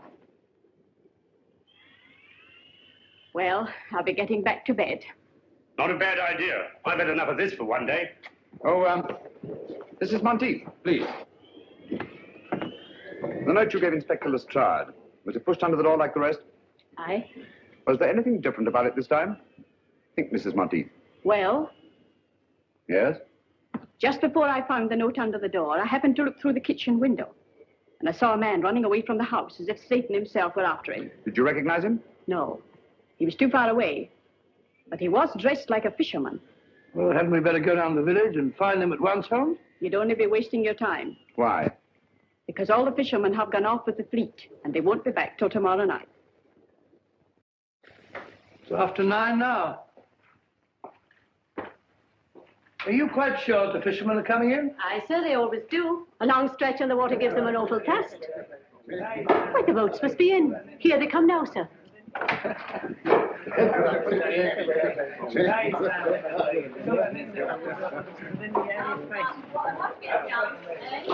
Gentlemen. Gentlemen. I am Sherlock Holmes. Last night, McGregor sent one of you with a note to Deercliff House. Who was it? Speak up, please. It's vitally important.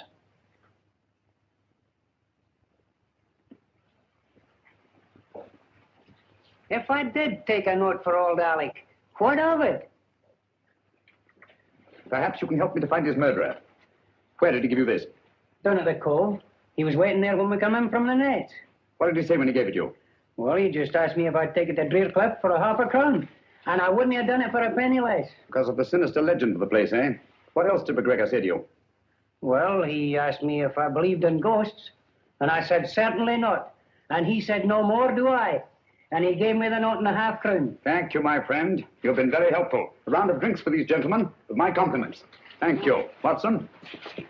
Helpful? I can't say anything very helpful about that conversation. All he did was talk about ghosts. What did ghosts suggest to you, Watson? I don't know. Graveyard? Exactly. Alec McGregor was buried today.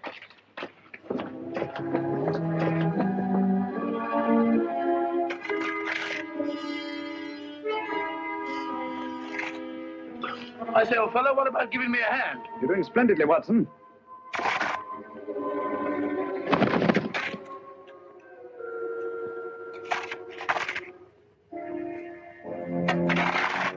I say, Holmes, I never did trust any of those people from the start. Who? Who? Those so-called good comrades. And that woman. Who? Mrs. Monteith, naturally. Who do you think I meant? That's the old fella. Where are you? Who? You, Holmes, of course. Who? Oh. Be a nice little chat, Watson? Oh, there you are. Stupid bird up there. Silly bird. Hanging about a graveyard all that. Nothing else to do. Interrupting a fellow's conversation. Got it, Holmes! Help me back. I don't like this, Holmes.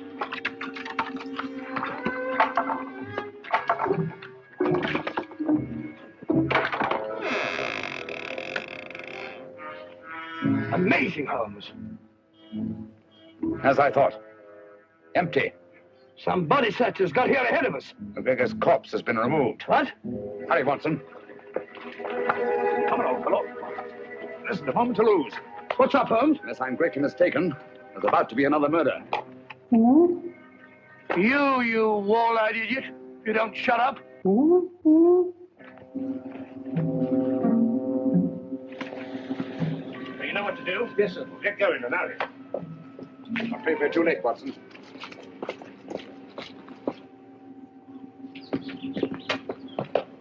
Where's the body, Lestrade? Which one is it? Dr. Merivale. I found him at the bottom of the cliff, crashed to a jelly by a huge rock. Good heavens.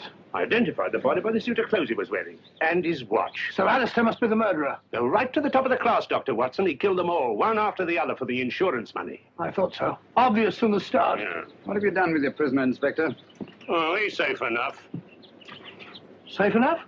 Yes, he's in the library. Perhaps I'd better go and keep an eye on him. Oh, you'll be all right, Doctor. He's handcuffed. Oh, pacing up and down. Just doing a bit of measuring, Lestrade. Oh, don't upset yourself, Mr. Holmes. You can't expect to solve every case. Ah, there you are. Suspected you from the start. Said to Holmes, that old fluff's too good to be true. But I didn't kill anybody. Really, I didn't. It's quite natural for you to deny your guilt. Criminal instinct. Oh, what? Nothing. Got any tobacco on you? No, I don't smoke. But there's Simpson's there. He won't need it anymore. Poor Simpson. Well, if Holmes can smoke the beastly stuff, I suppose I can. That's funny. This may be important. I must tell Holmes at once.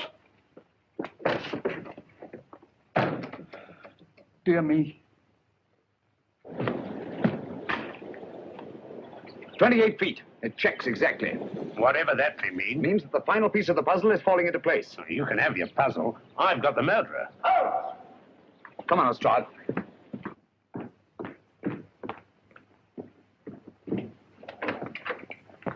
Where's Dr. Watson? Oh, he went through that very door only a few moments ago looking for you. We heard a scream, did you? Oh, dear me, no. That's strange. We didn't see him as we came through the dining room. Did he say anything before he left? Yes. He wasn't very kind to me at first. He was standing just where you're standing, Mr. Holmes. He asked me if I had any tobacco, but as you know, I don't smoke. And I suggested that he might take some of Captain Simpson's. Well, he pulled out his pipe, and he was just about to fill it when he said, Oh, this may be important. I must see Holmes at once. Thank you, Mr. Alistair. And don't you move. This wall measures 28 feet outside, and inside it's obviously several feet less. What are you looking for? The entrance to a passage. What passage? It could only be on that outside wall. Oh, we could knock the wall down for you, Mr. What you don't realize, Lestrade, is they're desperate. They'd stop at nothing, and they've got Dr. Watson. They say. Get those candles, will you? All right.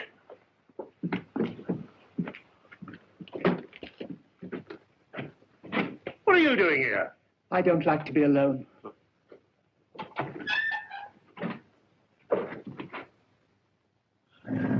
Got it. Good gracious. That must be the entrance to the stairs leading to the old smuggler's cave down below. No, I bet was there. Give me the light. Oh, dear.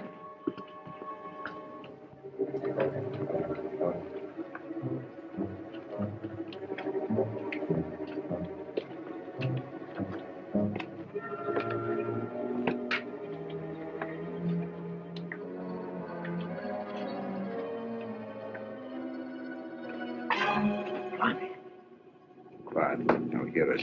Who's they?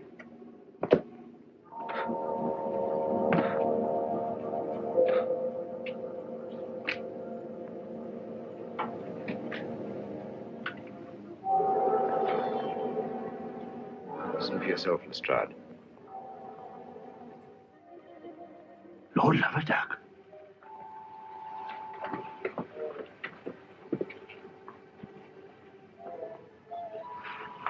Oh, strike me up a country.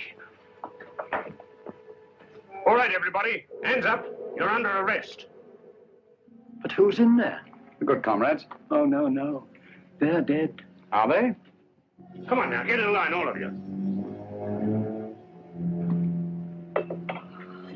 I thought you were all dead. That's what they wanted us to think. Watson. Raeburn, King, Davis, Cosgrave, Merivale, Simpson. How dreadful of you.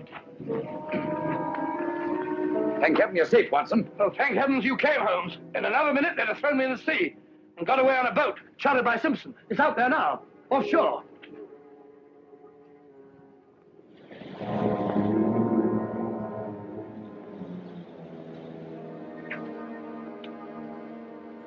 Congratulations, Lestrade. You've bagged the lot. Ah, that's all right, Mr. Holmes. And may I congratulate you, gentlemen, on a very ingenious plan.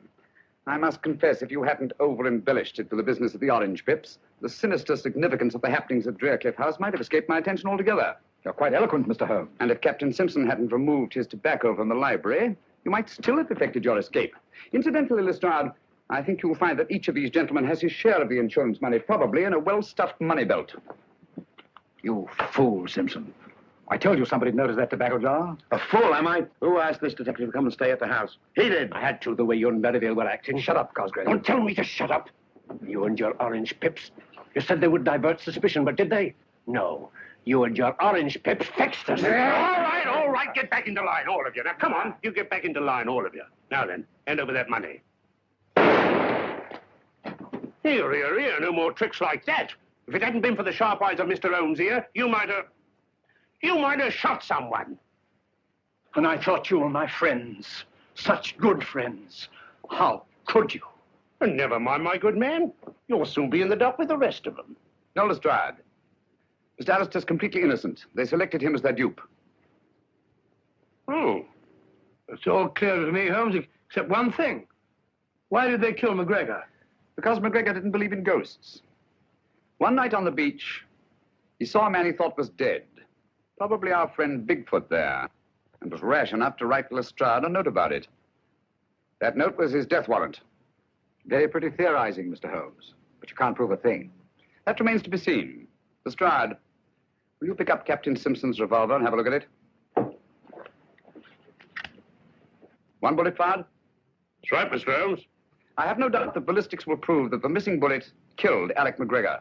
It's good enough for me. If what you say is true, Mr. Holmes, there ain't a jury in the country that won't convict him.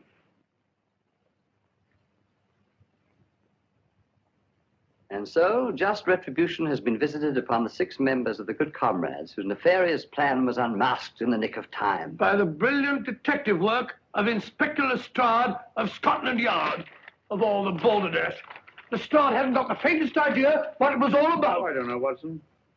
After all, we know who was responsible for solving the mystery of the Good Comrades. That's right. If it hadn't been for Mr. Holmes, that headline might have been about me. Mr. Holmes, one thing puzzles me. What? How do they manage those fake murders? Oh, elementary, my dear Chalmers, elementary. I can explain all that. Whenever there was a funeral of some old gaffer in the neighborhood, they dug up the body and dressed it in the clothes of one of their members. Then they staged a fake death and mutilated the body beyond all recognition. In the meantime, the so-called corpse disappeared quietly into the smuggler's room underneath Drewcliff House. I think that about sums up the whole thing. Tell me, Dr. Watson, in the simulated death of Captain Simpson, how do you account for the tattooing on the torso? Oh, the tattooing on the torso, well, Go on, Watson, tell him. Well, the tattooing on the Sorry, Holmes. Captain Simpson was an expert with the tattooer's needle. He merely duplicated the full-rigged ship on the chest of the corpse. I also observed that the design on the torso had been done within the previous 24 hours. Dear me, what a gruesome idea. Out of gratitude for what you've done, the companies that I represent wish you to accept this check. No, Mr. Chalmers, I think Mr. Alistair here is much more deserving of a reward than I am. Dear me, but they took me in completely. I didn't help you solve the case. No, but you did much more than that. It was your timely warning when you drew our attention to the empty tobacco jar and saved the life of my dear friend and colleague, Dr. John H. Watson. Very nice of you, huh? Thereby enabling us to continue our long and happy association together.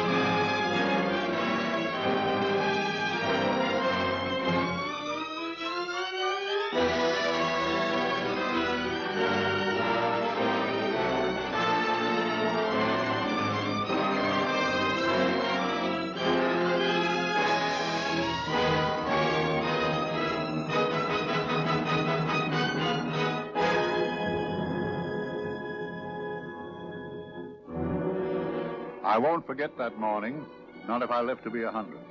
I counted the men as they marched out of the yard. They'd hardly slept for weeks. We of the CID had slept even less, but the nightmare that kept us awake was all the same nightmare. That's why we weren't surprised when the commissioner asked us up to the conference room for a bit of a talk. He'd talked to us plenty, we knew that. It didn't help any to know what was ahead of us.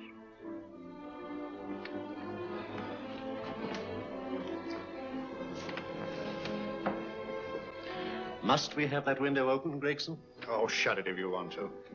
Chief will be in enough of a temper without having a ruddy blast down the back of his neck.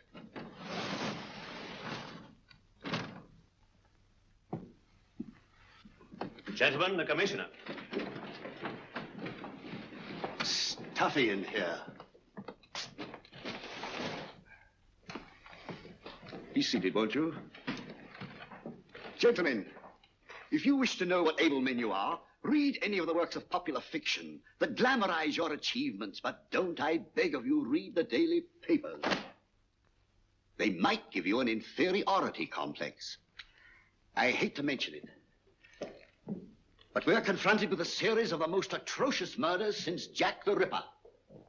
And in the meantime, the CID might as well be playing at shove halfpenny for all the good we've accomplished.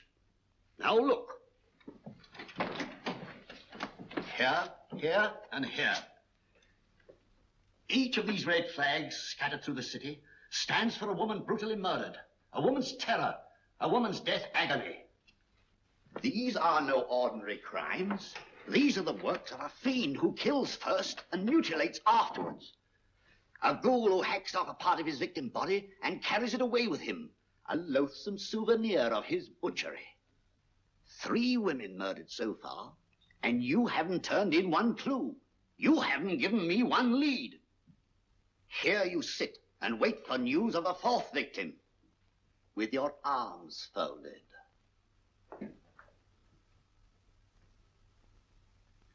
Well, we hadn't long to wait. It was down Lambeth Way where a young woman was hurrying home late last night.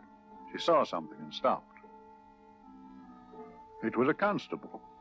He spoke to her and he walked along with her, just in case. He saw her go down the stairway to the basement lodging where she lived. We can only surmise what happened after that.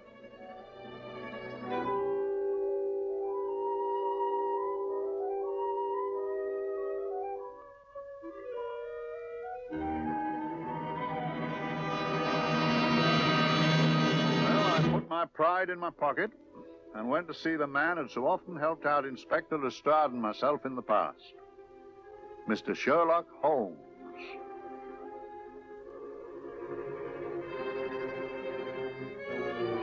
If ever a man needed help, I did.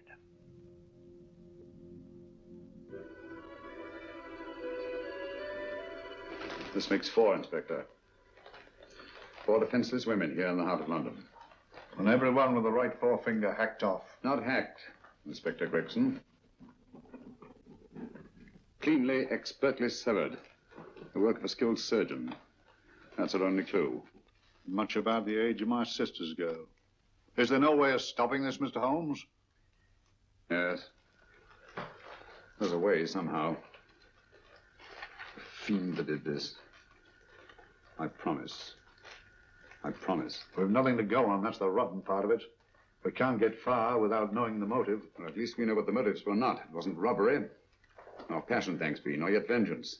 Because they all came of totally unrelated families. Steady, Inspector, steady. Sorry, Mr. Holmes. I don't turn a hair when it's a bloke that can look after himself. A little slip of a thing like that. Yes, it's horrible. Come on, let's get a drink.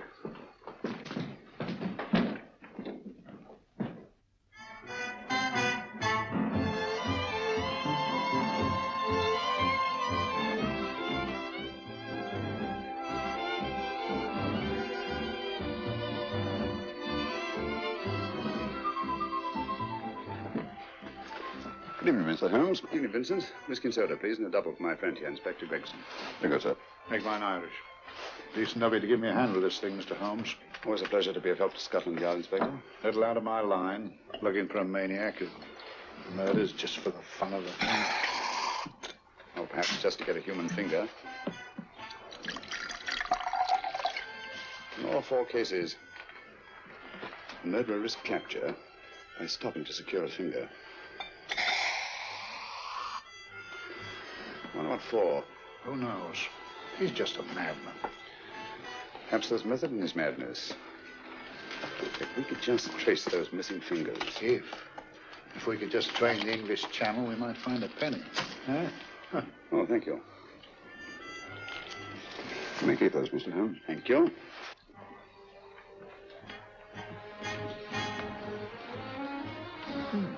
Sir George Fenwick, isn't it? Yes. Is that his daughter with him? Don't be so naive, Inspector. You know everyone, don't you, darling? Well, hardly. A week ago, I didn't know you. A week. How fast it's gone.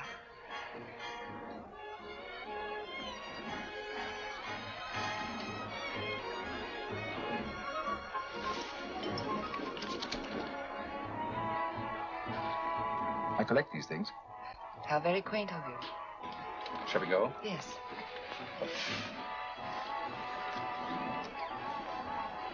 What are you looking at, Mr. Holmes?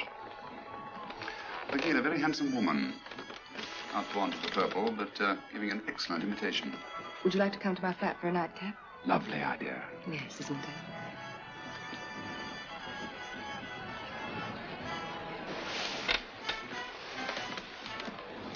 I wonder where she's taking Sir George Fenwick. Don't be so naive, Mr. Holmes.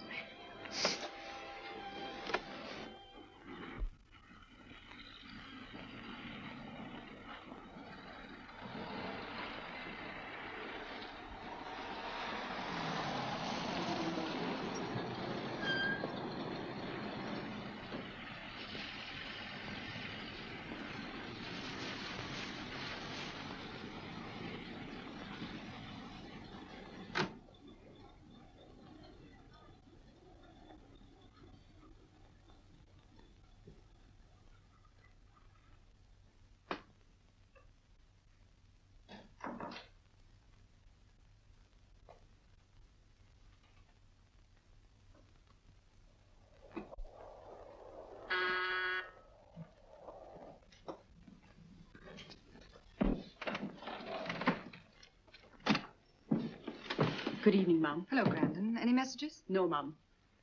Thank you. Drinks, Grandon. One of your nice surprises. Yes, Mum. I say, you don't mean that... Grandon's a marvel, aren't you, Grandon? Yes, Mum. You wouldn't believe the things she can do. Ah, charming place. Delightful. Really? You think so? I'm so glad. Do sit down. Do you mind? Do I mind? What a question. I don't mind anything, really. Except not being with you. Now, you really don't want me to believe that, do you? Not too seriously. Good. We're both quite grown up, aren't we? Quite.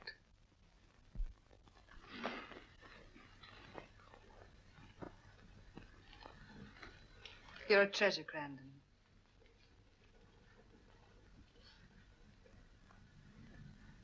And lower the lights a little as you leave.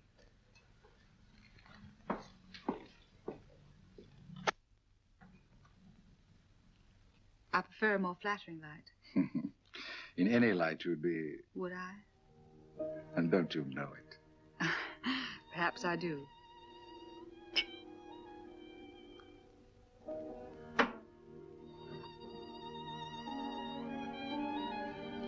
Oh, that priceless woman. You wouldn't believe it, but she's absurdly romantic. She loves dreamy music, and she thinks that we... But we do, don't we? Do we?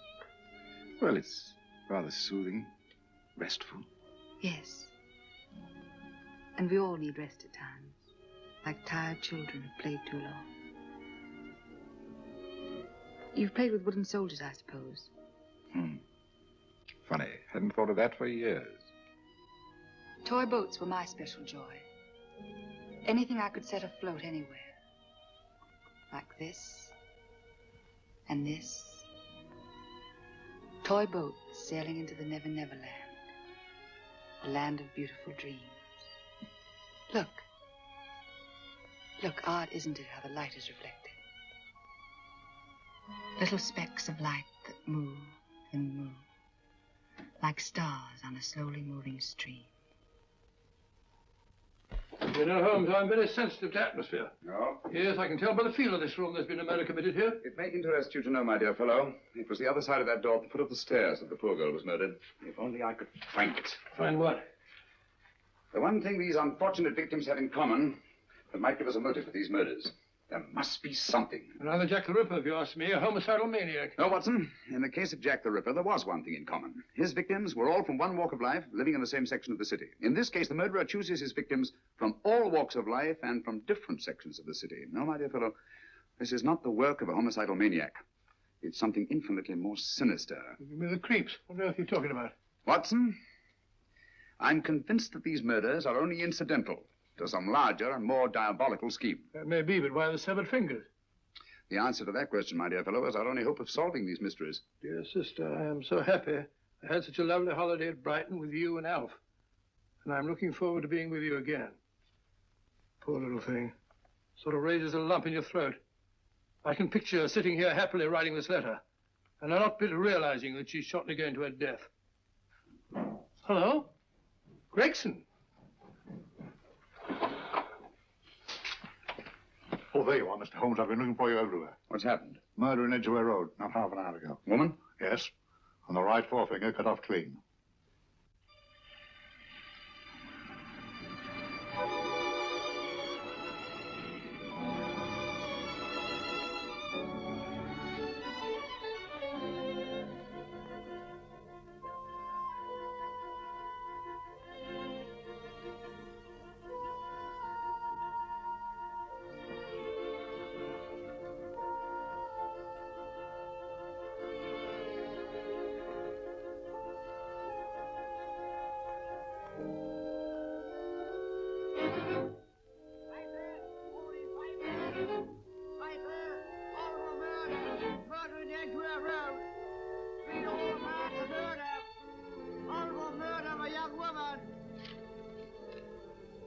Get your papers!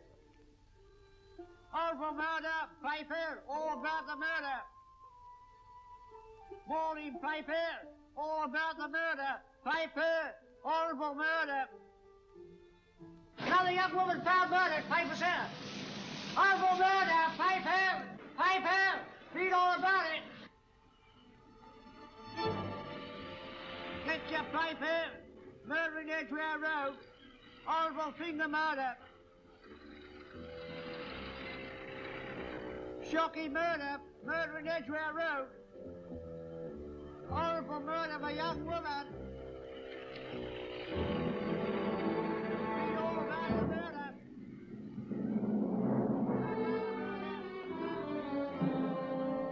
Only fancy, Mum. There's been another of those horrible murders. Dear, dear, how shocking. Yes, Mum. I really don't feel quite safe here myself. Oh, dear.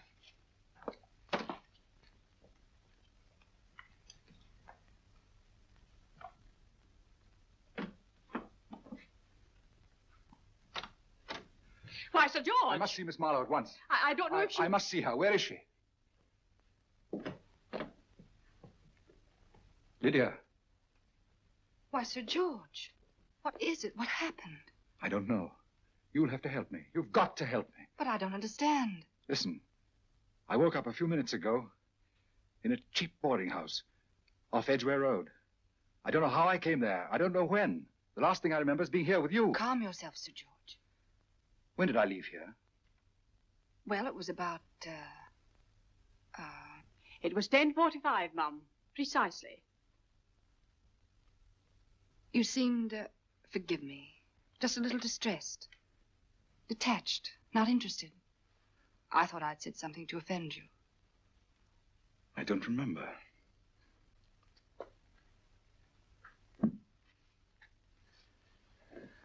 I can't remember. Tell me, has this happened to you before? Before? Well, there is such a thing as amnesia, you know. If it was 10:45 when I left you, it was 9 this morning when I woke. Over 10 hours lost. 10 hours that I can't account for. And in my pocket when I woke, I found... Here in my pocket. That isn't... Oh, it's not for you, of course. It can't be. Excuse me, Mum, but there's a man asking to see the gentleman. Send him away. Yes, Mum. No, please. I'll see him.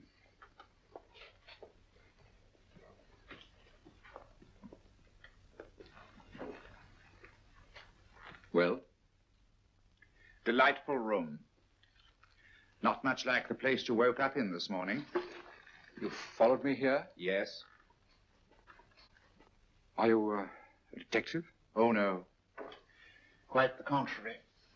Don't be afraid, Sir George. You know my name? Oh, yes.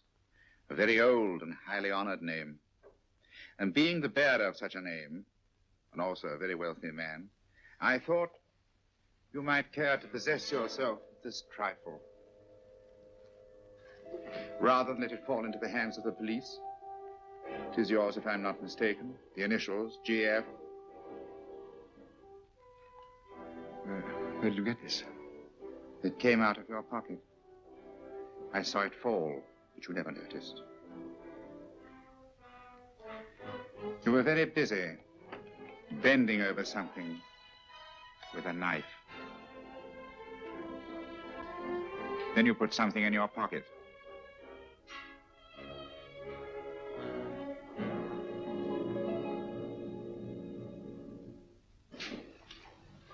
Come along, Holmes, come along, come along. How many more times must I tell you? You're missing a treat. This is delicious. Little jam tarts to follow. Aren't you tempted? You and your flesh pots. They tell me that fish is good for the brains. Brains haven't any. You realize that a whole day and a night have gone by since that bestial affair in Edgware Road? I'm as much in the dark as ever.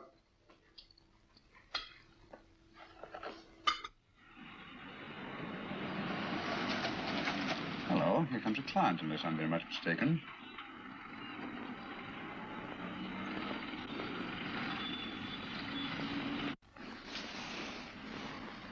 Well, attractive. Very attractive.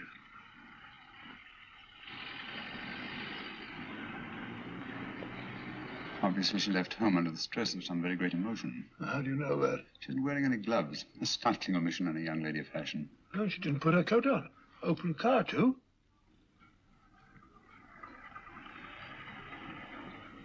Furthermore, there's something in that bag she wants to show me. What makes you say that? The bag doesn't match her dress, indicating it was picked for size rather than style, to accommodate some bulky object. You amaze me, Holmes. What do you mention, my dear fellow?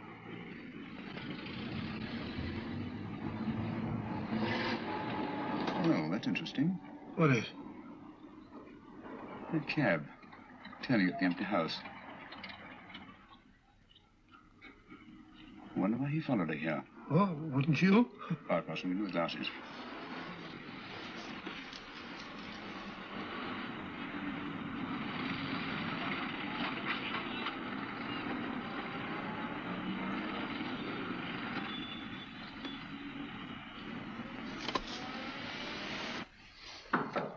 Well, we shall soon know. Yes, Mrs. Hudson? It's a young lady, sir. Most urgent. Ask her to come in. Go right in, miss. Mr. Holmes? Yes, this is my friend, Dr. Watson. How do you do? How do you do? Mr. Holmes, you must excuse me, please. Yes, well, won't you sit down? Come along. May I? It's quite all right. Thank you.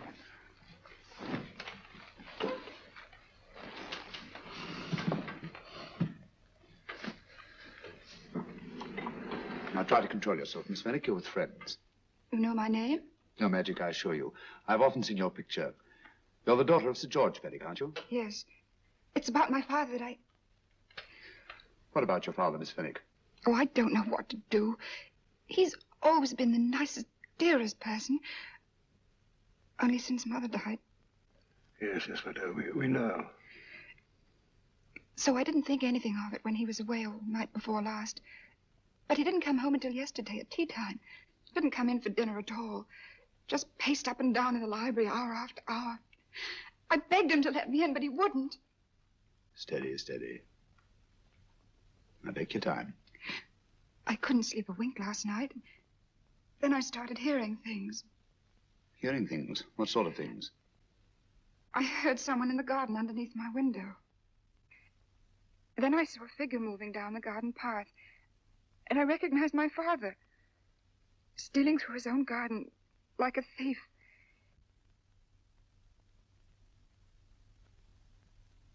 He had a spade in his hand, and he stopped by the greenhouse where he started to dig. This morning, at daybreak, I stole out into the garden and I found this.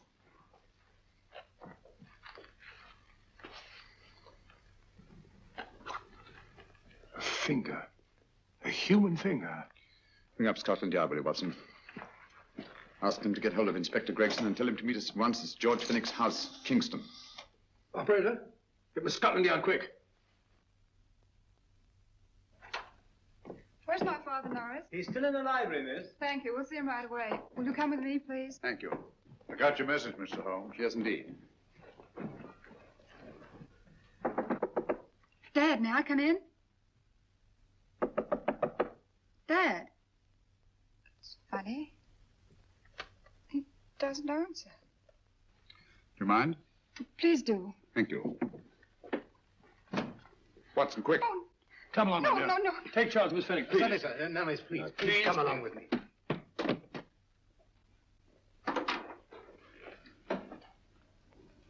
Dead? Yes. What do you make of it, Doctor? Shot in the back, between the second and third ribs. The bullet undoubtedly had penetrated the heart. Look at the powder marks on his coat. I was afraid of this. What do you mean? Don't you remember the man in the cab who followed Miss Fenwick to Baker Street? Well, you don't think he had anything to do with it, do you? I think it's reasonable to assume that he tipped off someone that I'd been sent for. Sir George has obviously been murdered to keep him from telling me what he knew. What was the weapon used? Small caliber revolver, point blank range, by the look of the wound. The murderer came in through those French windows. The mud from the garden he brought in his boots. Sir George must have surprised the intruder. Crossed the room to him here. What follows, we can't tell. But from the location of the wound, I'd say that he turned his back for a moment, and as he turned, the muzzle of the revolver was placed between his ribs and one muffled shot fired. And you mean to say he kept on going, even after he was shot? There's no doubt about it. Look there. The trail of blood leads us back to the desk. Something Sir George was after. Something. I know. He was trying to summon help, Poacher. I don't think so, Watson. There's the bell pull by the fireplace. No, you'll notice from the trail of blood that Sir George made straight for this desk here. I wonder, there was something he was desperately anxious to get. Hello. His right hand's clenched. That's perfectly natural. Death agony. But the left hand lies open. Why only one hand clenched in the death agony? The right hand, the hand nearest the desk. Please note that. If Sir George took something off this desk, something so important that he spilled his last drop of blood to get it, I want to know what it is.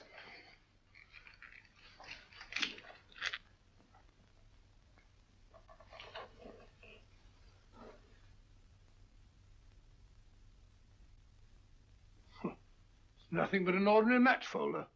Where does that lead us? I imagine to something very important, Gregson. This match folder's from Pembroke House. Why shouldn't it be? He was there, you know. We saw him yesterday. Yes, but the effort he made after he was shot to get hold of this match folder. It's just possible he wanted someone to remember Pembroke House. He may have wished to recall it to someone who saw him there. Someone who, like ourselves, saw him with a woman.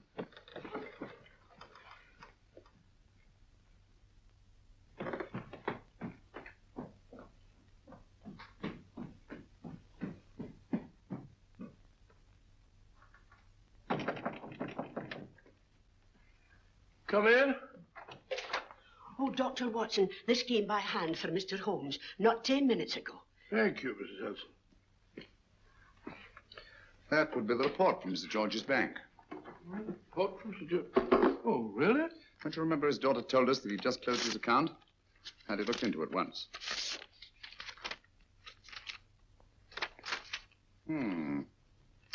He drew out his entire balance in cash, nearly £10,000, yesterday, just after that young woman was murdered.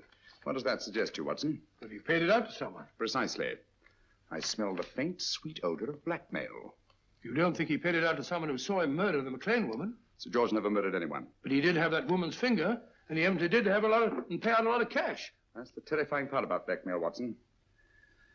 The victim is afraid to fight the accusation, no matter how false.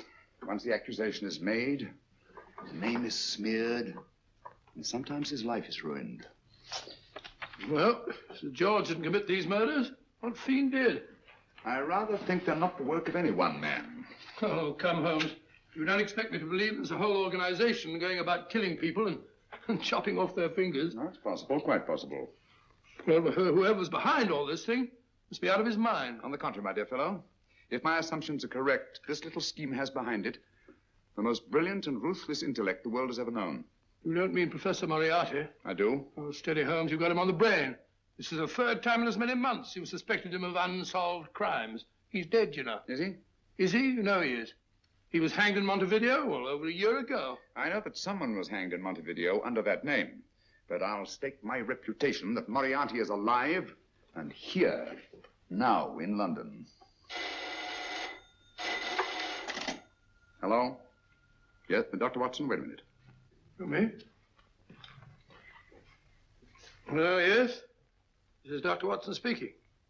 No, I'm afraid I've retired. I don't practice anymore. What? Oh, that's a different thing. An emergency case. Well, just a minute. Yes? Yes, well, see, she's not moved. Remember that? Don't touch her till I get there.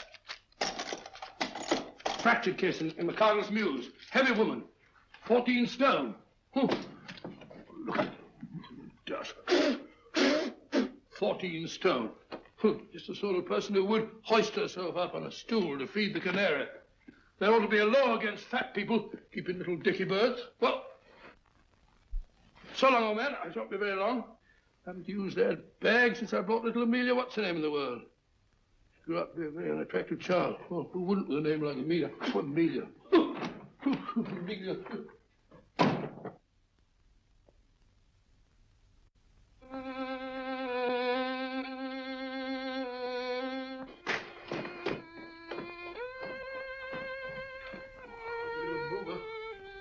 People are so stupid about accidents.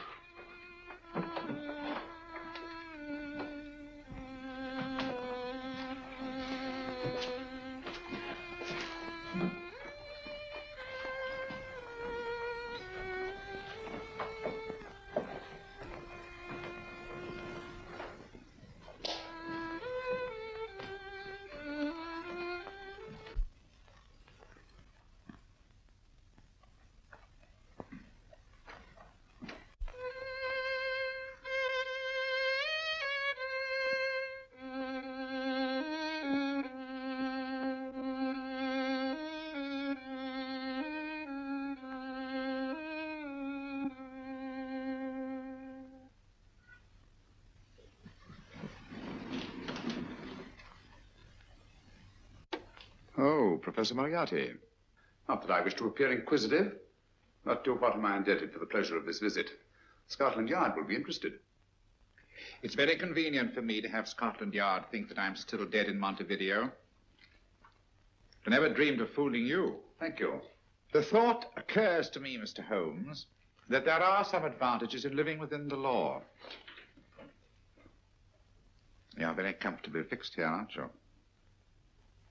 As I get on in life, the little comforts appeal to me more and more. Oh, I beg your pardon. Won't you sit down? Thank you.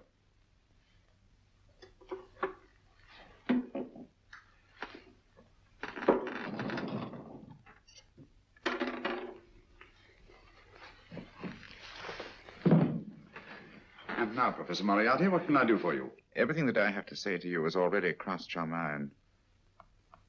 And my answer has no doubt crossed yours. Yes, final? What do you think? I shall not rest until you are hanged for the finger murders.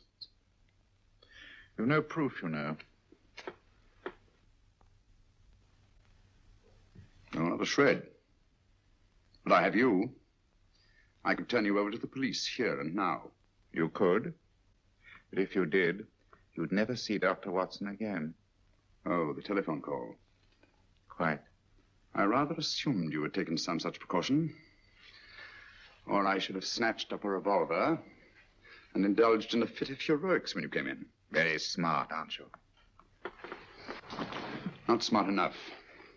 Or I should have anticipated you. But if any harm comes to Dr. Watson, I shall seek you out. I shall not rest until I find you, and when I do... No harm will come to Dr. Watson this time. But I can't answer for the future. Mr. Holmes, I should strongly advise you to drop this case. Don't be silly. Think it over. We've had many encounters in the past. You hope to place me on the gallows. I tell you, I shall never stand up on the gallows. But if you are instrumental in any way in bringing about my destruction, you will not be alive to enjoy your satisfaction. And we shall walk together through the gates of eternity, hand in hand. What a charming picture that would make. Yes, wouldn't it? You know, I really think it might be worth it.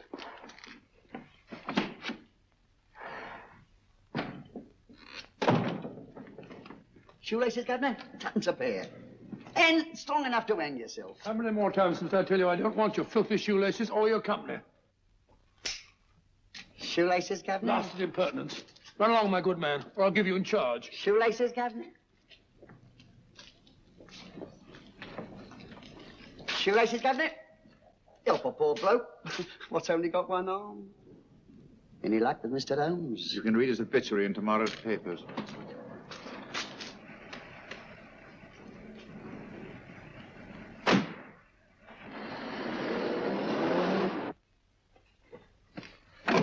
Oh, there you are, Watson. Come in. I was just going out to look for you. Look for me what for? Suppose you don't think I know my way about. Well, you're right, I don't. Blast all practical jokers anyhow. Know where I've been? On a wild goose chase. Exactly. There's no such number in McCardle's Muse. Some fool's idea of a joke. Did you see anyone? No, nobody especially. Only a whining old idiot selling bootlaces. Assistant baker, wasn't he? Stuck to you like grim death. Huh? How do you know? And finally left you for someone who looked like better pickings. Someone, my dear Watson, was Professor Moriarty himself. What? He's just called on me. Moriarty here and you let him go? But you must be out of your mind. Why? Well, he bluffed me into believing that he was holding a friend of mine as hostage. Friend of yours who? Oh, nobody very important, just a fat, lazy fellow. Medical man, I believe. Medical man? Do I know him? Yes, I think you do. A fellow by the name of Watson. Watson, never heard. Who, me? I'm afraid so, old fellow. Your street hawker's job was to do away with you in a certain contingency. And you let Moriarty go? Because of me? I had no choice. I can't afford to lose you, old fellow. Well, it's very decent of the old chap, I must say, but... I wish you'd nabbed him. We shall, never fear. I know the motive for the finger murders. All I have to find out now is the method used with the blackmail victims. Method? Yes. How does Moriarty get them to the scene of the crime? How does he plant those severed fingers on them? And how does he scare them into believing that they may have committed those atrocious murders themselves? Curious.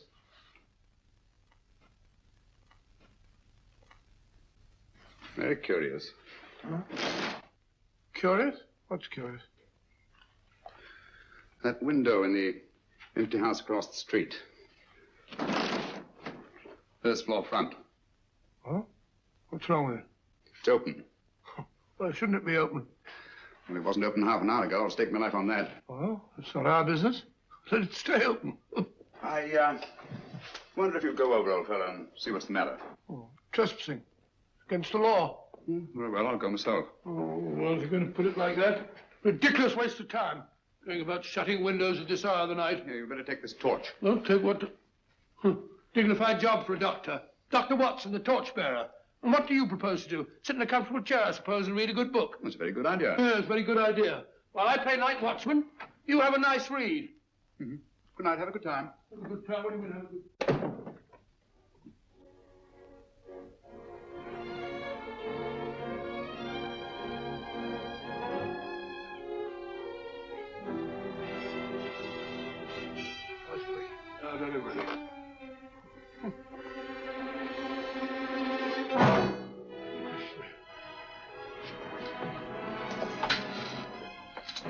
What on earth's it for? Oh, umbrella stand. Pretty little thing to keep about the house. Must have been a pet.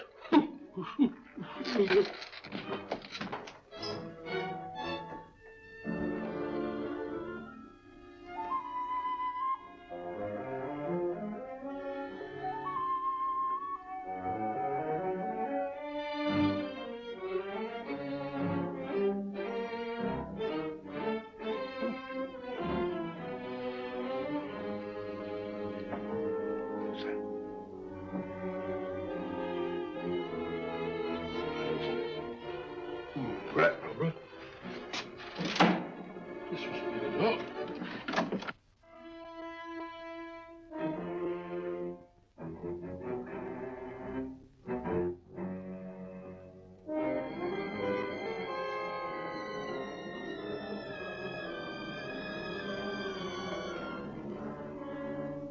While he sits comfortably reading a book.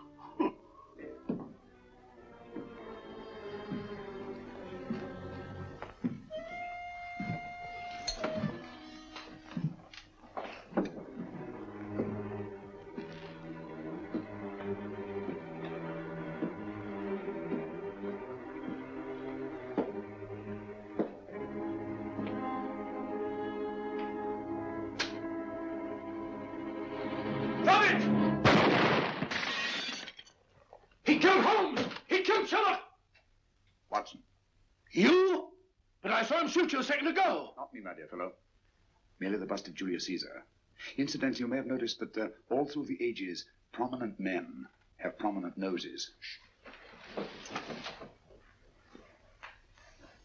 Oh, I'm afraid we're in for terrible trouble again with Mrs. Hudson. Windows smashed, plaster all over the floor. Get up, you. Corporal Williams, Middlesex Regiment. Discharged from the army as physically unfit. Huh. Papers seem in order. Now, Corporal Williams, you've seen service in the Far East, haven't you? The East? I thought so. Look at his complexion, Watson. Yellow as saffron. He's been taking atabrine. Cure for malaria. Sniper, aren't you? Sniper? Hmm. Why did you try to kill me? I had to kill him. I had to. Oh, snap out of it. Stop it, Watson. He's shamming. No, he isn't. Who told you to kill me? She told me. She told you? She told me I couldn't miss. Well, luckily you did miss, you murderer. He isn't a murderer, Watson. Listen, Corporal Williams. She told you you had to do it, didn't she? I had to do it. I've got it, Watson, I've got it. Got what? The method used in the finger murders. Well, what is it? Hypnotism, my dear fellow, hypnotism. And it wasn't against his nature, that's the devilish part of it. They picked a man for their purpose whose job was sniping. Who are they? Professor Moriarty and his finger murderers. Williams spoke of a woman. I think you'll find that she asked him home tonight for a drink. Nice quiet rooms, soft lights, music. You've got it all pat, Mr. Holmes. What's the lady look like? Oh, up 30, nice figure, blonde, lustrous eyes. Oh, really? Got a phone number? Oh, so? Williams will give us her address. Look after him, Gregson. Don't let anyone come near him. He's our key witness in the finger murders. Well, I hope you're guessing right, Mr. Holmes. Get up, Williams. Now, go with Inspector Gregson anywhere he tells you. Come on. Yeah. Ring me as soon as he comes to himself, will you? I will. Good night, gentlemen. Good night. Well, if you believe that fellow Williams was hypnotized, I suppose you think Sir George Fenwick was hypnotized too. Yes, I'm quite sure of it. Have a cup of tea? Thanks, old boy. Nothing to eat. Well, why didn't these people make Sir George do the murder himself? Because they didn't want to get him hanged. They wanted to blackmail him. Well, who do you think the actual murderer is? One of Moriarty's gang. A diabolically simple technique. Kill a woman. Yes. But why cut off the fingers? My dear fellow, don't you understand? The severed finger is what links the blackmail victim to the murder. He wakes, finds the grisly thing in his pocket. He doesn't know how it got there. He's no idea that he's been hypnotized. For all he knows, he may have committed the atrocious crime during some dreadful lapse of sanity. In that state, when he's utterly demoralized, the blackmailers take over. Is that it? Undoubtedly. You see, they swear that they saw him commit the murder. And being human, the victim will pay anything rather than stand trial on a charge that will make his very name loathsome. Oh, it all fits in if you believe in hypnotism. The only possible explanation. Do you think the hypnotist is that woman with the blonde hair, the lustrous eyes, the woman you invented? I didn't invent her. I saw her. What on earth are you talking about? That woman, my dear Watson, was with Sir George when he left Pembroke House. I saw her there. I shall see her again, and Williams will lead me to her. That's why it's so important to keep him safe. He will identify her.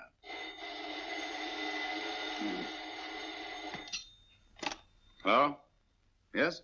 Inspector Gregson? What? Well, get every constable in the district. Yes, I'll be over at once. What's happened, Holmes? Williams is missing. Great Scott! Come on.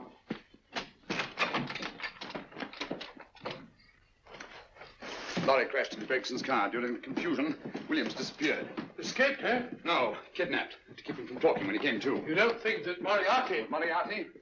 Anything is possible.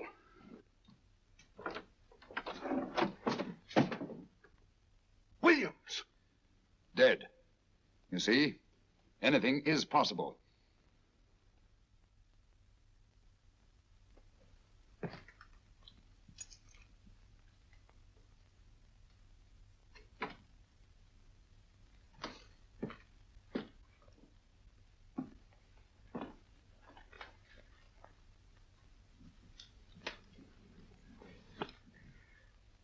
Oh, good morning, Professor Moriarty.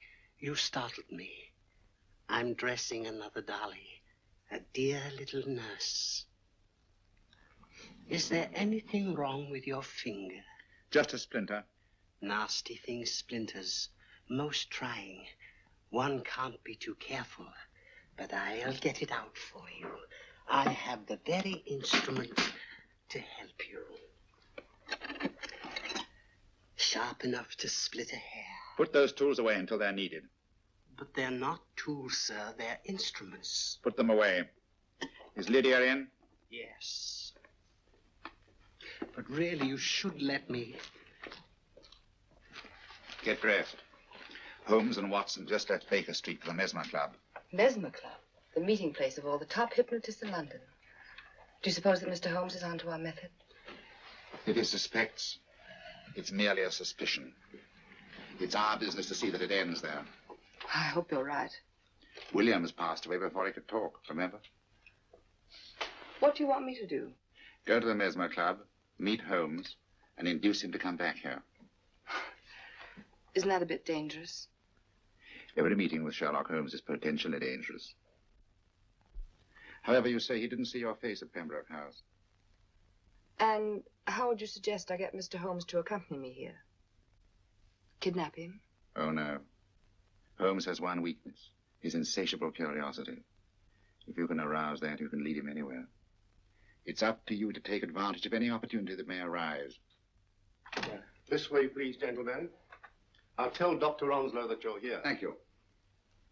So this is the Mesmer Club. If you ask me, hypnotism is a lot of mumbo-jumbo. Oh, come now, Watson. As a medical man, you must admit that hypnotism has its place in modern science. That may be, but 90% of hypnotists are crooks of the worst kind. Nothing more than a lot of charlatans exploiting weak-willed morons. Ah, Dr. Onslow, I believe. Happy to meet you, Mr. Holmes. Your brother Mycroft suggested I might be of help to you. He's a valued member of our little group of charlatans and crooks. Oh, beg your pardon, sir. I didn't know you were listening. Behind the curtain. My friend, Dr. Watson. Oh, delighted. Oh, do you? I wonder now. You see, we're in the midst of a little experimental session at this very moment. If you'd care to join us. Oh, certainly. That'd be very instructive. Oh, well, will you follow me? Thank you. Why should I know that way behind the blasted curtain? In treating his patients. But today, the therapeutic value of hypnotism, as we now call it, is conceded by innumerable physicians. Especially is it of value in surgical cases where the administration of local or of general anesthetic is inadvisable. Inadvisable poppycock. For the sake of latecomers, I may say that I have placed this subject under profound hypnosis. In this condition, he can feel no pain, even under applications which normally would be excruciating. Excruciating? You excuse me, please. Carter, you are having a peaceful sleep. You feel nothing. Your arms and your hands are without sensation. Mowbray, the long needle.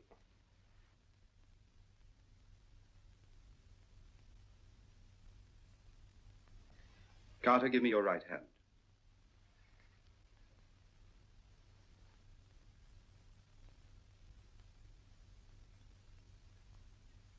As you observe, the needle has been thrust completely through the subject's hand.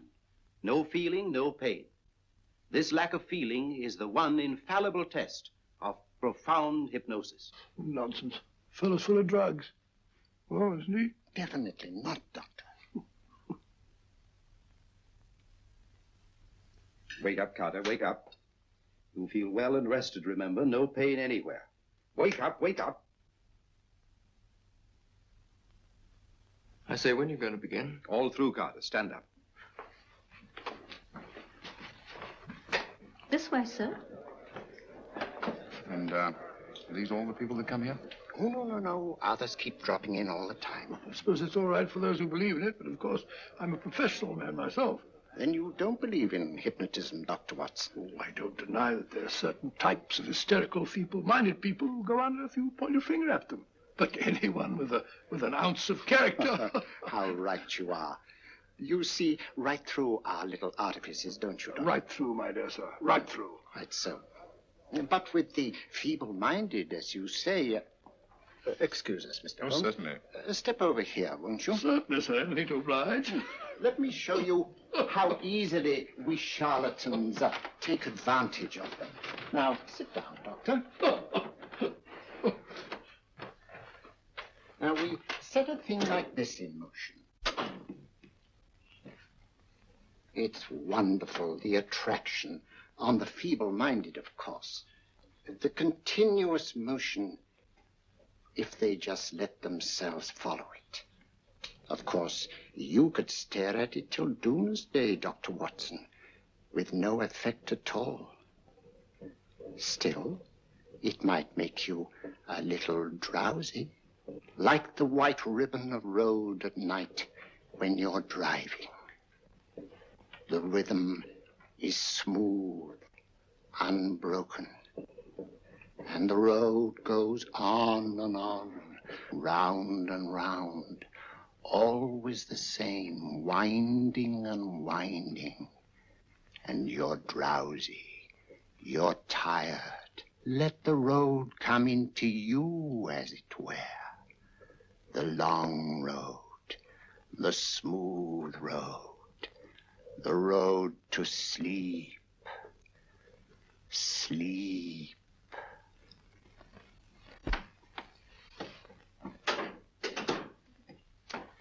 Open your eyes. Stand up.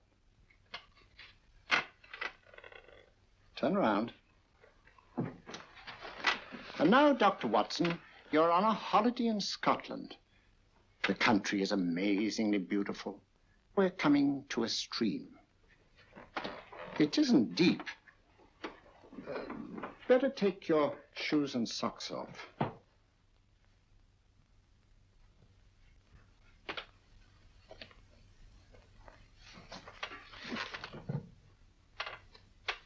Roll up your trouser.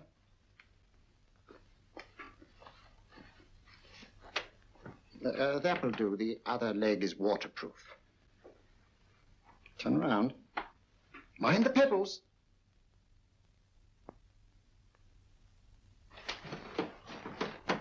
Sit down.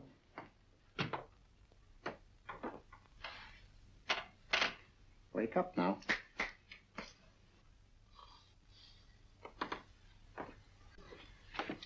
I see. What I tell you, it didn't work with me. Why, nobody with an ounce of character.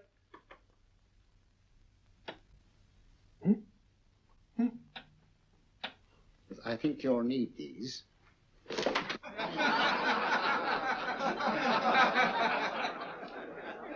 Something to laugh at? Watson, she's here. Oh, the woman you're looking for?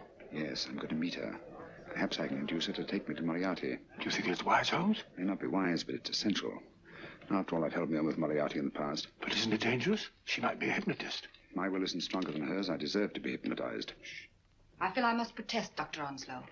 I was told this was a gathering of serious students of a great science, and I find myself in a company of buffoons. Oh, my dear madam. Elliot and Esdale Braid. Were those men martyrs for the truth? That you may laugh over your childish, cruel tricks? I must say I'm in complete agreement with you, madam.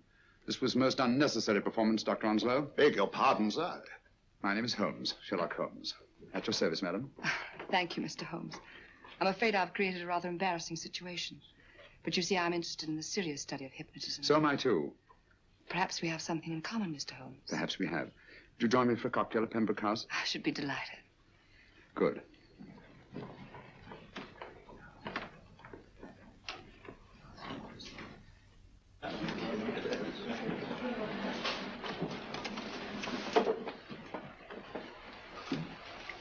Thank you. I didn't know there was such a pleasant place in London. It was so nice of you to suggest our coming here. I thought a little pick-me-up would do us good. You mean you thought I looked... I like the way you look. Thank you. I suppose I did lose my head a little at the Mesmer Club. But you see, hypnotism is almost a religion with me. I know so well what it can do to help and heal And I can't bear to see it used for trivial purposes. I know very little about it. That's why I went to the Mesmer Club. You see, I'm rather puzzled just now with the case that I'm working on. How fascinating. Tell me about it. It's the murder of Sir George Fenwick. Fenwick? Who's he? Quite a well-known figure. Odd now I come to think of it. Last time I saw Sir George was here at Pembroke House. Strange. Yes, isn't it? He was sitting, I believe he was sitting at this very table. Cigarette? Thanks. Do go on. There was a charming lady with him. He was lighting a cigarette.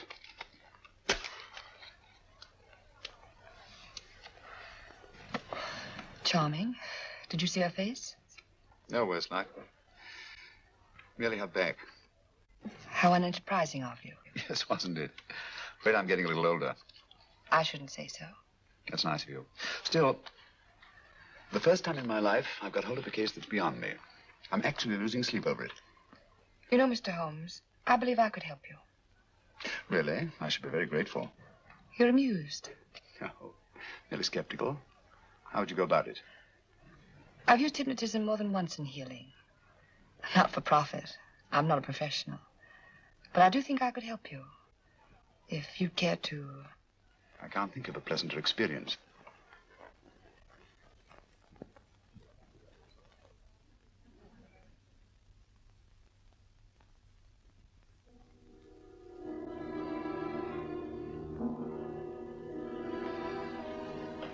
Low lights, music, is that all there is to it? You must relax, Mr. Holmes. I'm afraid you're a rather difficult subject. So I thought perhaps a little help. Materia medica might be advisable. Drugs? No, I'd rather not, if you don't mind. As a matter of fact, I'd rather not myself. But Schrenk-Notzing, he practiced in Munich, you know. Believed it the best means for difficult subjects. Do you mind? Well, as a matter of fact, I don't approve of sedatives. Just as you wish. We don't have to go on with this at all, you know. Wait a minute. Wait a minute. All right. I'll take a chance. It's really quite harmless. What is it? Cannabis japonica, an oriental soporific. You'll need water.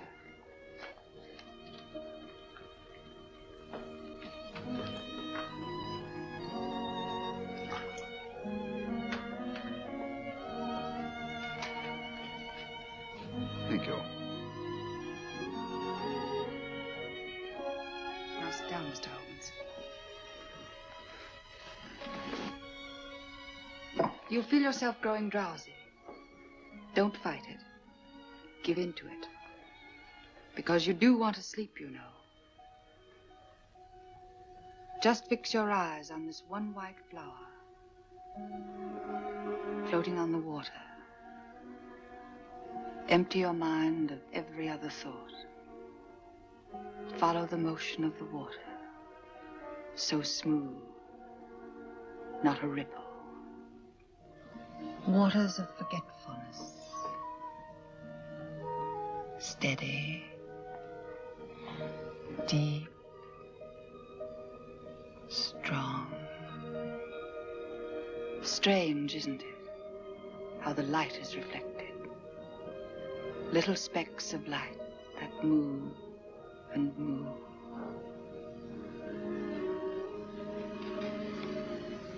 It's restful here.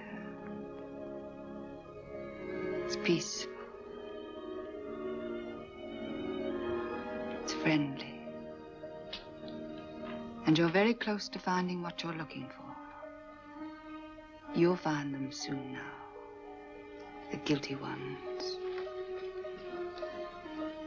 When you're rested, gentle waters closing over you.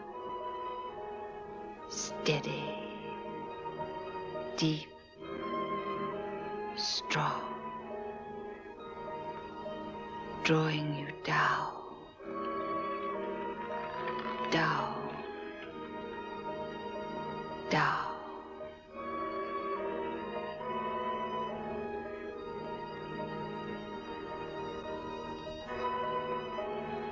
Sleep.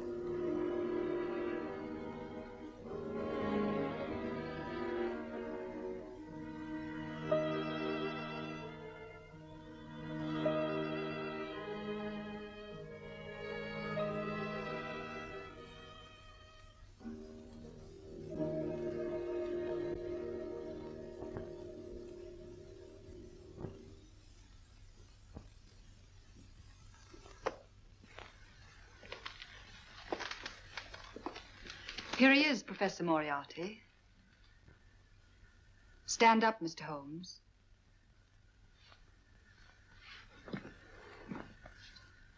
Open your eyes. Face this way. Are you satisfied? We are dealing with a clever man. He may be shamming. There's just one infallible test for profound hypnosis. You ready, Dr. Simnel?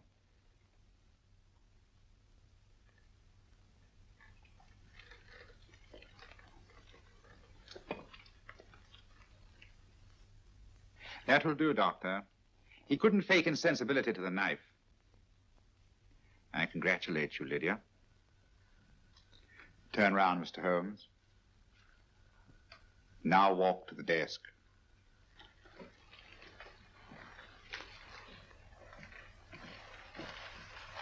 Sit down. Take that pen and write what I tell you to write. I have at last found a case which I cannot solve.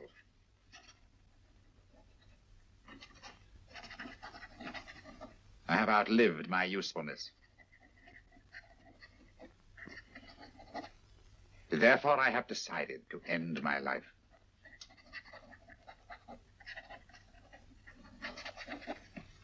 Sign your name. Now blot it.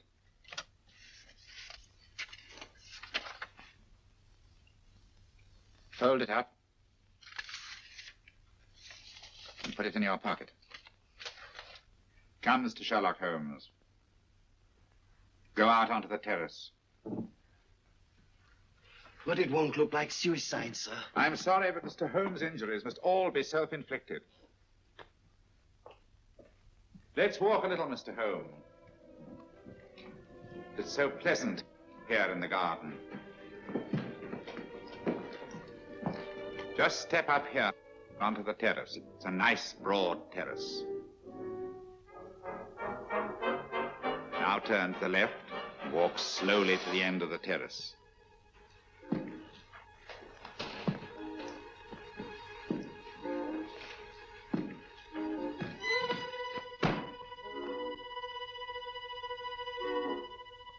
Don't stop. You must walk to the end, you know.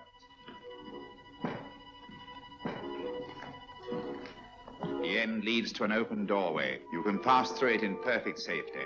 In the room beyond the doorway, you'll find what you've been looking for. Must you drag this on? This is the moment I've been anticipating for a long time, my dear. Go on, Mr. Holmes.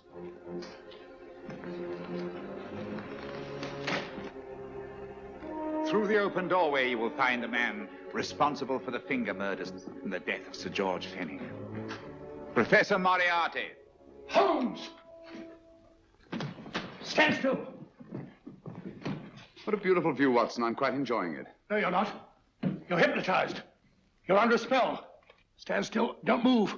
Steady, Holmes. Steady does it. Stand perfectly still where you are. Nonsense, Watson.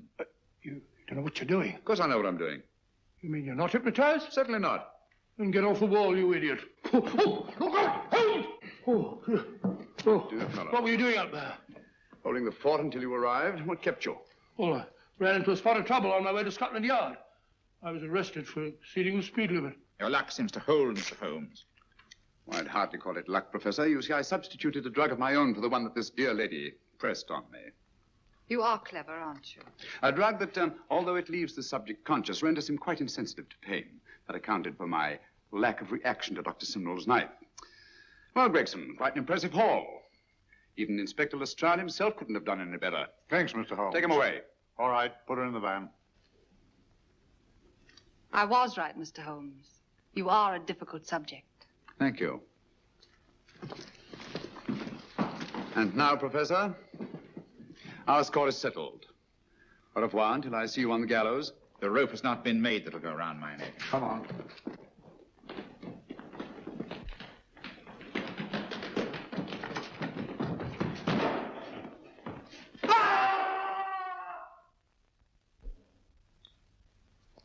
I'll take care of things, Mr. Holmes. Thank you, Inspector. Come on. An evil man, Holmes, but what a horrible death. Better than he deserved. What are you thinking of? I'm thinking of all the women who can come and go in safety in the streets of London tonight. The stars keep watching their heavens. And in our own little way, we too, old friend, are privileged to watch over our city.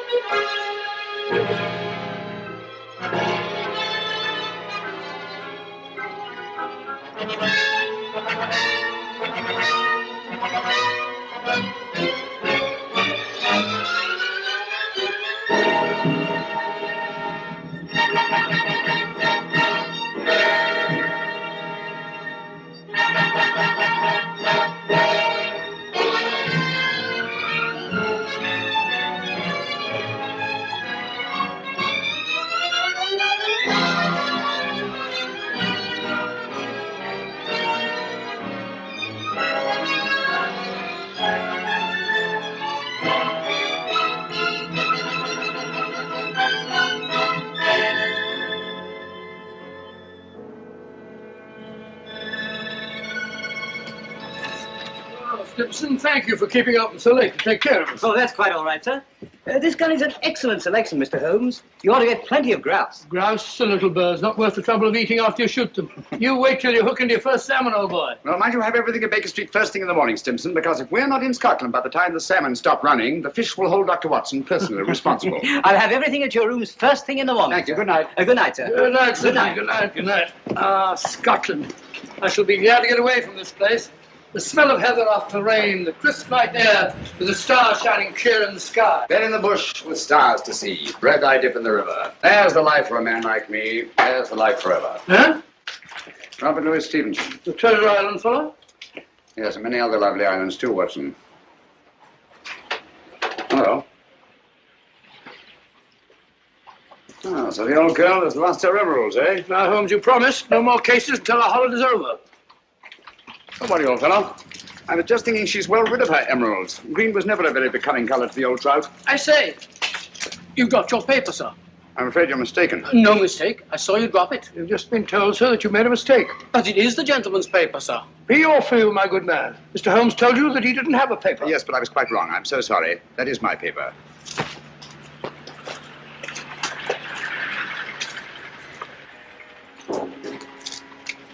There are times, Holmes, when your behavior is utterly inexplicable. Oh, I'm sorry, sir. May I recommend a visit, gentlemen? A visit where, sir? The best fish and chips in London. Fish and gentlemen. chips? I never eat fish and chips. My friend doesn't eat fish and chips. We loathe fish and chips, sir. Well, come to think of it, old fellow, some fish and chips might go very well just now. Thank you for your suggestion, sir. Come on, Watson. Fish and chips, filthy stuff. I wish you'd brought our cat. Oh, oh, oh.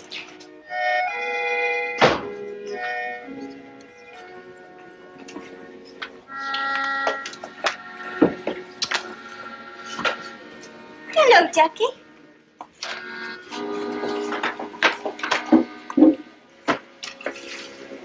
Good evening, gentlemen. Evening. May I suggest that, sir? 2 and 6. No, I think I'll have some fish and chips. And you, sir? Just a minute. Sorry, dear. We serve the best fish and chips in London, sir. Make it 2, will you? I think I'll have an order of... Oh, gone. I ordered for both of us. What do you order for me? Fish and chips. Fish and chips. Nice place you brought me to, I must say. I say, take a look at this fishbowl. Where? Right in my soup. A fine thing. It might have stuck in my throat. Just a moment. Fishbowls. I'd rather eat in an alley. Go and eat in an alley, then. That's where you probably belong. Likely as not, we'll both be poisoned. What's up, Holmes? I don't know. Yet. Something definitely is. Thank you. Fish bones. Fellow probably was right. Looks like something one might find in an alley. That's it. What's it? Fishbone Alley, of course. Oh, what's the price got to do with it? It's not the price. It's the numerals. 2, 6, number 26, Fishbone Alley. Everything these last few minutes has been directed towards giving us that address. Oh, come, Holmes. Who on earth would go to all that trouble? Duchess's photograph. Duchess Brookfield's house, Berkeley Square. About 8 o'clock last night. I've got it. 8 o'clock. But you said you weren't interested in the old trout emeralds. I'm not. Well? We've just been invited rather circuitously. I've meant to appear at number 26 Fishbone Alley at 8 o'clock tonight. Well, mumbo jumbo, if you ask me. Probably no such place as Fishbone Alley. Oh, yes, there is. It's off Mount Street. 7:45. We've just got time if we walk briskly. Good night, Ducky. But, look here, Holmes, you're not thinking of going there, are you? Naturally, someone must want to see us rather badly to have gone to all that trouble. But hang it all, it may be a trap. Well, if it is, at least it promises to be an interesting one.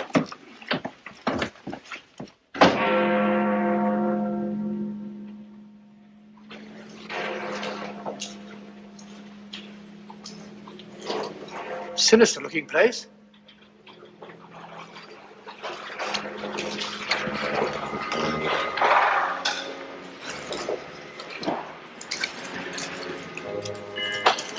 See that? They're expecting us.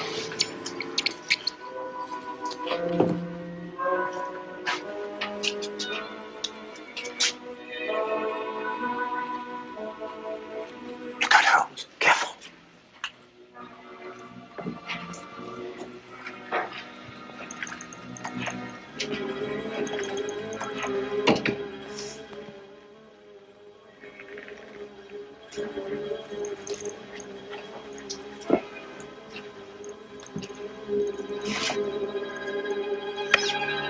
Won't you go in, gentlemen? Thank you.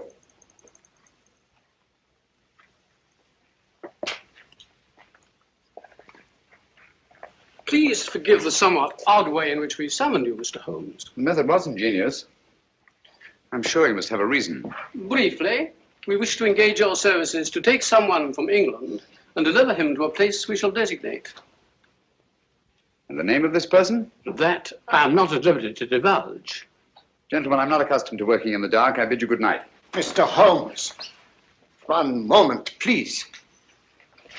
We are prepared to pay any sum you name, Mr. Holmes. I assure you this is a matter of international importance. My dear sir, I realized that when I encountered the Prime Minister of Rovenia lurking outside an oyster bar in Soho, apparently for the sole purpose of stimulating my appetite for fish and chips. You deserve your reputation, sir. I take it that you brought me here on a matter pertaining to the death of His Majesty King Stefan in an automobile accident last week. His Majesty was not killed in an automobile accident, Mr. Holmes. He was assassinated. It's a great loss to the whole democratic world. Won't you sit down, Mr. Holmes? Thank you. Roger.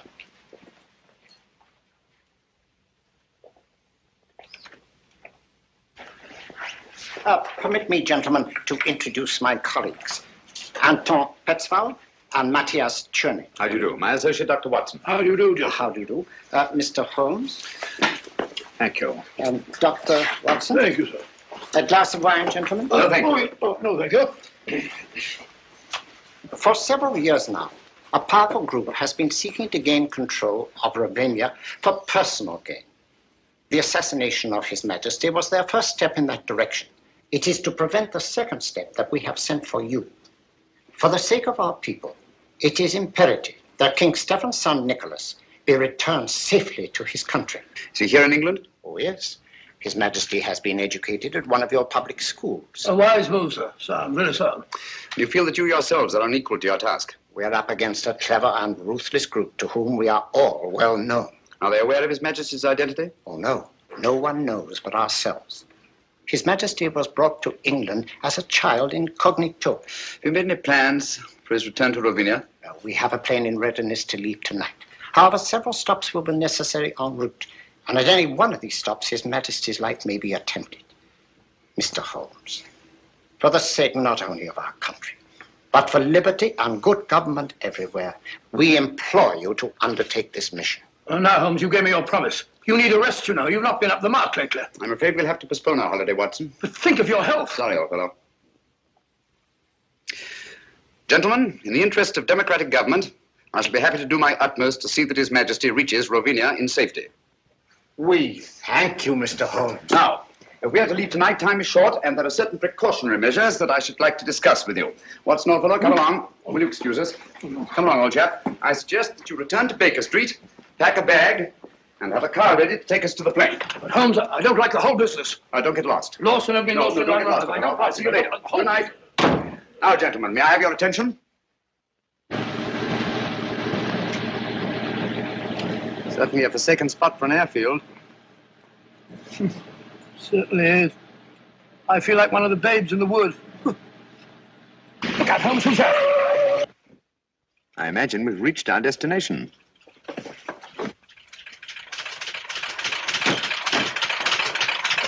Everything is ready, Mr. Holmes. Follow me.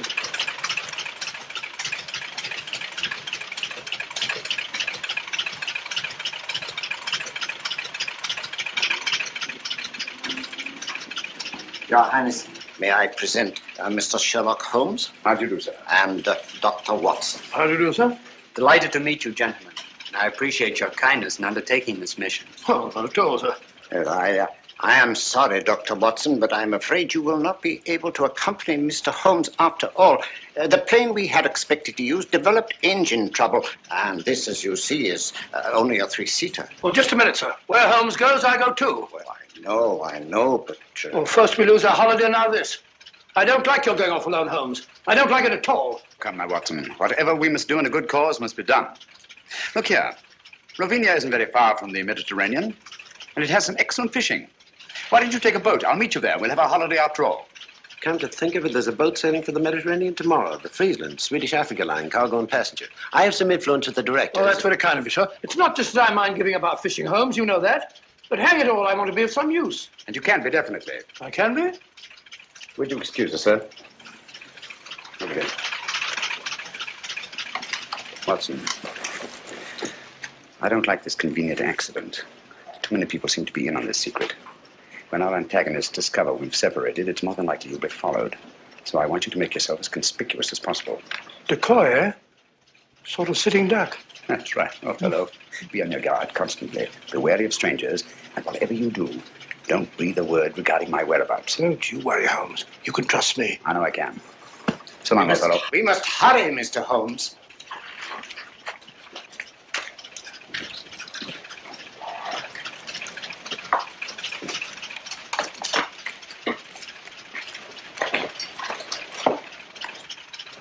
I don't like it.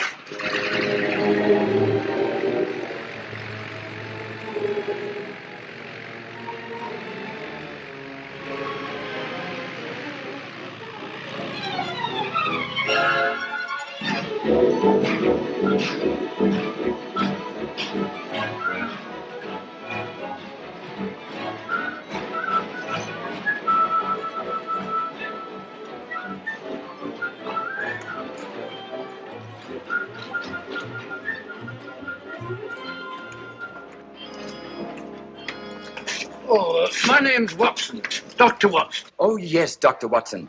I'm very glad to have you on board, sir. My name is Johansson, the purser. Good morning, good morning. May I? Will you take Dr. Watson's baggage to cabin 8, please? Yes, sir. Sanford will be your steward. Good, good. Have you a cabin trunk, sir? Naturally. One doesn't go to the Mediterranean without a change of linen. Quite so, sir. Oh, be careful of those fishing rods, young fellow, my lad. There you go, sir.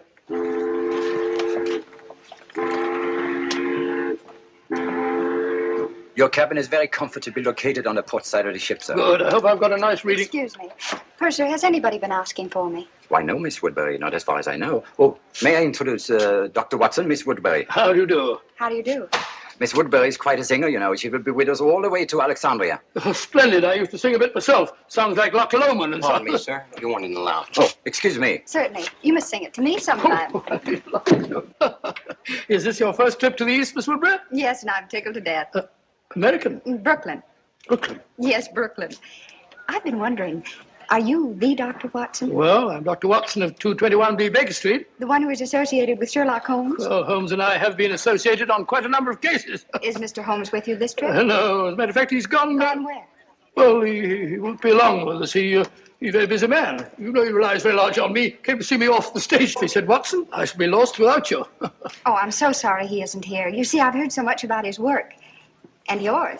Oh, perhaps someday you'll let me give you an insight on some of our most interesting cases. Oh, Reggie. Who? Excuse me. Reggie?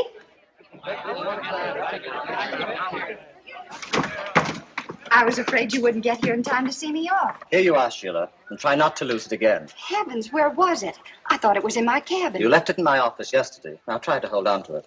I don't imagine it very easy to replace those arrangements in Alexandria.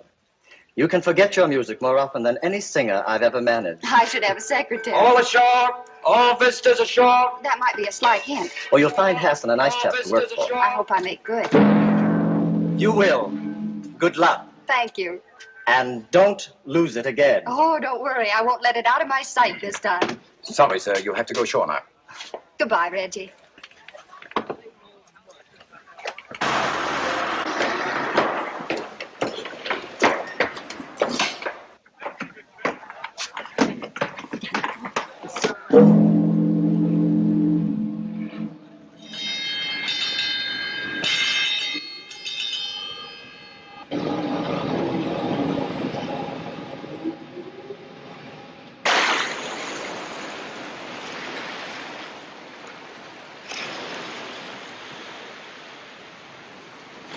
I make it a rule to take a 3-mile hike before each meal. Keeps one fit. Stimulates the digestion. That and a glass of milk. As I was saying, she was in wonderful voice. I shall never forget that last night at the old Adelphia. Pulled down now to make way for a cinema. Heartbreaking. Where would we be without the cow, Doctor? The cow? I don't think so, dear. I'm sure Mr. Arnold here will be happy to help me in organizing deck games. Shuffleboard, deck tennis, medicine ball. Hiking! Shall I put you down for a 3-mile hike before lunch, Dr. Watson? No, thank you very much. I prefer to sit down before my meals, relax and have a glass of sherry. Like Ferdinand the Bull. I am on a holiday. How does that little tune go? Let me see. I'll think of it in a minute. Incorrigible. I have it. Da da da da da da dee dee da da da da dee da da da da That's it. Sorry? Then I'll put you down for a 3-mile hike before each meal. Yours? Thank you, yes. There's a bag goes with it. Thank you. Oh, lunch. There's nothing like salt air to give one an appetite. Don't you agree, Mr. Arnold? So long, Ducky. See you later. Aren't you coming, Dr. Watson? No, my dear. I'll join you later. All right. What would Holmes do?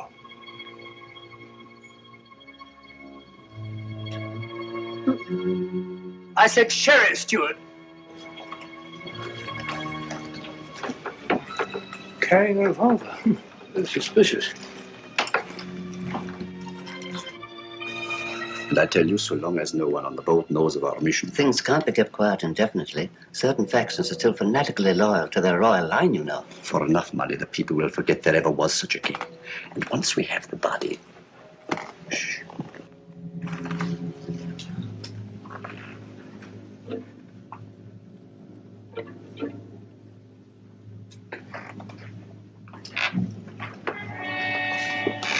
Doctor?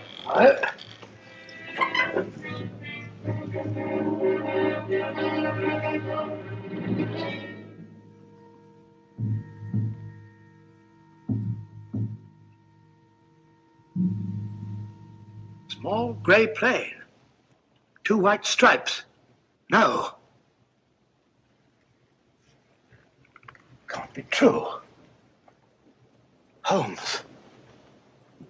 Holmes gone.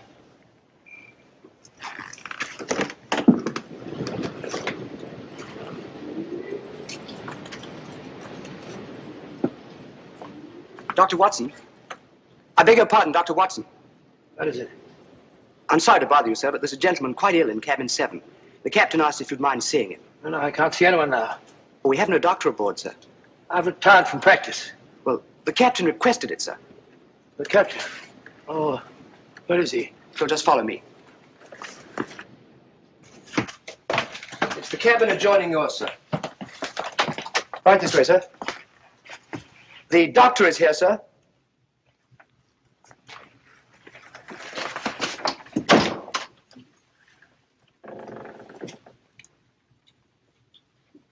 Is it serious, Doctor? Oh, dear, oh, dear, oh, dear. Can't you see I'm busy?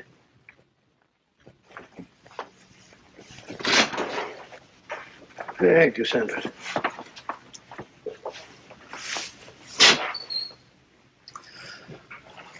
Holmes. But the wireless said your plane crashed. No survivors. It was shot down, Watson. I don't understand. I'm terribly sorry, old fellow.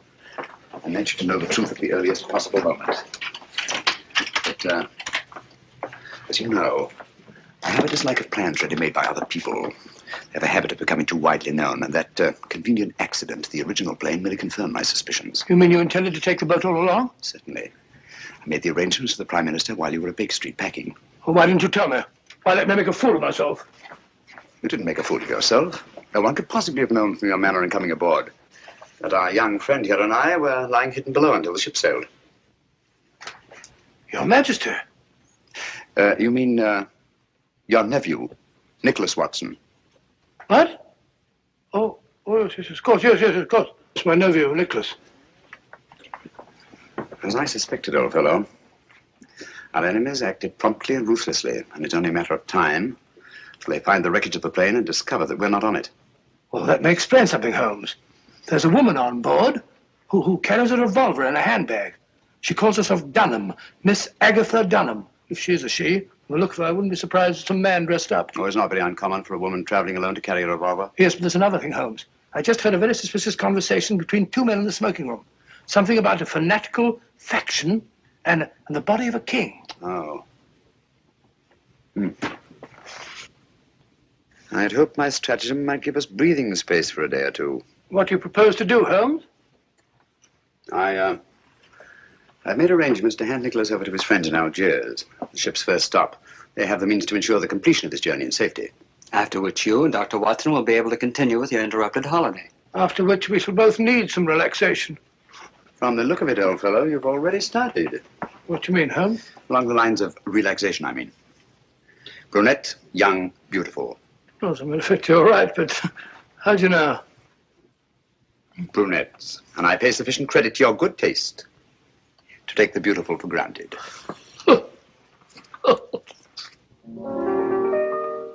Now, if a girl and boy should meet, would you think it indiscreet if they had a friendly chat? I'm sure you'd find there isn't any harm in that. If they met again at 4, had a cup of tea or more, then he said he liked your hat, I'm sure you'd find there isn't any harm in that.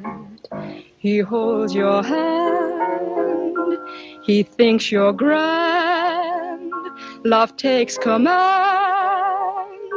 Before he's through, it's I love you. Now if the girl should lose her head, and the boy and girl should wed, and they take a furnished flat, so what? That's fate. There isn't any harm in that. Delightful. Lovely delightful. Now, how about that surprise you said you had? Oh, for you'll me? see in time. But first of all, you must keep your promise. You said you'd sing Flow Gently, Sweet Afton for me. Oh, all right, if you really want me to. Oh, of course I do. I wonder if you'd hand me my music case, please. It is. Why, sir, I'm so sorry. Oh, Sorry. no, that's all right. I didn't hurt you. No. Here is my surprise. May I introduce my nephew, Mr. Nicholas Watson? How do you do? How do you do? And my friend, Mr. Sherlock Holmes. How do you do? Oh, excuse me. Oh, I'm sorry. Excuse me. Really, Watson, I've never thought of myself as handsome. That's the first time in my life that a woman has run away at the sight of me. But hang it all, Holmes, something must be wrong. Obviously. Can I have a sherry? Please. No, thanks. Had you told her that I was on board? No, I just told her tonight that I had a surprise for her. Seems to be rather an understatement. 2 sherries, please. Yes. I don't understand it, Holmes. She seems such a nice girl. She sings charmingly. My dear fellow, musical talent is hardly evidence of innocence. As a matter of fact, the late Professor Moriarty was a virtuoso on the bassoon. Thank you. Incidentally, under no circumstances is Nicholas to be left alone at any time or for any reason. Well, what are you going to do, Holmes? At the moment, nothing. I shall leave the first move to my antagonists. Cheers.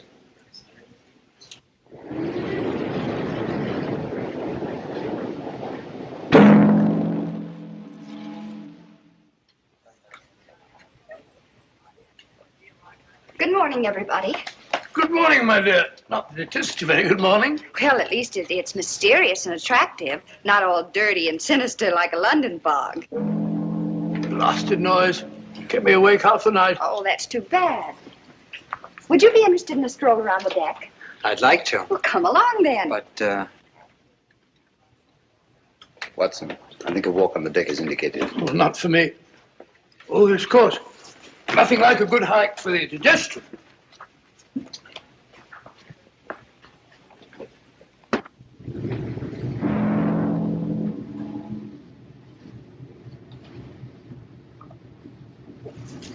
Fine. Well, I've gone far.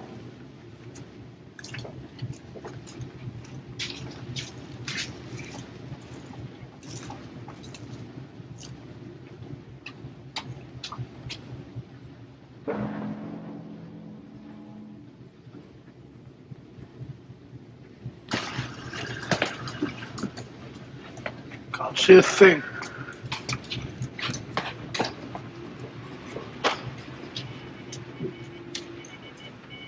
But I don't dare entrust a message like that to the wireless. It might fall into the wrong hands. Nevertheless, we should get in touch with someone in authority at once. After all, there should be 3 bodies, not just 1. We were told to use our own judgment about the best way to... Pardon me, gentlemen.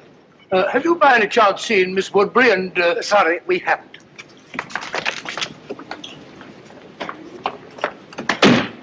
It's very rude.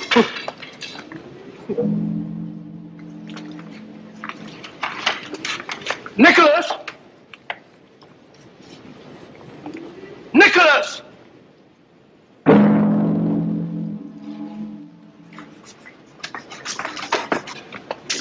Good morning, Ducky. Good morning. You're looking depressingly healthy. Rather.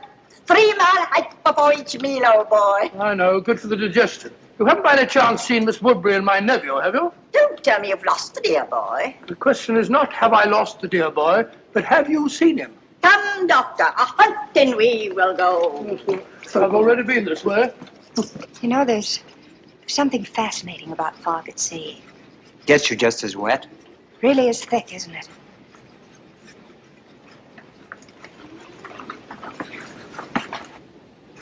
You can hardly see the water.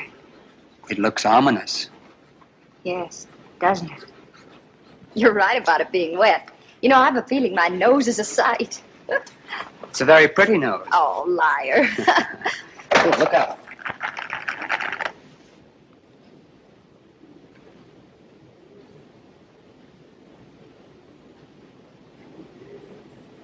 Oh, well, thank you. Isn't it lucky you were here? Yes, isn't it? You startled me. I thought you were deep in your chess game. Oh, the lost is found, Doctor. Sorry, Holmes. The fog. Yes, so I observed. It's colder out here than I thought. Come, my dear. A good brisk hike will do you good. I'm sure the doctor doesn't wish to continue now that he's found the dear boy. It appears that someone has been careless, Watson.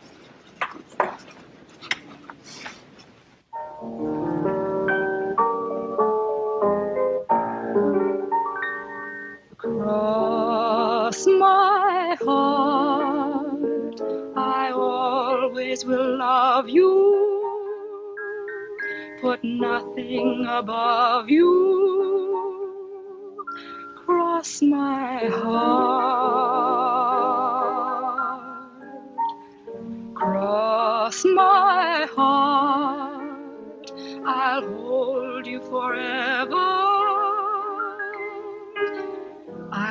promise we never will part. With you, the trees in winter will look green to me. What you will mean to me can never be told.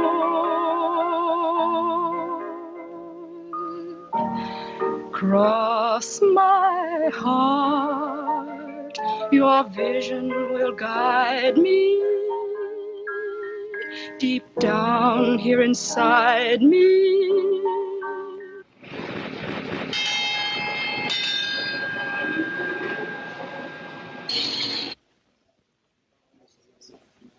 What's up? Excuse me.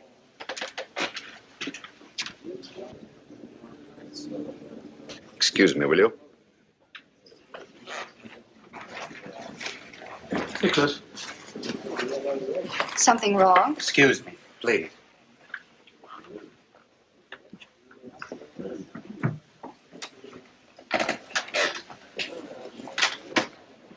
We're off Lisbon. Lisbon? We're not supposed to stop there, are we? I rather fancied we'd be getting some unexpected passengers aboard about now. Yes, I think added caution is indicated.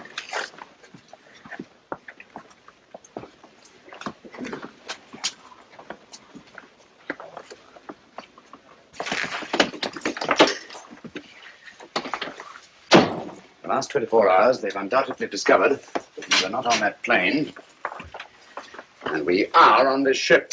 Oh, those fellows, Kingston and Jerry, were outside the wireless room today. They said something about communicating with someone in authority. Could they? Possibly. Nicholas, Dr. Watson and I are going on deck again. I'm rather anxious to see who's coming aboard. Lock the door, will you? And don't open it, except to Dr. Watson or myself. Right.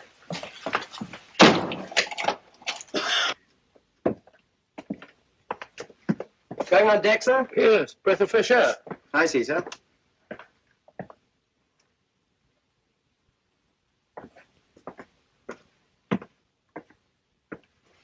Holmes, did it occur to you that steward behaved rather suspiciously? Quite.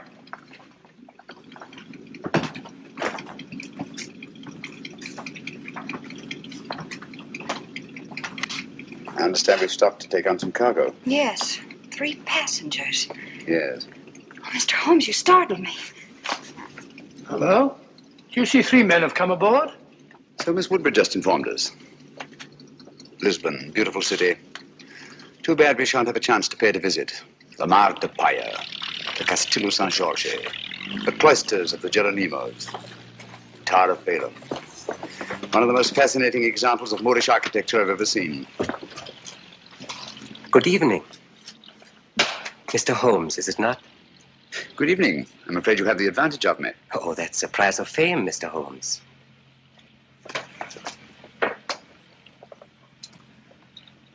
Who on earth's that? I don't know, but I've seen his face before somewhere.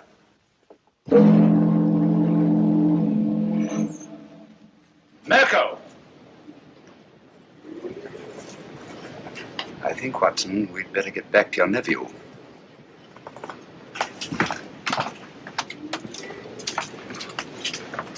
This way, it's quicker.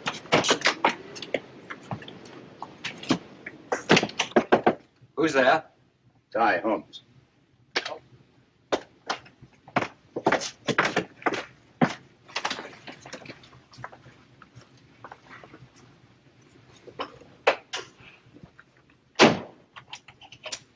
Nicholas, I want you to move in with Dr. Watson until we reach our destination. Understand? Certainly, Mr. Holmes. I think you want to keep him under your eye. I would, if it went for that. I think Nicholas will be safer in an inside cabin. A porthole opening onto the promenade deck is apt to offer too many temptations to the 3 gentlemen in the cabin opposite ours, or anyone else who might be interested. Yes? Is there anything you require before retiring, sir? Nothing, thank you, Sanford. Good night. Good night, sir. Holmes, I don't trust that fellow.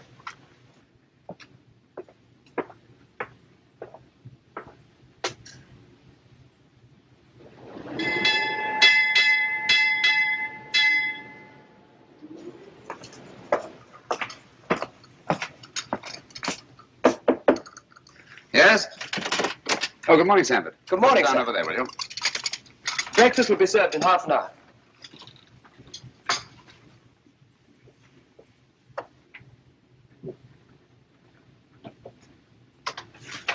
Coffee. I don't see how you can drink the stuff. I never could stand it myself. Everyone in my country drinks coffee. My dear Nicholas, apparently you don't realize that it's tea that has made the British Empire, and Watson, what they are today. Well, we're both in pretty good shape, aren't we? I thought it was the playing fields of Eton that were responsible. No. Only for the Battle of Waterloo. Scummy-looking stuff even for coffee. Looks as if the cream had gone sour. Don't drink it. Why not? What's wrong?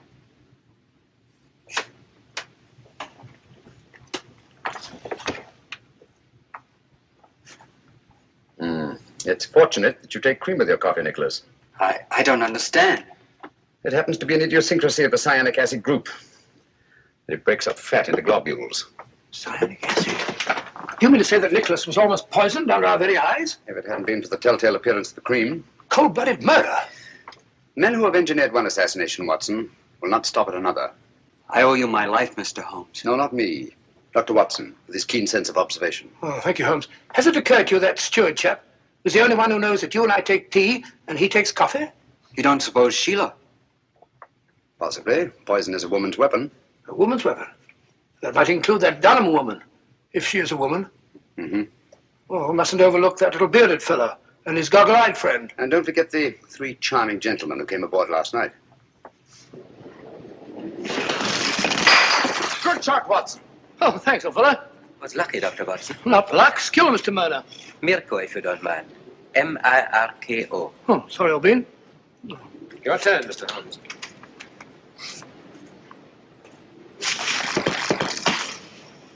You've left your man unguarded.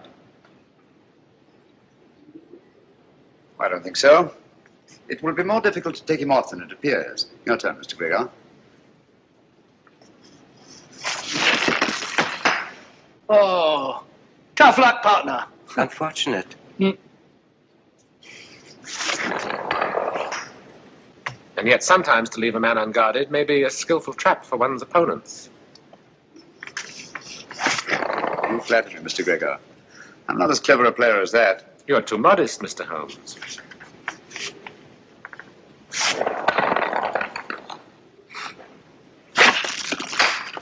Mr. Mirko is most accurate. Afraid I'm not giving him much help. Are you conceding defeat then, Mr. Holmes? Oh, certainly not.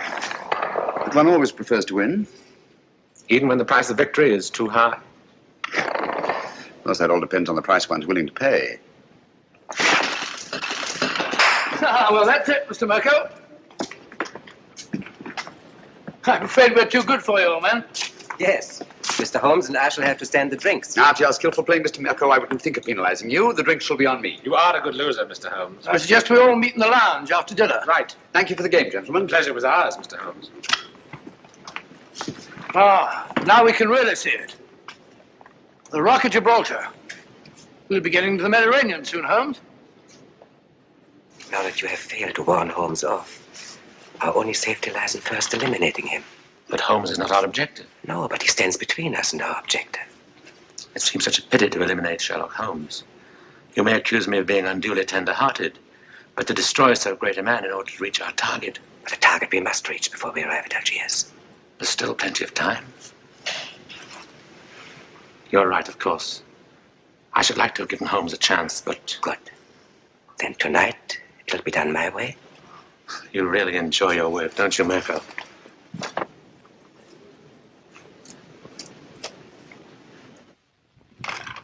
I promise you that Mirko is more than competent. We cannot afford to take chances. And Nicholas must be disposed of before we reach Algiers. That's because you don't know Mirko. I've used him before, and I promise you, he never fails. Because your strong-arm methods are apt to be too noisy. With Mirko, it's swift and silent. Understand? Satisfied? I'm sure Mr. Gilbeck is convinced.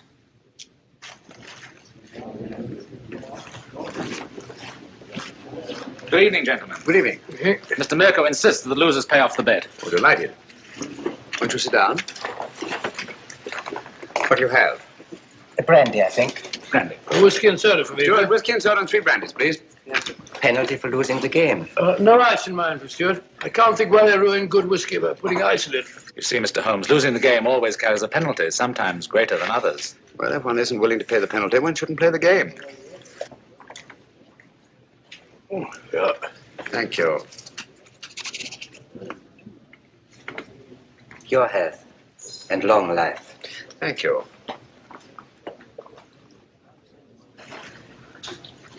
I think I'll turn in now. Oh, what happened to your charming companion? She said she had a headache and went to her cabin.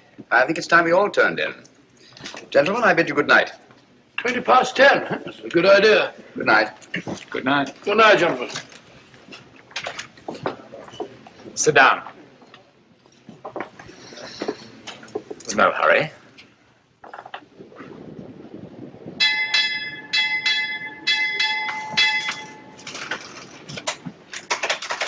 It's over by now, no. My dear Mirko, try to cultivate patience. It's so much safer.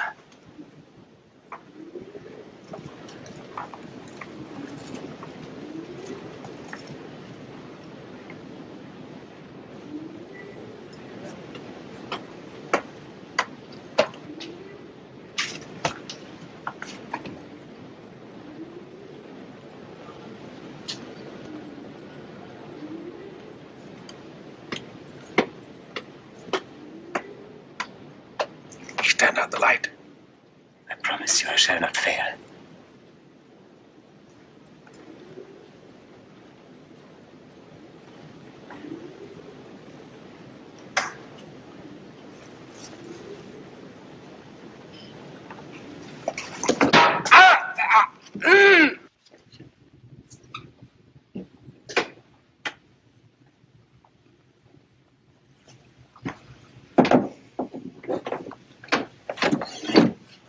Oh, how unfortunate, Mr. Mirko.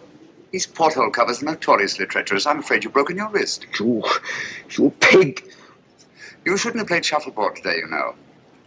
When I saw that skillful hand on an unerringly accurate eye of yours, I remembered the Circus Medrano in Paris and your amazing exhibition of knife throwing.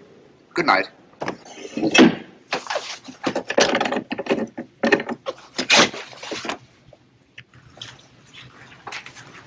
Oh, good morning, Mr. Holmes. There you are. Good morning. Good morning, Mr. Gregor. I heard of your friend's unfortunate accident. Will you please convey my sympathy? It may take a long time to heal. You'll have to have patience, you know. I was explaining the advantage of patience to Mr. Mirko only last night. Now, I am a very patient man myself, and I always believe the result well worth waiting for. Don't you agree, Mr. Holmes? Patience has advantages under certain conditions. We are in accord, Mr. Holmes. Yes, aren't we? That fellow Mirko said he slipped and fell down while walking around the deck at 3 o'clock in the morning. Huh. Drunk. Most probably. Possibly. He's got a nasty fracture. Took me over an hour to set. I've got to sleep again. That's regrettable. Too bad you couldn't blame it on your insomnia. Insomnia? You know I always sleep like a top. I don't think either of us is going to get much sleep tonight. Oh, you mean that woman's party? Silly creature. What on earth do you want to give a party for? I wasn't referring to Miss Dunham's party, Watson. Deadly as that will undoubtedly be.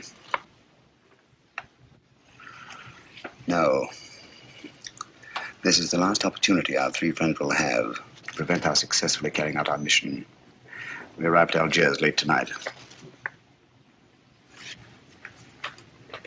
Good morning, my dear. I should say the young lady isn't looking forward to arriving in Algiers with any very great pleasure. Have you noticed, Watson, she hasn't let our music case out of her sight since our first meeting? Well, now that you mention it, yes. I want you to ask her to sing Flow Gently, Sweet Afton. If she makes some excuse, ask her if the music isn't in her case. Leave the rest to me. I think you'll see an interesting reaction. I'll do it now.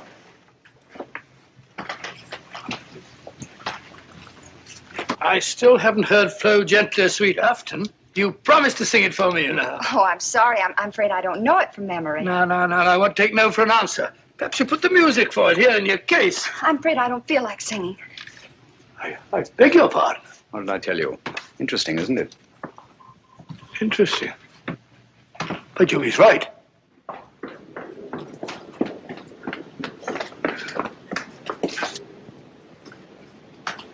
Oh.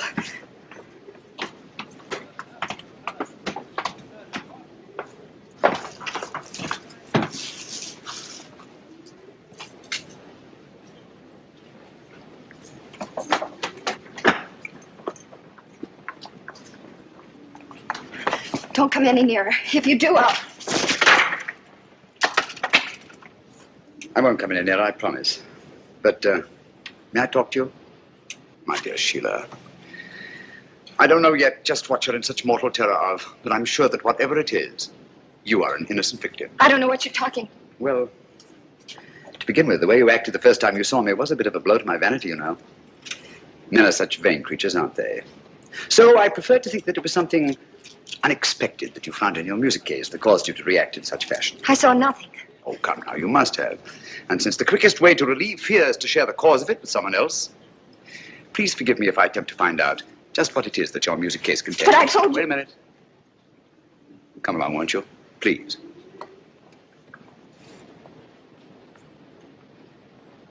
Won't you sit down? Please.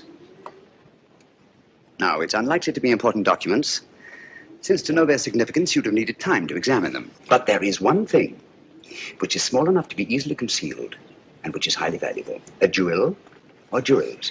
Then there's this fellow Hassan, in whose cafe you've been engaged as an entertainer. He's been suspected for years by the police of 2 continents as the largest receiver of stolen goods in the Near East. So, circumstances would indicate that the jewels you found in your music case are both stolen and extremely valuable. And since there have been no other important robberies in London for some considerable time, I venture to say that you're carrying the Duchess of Brookdale's emeralds. Am I right? You're quite right, Mr. Holmes. May I? I'd left the briefcase in my manager's office. He brought it to me just before we sailed. Yes. So Dr. Watson informed me. I recognized the emeralds from the newspaper description. Oh, Mr. Holmes, I've been so frightened. Don't worry, my dear. Don't worry. I'll return the necklace. And I assure you that the reward the insurance company has offered is yours, and will more than make up to you for any loss you may incur by the cancellation of the Hassan contract, and will enable you to go home to, Brooklyn. Brooklyn? Well, I knew a most charming man who lived there once. He's now a resident in Sing Sing prison. You know, I'm not going to have to carry this briefcase around with me anymore. How can I ever thank you? If you really must thank me, please do so by singing Dr. Watson's song for him, will you? You're a darling.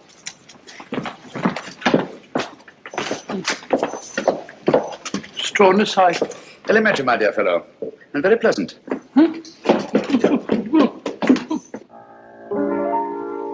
Flow gently, sweet Afton, among thy green braes. Flow gently, I'll sing thee a song in thy praise. My Mary's asleep by the murmuring stream. Flow gently, sweet Afton, disturb not her dream. Thou stock Good evening. Oh, that looks very nice, steward. Oh, may I help you? No, I want to put these favors around myself. I want to rearrange the seating. See? I'm using them as place cards. I've written a name on each. That nice fat gentleman. It was his suggestion. Hope nothing goes wrong. Nothing will go wrong this time, my dear Mirko. Thank you. That was charming. I love that old song. Now you must sing for me, Doctor. You promised, you know. Well, if you like, I haven't sung for some time. There's nobody here. Remember you told me you used to sing a song, what was it, Loch Lomond? Yes. Come on now, Doctor, just to please me.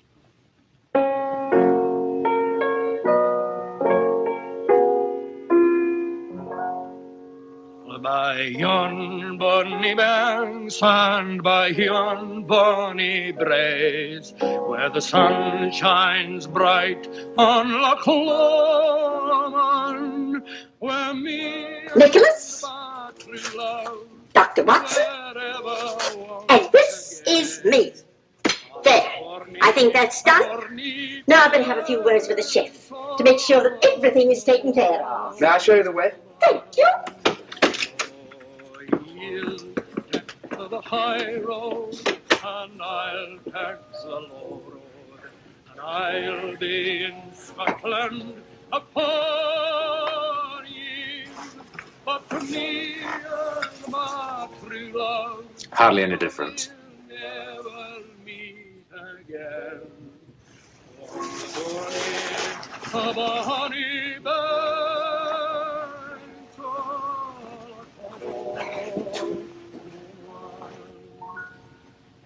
but to me and my true love, we'll never meet again. On the bonny banks of la Colombe. Bravo, Watson, bravo! I've heard words singing at the Albert Hall. I didn't know you were there. Afraid my voice is a bit rusty. You're just being modest, Dr. Watson. It was delightful, eh, Geoldry? Oh, delightful. But my dear Kingston, why would they have constructed it so large if it were not to accommodate 3 bottles? Watson, have you met Mr. Kingston and Mr. Geoldry? I've seen them about. Mr. Kingston and Mr. Geoldry are archaeologists. They're going to Egypt to excavate a tomb. And we've just received a wireless that the British government, Egyptian government, has granted its permission. Oh, congratulations, archaeologists. They might have been dug up themselves. Watson, please. Sorry? Was that you singing, Ducky? I could hear you in the galley. Capital. Really it was. What was it? Well, it was... Oh, it doesn't matter. Well, is everybody ready? The festive board awaits. Let's go. We'll have a wonderful time, Ducky. The observer rearranged the seating order. Why, say, Ducky, you're this end. Next to me. You're at the other end of the table. Oh, you. I'm not going to let you off, you know. Let me off what? This is our last night together. And you've been promising the whole voyage to tell me about one of Sherlock Holmes' adventures. Oh, isn't it a little early? No. Haven't we got a better wait till after dinner? Well, why not start now? All right, now, let's see. Did any of you ever hear of the giant rat of Sumatra? Oh, no, but it sounds terribly gruesome. It certainly was. It never got in the papers at the time. Too delicate a matter. I don't suppose it'll do any harm to tell it now. It all began one evening in Baker Street. Holmes and I were sitting in our rooms when suddenly the door opened slowly and in walked... Sit down. You're quite safe here? I wish it would happen. I don't like the suspense. My dear Mirko, as I have said before, patience is an admirable quality. You should cultivate it. One of the old pea soupers. Very rare, these. Oh, take it away, thank you. Now, I hope you all understand the topography of the place. It's important. Devilishly important. Now, let me see if I get it straight. Between these two knives is the Thames. That's right, it's the Thames. And the Cruet is the warehouse. The warehouse, that's right. And this boat is the salt cellar. No, the salt cellar's a boat. Oh, the salt cellar's a boat, of course. No. The salt cellar's the boat.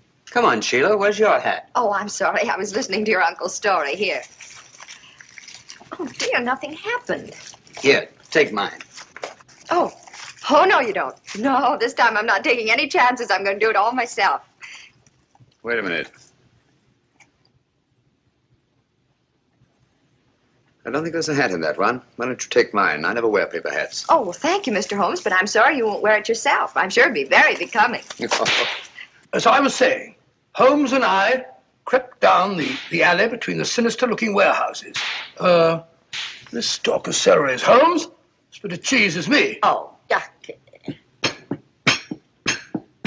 But when we reached the end of the alley, there was a blank wall, so we had to retrace our steps. There was nothing else to do. Was it a high wall? High, about 6 foot high. I tried to climb it, but I said to Holmes, it's absolutely ludicrous, so he said to me, Watson, there's nothing else for it. And back we turned. Oh, and down we had to go. Something has gone wrong. They've been down there for... Keep quiet. It's at Holmes, I tell you. We should have got rid of him.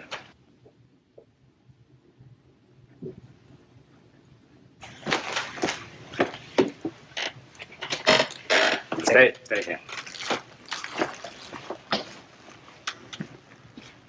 Good evening, Mr. Holmes.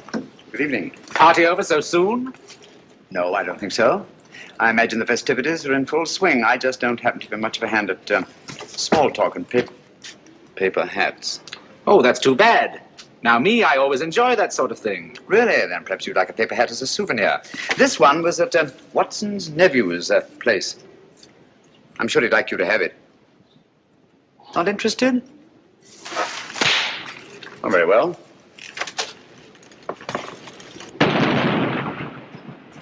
That's curious. Good evening, Mr. Mirko. Nothing will go wrong this time, my dear Mirko. And after a desperate chase up the river in a police launch, Lestrade finally apprehended the miscreants off Wapping. The freighter was towed out to sea and blown up. And London, all England for that matter, was saved from the terrible menace of the giant rat of Sumatra. Oh, thank you very much. I don't think I left anything out, did I, Holmes? I beg your pardon?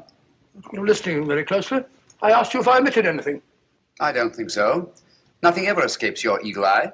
Oh, really? Thanks so much. Oh, here's my soup at last. Oh, getting hungry. You probably.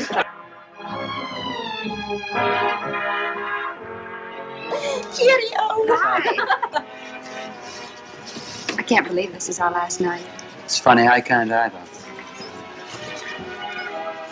Archaeologists going about like a couple of conspirators. You notice, Watson, that our three friends are conspicuous by their absence. Oh, now that you mention it, I don't see him anywhere about.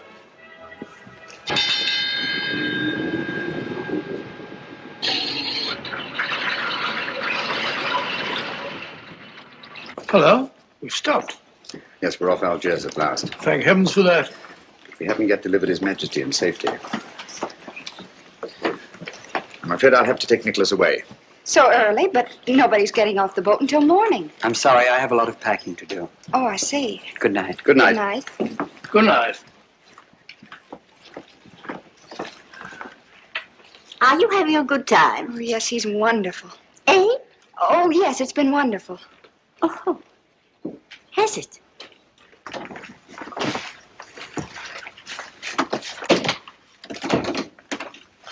We can relax only when Nicholas is safely in the hands of his friends. You remember the identification they'll present? Yes, of course. Good. Get your hat and coat. I'll stay here with Nicholas until you return. Yes? The launch is waiting to take Dr. Watson ashore, sir. Thank you, Sanford. Good luck, old fellow, and hurry. You can rely on me, Holmes. Bye, Nicholas. Good luck. How long should it take him, Mr. Holmes? Oh, about half an hour, I think. No one could say it's not been an exciting trip. That was to be expected. We'd all have died of boredom if it hadn't been. Yes? Sorry, Holmes, I forgot my pipe.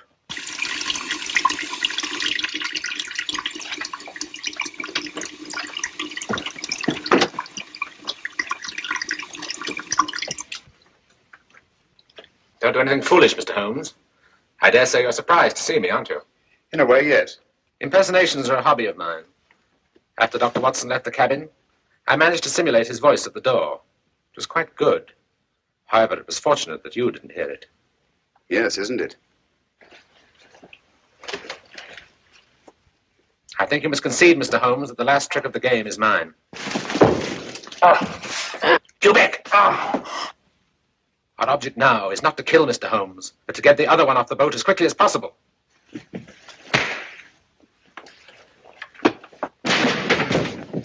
That's better.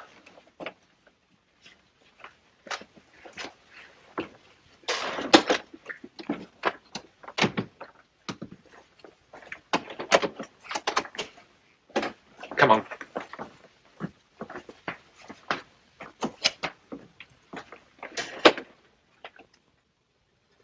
I must offer you our sincerest congratulations on the successful accomplishment of your so hazardous mission, Dr. Watson. Oh, thank you, Mr. Revich. I don't mind admitting it was one of our most difficult cases. Mr. Holmes is aboard the ship. Indeed he is. I left him guarding His Majesty. Our country owes you a great debt of gratitude, sir. Oh, it was nothing at all, sir. Nothing at all. Follow me, gentlemen.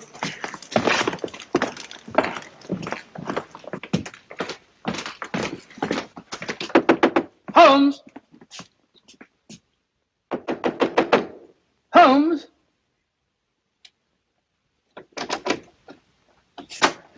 Unlocked. Funny.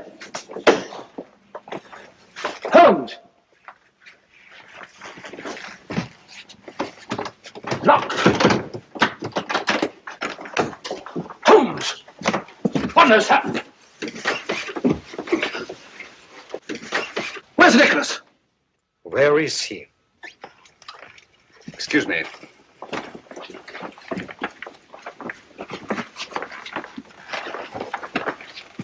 Have these gentlemen correctly identified themselves? Yes, of course they have. Never mind about that now.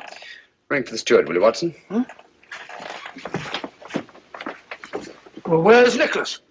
What have you done with him? Mr. Holmes, what has happened? Dr. Watson assured us His Majesty would be safe under your guard. Look here, Holmes, there must be some explanation.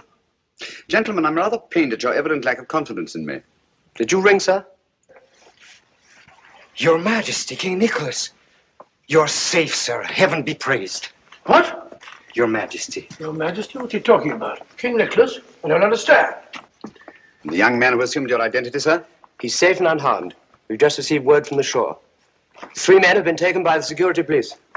But you let them tie you up and kidnap him. Naturally, as ensuring their absence during His Majesty's safe arrival. I can't thank you enough, Mr. Holmes. Your Majesty's safe arrival is thanks enough for me. And you too, Dr. Watson. Thank you, sir. We had best be starting without further delay. Goodbye, Your Majesty. And Dr. Watson and I will not forget that we've had the unusual distinction of having our breakfast served to us in bed by a king. Your Majesty. Goodbye, gentlemen. Thank Goodbye, you. sir.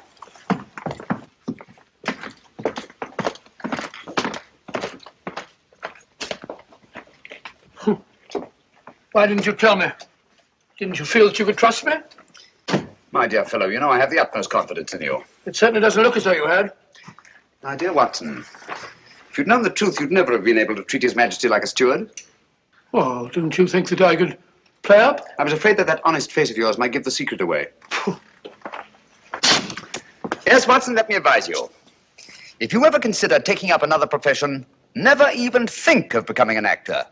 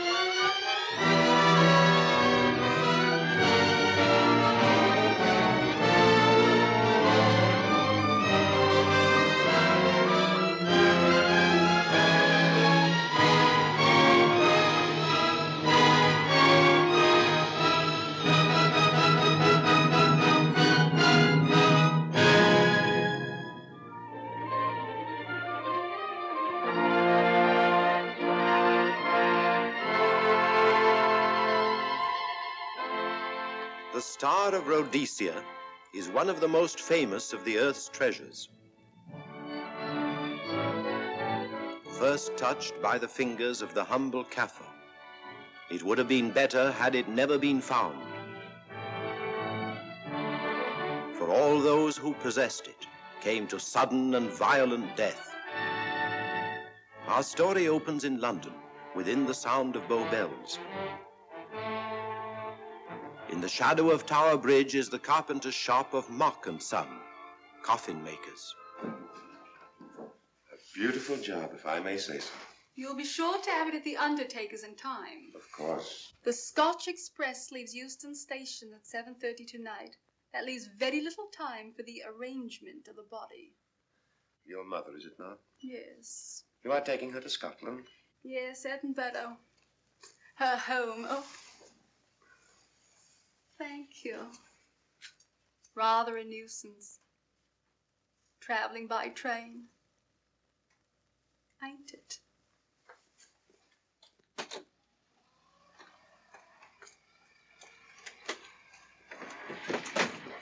Up it, you. Go on, get on about your business.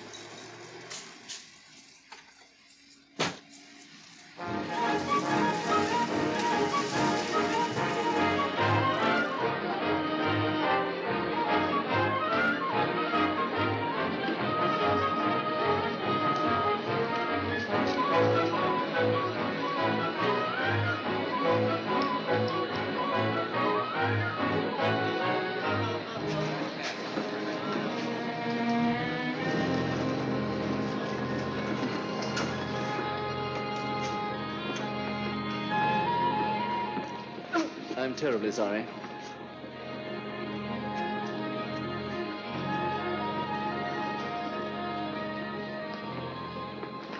Mr. Holmes?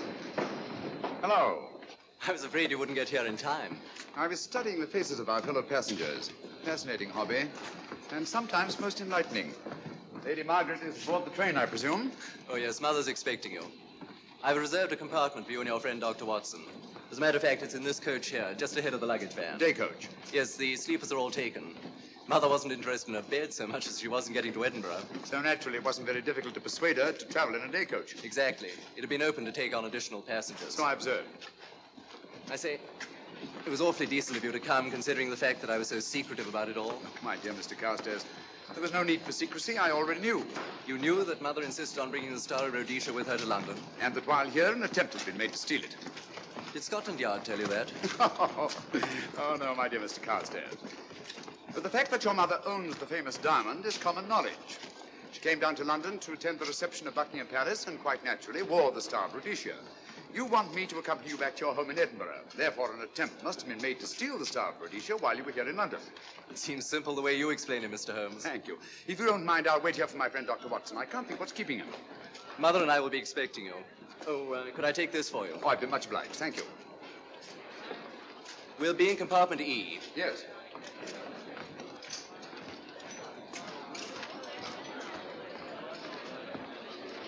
Ticket, please. Here's your carriage, sir. Well, well, well, look who's here. Inspector Lestrade. Why, Mr. Holmes. Taking a trip, Inspector? Fishing, eh?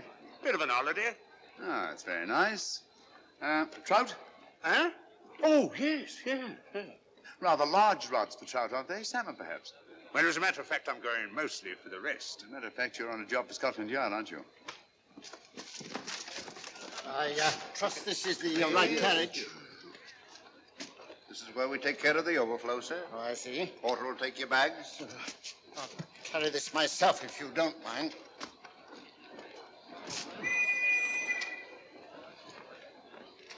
Ready to go, sir? 7:30, eh? We always leave on time.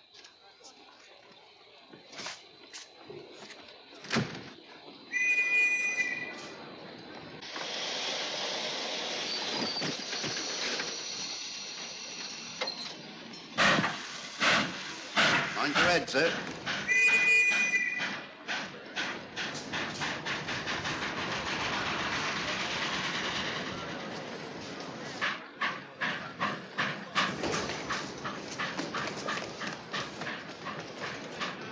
Watson! Coming, Holmes! Watson! All right, Holmes, I'm coming! I beg your pardon. I beg go.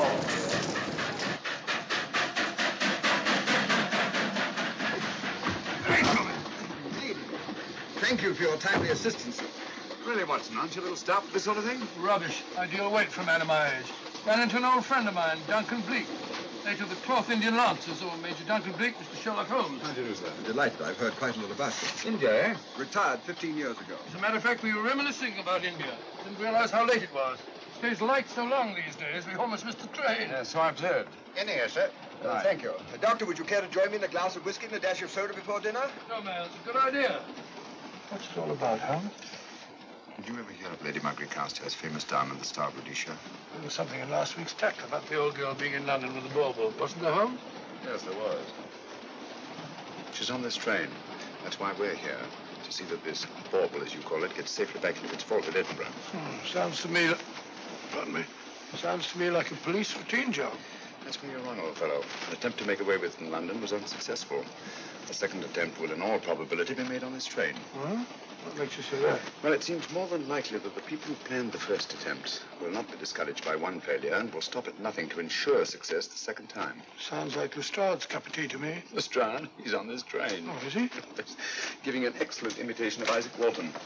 And here we are. Pardon, gents. So come in, Mr. Holmes. My friend and colleague, Dr. Watson. How do you do?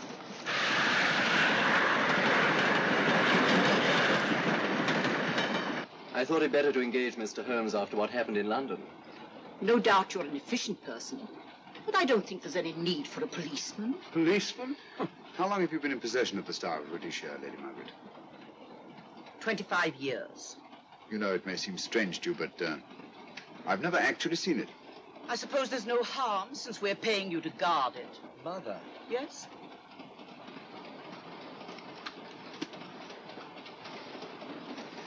May I?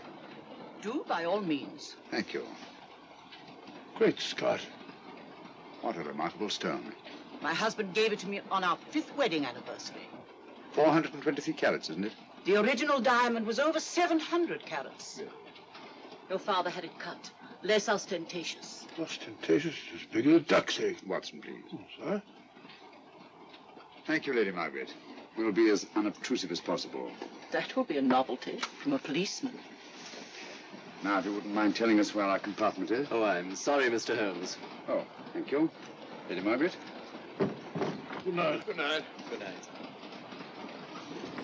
Impertinence. She called us policemen. And what's wrong with being a policeman? Oh, hello, Lestrade. Where are you going? The inspector's going to Scotland to fish for salmon. Oh, really? The season doesn't start for another month, but you wouldn't know that, would you? Who says I'm going to fish for salmon? Who? Him. Excuse me, please.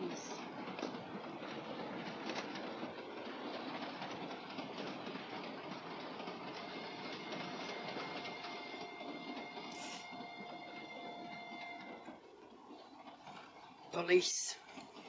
Police? Here? On the train? Scotland Yard, I heard. I warned you.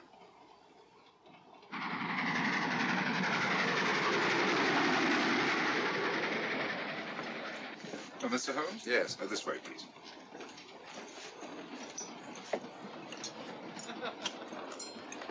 Oh, there you are, Holmes. Try some of this curry. It's excellent. Steak and kidney pudding, please.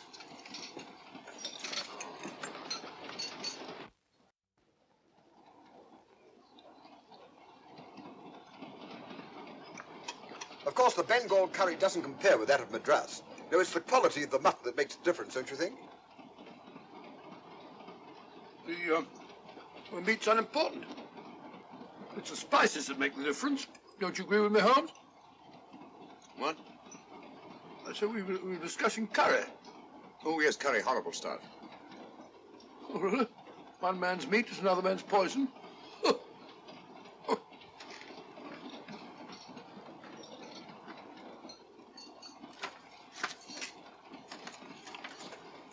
There will be 2 of us, steward. My son will be here directly.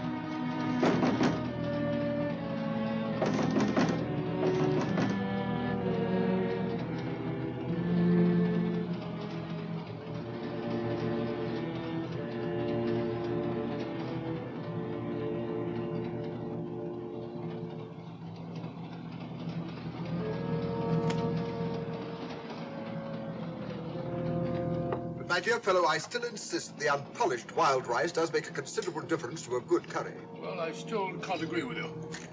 Take care of this for me, will you, Watson? That's your fault. That was one of them.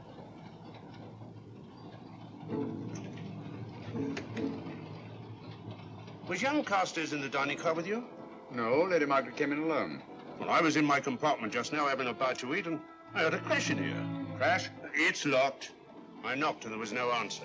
So you just stood here twiddling your thumbs. Brilliant. Attendant, will you please unlock this door? I'm sorry, sir. It's This is Inspector Lestrade of Scotland Yard. That's all right. You can open it. Very good, sir.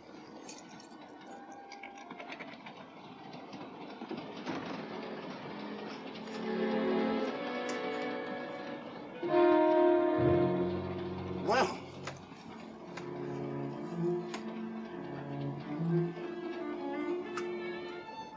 dead. Murdered. That's a bit quick, isn't it, even for you? Is this the, Yes. Star Rhodesia was in this box not 45 minutes ago. How do you know? I saw it. Well, it might be here somewhere. No, no good looking for it, Lestrade. Killer's got it. Ah, there you are, Holmes. How about joining us Take in a the... look at this body, will you, Watson? Body? Good Scott. How do you know it's murder, Mr. Holmes? Murder? Oh, I say. Who are you? Major Duncan Preek, a friend of Dr. Watson's. Oh. Well, what makes you so sure it's murder, Mr. Holmes? The door was locked. Every attendant has a key. Did you open this door for anyone during the last hour? No, sir. Was the key ever out of your possession? It never is, sir. It's on a chain. To me, like heart failure. Uh-huh. Any marks of violence on the body? None that I can see. Seemed to have missed it this time, didn't you, Mr. Holmes? Possibly. Still, if it was a natural death, it came at a very convenient time, didn't it? Hmm?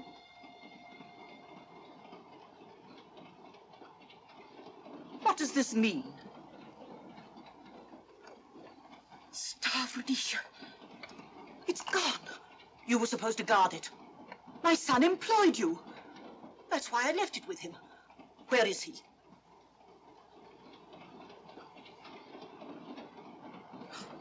I'm sorry, Lady Margaret. It was thoughtless of us to let you come in like this. You an empty compartment? Yes, sir. Then I think we'd better, if you don't mind, Lady Margaret, please.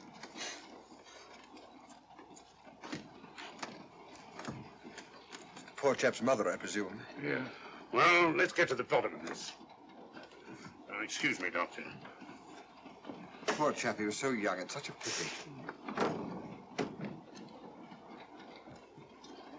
I've sent for the conductor, Lestrade. You want to talk to him, and I've asked that no one be allowed to leave this coach. Oh, thank you, Mr. Holmes. Shall we use my compartment? Thanks. Attendant, sir. Lock that door and let no one go in without my permission. You understand? Very good, sir. All right. Sorry, old man. Official police business. Well, that's all right. I'll catch up with you later.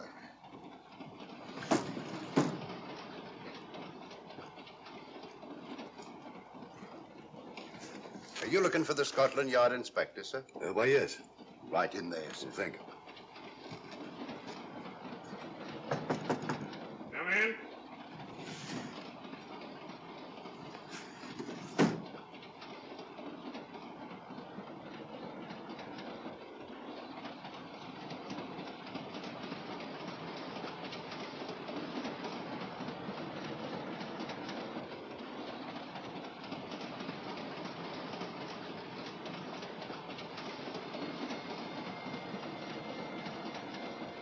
Sorry, sir.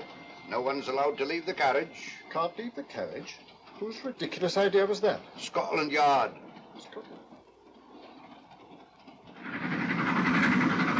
You say we don't stop until we reach Rugby. That's right, sir. Good. We'll have a thorough search of the train made before that time. Find the murderer, Inspector, and you'll find the diamond. But we don't know it was murder. Consider the facts, Lestrade. Young Carstairs was dead when the jewel was taken.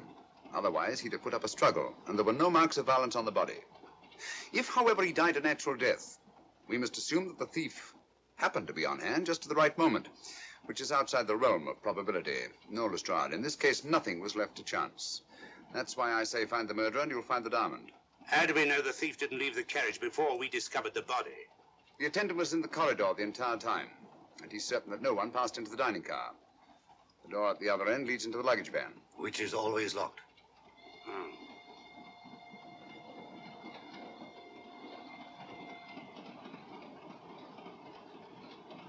You found no marks of any kind on the body, Watson? No, none of any significance. Not even a scratch? Well, there was a small spot of blood on his neck, just a mere speck. That's what I was referring to. You mean that scratch killed him? It's possible the poison that went into the wound did. Poison? Well, we can't tell that without an autopsy. Have you got a list of the passengers in this carriage? Yes, sir. There you are, sir. Thank you. Major Duncan Bleak. That would be your friend, Doctor. The next compartment's empty. Where we took Lady Margaret out for the murder. You remember, Lestrade. Go on. Vivian Vedder, Inspector That's this one. Lady Margaret Carstairs and the Honourable Roland Carstairs. Professor William Kilbane, Mr. and Mrs. Alfred Shallcross, Mr. Holmes and Dr. Watson. Well, that would be you two. Well, I think I shall ask a few questions. Vivian Vedder. We'll start with her, whoever she is. Vedder, compartment C. Oh, here we are.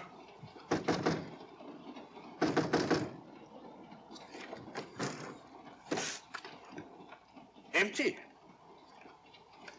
Sir Holmes, are you going to let Lestrade handle this thing by himself? Well, after all, he does represent the official police, you know. Well, with him doing the questioning and looking under the seat cushions for diamonds, we won't know any more when we're through than we do now.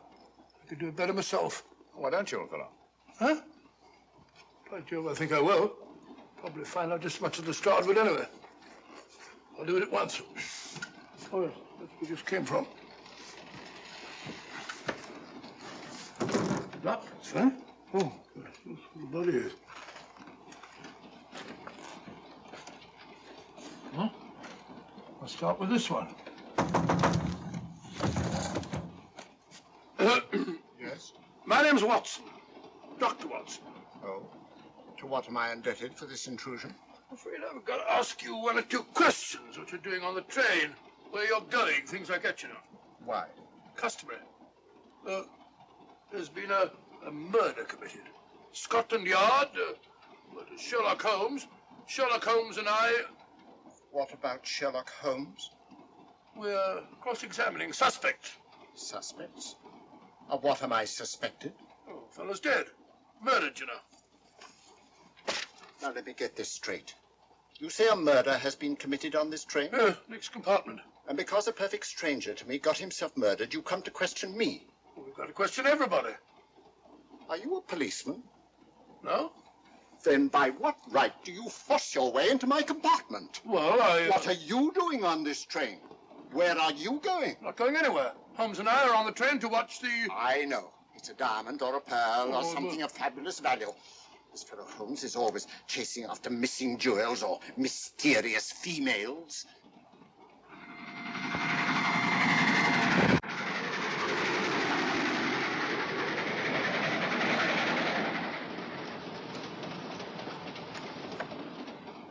What is the meaning of this? I'm sorry, Miss Vedder, but it was necessary for us to search your compartment. Indeed. May I ask what you expected to find? A valuable jewel has been stolen. And a man has been murdered. We're making a routine search of the entire carriage and asking a few questions. Go right ahead.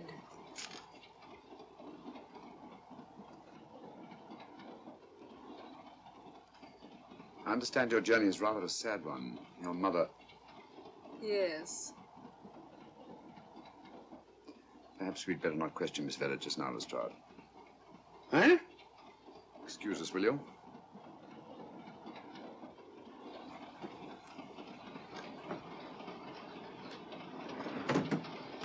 What's the idea, Mr. Holmes? Matter of taste, Lestrade. The young lady is taking her mother to Scotland for burial. In a coffin? That is the customary method, I believe. Lestrade, I think we'll take a look at that coffin. Might prove interesting. I was about to suggest that very thing myself, Mr. Holmes. Conductor, I'll have a look in the luggage van. This way, sir.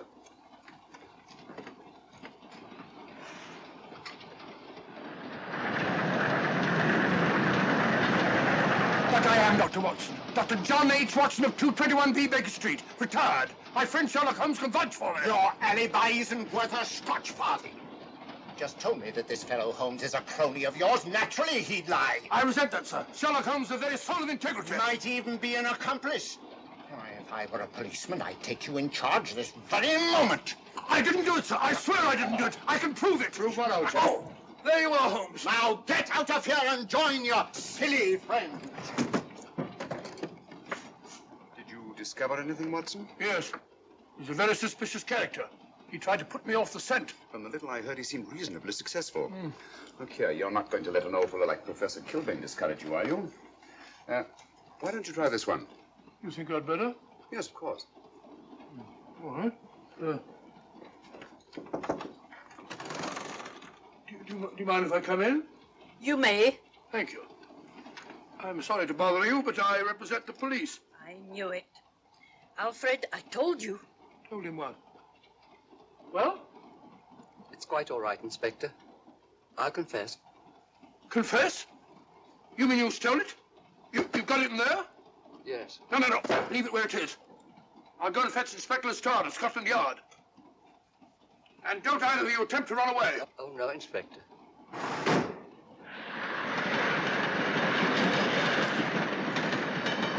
Is this door always kept locked, Conductor? Yes, sir. Only the guard and myself have keys. Got him, Holmes. Who? The thieves. Thieves? Well, come on, speak up. That married couple down there. Mr. Sherlock? Yes, they confessed. Confessed? Broke them down. Gave them the third degree. And you left them unguarded? I told them not to run away. We'd better have a talk with them.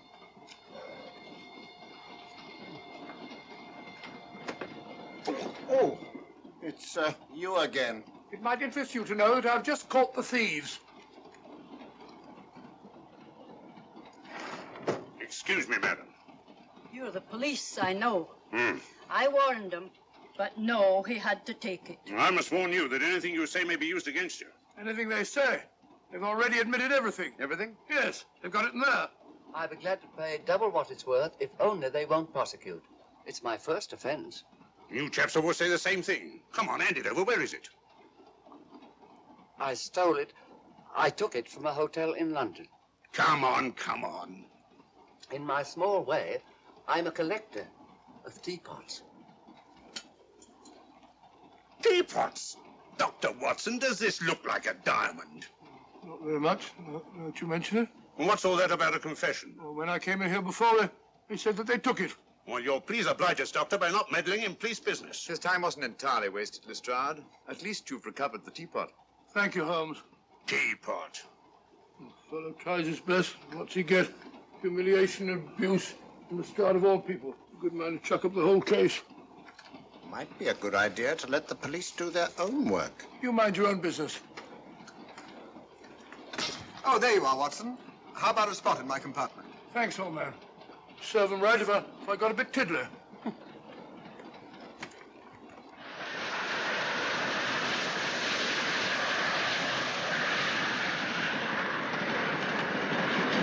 I suppose you realize you'll be turned over to the police as soon as we reach Edinburgh. Dr. Watson, teapots. Oh, I beg your pardon, Professor Kilbane. You're in the next compartment, aren't you? I am. I'm afraid we'll have to ask you a few questions. Now, don't tell me that you're going to start. You mind? Why, of course I mind. Come on, in you go.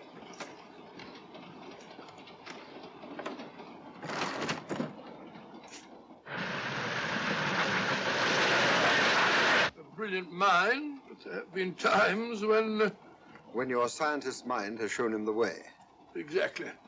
You take the death of young Carstairs, for instance. I knew from the first it was poison. The scientific approach, of course. The murderer used a hypodermic. Some rare poison from South America, probably. Or India. Yes, India. I've been to India. So have you. Yes.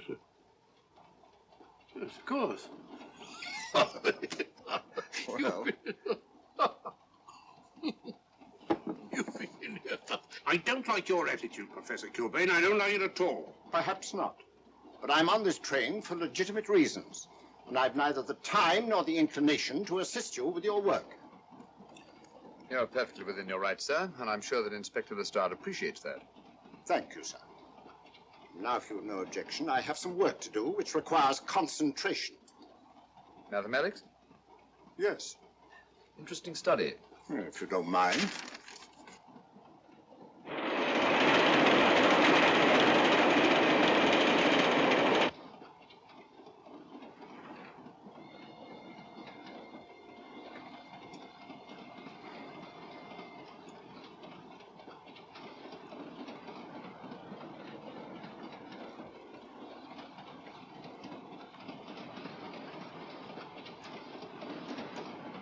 Looking for something, Lady Margaret?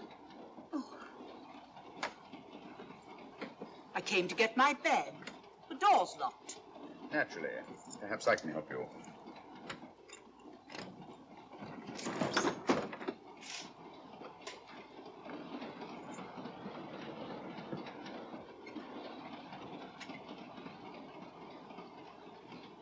Thank you. Mr. Holmes, I must talk to you about the diamond. Don't you worry about that, Lady Margaret. £50,000, and you tell me not to worry? My son employed this man to guard it, and it was stolen right under his very nose. I warn you, I intend to take this matter up with your superiors. I'm a private agent, Lady Margaret. Good. I shall report you both to Scotland Yard. But I am Scotland Yard.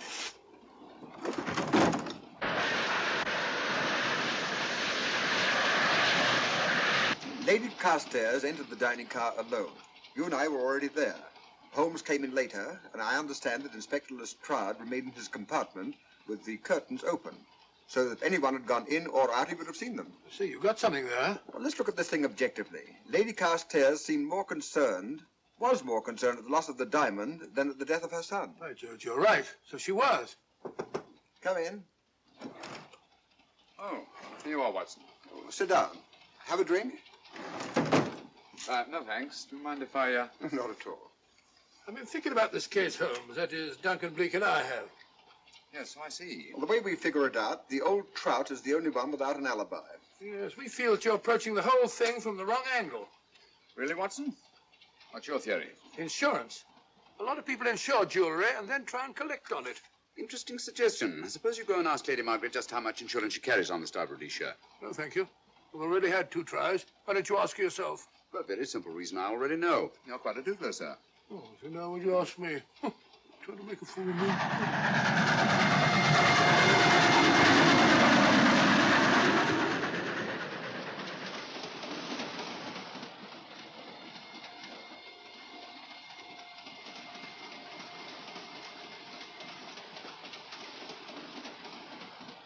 Mr. and Mrs. Shallcross.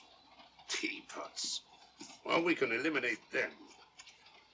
Professor William Kilbane. I've sent a telegram to the Edinburgh police to check up on that mathematics professor. Interesting. Now what?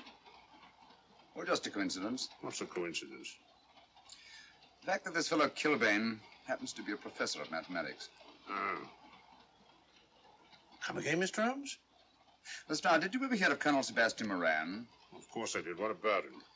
Well, then, as you know, Colonel Sebastian Moran was the most sinister, ruthless, and diabolically clever henchman of our late but unlamented friend, Professor Moriarty.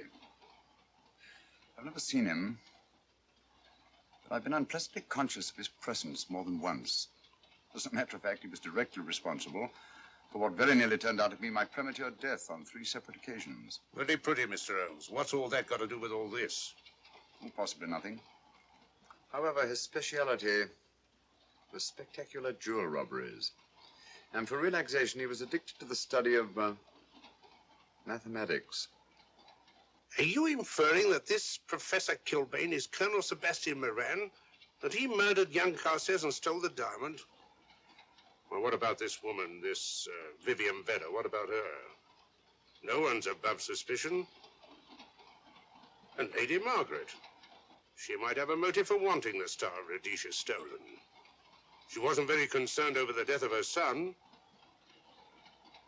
And this friend of Dr. Watson's, this Major Duncan Bleak, might be just as sensible to suspect him. No. As far as we know, only 4 persons knew the Star of Rhodesia was on this train. Yourself, Dr. Watson, the dead lad, and myself. And Lady Margaret. And Lady Margaret. I'll have another talk with her ladyship.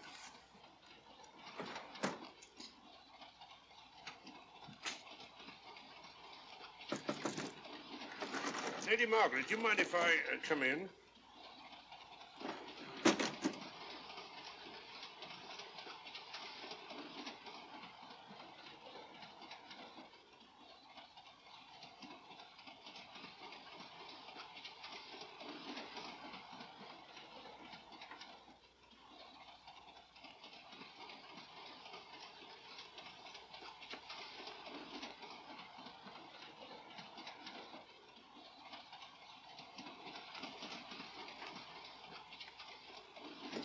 Holmes.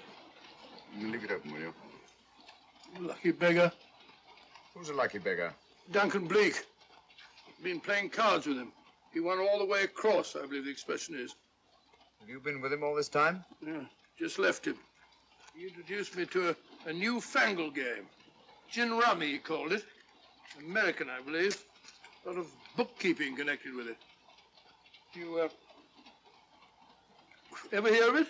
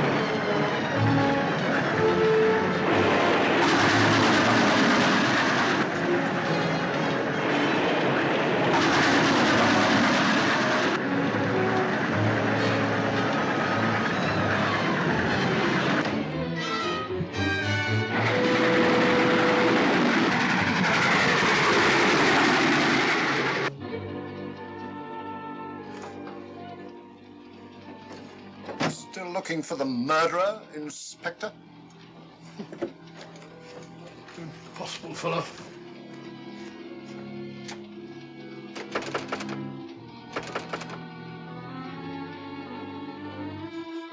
Understand it.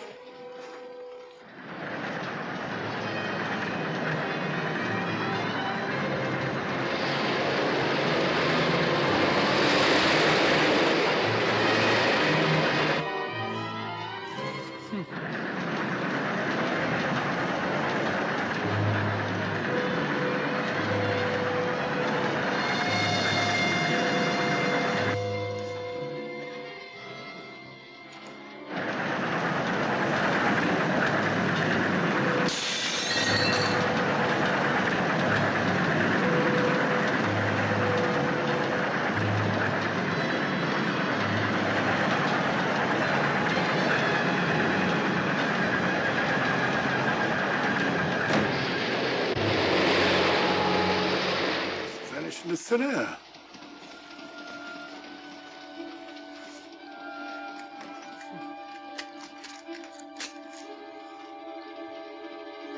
Well, there you are. Where on earth you been?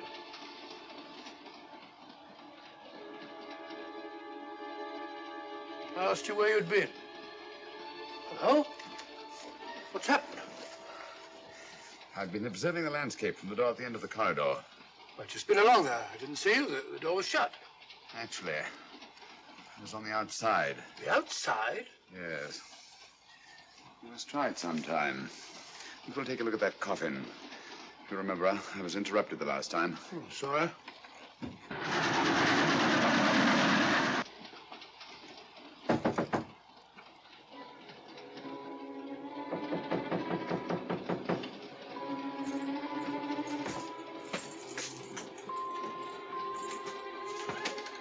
I'm Sherlock Holmes. Do you mind if I inspect a coffin you're taking to Scotland? No one is allowed in here, Mr. Holmes. I'll take the responsibility. Excuse me.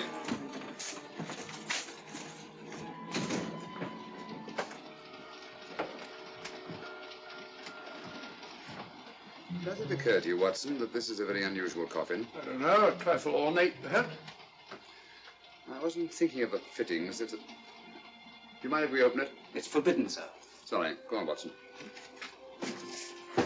But you can't do that, sir. We'll have to. Excuse me, please.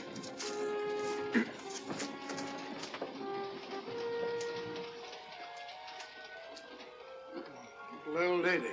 As I thought. Shallow. Body only comes down to about here.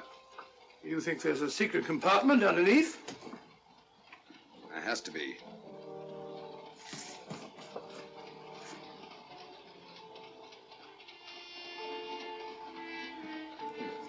Empty. Yes, but it's been recently occupied. We asked Lestrade to come in here. He's with Lady Margaret. Right, your Holmes.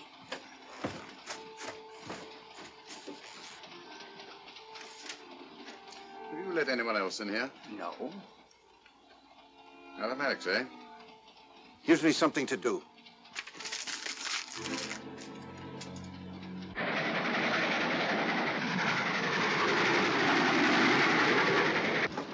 Come quick.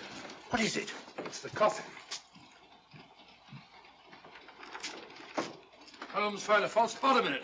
Enough room for the murderer to hide in. Huh?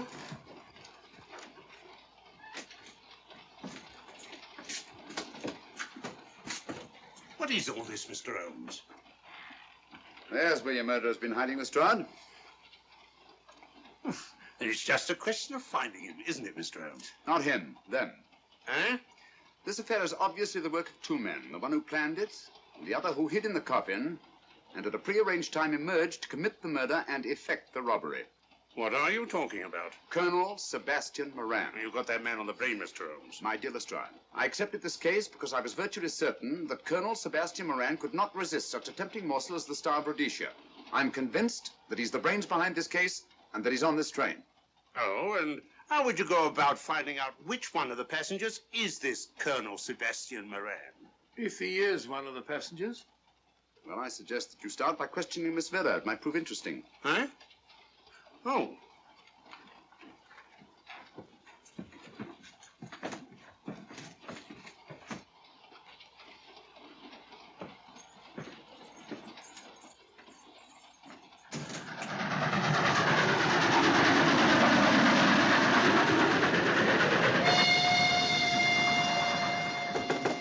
Who's there?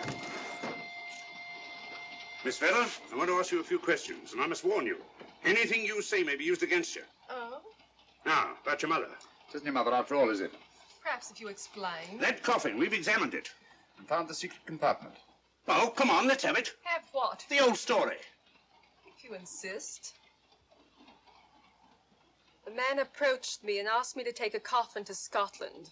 He offered me £100. Were you aware that the coffin had a secret compartment? I was. What story did this person tell you to account for a man being concealed in the coffin? That someone had to leave London. Foreign agents were watching the trains. Foreign agents. All right. Maybe I didn't believe that foreign agent story. You realize, of course, this makes you an accomplice. What was the name of the man who approached you? I don't remember. Miss Vera, the man who engaged you to take this coffin to Scotland, was it by any chance this man here? I say, old man, aren't you making a mistake? My dear Watson, just what do you know about Major Duncan Bleak? I've known him for years. He's a member of my club. I say, is this a joke? Does the name Colonel Moran mean anything to you, sir? Colonel Moran? Yes, Colonel Sebastian Moran. Why, I'm afraid it doesn't. Good heavens, you don't think that No, of course not. You have the perfect alibi, Dr. Watson. Yes, of course, of course. Good heavens, gentlemen, you're at perfect liberty to search my compartment, to search me. If you find the diamond, Now, that won't be necessary. The Star of Rhodesia has not been stolen. What's that, Mr. Holmes? An imitation was stolen. I have the real one. You've got it? My dear Lestrade, surely you didn't think I would allow Lady Margaret to retain the genuine diamond when I felt reasonably certain that an attempt would be made to steal it? I have had it in my possession almost from the moment I boarded the train. Confound it, Mr. Holmes, you had no right to do that. This is a police matter. Come on, let me have it. My job is to see that it wasn't stolen. It wasn't. Look, I don't know what this is all about, but I do know that I never seen this gentleman before in my life. I shall have to ask you to remain in your compartment until we reach Edinburgh. Inspector Lestrade. Huh? Oh. Telegram for you, sir. Thank you. I'm sorry, old man. I'm afraid my friend owes you an apology. Oh, that's all right, Watson. In a case like this, naturally everyone is suspected. Well, we all make mistakes. Even Holmes is not infallible. And after all, the killer is still at large, you know. Yes, he is, isn't he? Well, good night. Good night, old boy. Don't worry. I think I'll have another little chat with that professor fellow. Something important, Lestrade? You have your secrets, Mr. Holmes, I have mine. This is Inspector Lestrade. Look here. Is this racket going to continue all night? Professor Kilbane, you told me you were on the staff of the University of Edinburgh. I said nothing of the kind. You most certainly did. I urge you. Mr. Holmes here urged it. Oh, I merely said that I was a professor of mathematics and that I was returning to my home in Edinburgh. Well, it might be necessary to talk to you again. Later. You come pounding on this door again and I'll have the law on you. I am the law. And stop barging in and out of my room like a chambermaid.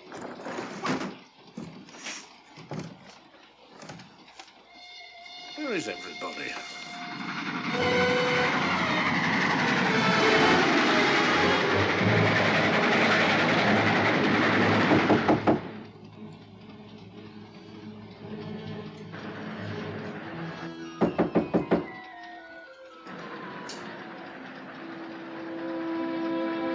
Surly chap. Doesn't want to open the door, probably. This should help us.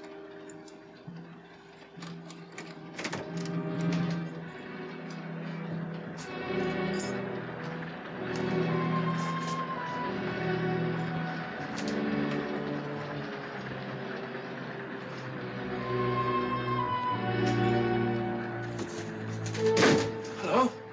Who shut that door?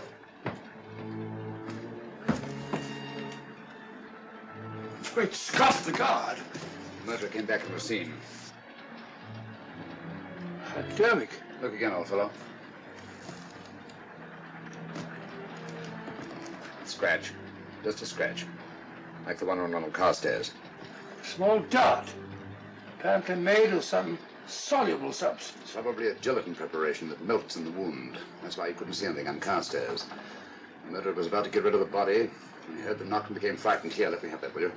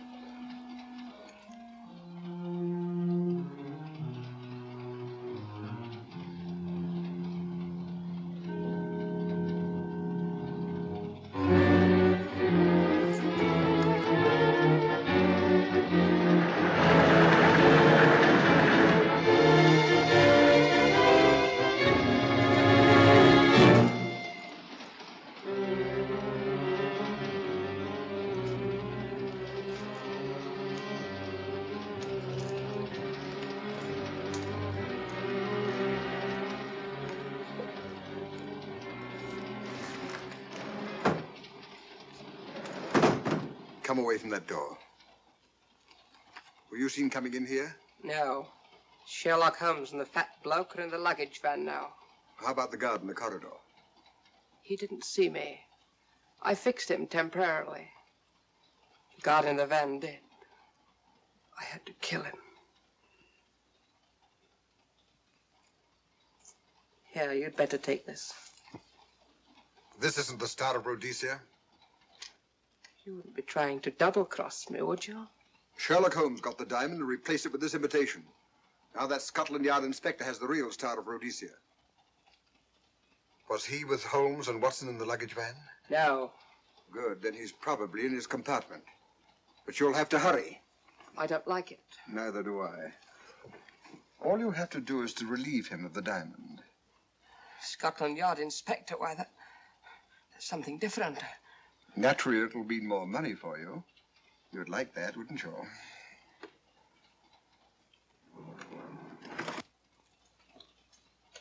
Come on.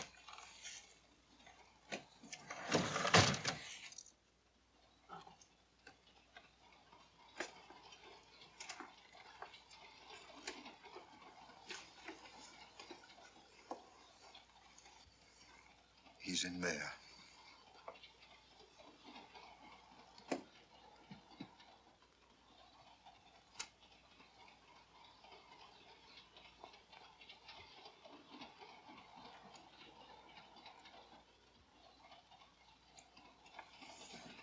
He's got the diamond.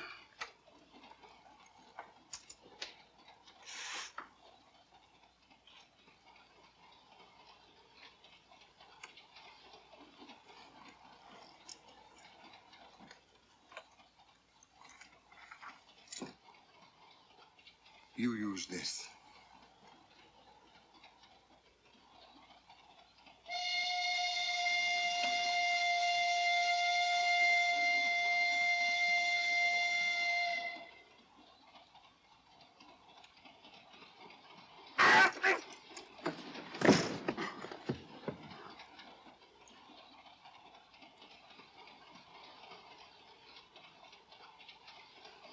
No!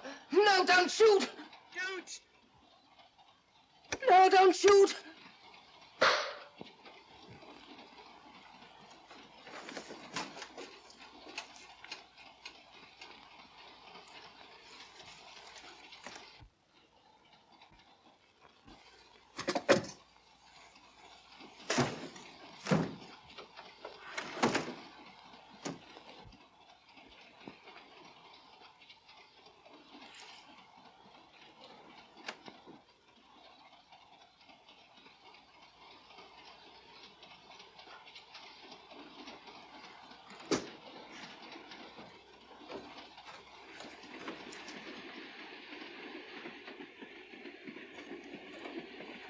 Hello?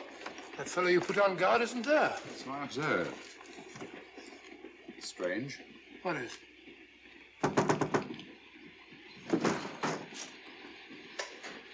Lestrade. Yeah. Help me to get him up onto this seat.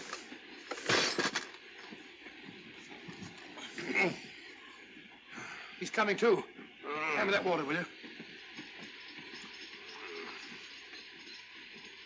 Well, it's nothing very serious. I'll attend to it properly later on.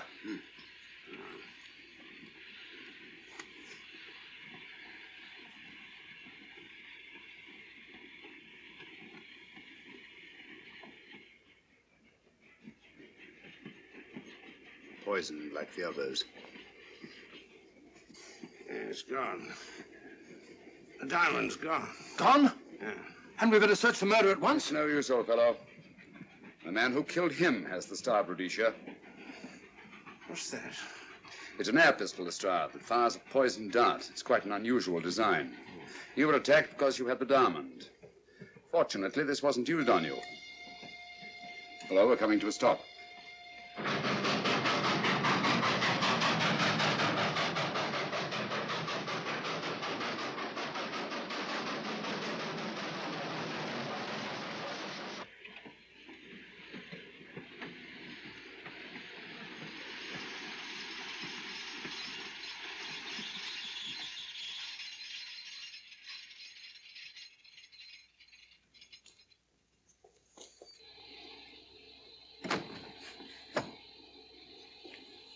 Police.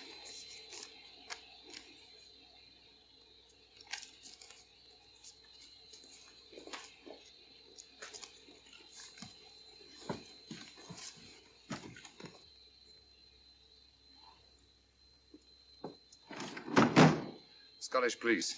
Oh. I don't feel up to it, Mr. Holmes. Would you be good enough to talk to them? Certainly. Thank you. You keep quiet, old boy. Be back in a minute.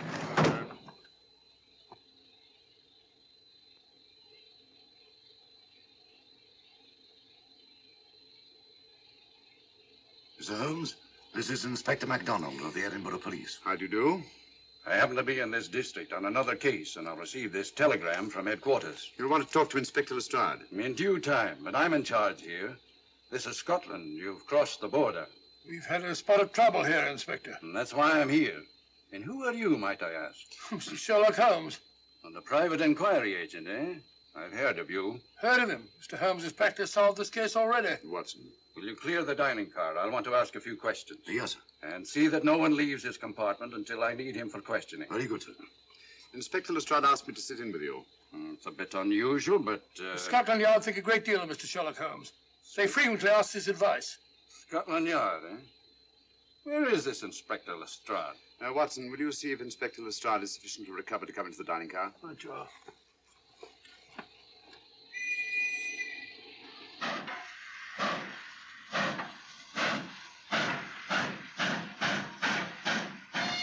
Miss Vedder, I know all about you, and frankly, you're in for it. All I did was buy a coffin and bring it on the train. In my opinion, this is a matter for Scotland Yard. Scotland Yard's jurisdiction ended when you crossed the border, Inspector. So you say? That's a matter of opinion. Miss Vader is unquestionably in the plot. But you may not know Colonel Moran, however. I don't. Colonel Sebastian Moran? Is he in this? You know him? Unfortunately, I do. You may return to your compartment.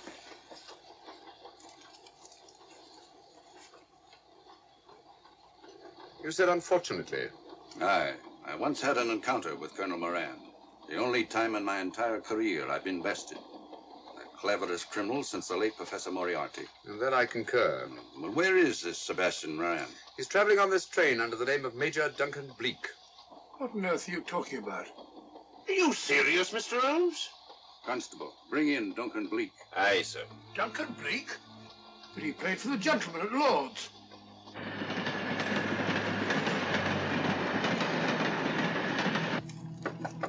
Come in. Duncan Bleak? Yes? Inspector MacDonald would like to see you. All right.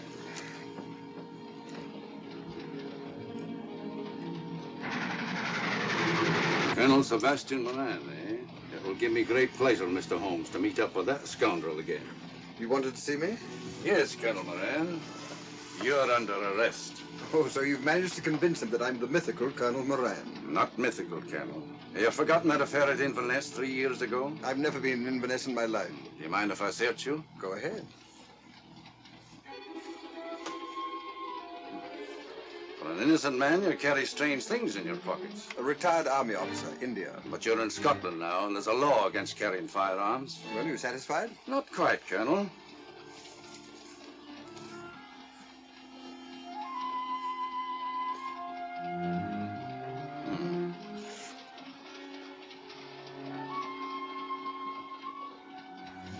Now I am satisfied. This clears things up pretty well. We'll be coming into Topham in a few minutes. Train doesn't stop at Topham, I'm afraid. I'm afraid you're wrong this time, Holmes. This train will stop at Topham. You're only delaying the inevitable, Colonel Moran. You can't get away.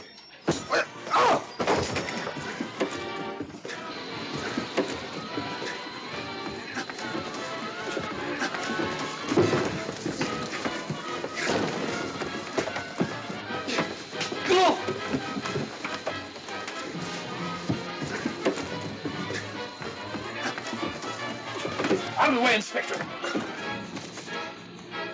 All right, Inspector MacDonald, here's your man. Who pulled that cord? It's all right, conductor. We'll get off here with our prisoner. Constables, take him off.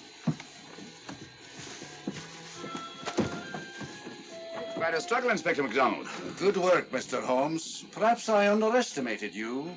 Was it you who hit me? Oh, I'm terribly sorry. You must accept my apologies.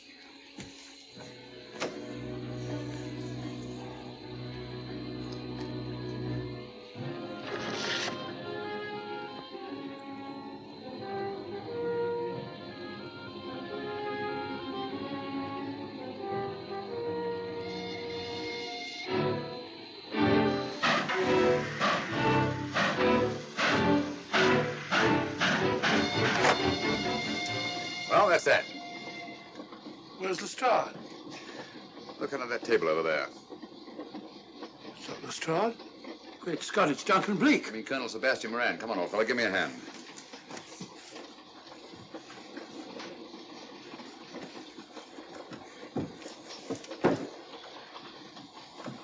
What's all this about? Where's Inspector MacDonald? He's just got off the train. He couldn't have. He couldn't. Nobody has. A very clever plot, Colonel Moran. Your henchmen, masquerading as policemen, come aboard the train, arrest you, stop the train, and take you off. But this is fantastic. Yes, it is, isn't it? And it's a scheme worthy of Colonel Sebastian Moran. He planned the whole thing, including the coffin of the secret compartment. And in case anything went wrong, the pseudo-policeman to come aboard and take him off the train before it reached Edinburgh. Then, where is Lestrade? Well, I imagine at the moment he's pretty well occupied. Just a minute, MacDonald. Get over there, all of you. You're under arrest. Now, put up your hands. Driver, take us to the nearest police station. Come on, get over here. Then the poke in the eye I received from Sherlock Holmes wasn't an accident after all. That is a matter of opinion. Come on, get in.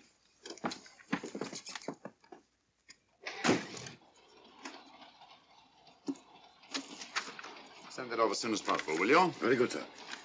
It's a telegram to the real Edinburgh police. Ask him to meet us when we arrive.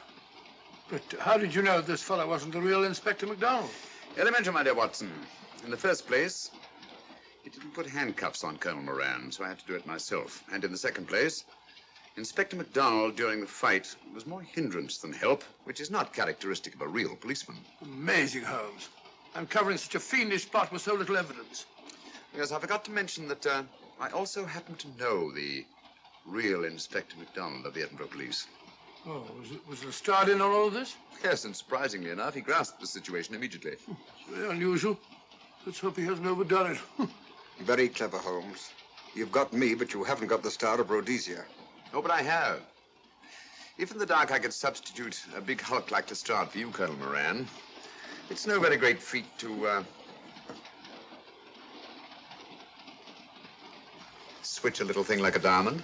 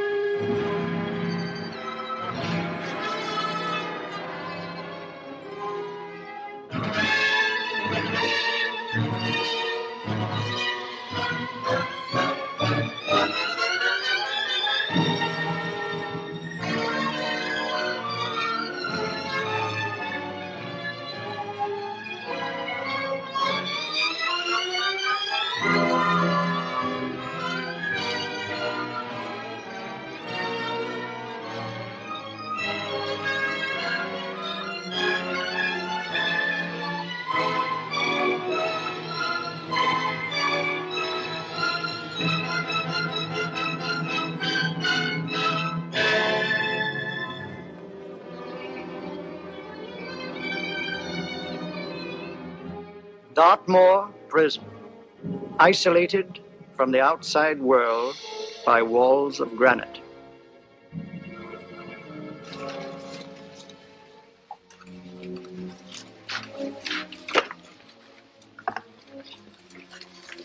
They say you could get out of here by merely telling what you know. You may or may not be another Scotland Yard bloke, but I'll give you the same answer I gave the others. I still have 2 years, 8 months, and 6 days left in which to make musical boxes. That'll be sold at auction for the benefit of this delightful sanctuary. And I intend to serve them.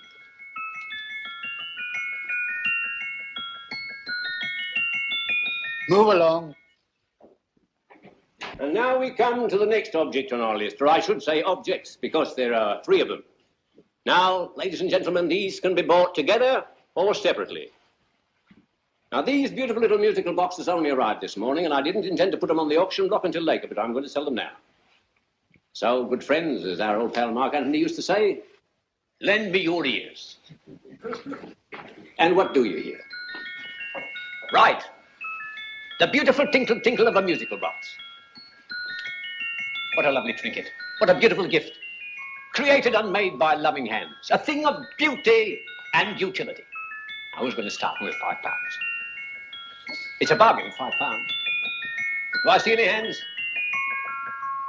If there's a connoisseur in the house, will go £3 for it. £2. £1.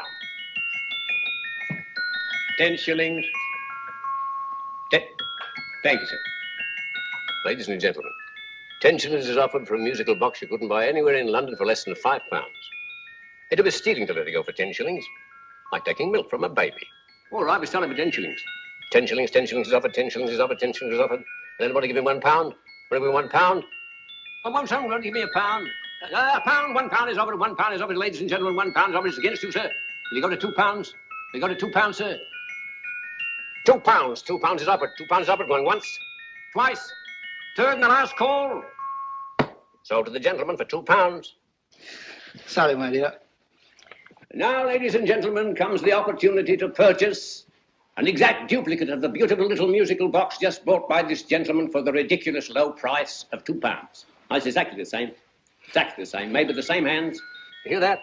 Isn't that lovely? That tinkle, tinkle, tinkle, tinkle. Sounds like Bow Bells to me, you know, with little angels pulling on the ropes, eh? Who'll give me £2 for it? Who's starting with £2? Will anybody starting with £2? Oh, come, ladies and gentlemen. You know, from your enthusiasm, we might all be in Scotland instead of London. Please buy it for me, Daddy. £2, certainly not. We all might be in Scotland. Besides, I don't like his manner. £1, 10 shillings. £1. £1 is ours. £1, £1 is offered. £1 is offered, going £1. Any advance? Going once, going twice. The third and the last call. Sold to the lady for £1. Smart bidding, my dear. Thank you. We come to the third and last of these beautiful little musical boxes. Exactly the same. Tinkle, tinkle. Isn't that lovely? Ladies and gentlemen, I don't bring you here to gull you and swindle you. This is the exact replica of those two I just sold before.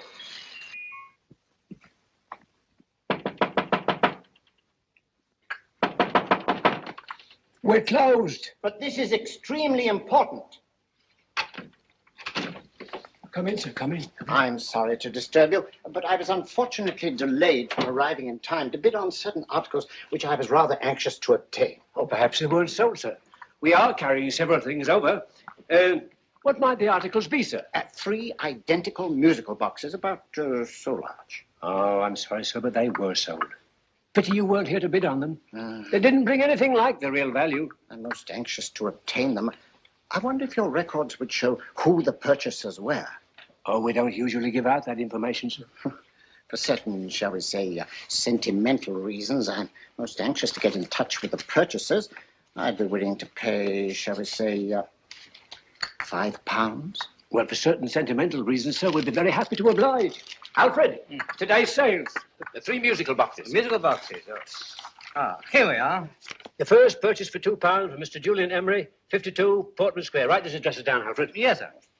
Second didn't leave any name. Oh, how unfortunate. I think she's a dealer. You see, they don't like us to know where the things are going. On account of the profits.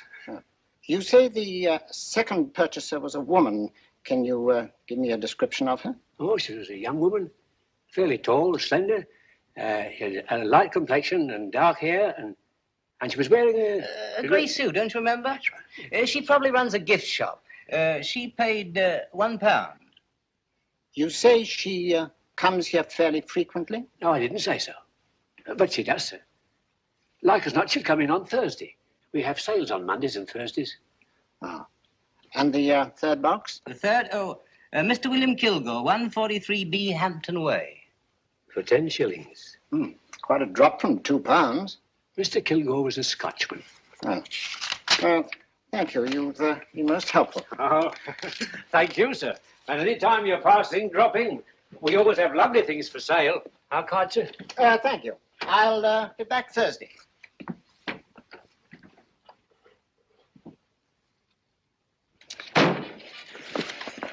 The message reached us too late. Musical boxes are being sold. Well, let's get out of here.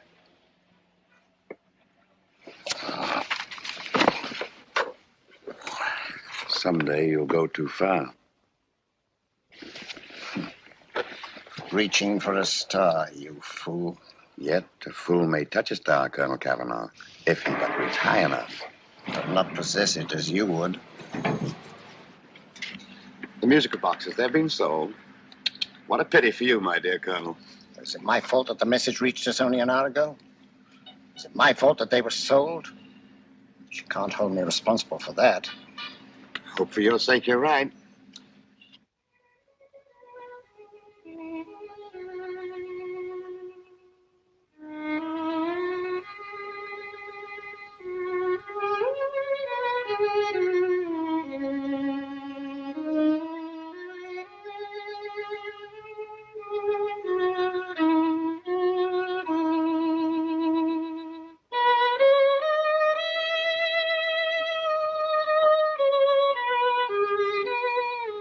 I will call upon you tonight at 7:45, a gentleman who desires to consult you upon a matter of the very deepest moment. Do you remember that letter, Holmes? It was written over 2 years ago. An interesting case. Devilishly interesting. Irene Adler. What a striking-looking woman from the brief glance I had of her. Seems only yesterday. What charm. What poise. And what a mind. Sharp enough and brilliant enough to outwit the great Sherlock Holmes himself. I take it the new issue of the Strand magazine is out, containing another of your slightly lurid tales. It is indeed. And what do you call this one? I call it A Scandal in Bohemia. Not a bad title, eh? If you must record my exploits, I do wish you'd put less emphasis on the melodramatic and more on the intellectual issues involved. More on the What do you mean by that? Well, I do hope you've given the woman a soul. She had one, you know. By the woman, I suppose you mean Irene Adler. Yes.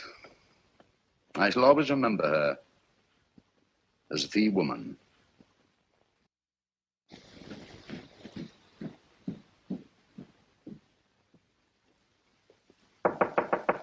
Lorraine? I think. That's it, old boy. How are you? How are you, old boy? I haven't seen you for years. I want you to meet my old friend Sherlock Holmes. Holmes, this is Stinky. In other words, Julian Emery. How do you do, Mr. Emery? Watson has often spoken of you. Oh, had he? Yes, we were at school together. Yes, more years ago than I care to remember, but you didn't come in here just to remind me of that. No, I just happened to be in the neighborhood and saw your lights burning, so I took the liberty of looking you up. Still writing your mystery stuff? Yes, there's a new one out this week. Good, I never miss them. Oh, good, thanks. I say that bandage makes you look very interesting. Still poking your nose into other people's business as usual? Who hit you? I haven't the foggiest notion. Somebody knocked me on the head in my own living room and then proceeded to commit the most idiotic burglary you ever heard of. Fellow must have been balmy as a coot. Balmy? Why? Come sit down, old boy. Would you like a cup of tea? Huh? Oh, all right. I'll go and tell Mrs. Hudson about it. Yeah. Why do you say the robbery was idiotic, Mr. Emery? Oh, simply from the fact that with about £5,000 worth of musical boxes in my living room, the thief, who I caught in the act, made off with one that isn't even worth £5. I gather you're a collector of musical boxes. Yes, I am indeed. Some of them are very beautiful, but not the one that was stolen. The thief evidently grabbed the first thing that came to his hand when he heard me coming into the room. Still, it's rather odd, isn't it, that having disposed of you, he didn't pick up something more valuable. Was there anything unusual about the stolen box? No, nothing at all. No, I picked it up in the south of France, several years ago. You say you have many valuable music boxes, and yet the thief made off with one that isn't worth £5. Sounds like rather an intriguing little problem. Well, I take it that he was just an ordinary petty thief and didn't know the value. That is a possible explanation, and yet I venture to say that the average petty thief has a more extensive knowledge of the value of objets d'art than the average collector. Well, anyway, that's Scotland Yard's theory. They didn't get very excited about it. That's consistent anyway. I wonder if I might see your collection, Mr. Emery. Oh, of course you could, yes. Nothing a collector likes more than showing off his trophies. When would it suit you? No time like the present. Good. My place is just round in Portman Square. Shall we? Yes, right. Hello? Where are you going? Stinky hasn't had his tea yet. Oh, I'm sorry. We're going round to my place, where I'm going to give you something better than tea. Now, this one was made for Louis XV, and is one of the very few still in existence from that period, and a particularly fine specimen at that. Charming, isn't it? Quite. They all sound to me like a lot of mice running about on a tin roof. I'm afraid you have no ear for music, Watson. Give me a good old band playing a rousing march. You have all your silly little tweets.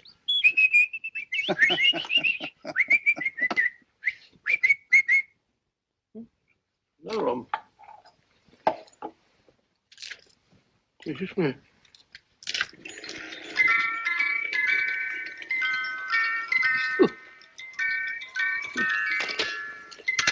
Stupid thing. Singing rabbit. What would you say offhand is the value of a box like that, Mr. Emery? Well, it's hard to say offhand, but I think we'll bring about £500 or £600 today. It's the gem of my collection. Yet a thief who steals an oddity like a musical box passes up one worth £500 for one of almost no value at all. Odd. Very odd. What was the stolen box like, Mr. Emery? Oh, just a plain wooden box about so big. Mm-hmm. As a matter of fact, I have one over here almost exactly like it. I picked this up yesterday at an auction room in Knightsbridge.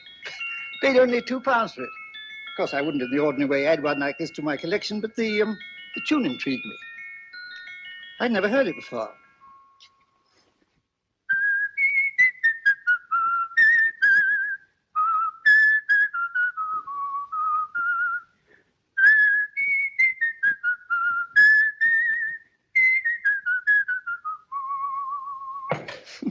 You have a remarkable ear for music, Holmes. Rather an unusual melody. Sit down, Will. Thanks. You say you bought that box at an auction sale yesterday? Yes, the Gaylord auction rooms in Knightsbridge. Mm-hmm. Run by old, what's his name? Crabtree. That's the man. At what time was the robbery committed? Oh, about 3 o'clock this morning. You know, Mr. Emery, that box and the robbery might well be cause and effect, especially since you say that the stolen box outwardly resembles this one a great deal. And Scotland Yard were not particularly interested, eh? Oh, yes, but I wouldn't blame them for that, especially as I told them I was quite unable to describe the thief, except, of course, for the fact that it was definitely a man. All you remember is that you came in here and someone struck you on the head. Yes, and the next thing I knew, my man was trying to revive me. It might be wise for you to put that box away somewhere and lock it up. No, I don't think that's necessary. Besides, everything's insured. Well, at least if any further attempts at robbery are made, I'd suggest that you call the police, rather than running into any personal danger. Oh, come, Holmes, aren't you being a bit of an alarmist? Possibly. Well, Mr. Gray, with old Stinky, seems to me you are making rather a mountain out of a moleskin. Molehill is the word, old boy, and it's time you were in bed. Thanks so much for letting us see your place. Well, it's been glad meeting you. Holmes, I can't understand why you were so mysterious.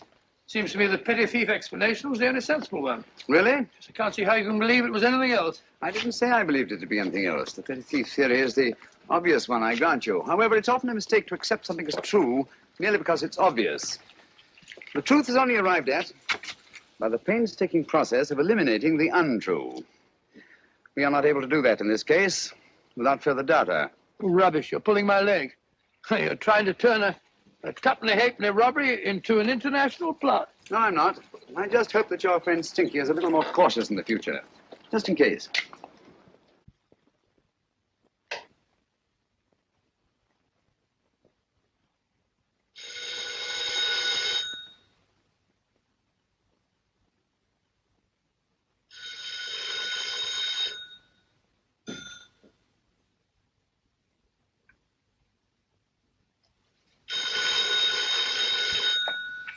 Hello?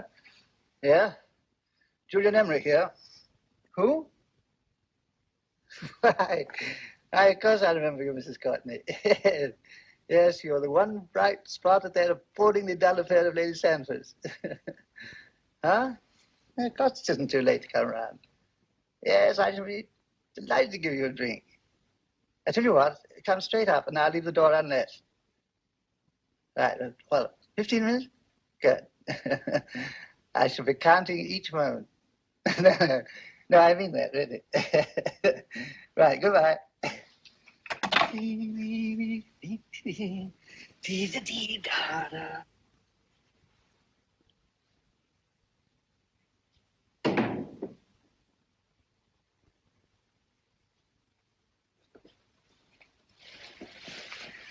Boo!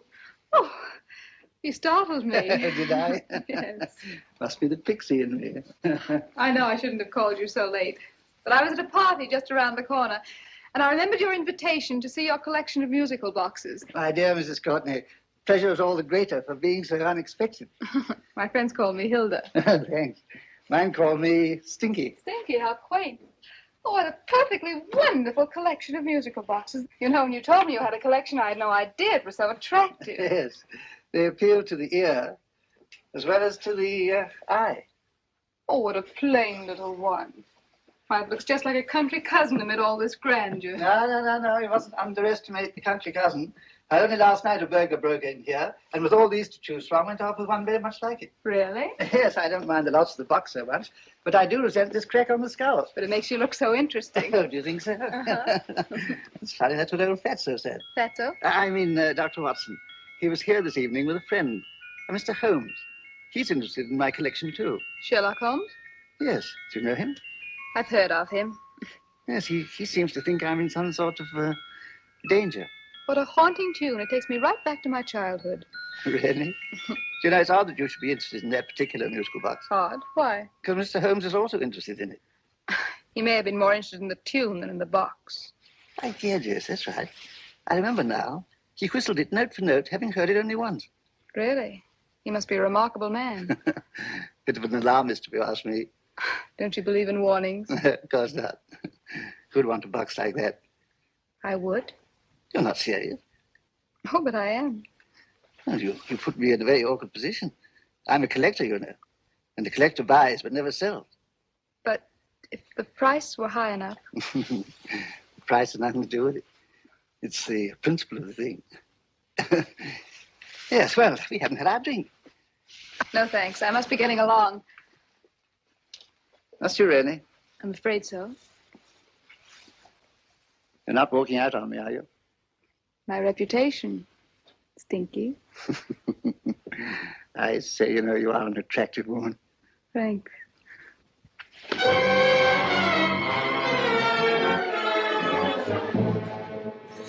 You fool. I told you to wait outside. What did you have to kill him for? All I had to do was walk out with this.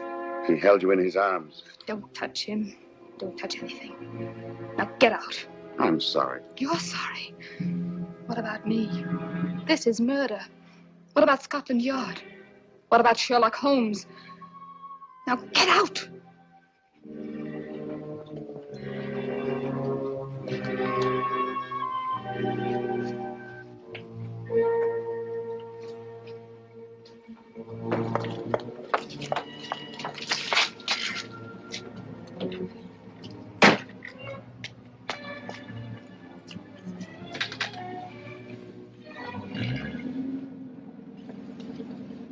Did you get it? Good. Did you have any trouble with him? Just a matter of murder. Ah, Mr. Holmes. Hopkins? Thanks for coming so promptly. Inspector Lestrade suggested that I call through to you. Mr. Emery was the client of Mr. Holmes, Inspector. Indeed. You didn't mention that when I telephoned you, Mr. Holmes. Well, not exactly a client, Inspector. Sergeant Thompson? He was killed between the hours of 11 and 2 o'clock this morning, Mr. Holmes. Must have been someone he knew, someone of whom he had no suspicion. Poor old Stinky. It's all my fault. I should have prevented this. Well, it's no time to start talking about that now, Doctor. Apparently it's gone. That's the second attempt on the musical box that Emery bought at the auction sale, and this time it was successful. But that box was only worth £2. It was worth a man's life, Watson. I think we'd better pay a visit to Gaylord's auction room and that fellow Crabtree. Inspector, may I suggest that you make a complete search of this flat for a small, plain, musical box about that size? Thank you. Come on, Watson. You say the first box went to Mr. Julian Emery, the second to Mr. Kilgore, 143B Hampton Way, and the third to the unidentified young lady who presumably has a shop and lives near Golders Green. That's right, Mr. Holmes. Isn't it rather strange, Mr. Crabtree, that you should have had 3 identical musical boxes all playing the same tune? Where'd they come from? Dartmoor Prison. Dartmoor? Yeah, we get a regular shipment from there every month. The inmates manufacture them. Well, they make all kinds of things, you know, pipe racks, waste paper baskets, musical boxes. Did you happen to notice if anyone showed any particular interest during the auction in the purchasers of these 3 boxes? Oh, come now, Mr. Crabtree. This is very literally a matter of life and death. Well, since you put it that way, Mr. Holmes, there was a gentleman came in here about an hour after closing time, and he was in an awful state, he was. He gave me £5 to tell him where the boxes had gone to. He said they had a sentimental value for him, sir. Expensive sentiment. Can you describe him? He was tall, distinguished looking, and he had grey hair and a moustache. He was quite a gentleman, sir. What was his reaction when you were unable to supply him with the address of the young lady who owned the shop? I told him the young lady usually come back on Thursday. He said he'd come back on Thursday. Now, that's tomorrow. Thank you, Mr. Crabtree. You've been very helpful. Thank you. Come along, Watson. Where are we going now, Holmes? To the home of Mr. Kilgore, the man who bought the third box.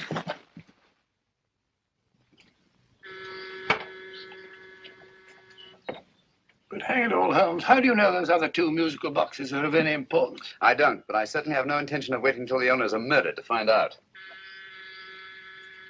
No one at home. I hope that's the explanation. I'll have a look through this window.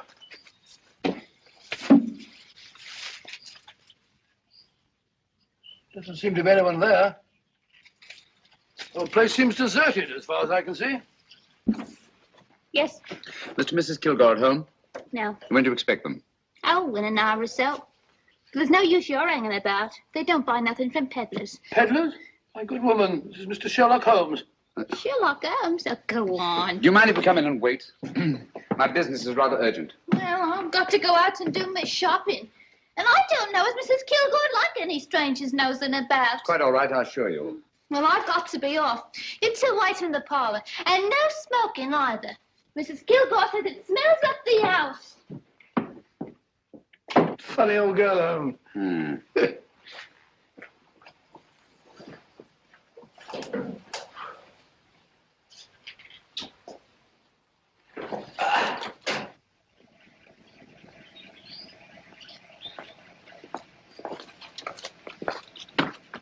Park Lane. Park Lane? And what would the likes of you be doing in Park Lane? Now, don't worry about the fare, Ducky. If you knows how to get to Park Lane, up it.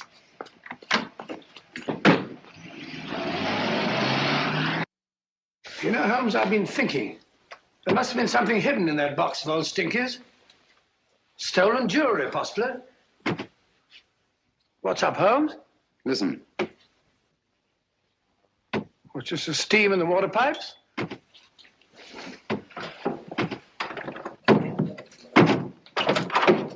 Watson! Great Scott! Come on, Holmes. Get on the chair here. It's all right, my dear. There. Now, don't worry. It's all over. There you are, dear. Don't cry anymore. She tied me up and shut me in the cupboard. I know. She won't come back. Did you show her your new musical box?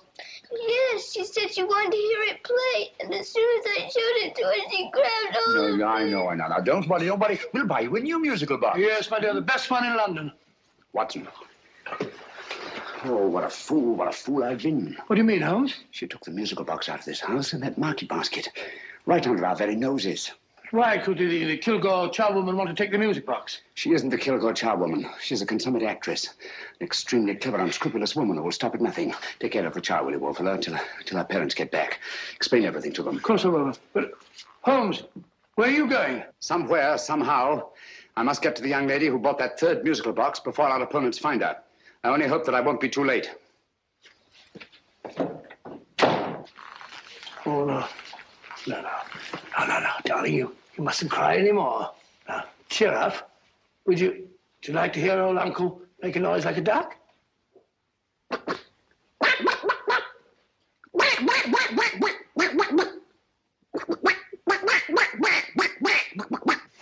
Oh, sorry?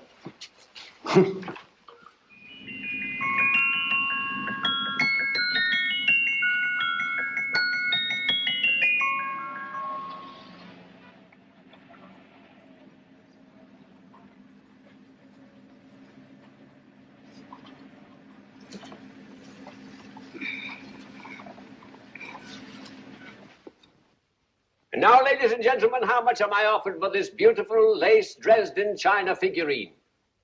A lady of the French court. Now, this is the genuine article. What a beautiful ornament for your mantelpiece. Or you could use it as a centerpiece on the dining room table. Now, will somebody start me for £10? Will somebody start me for £10? £8? £7? All right, £5 is offered, £5 is offered, £5 is offered, £5.10, £5.15, £5.15. £6 is offered, £6, going once, going twice. The third and the last call will be all done. Sold to the lady from Twickenham for £6. Next, we have a real museum piece, ladies and gentlemen. A fine 19th century doll. The costume an exact replica of the holiday clothes worn by the Hungarian peasant women. Now, ladies and gentlemen, an article like this would cost you from £15 to £20 in a West End shop. I'm not going to ask you for anything like that. Who'll give me £2 for it? £2. Anybody offer me £2? £2 for the Hungarian? £2? £1. What? Anybody give me £1? Anybody offer me £1 for the doll? £1 is offered, ladies and gentlemen. £1 is offered. Now, I'm not going to waste your valuable time or mine in trying to get one half of what this beautiful doll is worth. If the young lady can steal it for £1, that's her good fortune. So it's going once, it's going twice, the third and last call. Any more? Sold to the young lady for £1. And now, ladies and gentlemen, may I draw your attention to something which may be a great surprise to you, worthy of any collection. The only other one like it is in the British Museum. It's a Ming vase of the 7th dynasty. This vase lay in a large collection somewhere outside Rome for over 2 centuries, I understand. It was discovered there by the noted antiquarian Sir Andrew Coppleston. Now, some of you may remember Sir Andrew Coppleston. Besides being a noted traveller and antiquarian, he's also a gentleman rider. A girl with a parcel in her hands, that's her. Are you sure that's the girl? She fits perfectly the auctioneer's description. Follow her, Hamid.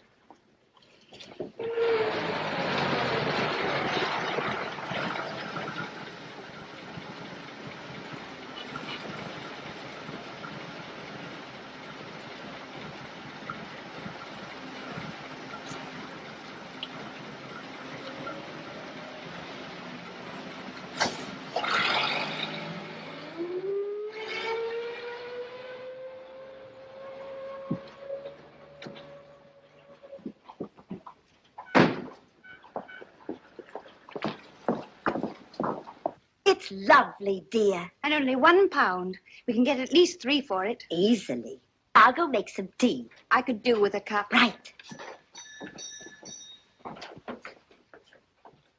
Good afternoon. Good afternoon. I'm looking for a birthday gift for a 7-year-old girl. What would you suggest? We have some lovely dolls. Now, this Hungarian I peasant... think she has enough dolls already. Books are always welcome. Well, I'm looking for something a little different. Well, that's rather cute. What is it? Well, that's a musical box. Children always love them. And this is an exceptionally nice one. It plays many tunes.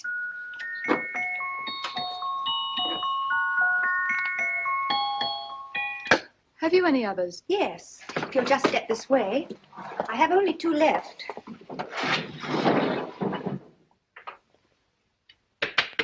Oh, nice.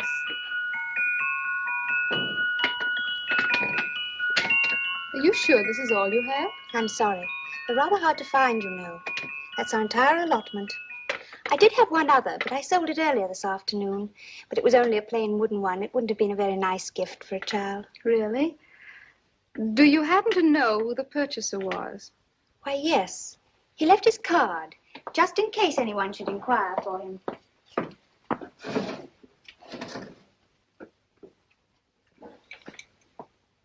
How interesting. I'm sorry, but I'm afraid I'll have to look a bit further. Thank you anyway. Good afternoon. Thank you.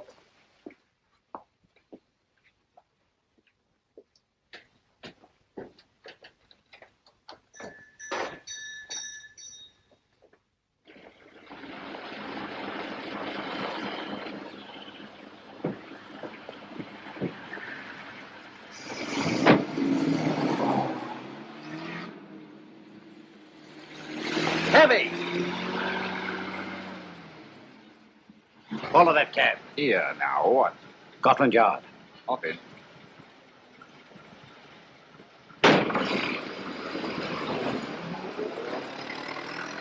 Sherlock Holmes. I might have known.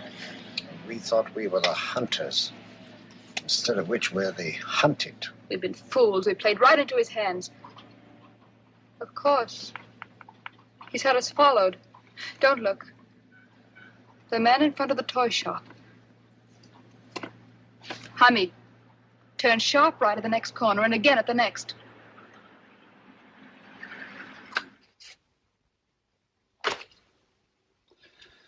No photograph of her, Commissioner. As I expected. She's not a known criminal. But how do you expect to know if you do find her? After all, she was disguised as a charwoman. Don't worry, old fellow. If I ever see her again, I'll recognize her. Well, it won't be long till we know who they are and from where they operate. Who's covering them? Sergeant Thompson's following them, sir. They won't get away from him. He's a good man. We could have arrested them at Clifford's toy shop if we had any proof. But we know that they killed Emery. Proof, my dear fellow. We must have proof. We have x-rayed it, sir. There's nothing whatever concealed in the box. We'll have a look at the plates.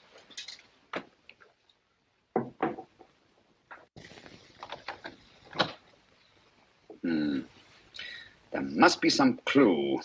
And it's probably so obvious that we've all overlooked it. Seems to me we're up against a bunch of lunatics. Not lunatics, my dear fellow.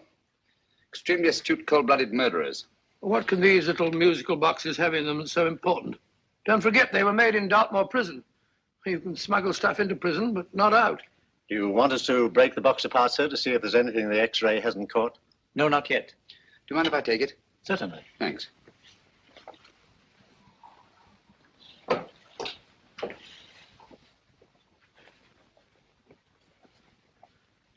The governor of Dartmoor Prison informed us, sir, in answer to Mr. Holmes' question, that all 3 musical boxes were made by the same convict, John Davidson, serving a 7-year term, sir. Davidson? The Bank of England plates. That'll be all. Yes, sir. Now we're getting somewhere. Wait a minute. How did you know about the plates, Mr. Holmes? I'm a student of crime, Inspector. I make it my business to know about such things. And when the name of Davidson was mentioned... Well, who is this fellow Davidson? As long as Mr. Holmes seems to know all about it already, I suppose there's no harm in telling you. 2 years ago in London, there occurred a robbery of such tremendous importance, although the stolen articles themselves have no intrinsic value whatsoever, that the Home Secretary was instrumental in seeing that not a word of it appeared in any newspaper. But you never told me anything about this, Holmes. You were away at the time. Articles of no intrinsic value and yet of such importance? I don't understand. Davidson was apprehended within 15 minutes of committing the theft. But by that time, he'd hidden the articles in question and they've yet to be found. Before going further, Dr. Watson, I must inform you that this matter's not to be mentioned outside of this room. Of course not. Do I look like a man who'd gossip? Let's not go into that now, old fellow, shall we? Davidson had been employed for years in a position of extreme trust by the engravings department of the Bank of England. The articles he stole were nothing less than a complete duplicate set of plates for printing £5 notes. What? The Bank of England's own plates? Precisely. And with those plates, a gang of crooks could flood England with £5 notes, not forged in the usual sense of the word, but notes undetectable from genuine Bank of England notes in any way whatsoever. Good heavens. Any whisper at all might have resulted in enormous damage in shaking public confidence in the Treasury. We tried everything after we arrested Davidson. Offered him a shorter sentence if he'd tell us where he'd hidden the plates. Why, we even put in Scotland Yard men with him as cellmates, but no results. Obviously, Davidson is a man of strong character and infinite patience. Yet suddenly he feels impelled to smuggle out the secret of the hiding place of the plates to his confederates. Why? I don't understand, Mr. Holmes. Well, for example, has the Bank of England made any plans to radically change the design of the £5 note so that in, say, 7 years from now, notes made from the stolen plates would be worthless? Confidentially, Mr. Holmes, such a move was discussed. But replacing all the £5 notes in circulation would be such a Herculean task that nothing's been done about it as yet. I see. Of course, there is another possible explanation. Davidson didn't have much time to find a hiding place before he was captured. He may be afraid that the plates will be accidentally discovered before he's released. Hence his anxiety to communicate their whereabouts to his confederates as soon as possible. I believe you've hit it, Mr. Holmes. I'm sure that the message is contained in this musical box. Or rather, in all 3 musical boxes, since possession of all 3 seems to be essential.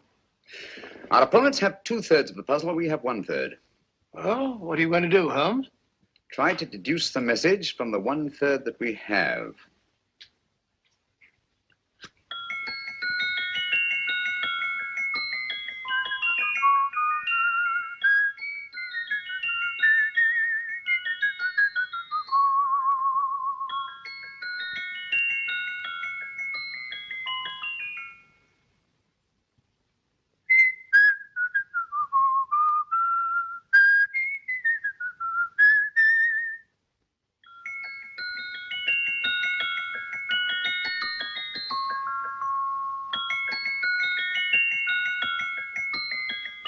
It's the same tune as the one played by Emery's musical box.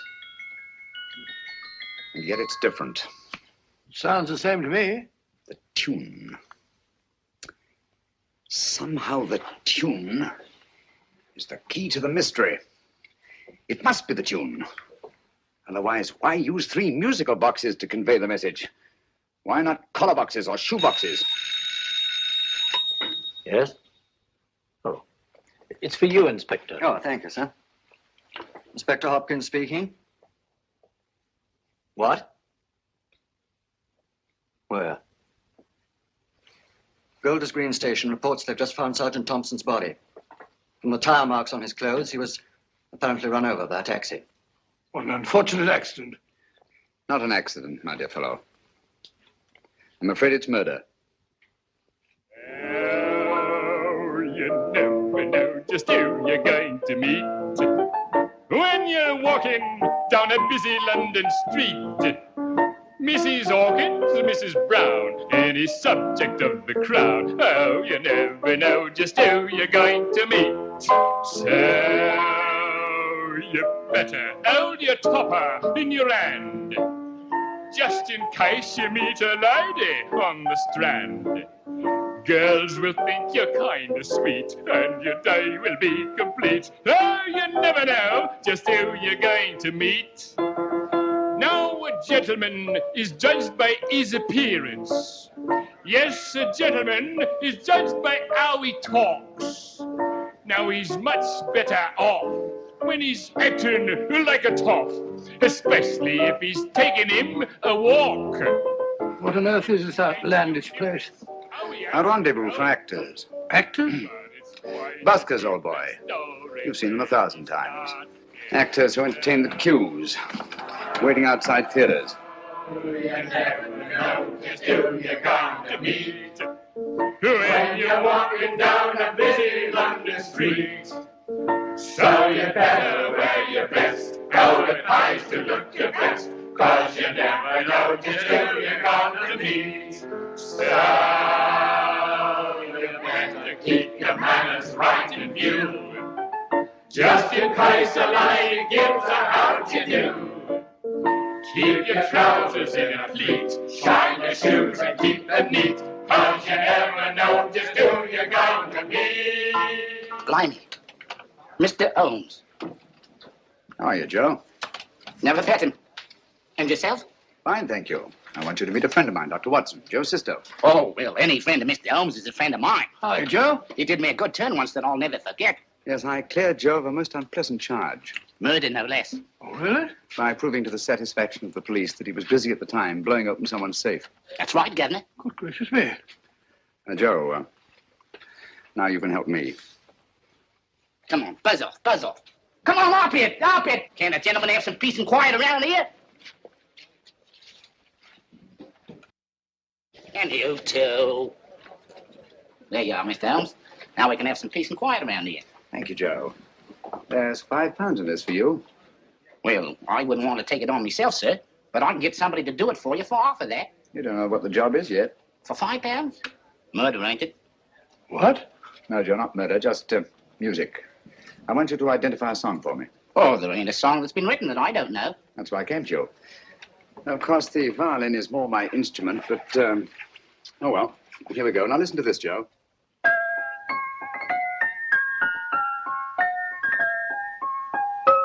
Wait a minute. You're playing that wrong.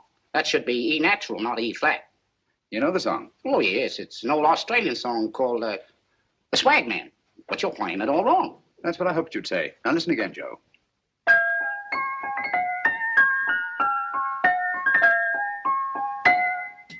That's the same tune, all right. But you're making different mistakes than you did the first time. No, not mistakes, Joe. Call them variations. Here, play the song for me, will you, the way it's written.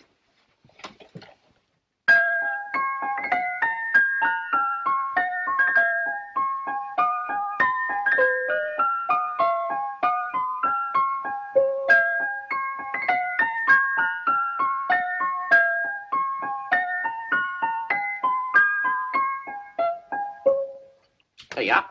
Thank you, Joe. What's it mean, Holmes? Are you onto something? Perhaps. I don't know yet. It's probably a code of some sort. Joe, could you write the song down for me? The way it was originally written? Oh, sure, Mr. Holmes. But it'll take a few minutes. Mm-hmm. Here, Mabel. Pale ale. Come on, up to it. Along with it.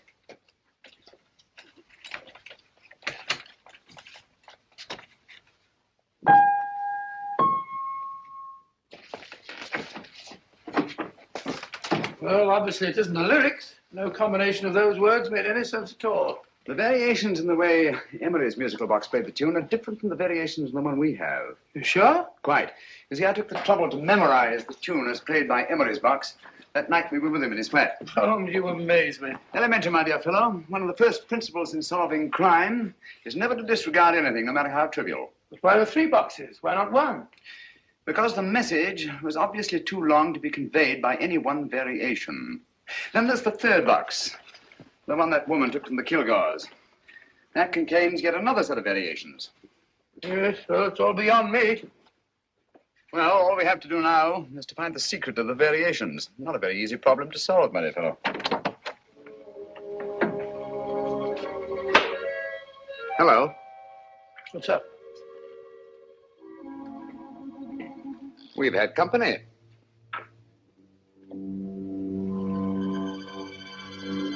I say, this is outrageous. Ask Mrs. Hudson to come in here, will you? Right.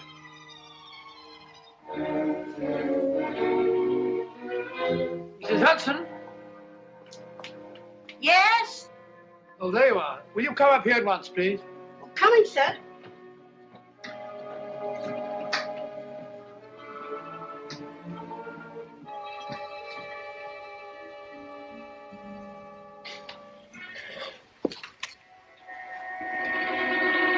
Mercy me, Mr. Holmes. What has happened? Who called while we were out, Mrs. Hudson? Just a young lady. The one who said you wanted her to wait for you. And a nice-looking old gentleman with Our her. friends again, Watson. Friends? What did the young lady look like? Oh, I couldn't see her face. She had a heavy black veil on. But she had such a nice way with her. Oh, I'm sorry, Mr. Holmes, if I've done anything wrong. But you did say I should always let clients come in and wait for you. Don't worry, Mrs. Hudson, don't worry. You had no way of knowing. It's quite all right, quite all right. Now, don't worry, Mrs. Hudson. Don't worry. Well, where on earth's the musical box? They didn't get it. Didn't get it? Where is it? It's in your hand. Huh? In the biscuit jar. Take the biscuits off the top. Now put your hand inside, and you'll find the music box. Well done, Holmes. Well done. Amazing.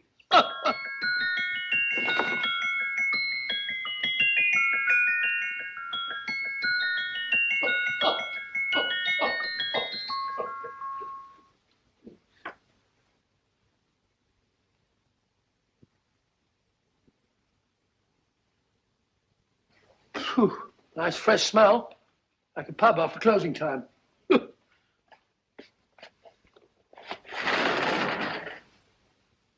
I say, Holmes, What? it's morning. Allow me to congratulate you on a brilliant bit of deduction.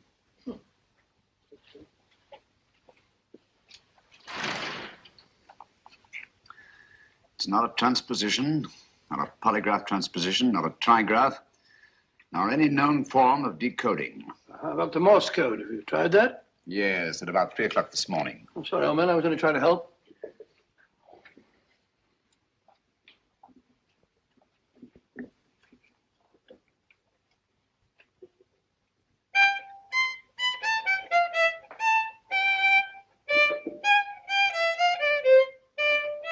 Oh, do me a favor. Not again. Must have heard that thing 1,000 times. Kept me awake all night.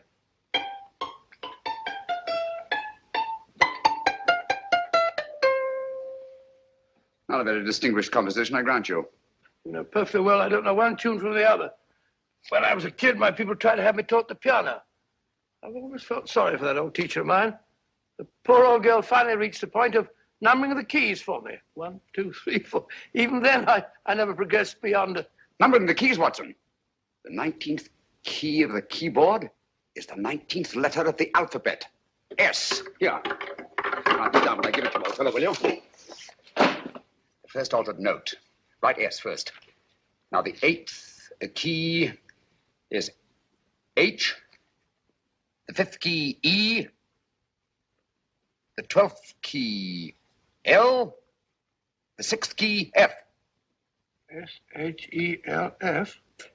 Shelf. Your piano lessons were not in vain, old fellow. You've solved it. Thank you. Thanks, Owen. Hold it. We now have 2/3 of the message. Behind books, third shelf, secretary, Dr. S. Presumably, these are the first and second portions of the message. And this gang has the first and third parts of it. Precisely. Then it's a stalemate? Yes, Commissioner, but we can't leave it like that. There's no doubt in my mind that they'll try to secure our third of the message that's missing. Well, I assume you've taken every precaution to guard the Clifford music. Oh, yes, it's carefully hidden at Baker Street with Dr. Watson on guard. However, I'm reasonably certain that, difficult as it may be, we can find the plates even without the missing part of the message. Behind books, third shelf, secretary, Dr. S. Well, outside of the fact that Davidson hid the Bank of England plate somewhere in London, Mr. Holmes, I don't see that we've progressed at all. Allow me to point out to you, sir, the key words, Dr. S. It looks as if the plates were hidden in the house of the doctor. Whether S stands for his first or last initial remains to be determined by a process of elimination. Well, there must be 10,000 doctors in London with S for a first or last initial. Precisely. And every one of them will have to be questioned in person. That's why I say this is a task for Scotland Yard. It's a task, all right. But Scotland Yard has searched worse haystacks and found a needle. Well, for the time being, I'll leave the matter in your hands, gentlemen. We'll call you if and when we get a lead on our mysterious Dr. S. In the meantime, I intend to follow up a little clue concerning a cigarette.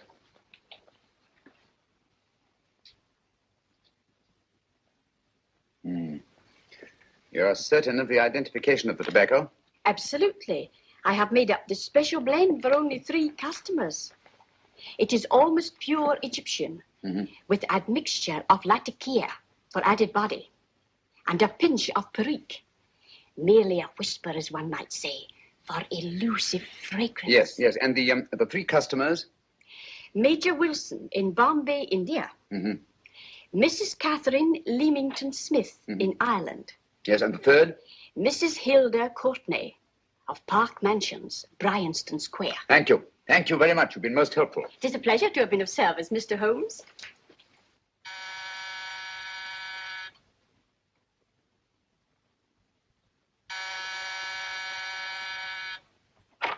Yes? Mrs. Courtney? Yes. My name is Sherlock Holmes. Oh, do come in. Thank you. I've heard of you, of course, Mr. Holmes. I believe we have a mutual friend in Sir Edward Brookdale. He's spoken to me of you quite often. Indeed. And to what good fortune am I indebted for this visit? I think you know Mrs. Courtney. Well, I did get a summons for speeding last week, but outside of that, I don't think I'm of any interest to the police. Oh, come now, Mrs. Courtney. You seem to forget that you and I have met before. I'm sorry. I'm sure I would have remembered meeting the great Sherlock Holmes. Please sit down. Thank you. You say we met before. Yes. At the home of Mr. and Mrs. Kilgore, 143B Hampton Road. Kilgore? I don't think I know anyone of that name. Well, I didn't say you knew them. As a matter of fact, you called on them when they were out. I don't understand, Mr. Holmes. Really? And you were dressed rather differently. Indeed. Cigarette? Thank you.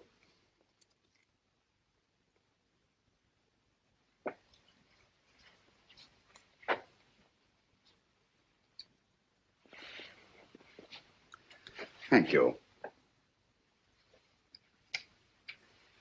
You know, Mrs. Courtney, people generally forget, in assuming a disguise, that the shape of the ear is an almost infallible means of recognition and identification to the trained eye.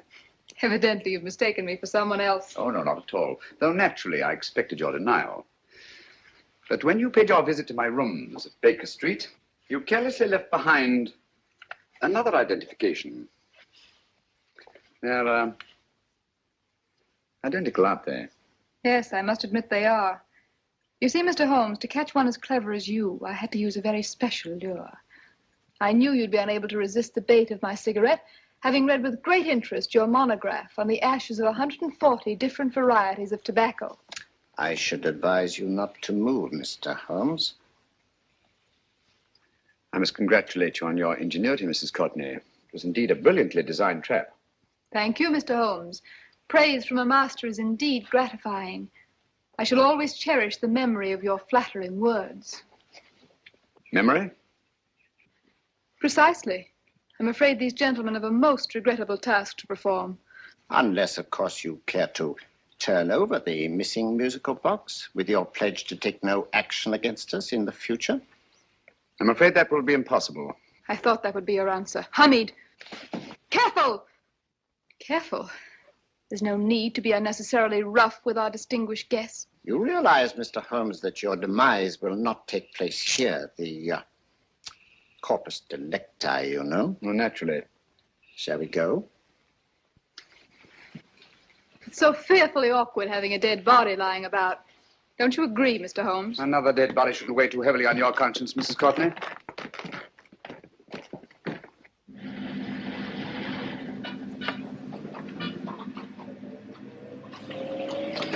You mind if I have a cigarette? Don't see why not.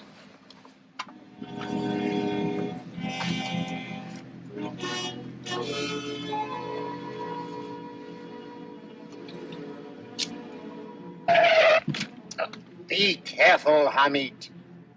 It's the brakes, they bind. Thank you, Colonel Kavanagh. It's very considerate of you.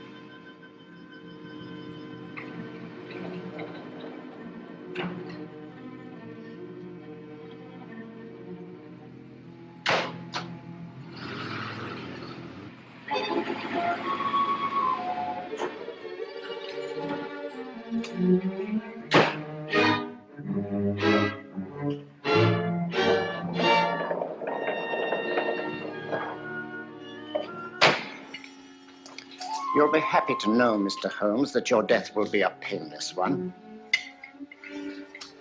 Hamid, attach this to the motor of the taxi. That little attachment, my dear Mr. Holmes, contains the deadly fluid known as monosulfide. The Germans use it with gratifying results in removing their undesirables. Start the motor.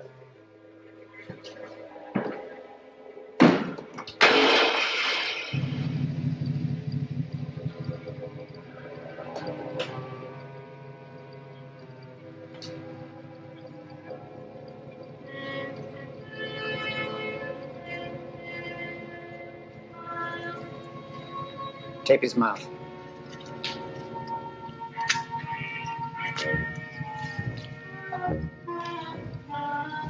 Now, up with him, Hamid.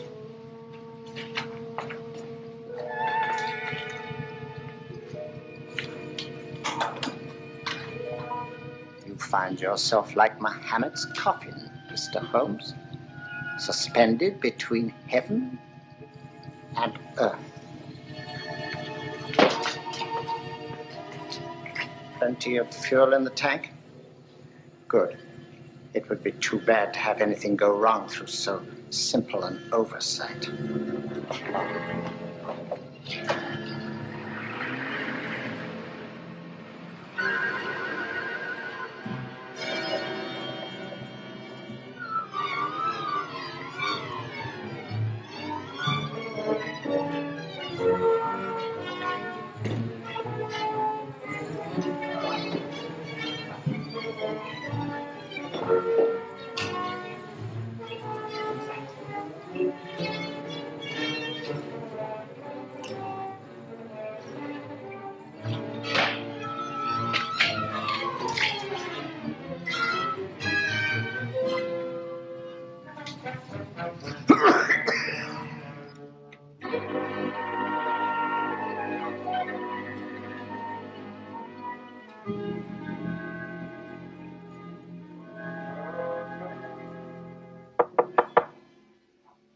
Yeah?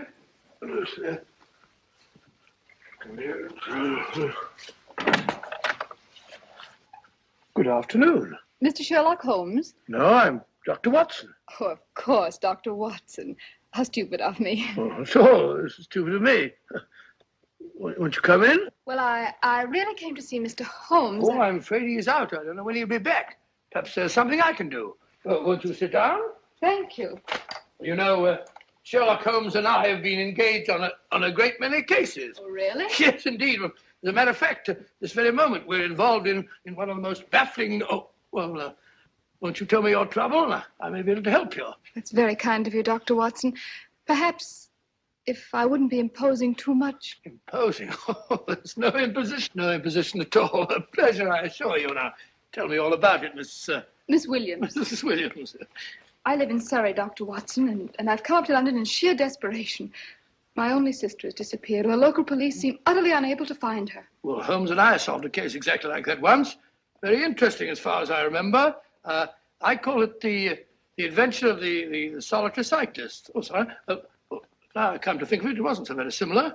Entirely different. I don't think what I was saying. Where were we?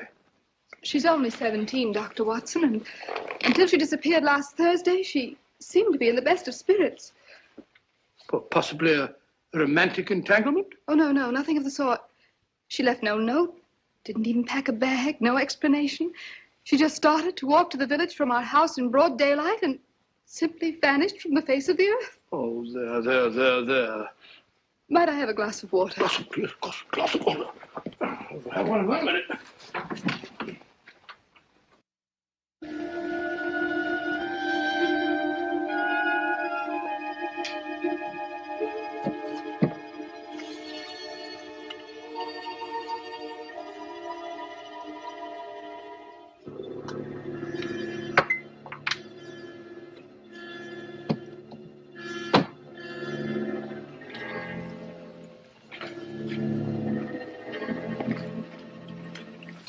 There you are, my dear. Thank you, Dr. Watson.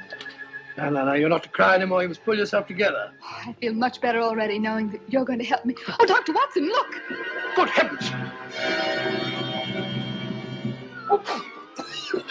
Get through the fire brigade, quickly! Haven't you a fire extinguisher? By Jove, we have in the kitchen.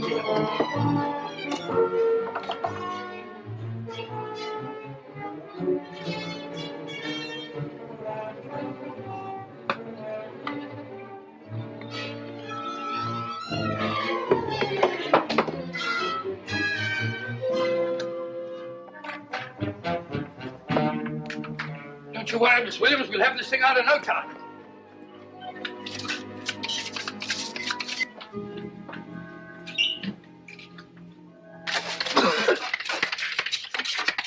That's got it. It's a bear. Well, you see, there was no need for the fire brigade after all. I hope you weren't too frightened, Miss Williams. Gone. What's the trouble with them? They always lose their heads in an emergency. Well, a musical box. Great Scott! Miss Williams!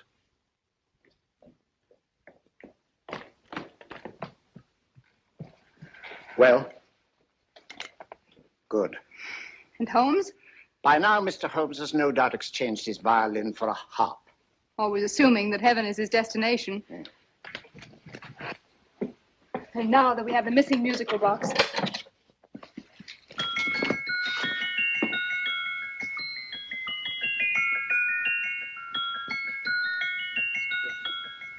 Nineteenth note. 19th letter. Yes. He hasn't been there, you say? Holmes, where on earth have you been? I've been trying to get you at the club, at Scotland Yard, all over London. You're looking for me in the wrong places. Holmes, terrible things happened. I've been duped. That woman, she made a complete fool of me. Well, what do you mean? Well, she came here, let off a smoke bomb. I thought the whole place was on fire, and my first thought was to save the musical box. No need to say any more. She has the box. Yes. Don't blame yourself too much, old fellow. She is an extremely clever antagonist. Smoke bomb, you said? Well, you can console yourself with the thought that your charming friend is at least a reader of yours. What do you mean? If I remember correctly, you wrote about my little experiment with smoke and the cry of fire in a story you entitled A Scandal in Bohemia, which has just appeared in the Strand magazine. All right, old boy. Don't rub it in. Well, it may cheer you up to know that you made a fool of me, too. That cigarette stub was planted here for one express purpose. You're going to bandaging around this place. Bandaging? What's the matter, Holmes? You hurt? Explanations will have to wait until later. At the moment, we're faced with a problem which I fear is insurmountable. Come over here, old boy, will you? Right. Our opponents are in possession of all three parts of the code. And here are we, while the Bank of England plates pass into their possession. Cheer up, old fellow, cheer up. As Dr. Samuel Johnson once said, there's no problem the mind of man can set that the mind of man cannot solve. What's that, old fellow? I was just quoting Dr. Samuel Johnson. He said there is Thank you, Watson. Thank you. Leaving the front reception room, we come into the main hall, where Dr. Johnson was in the habit of passing through to have his meager meals in the dining room opposite, in company with his friend and biographer, James Boswell. We will now pass up the stairway, which remains in its natural wood finish, just as it was when the good doctor was here. The framed etching on the wall is believed to have been presented to Dr. Johnson by the distinguished painter, Sir Joshua Reynolds. I've been told here that that picture was given in by Mrs. Thrale, and it's definitely not a Reynolds. Is that important, my dear? Oh, I'm sorry. This way, ladies and gentlemen, please, this way. Move along, children, move along. The secretary's not on this floor. Patience, Hamid. I have a feeling My that... dear Colonel, with Sherlock Holmes out of the way, what could go wrong?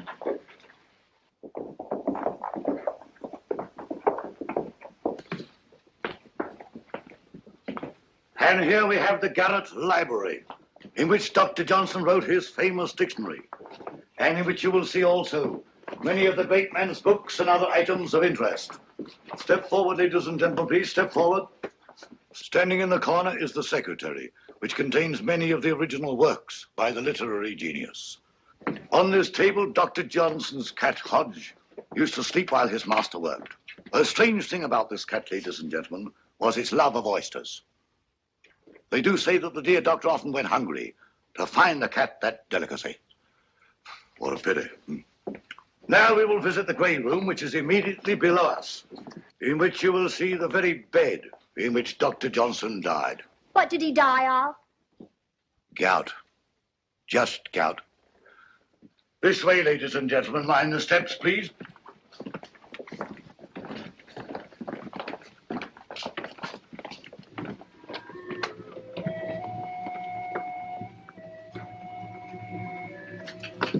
Your keys.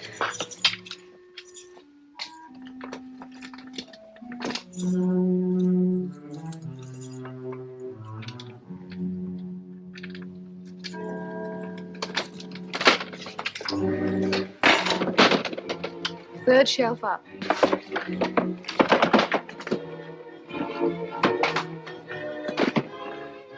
The knife.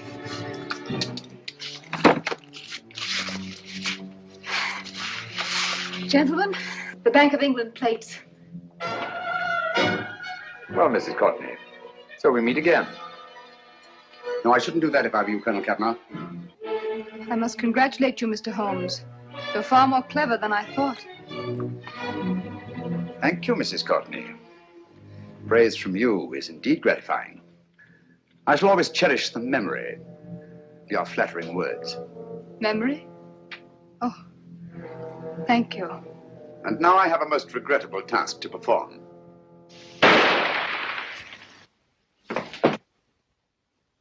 Holmes! Coming, Holmes! Holmes, you all right?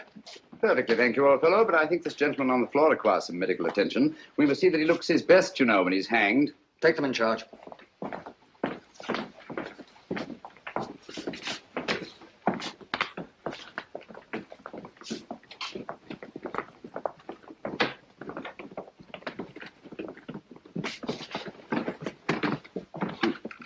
A brilliant antagonist. It's a pity her talents were so misdirected.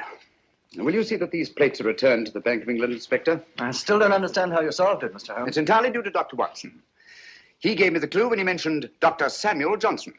Well, congratulations, Doctor. Oh, thank you, Inspector. I don't think I'd have done it entirely without Mr. Holmes's help, you know.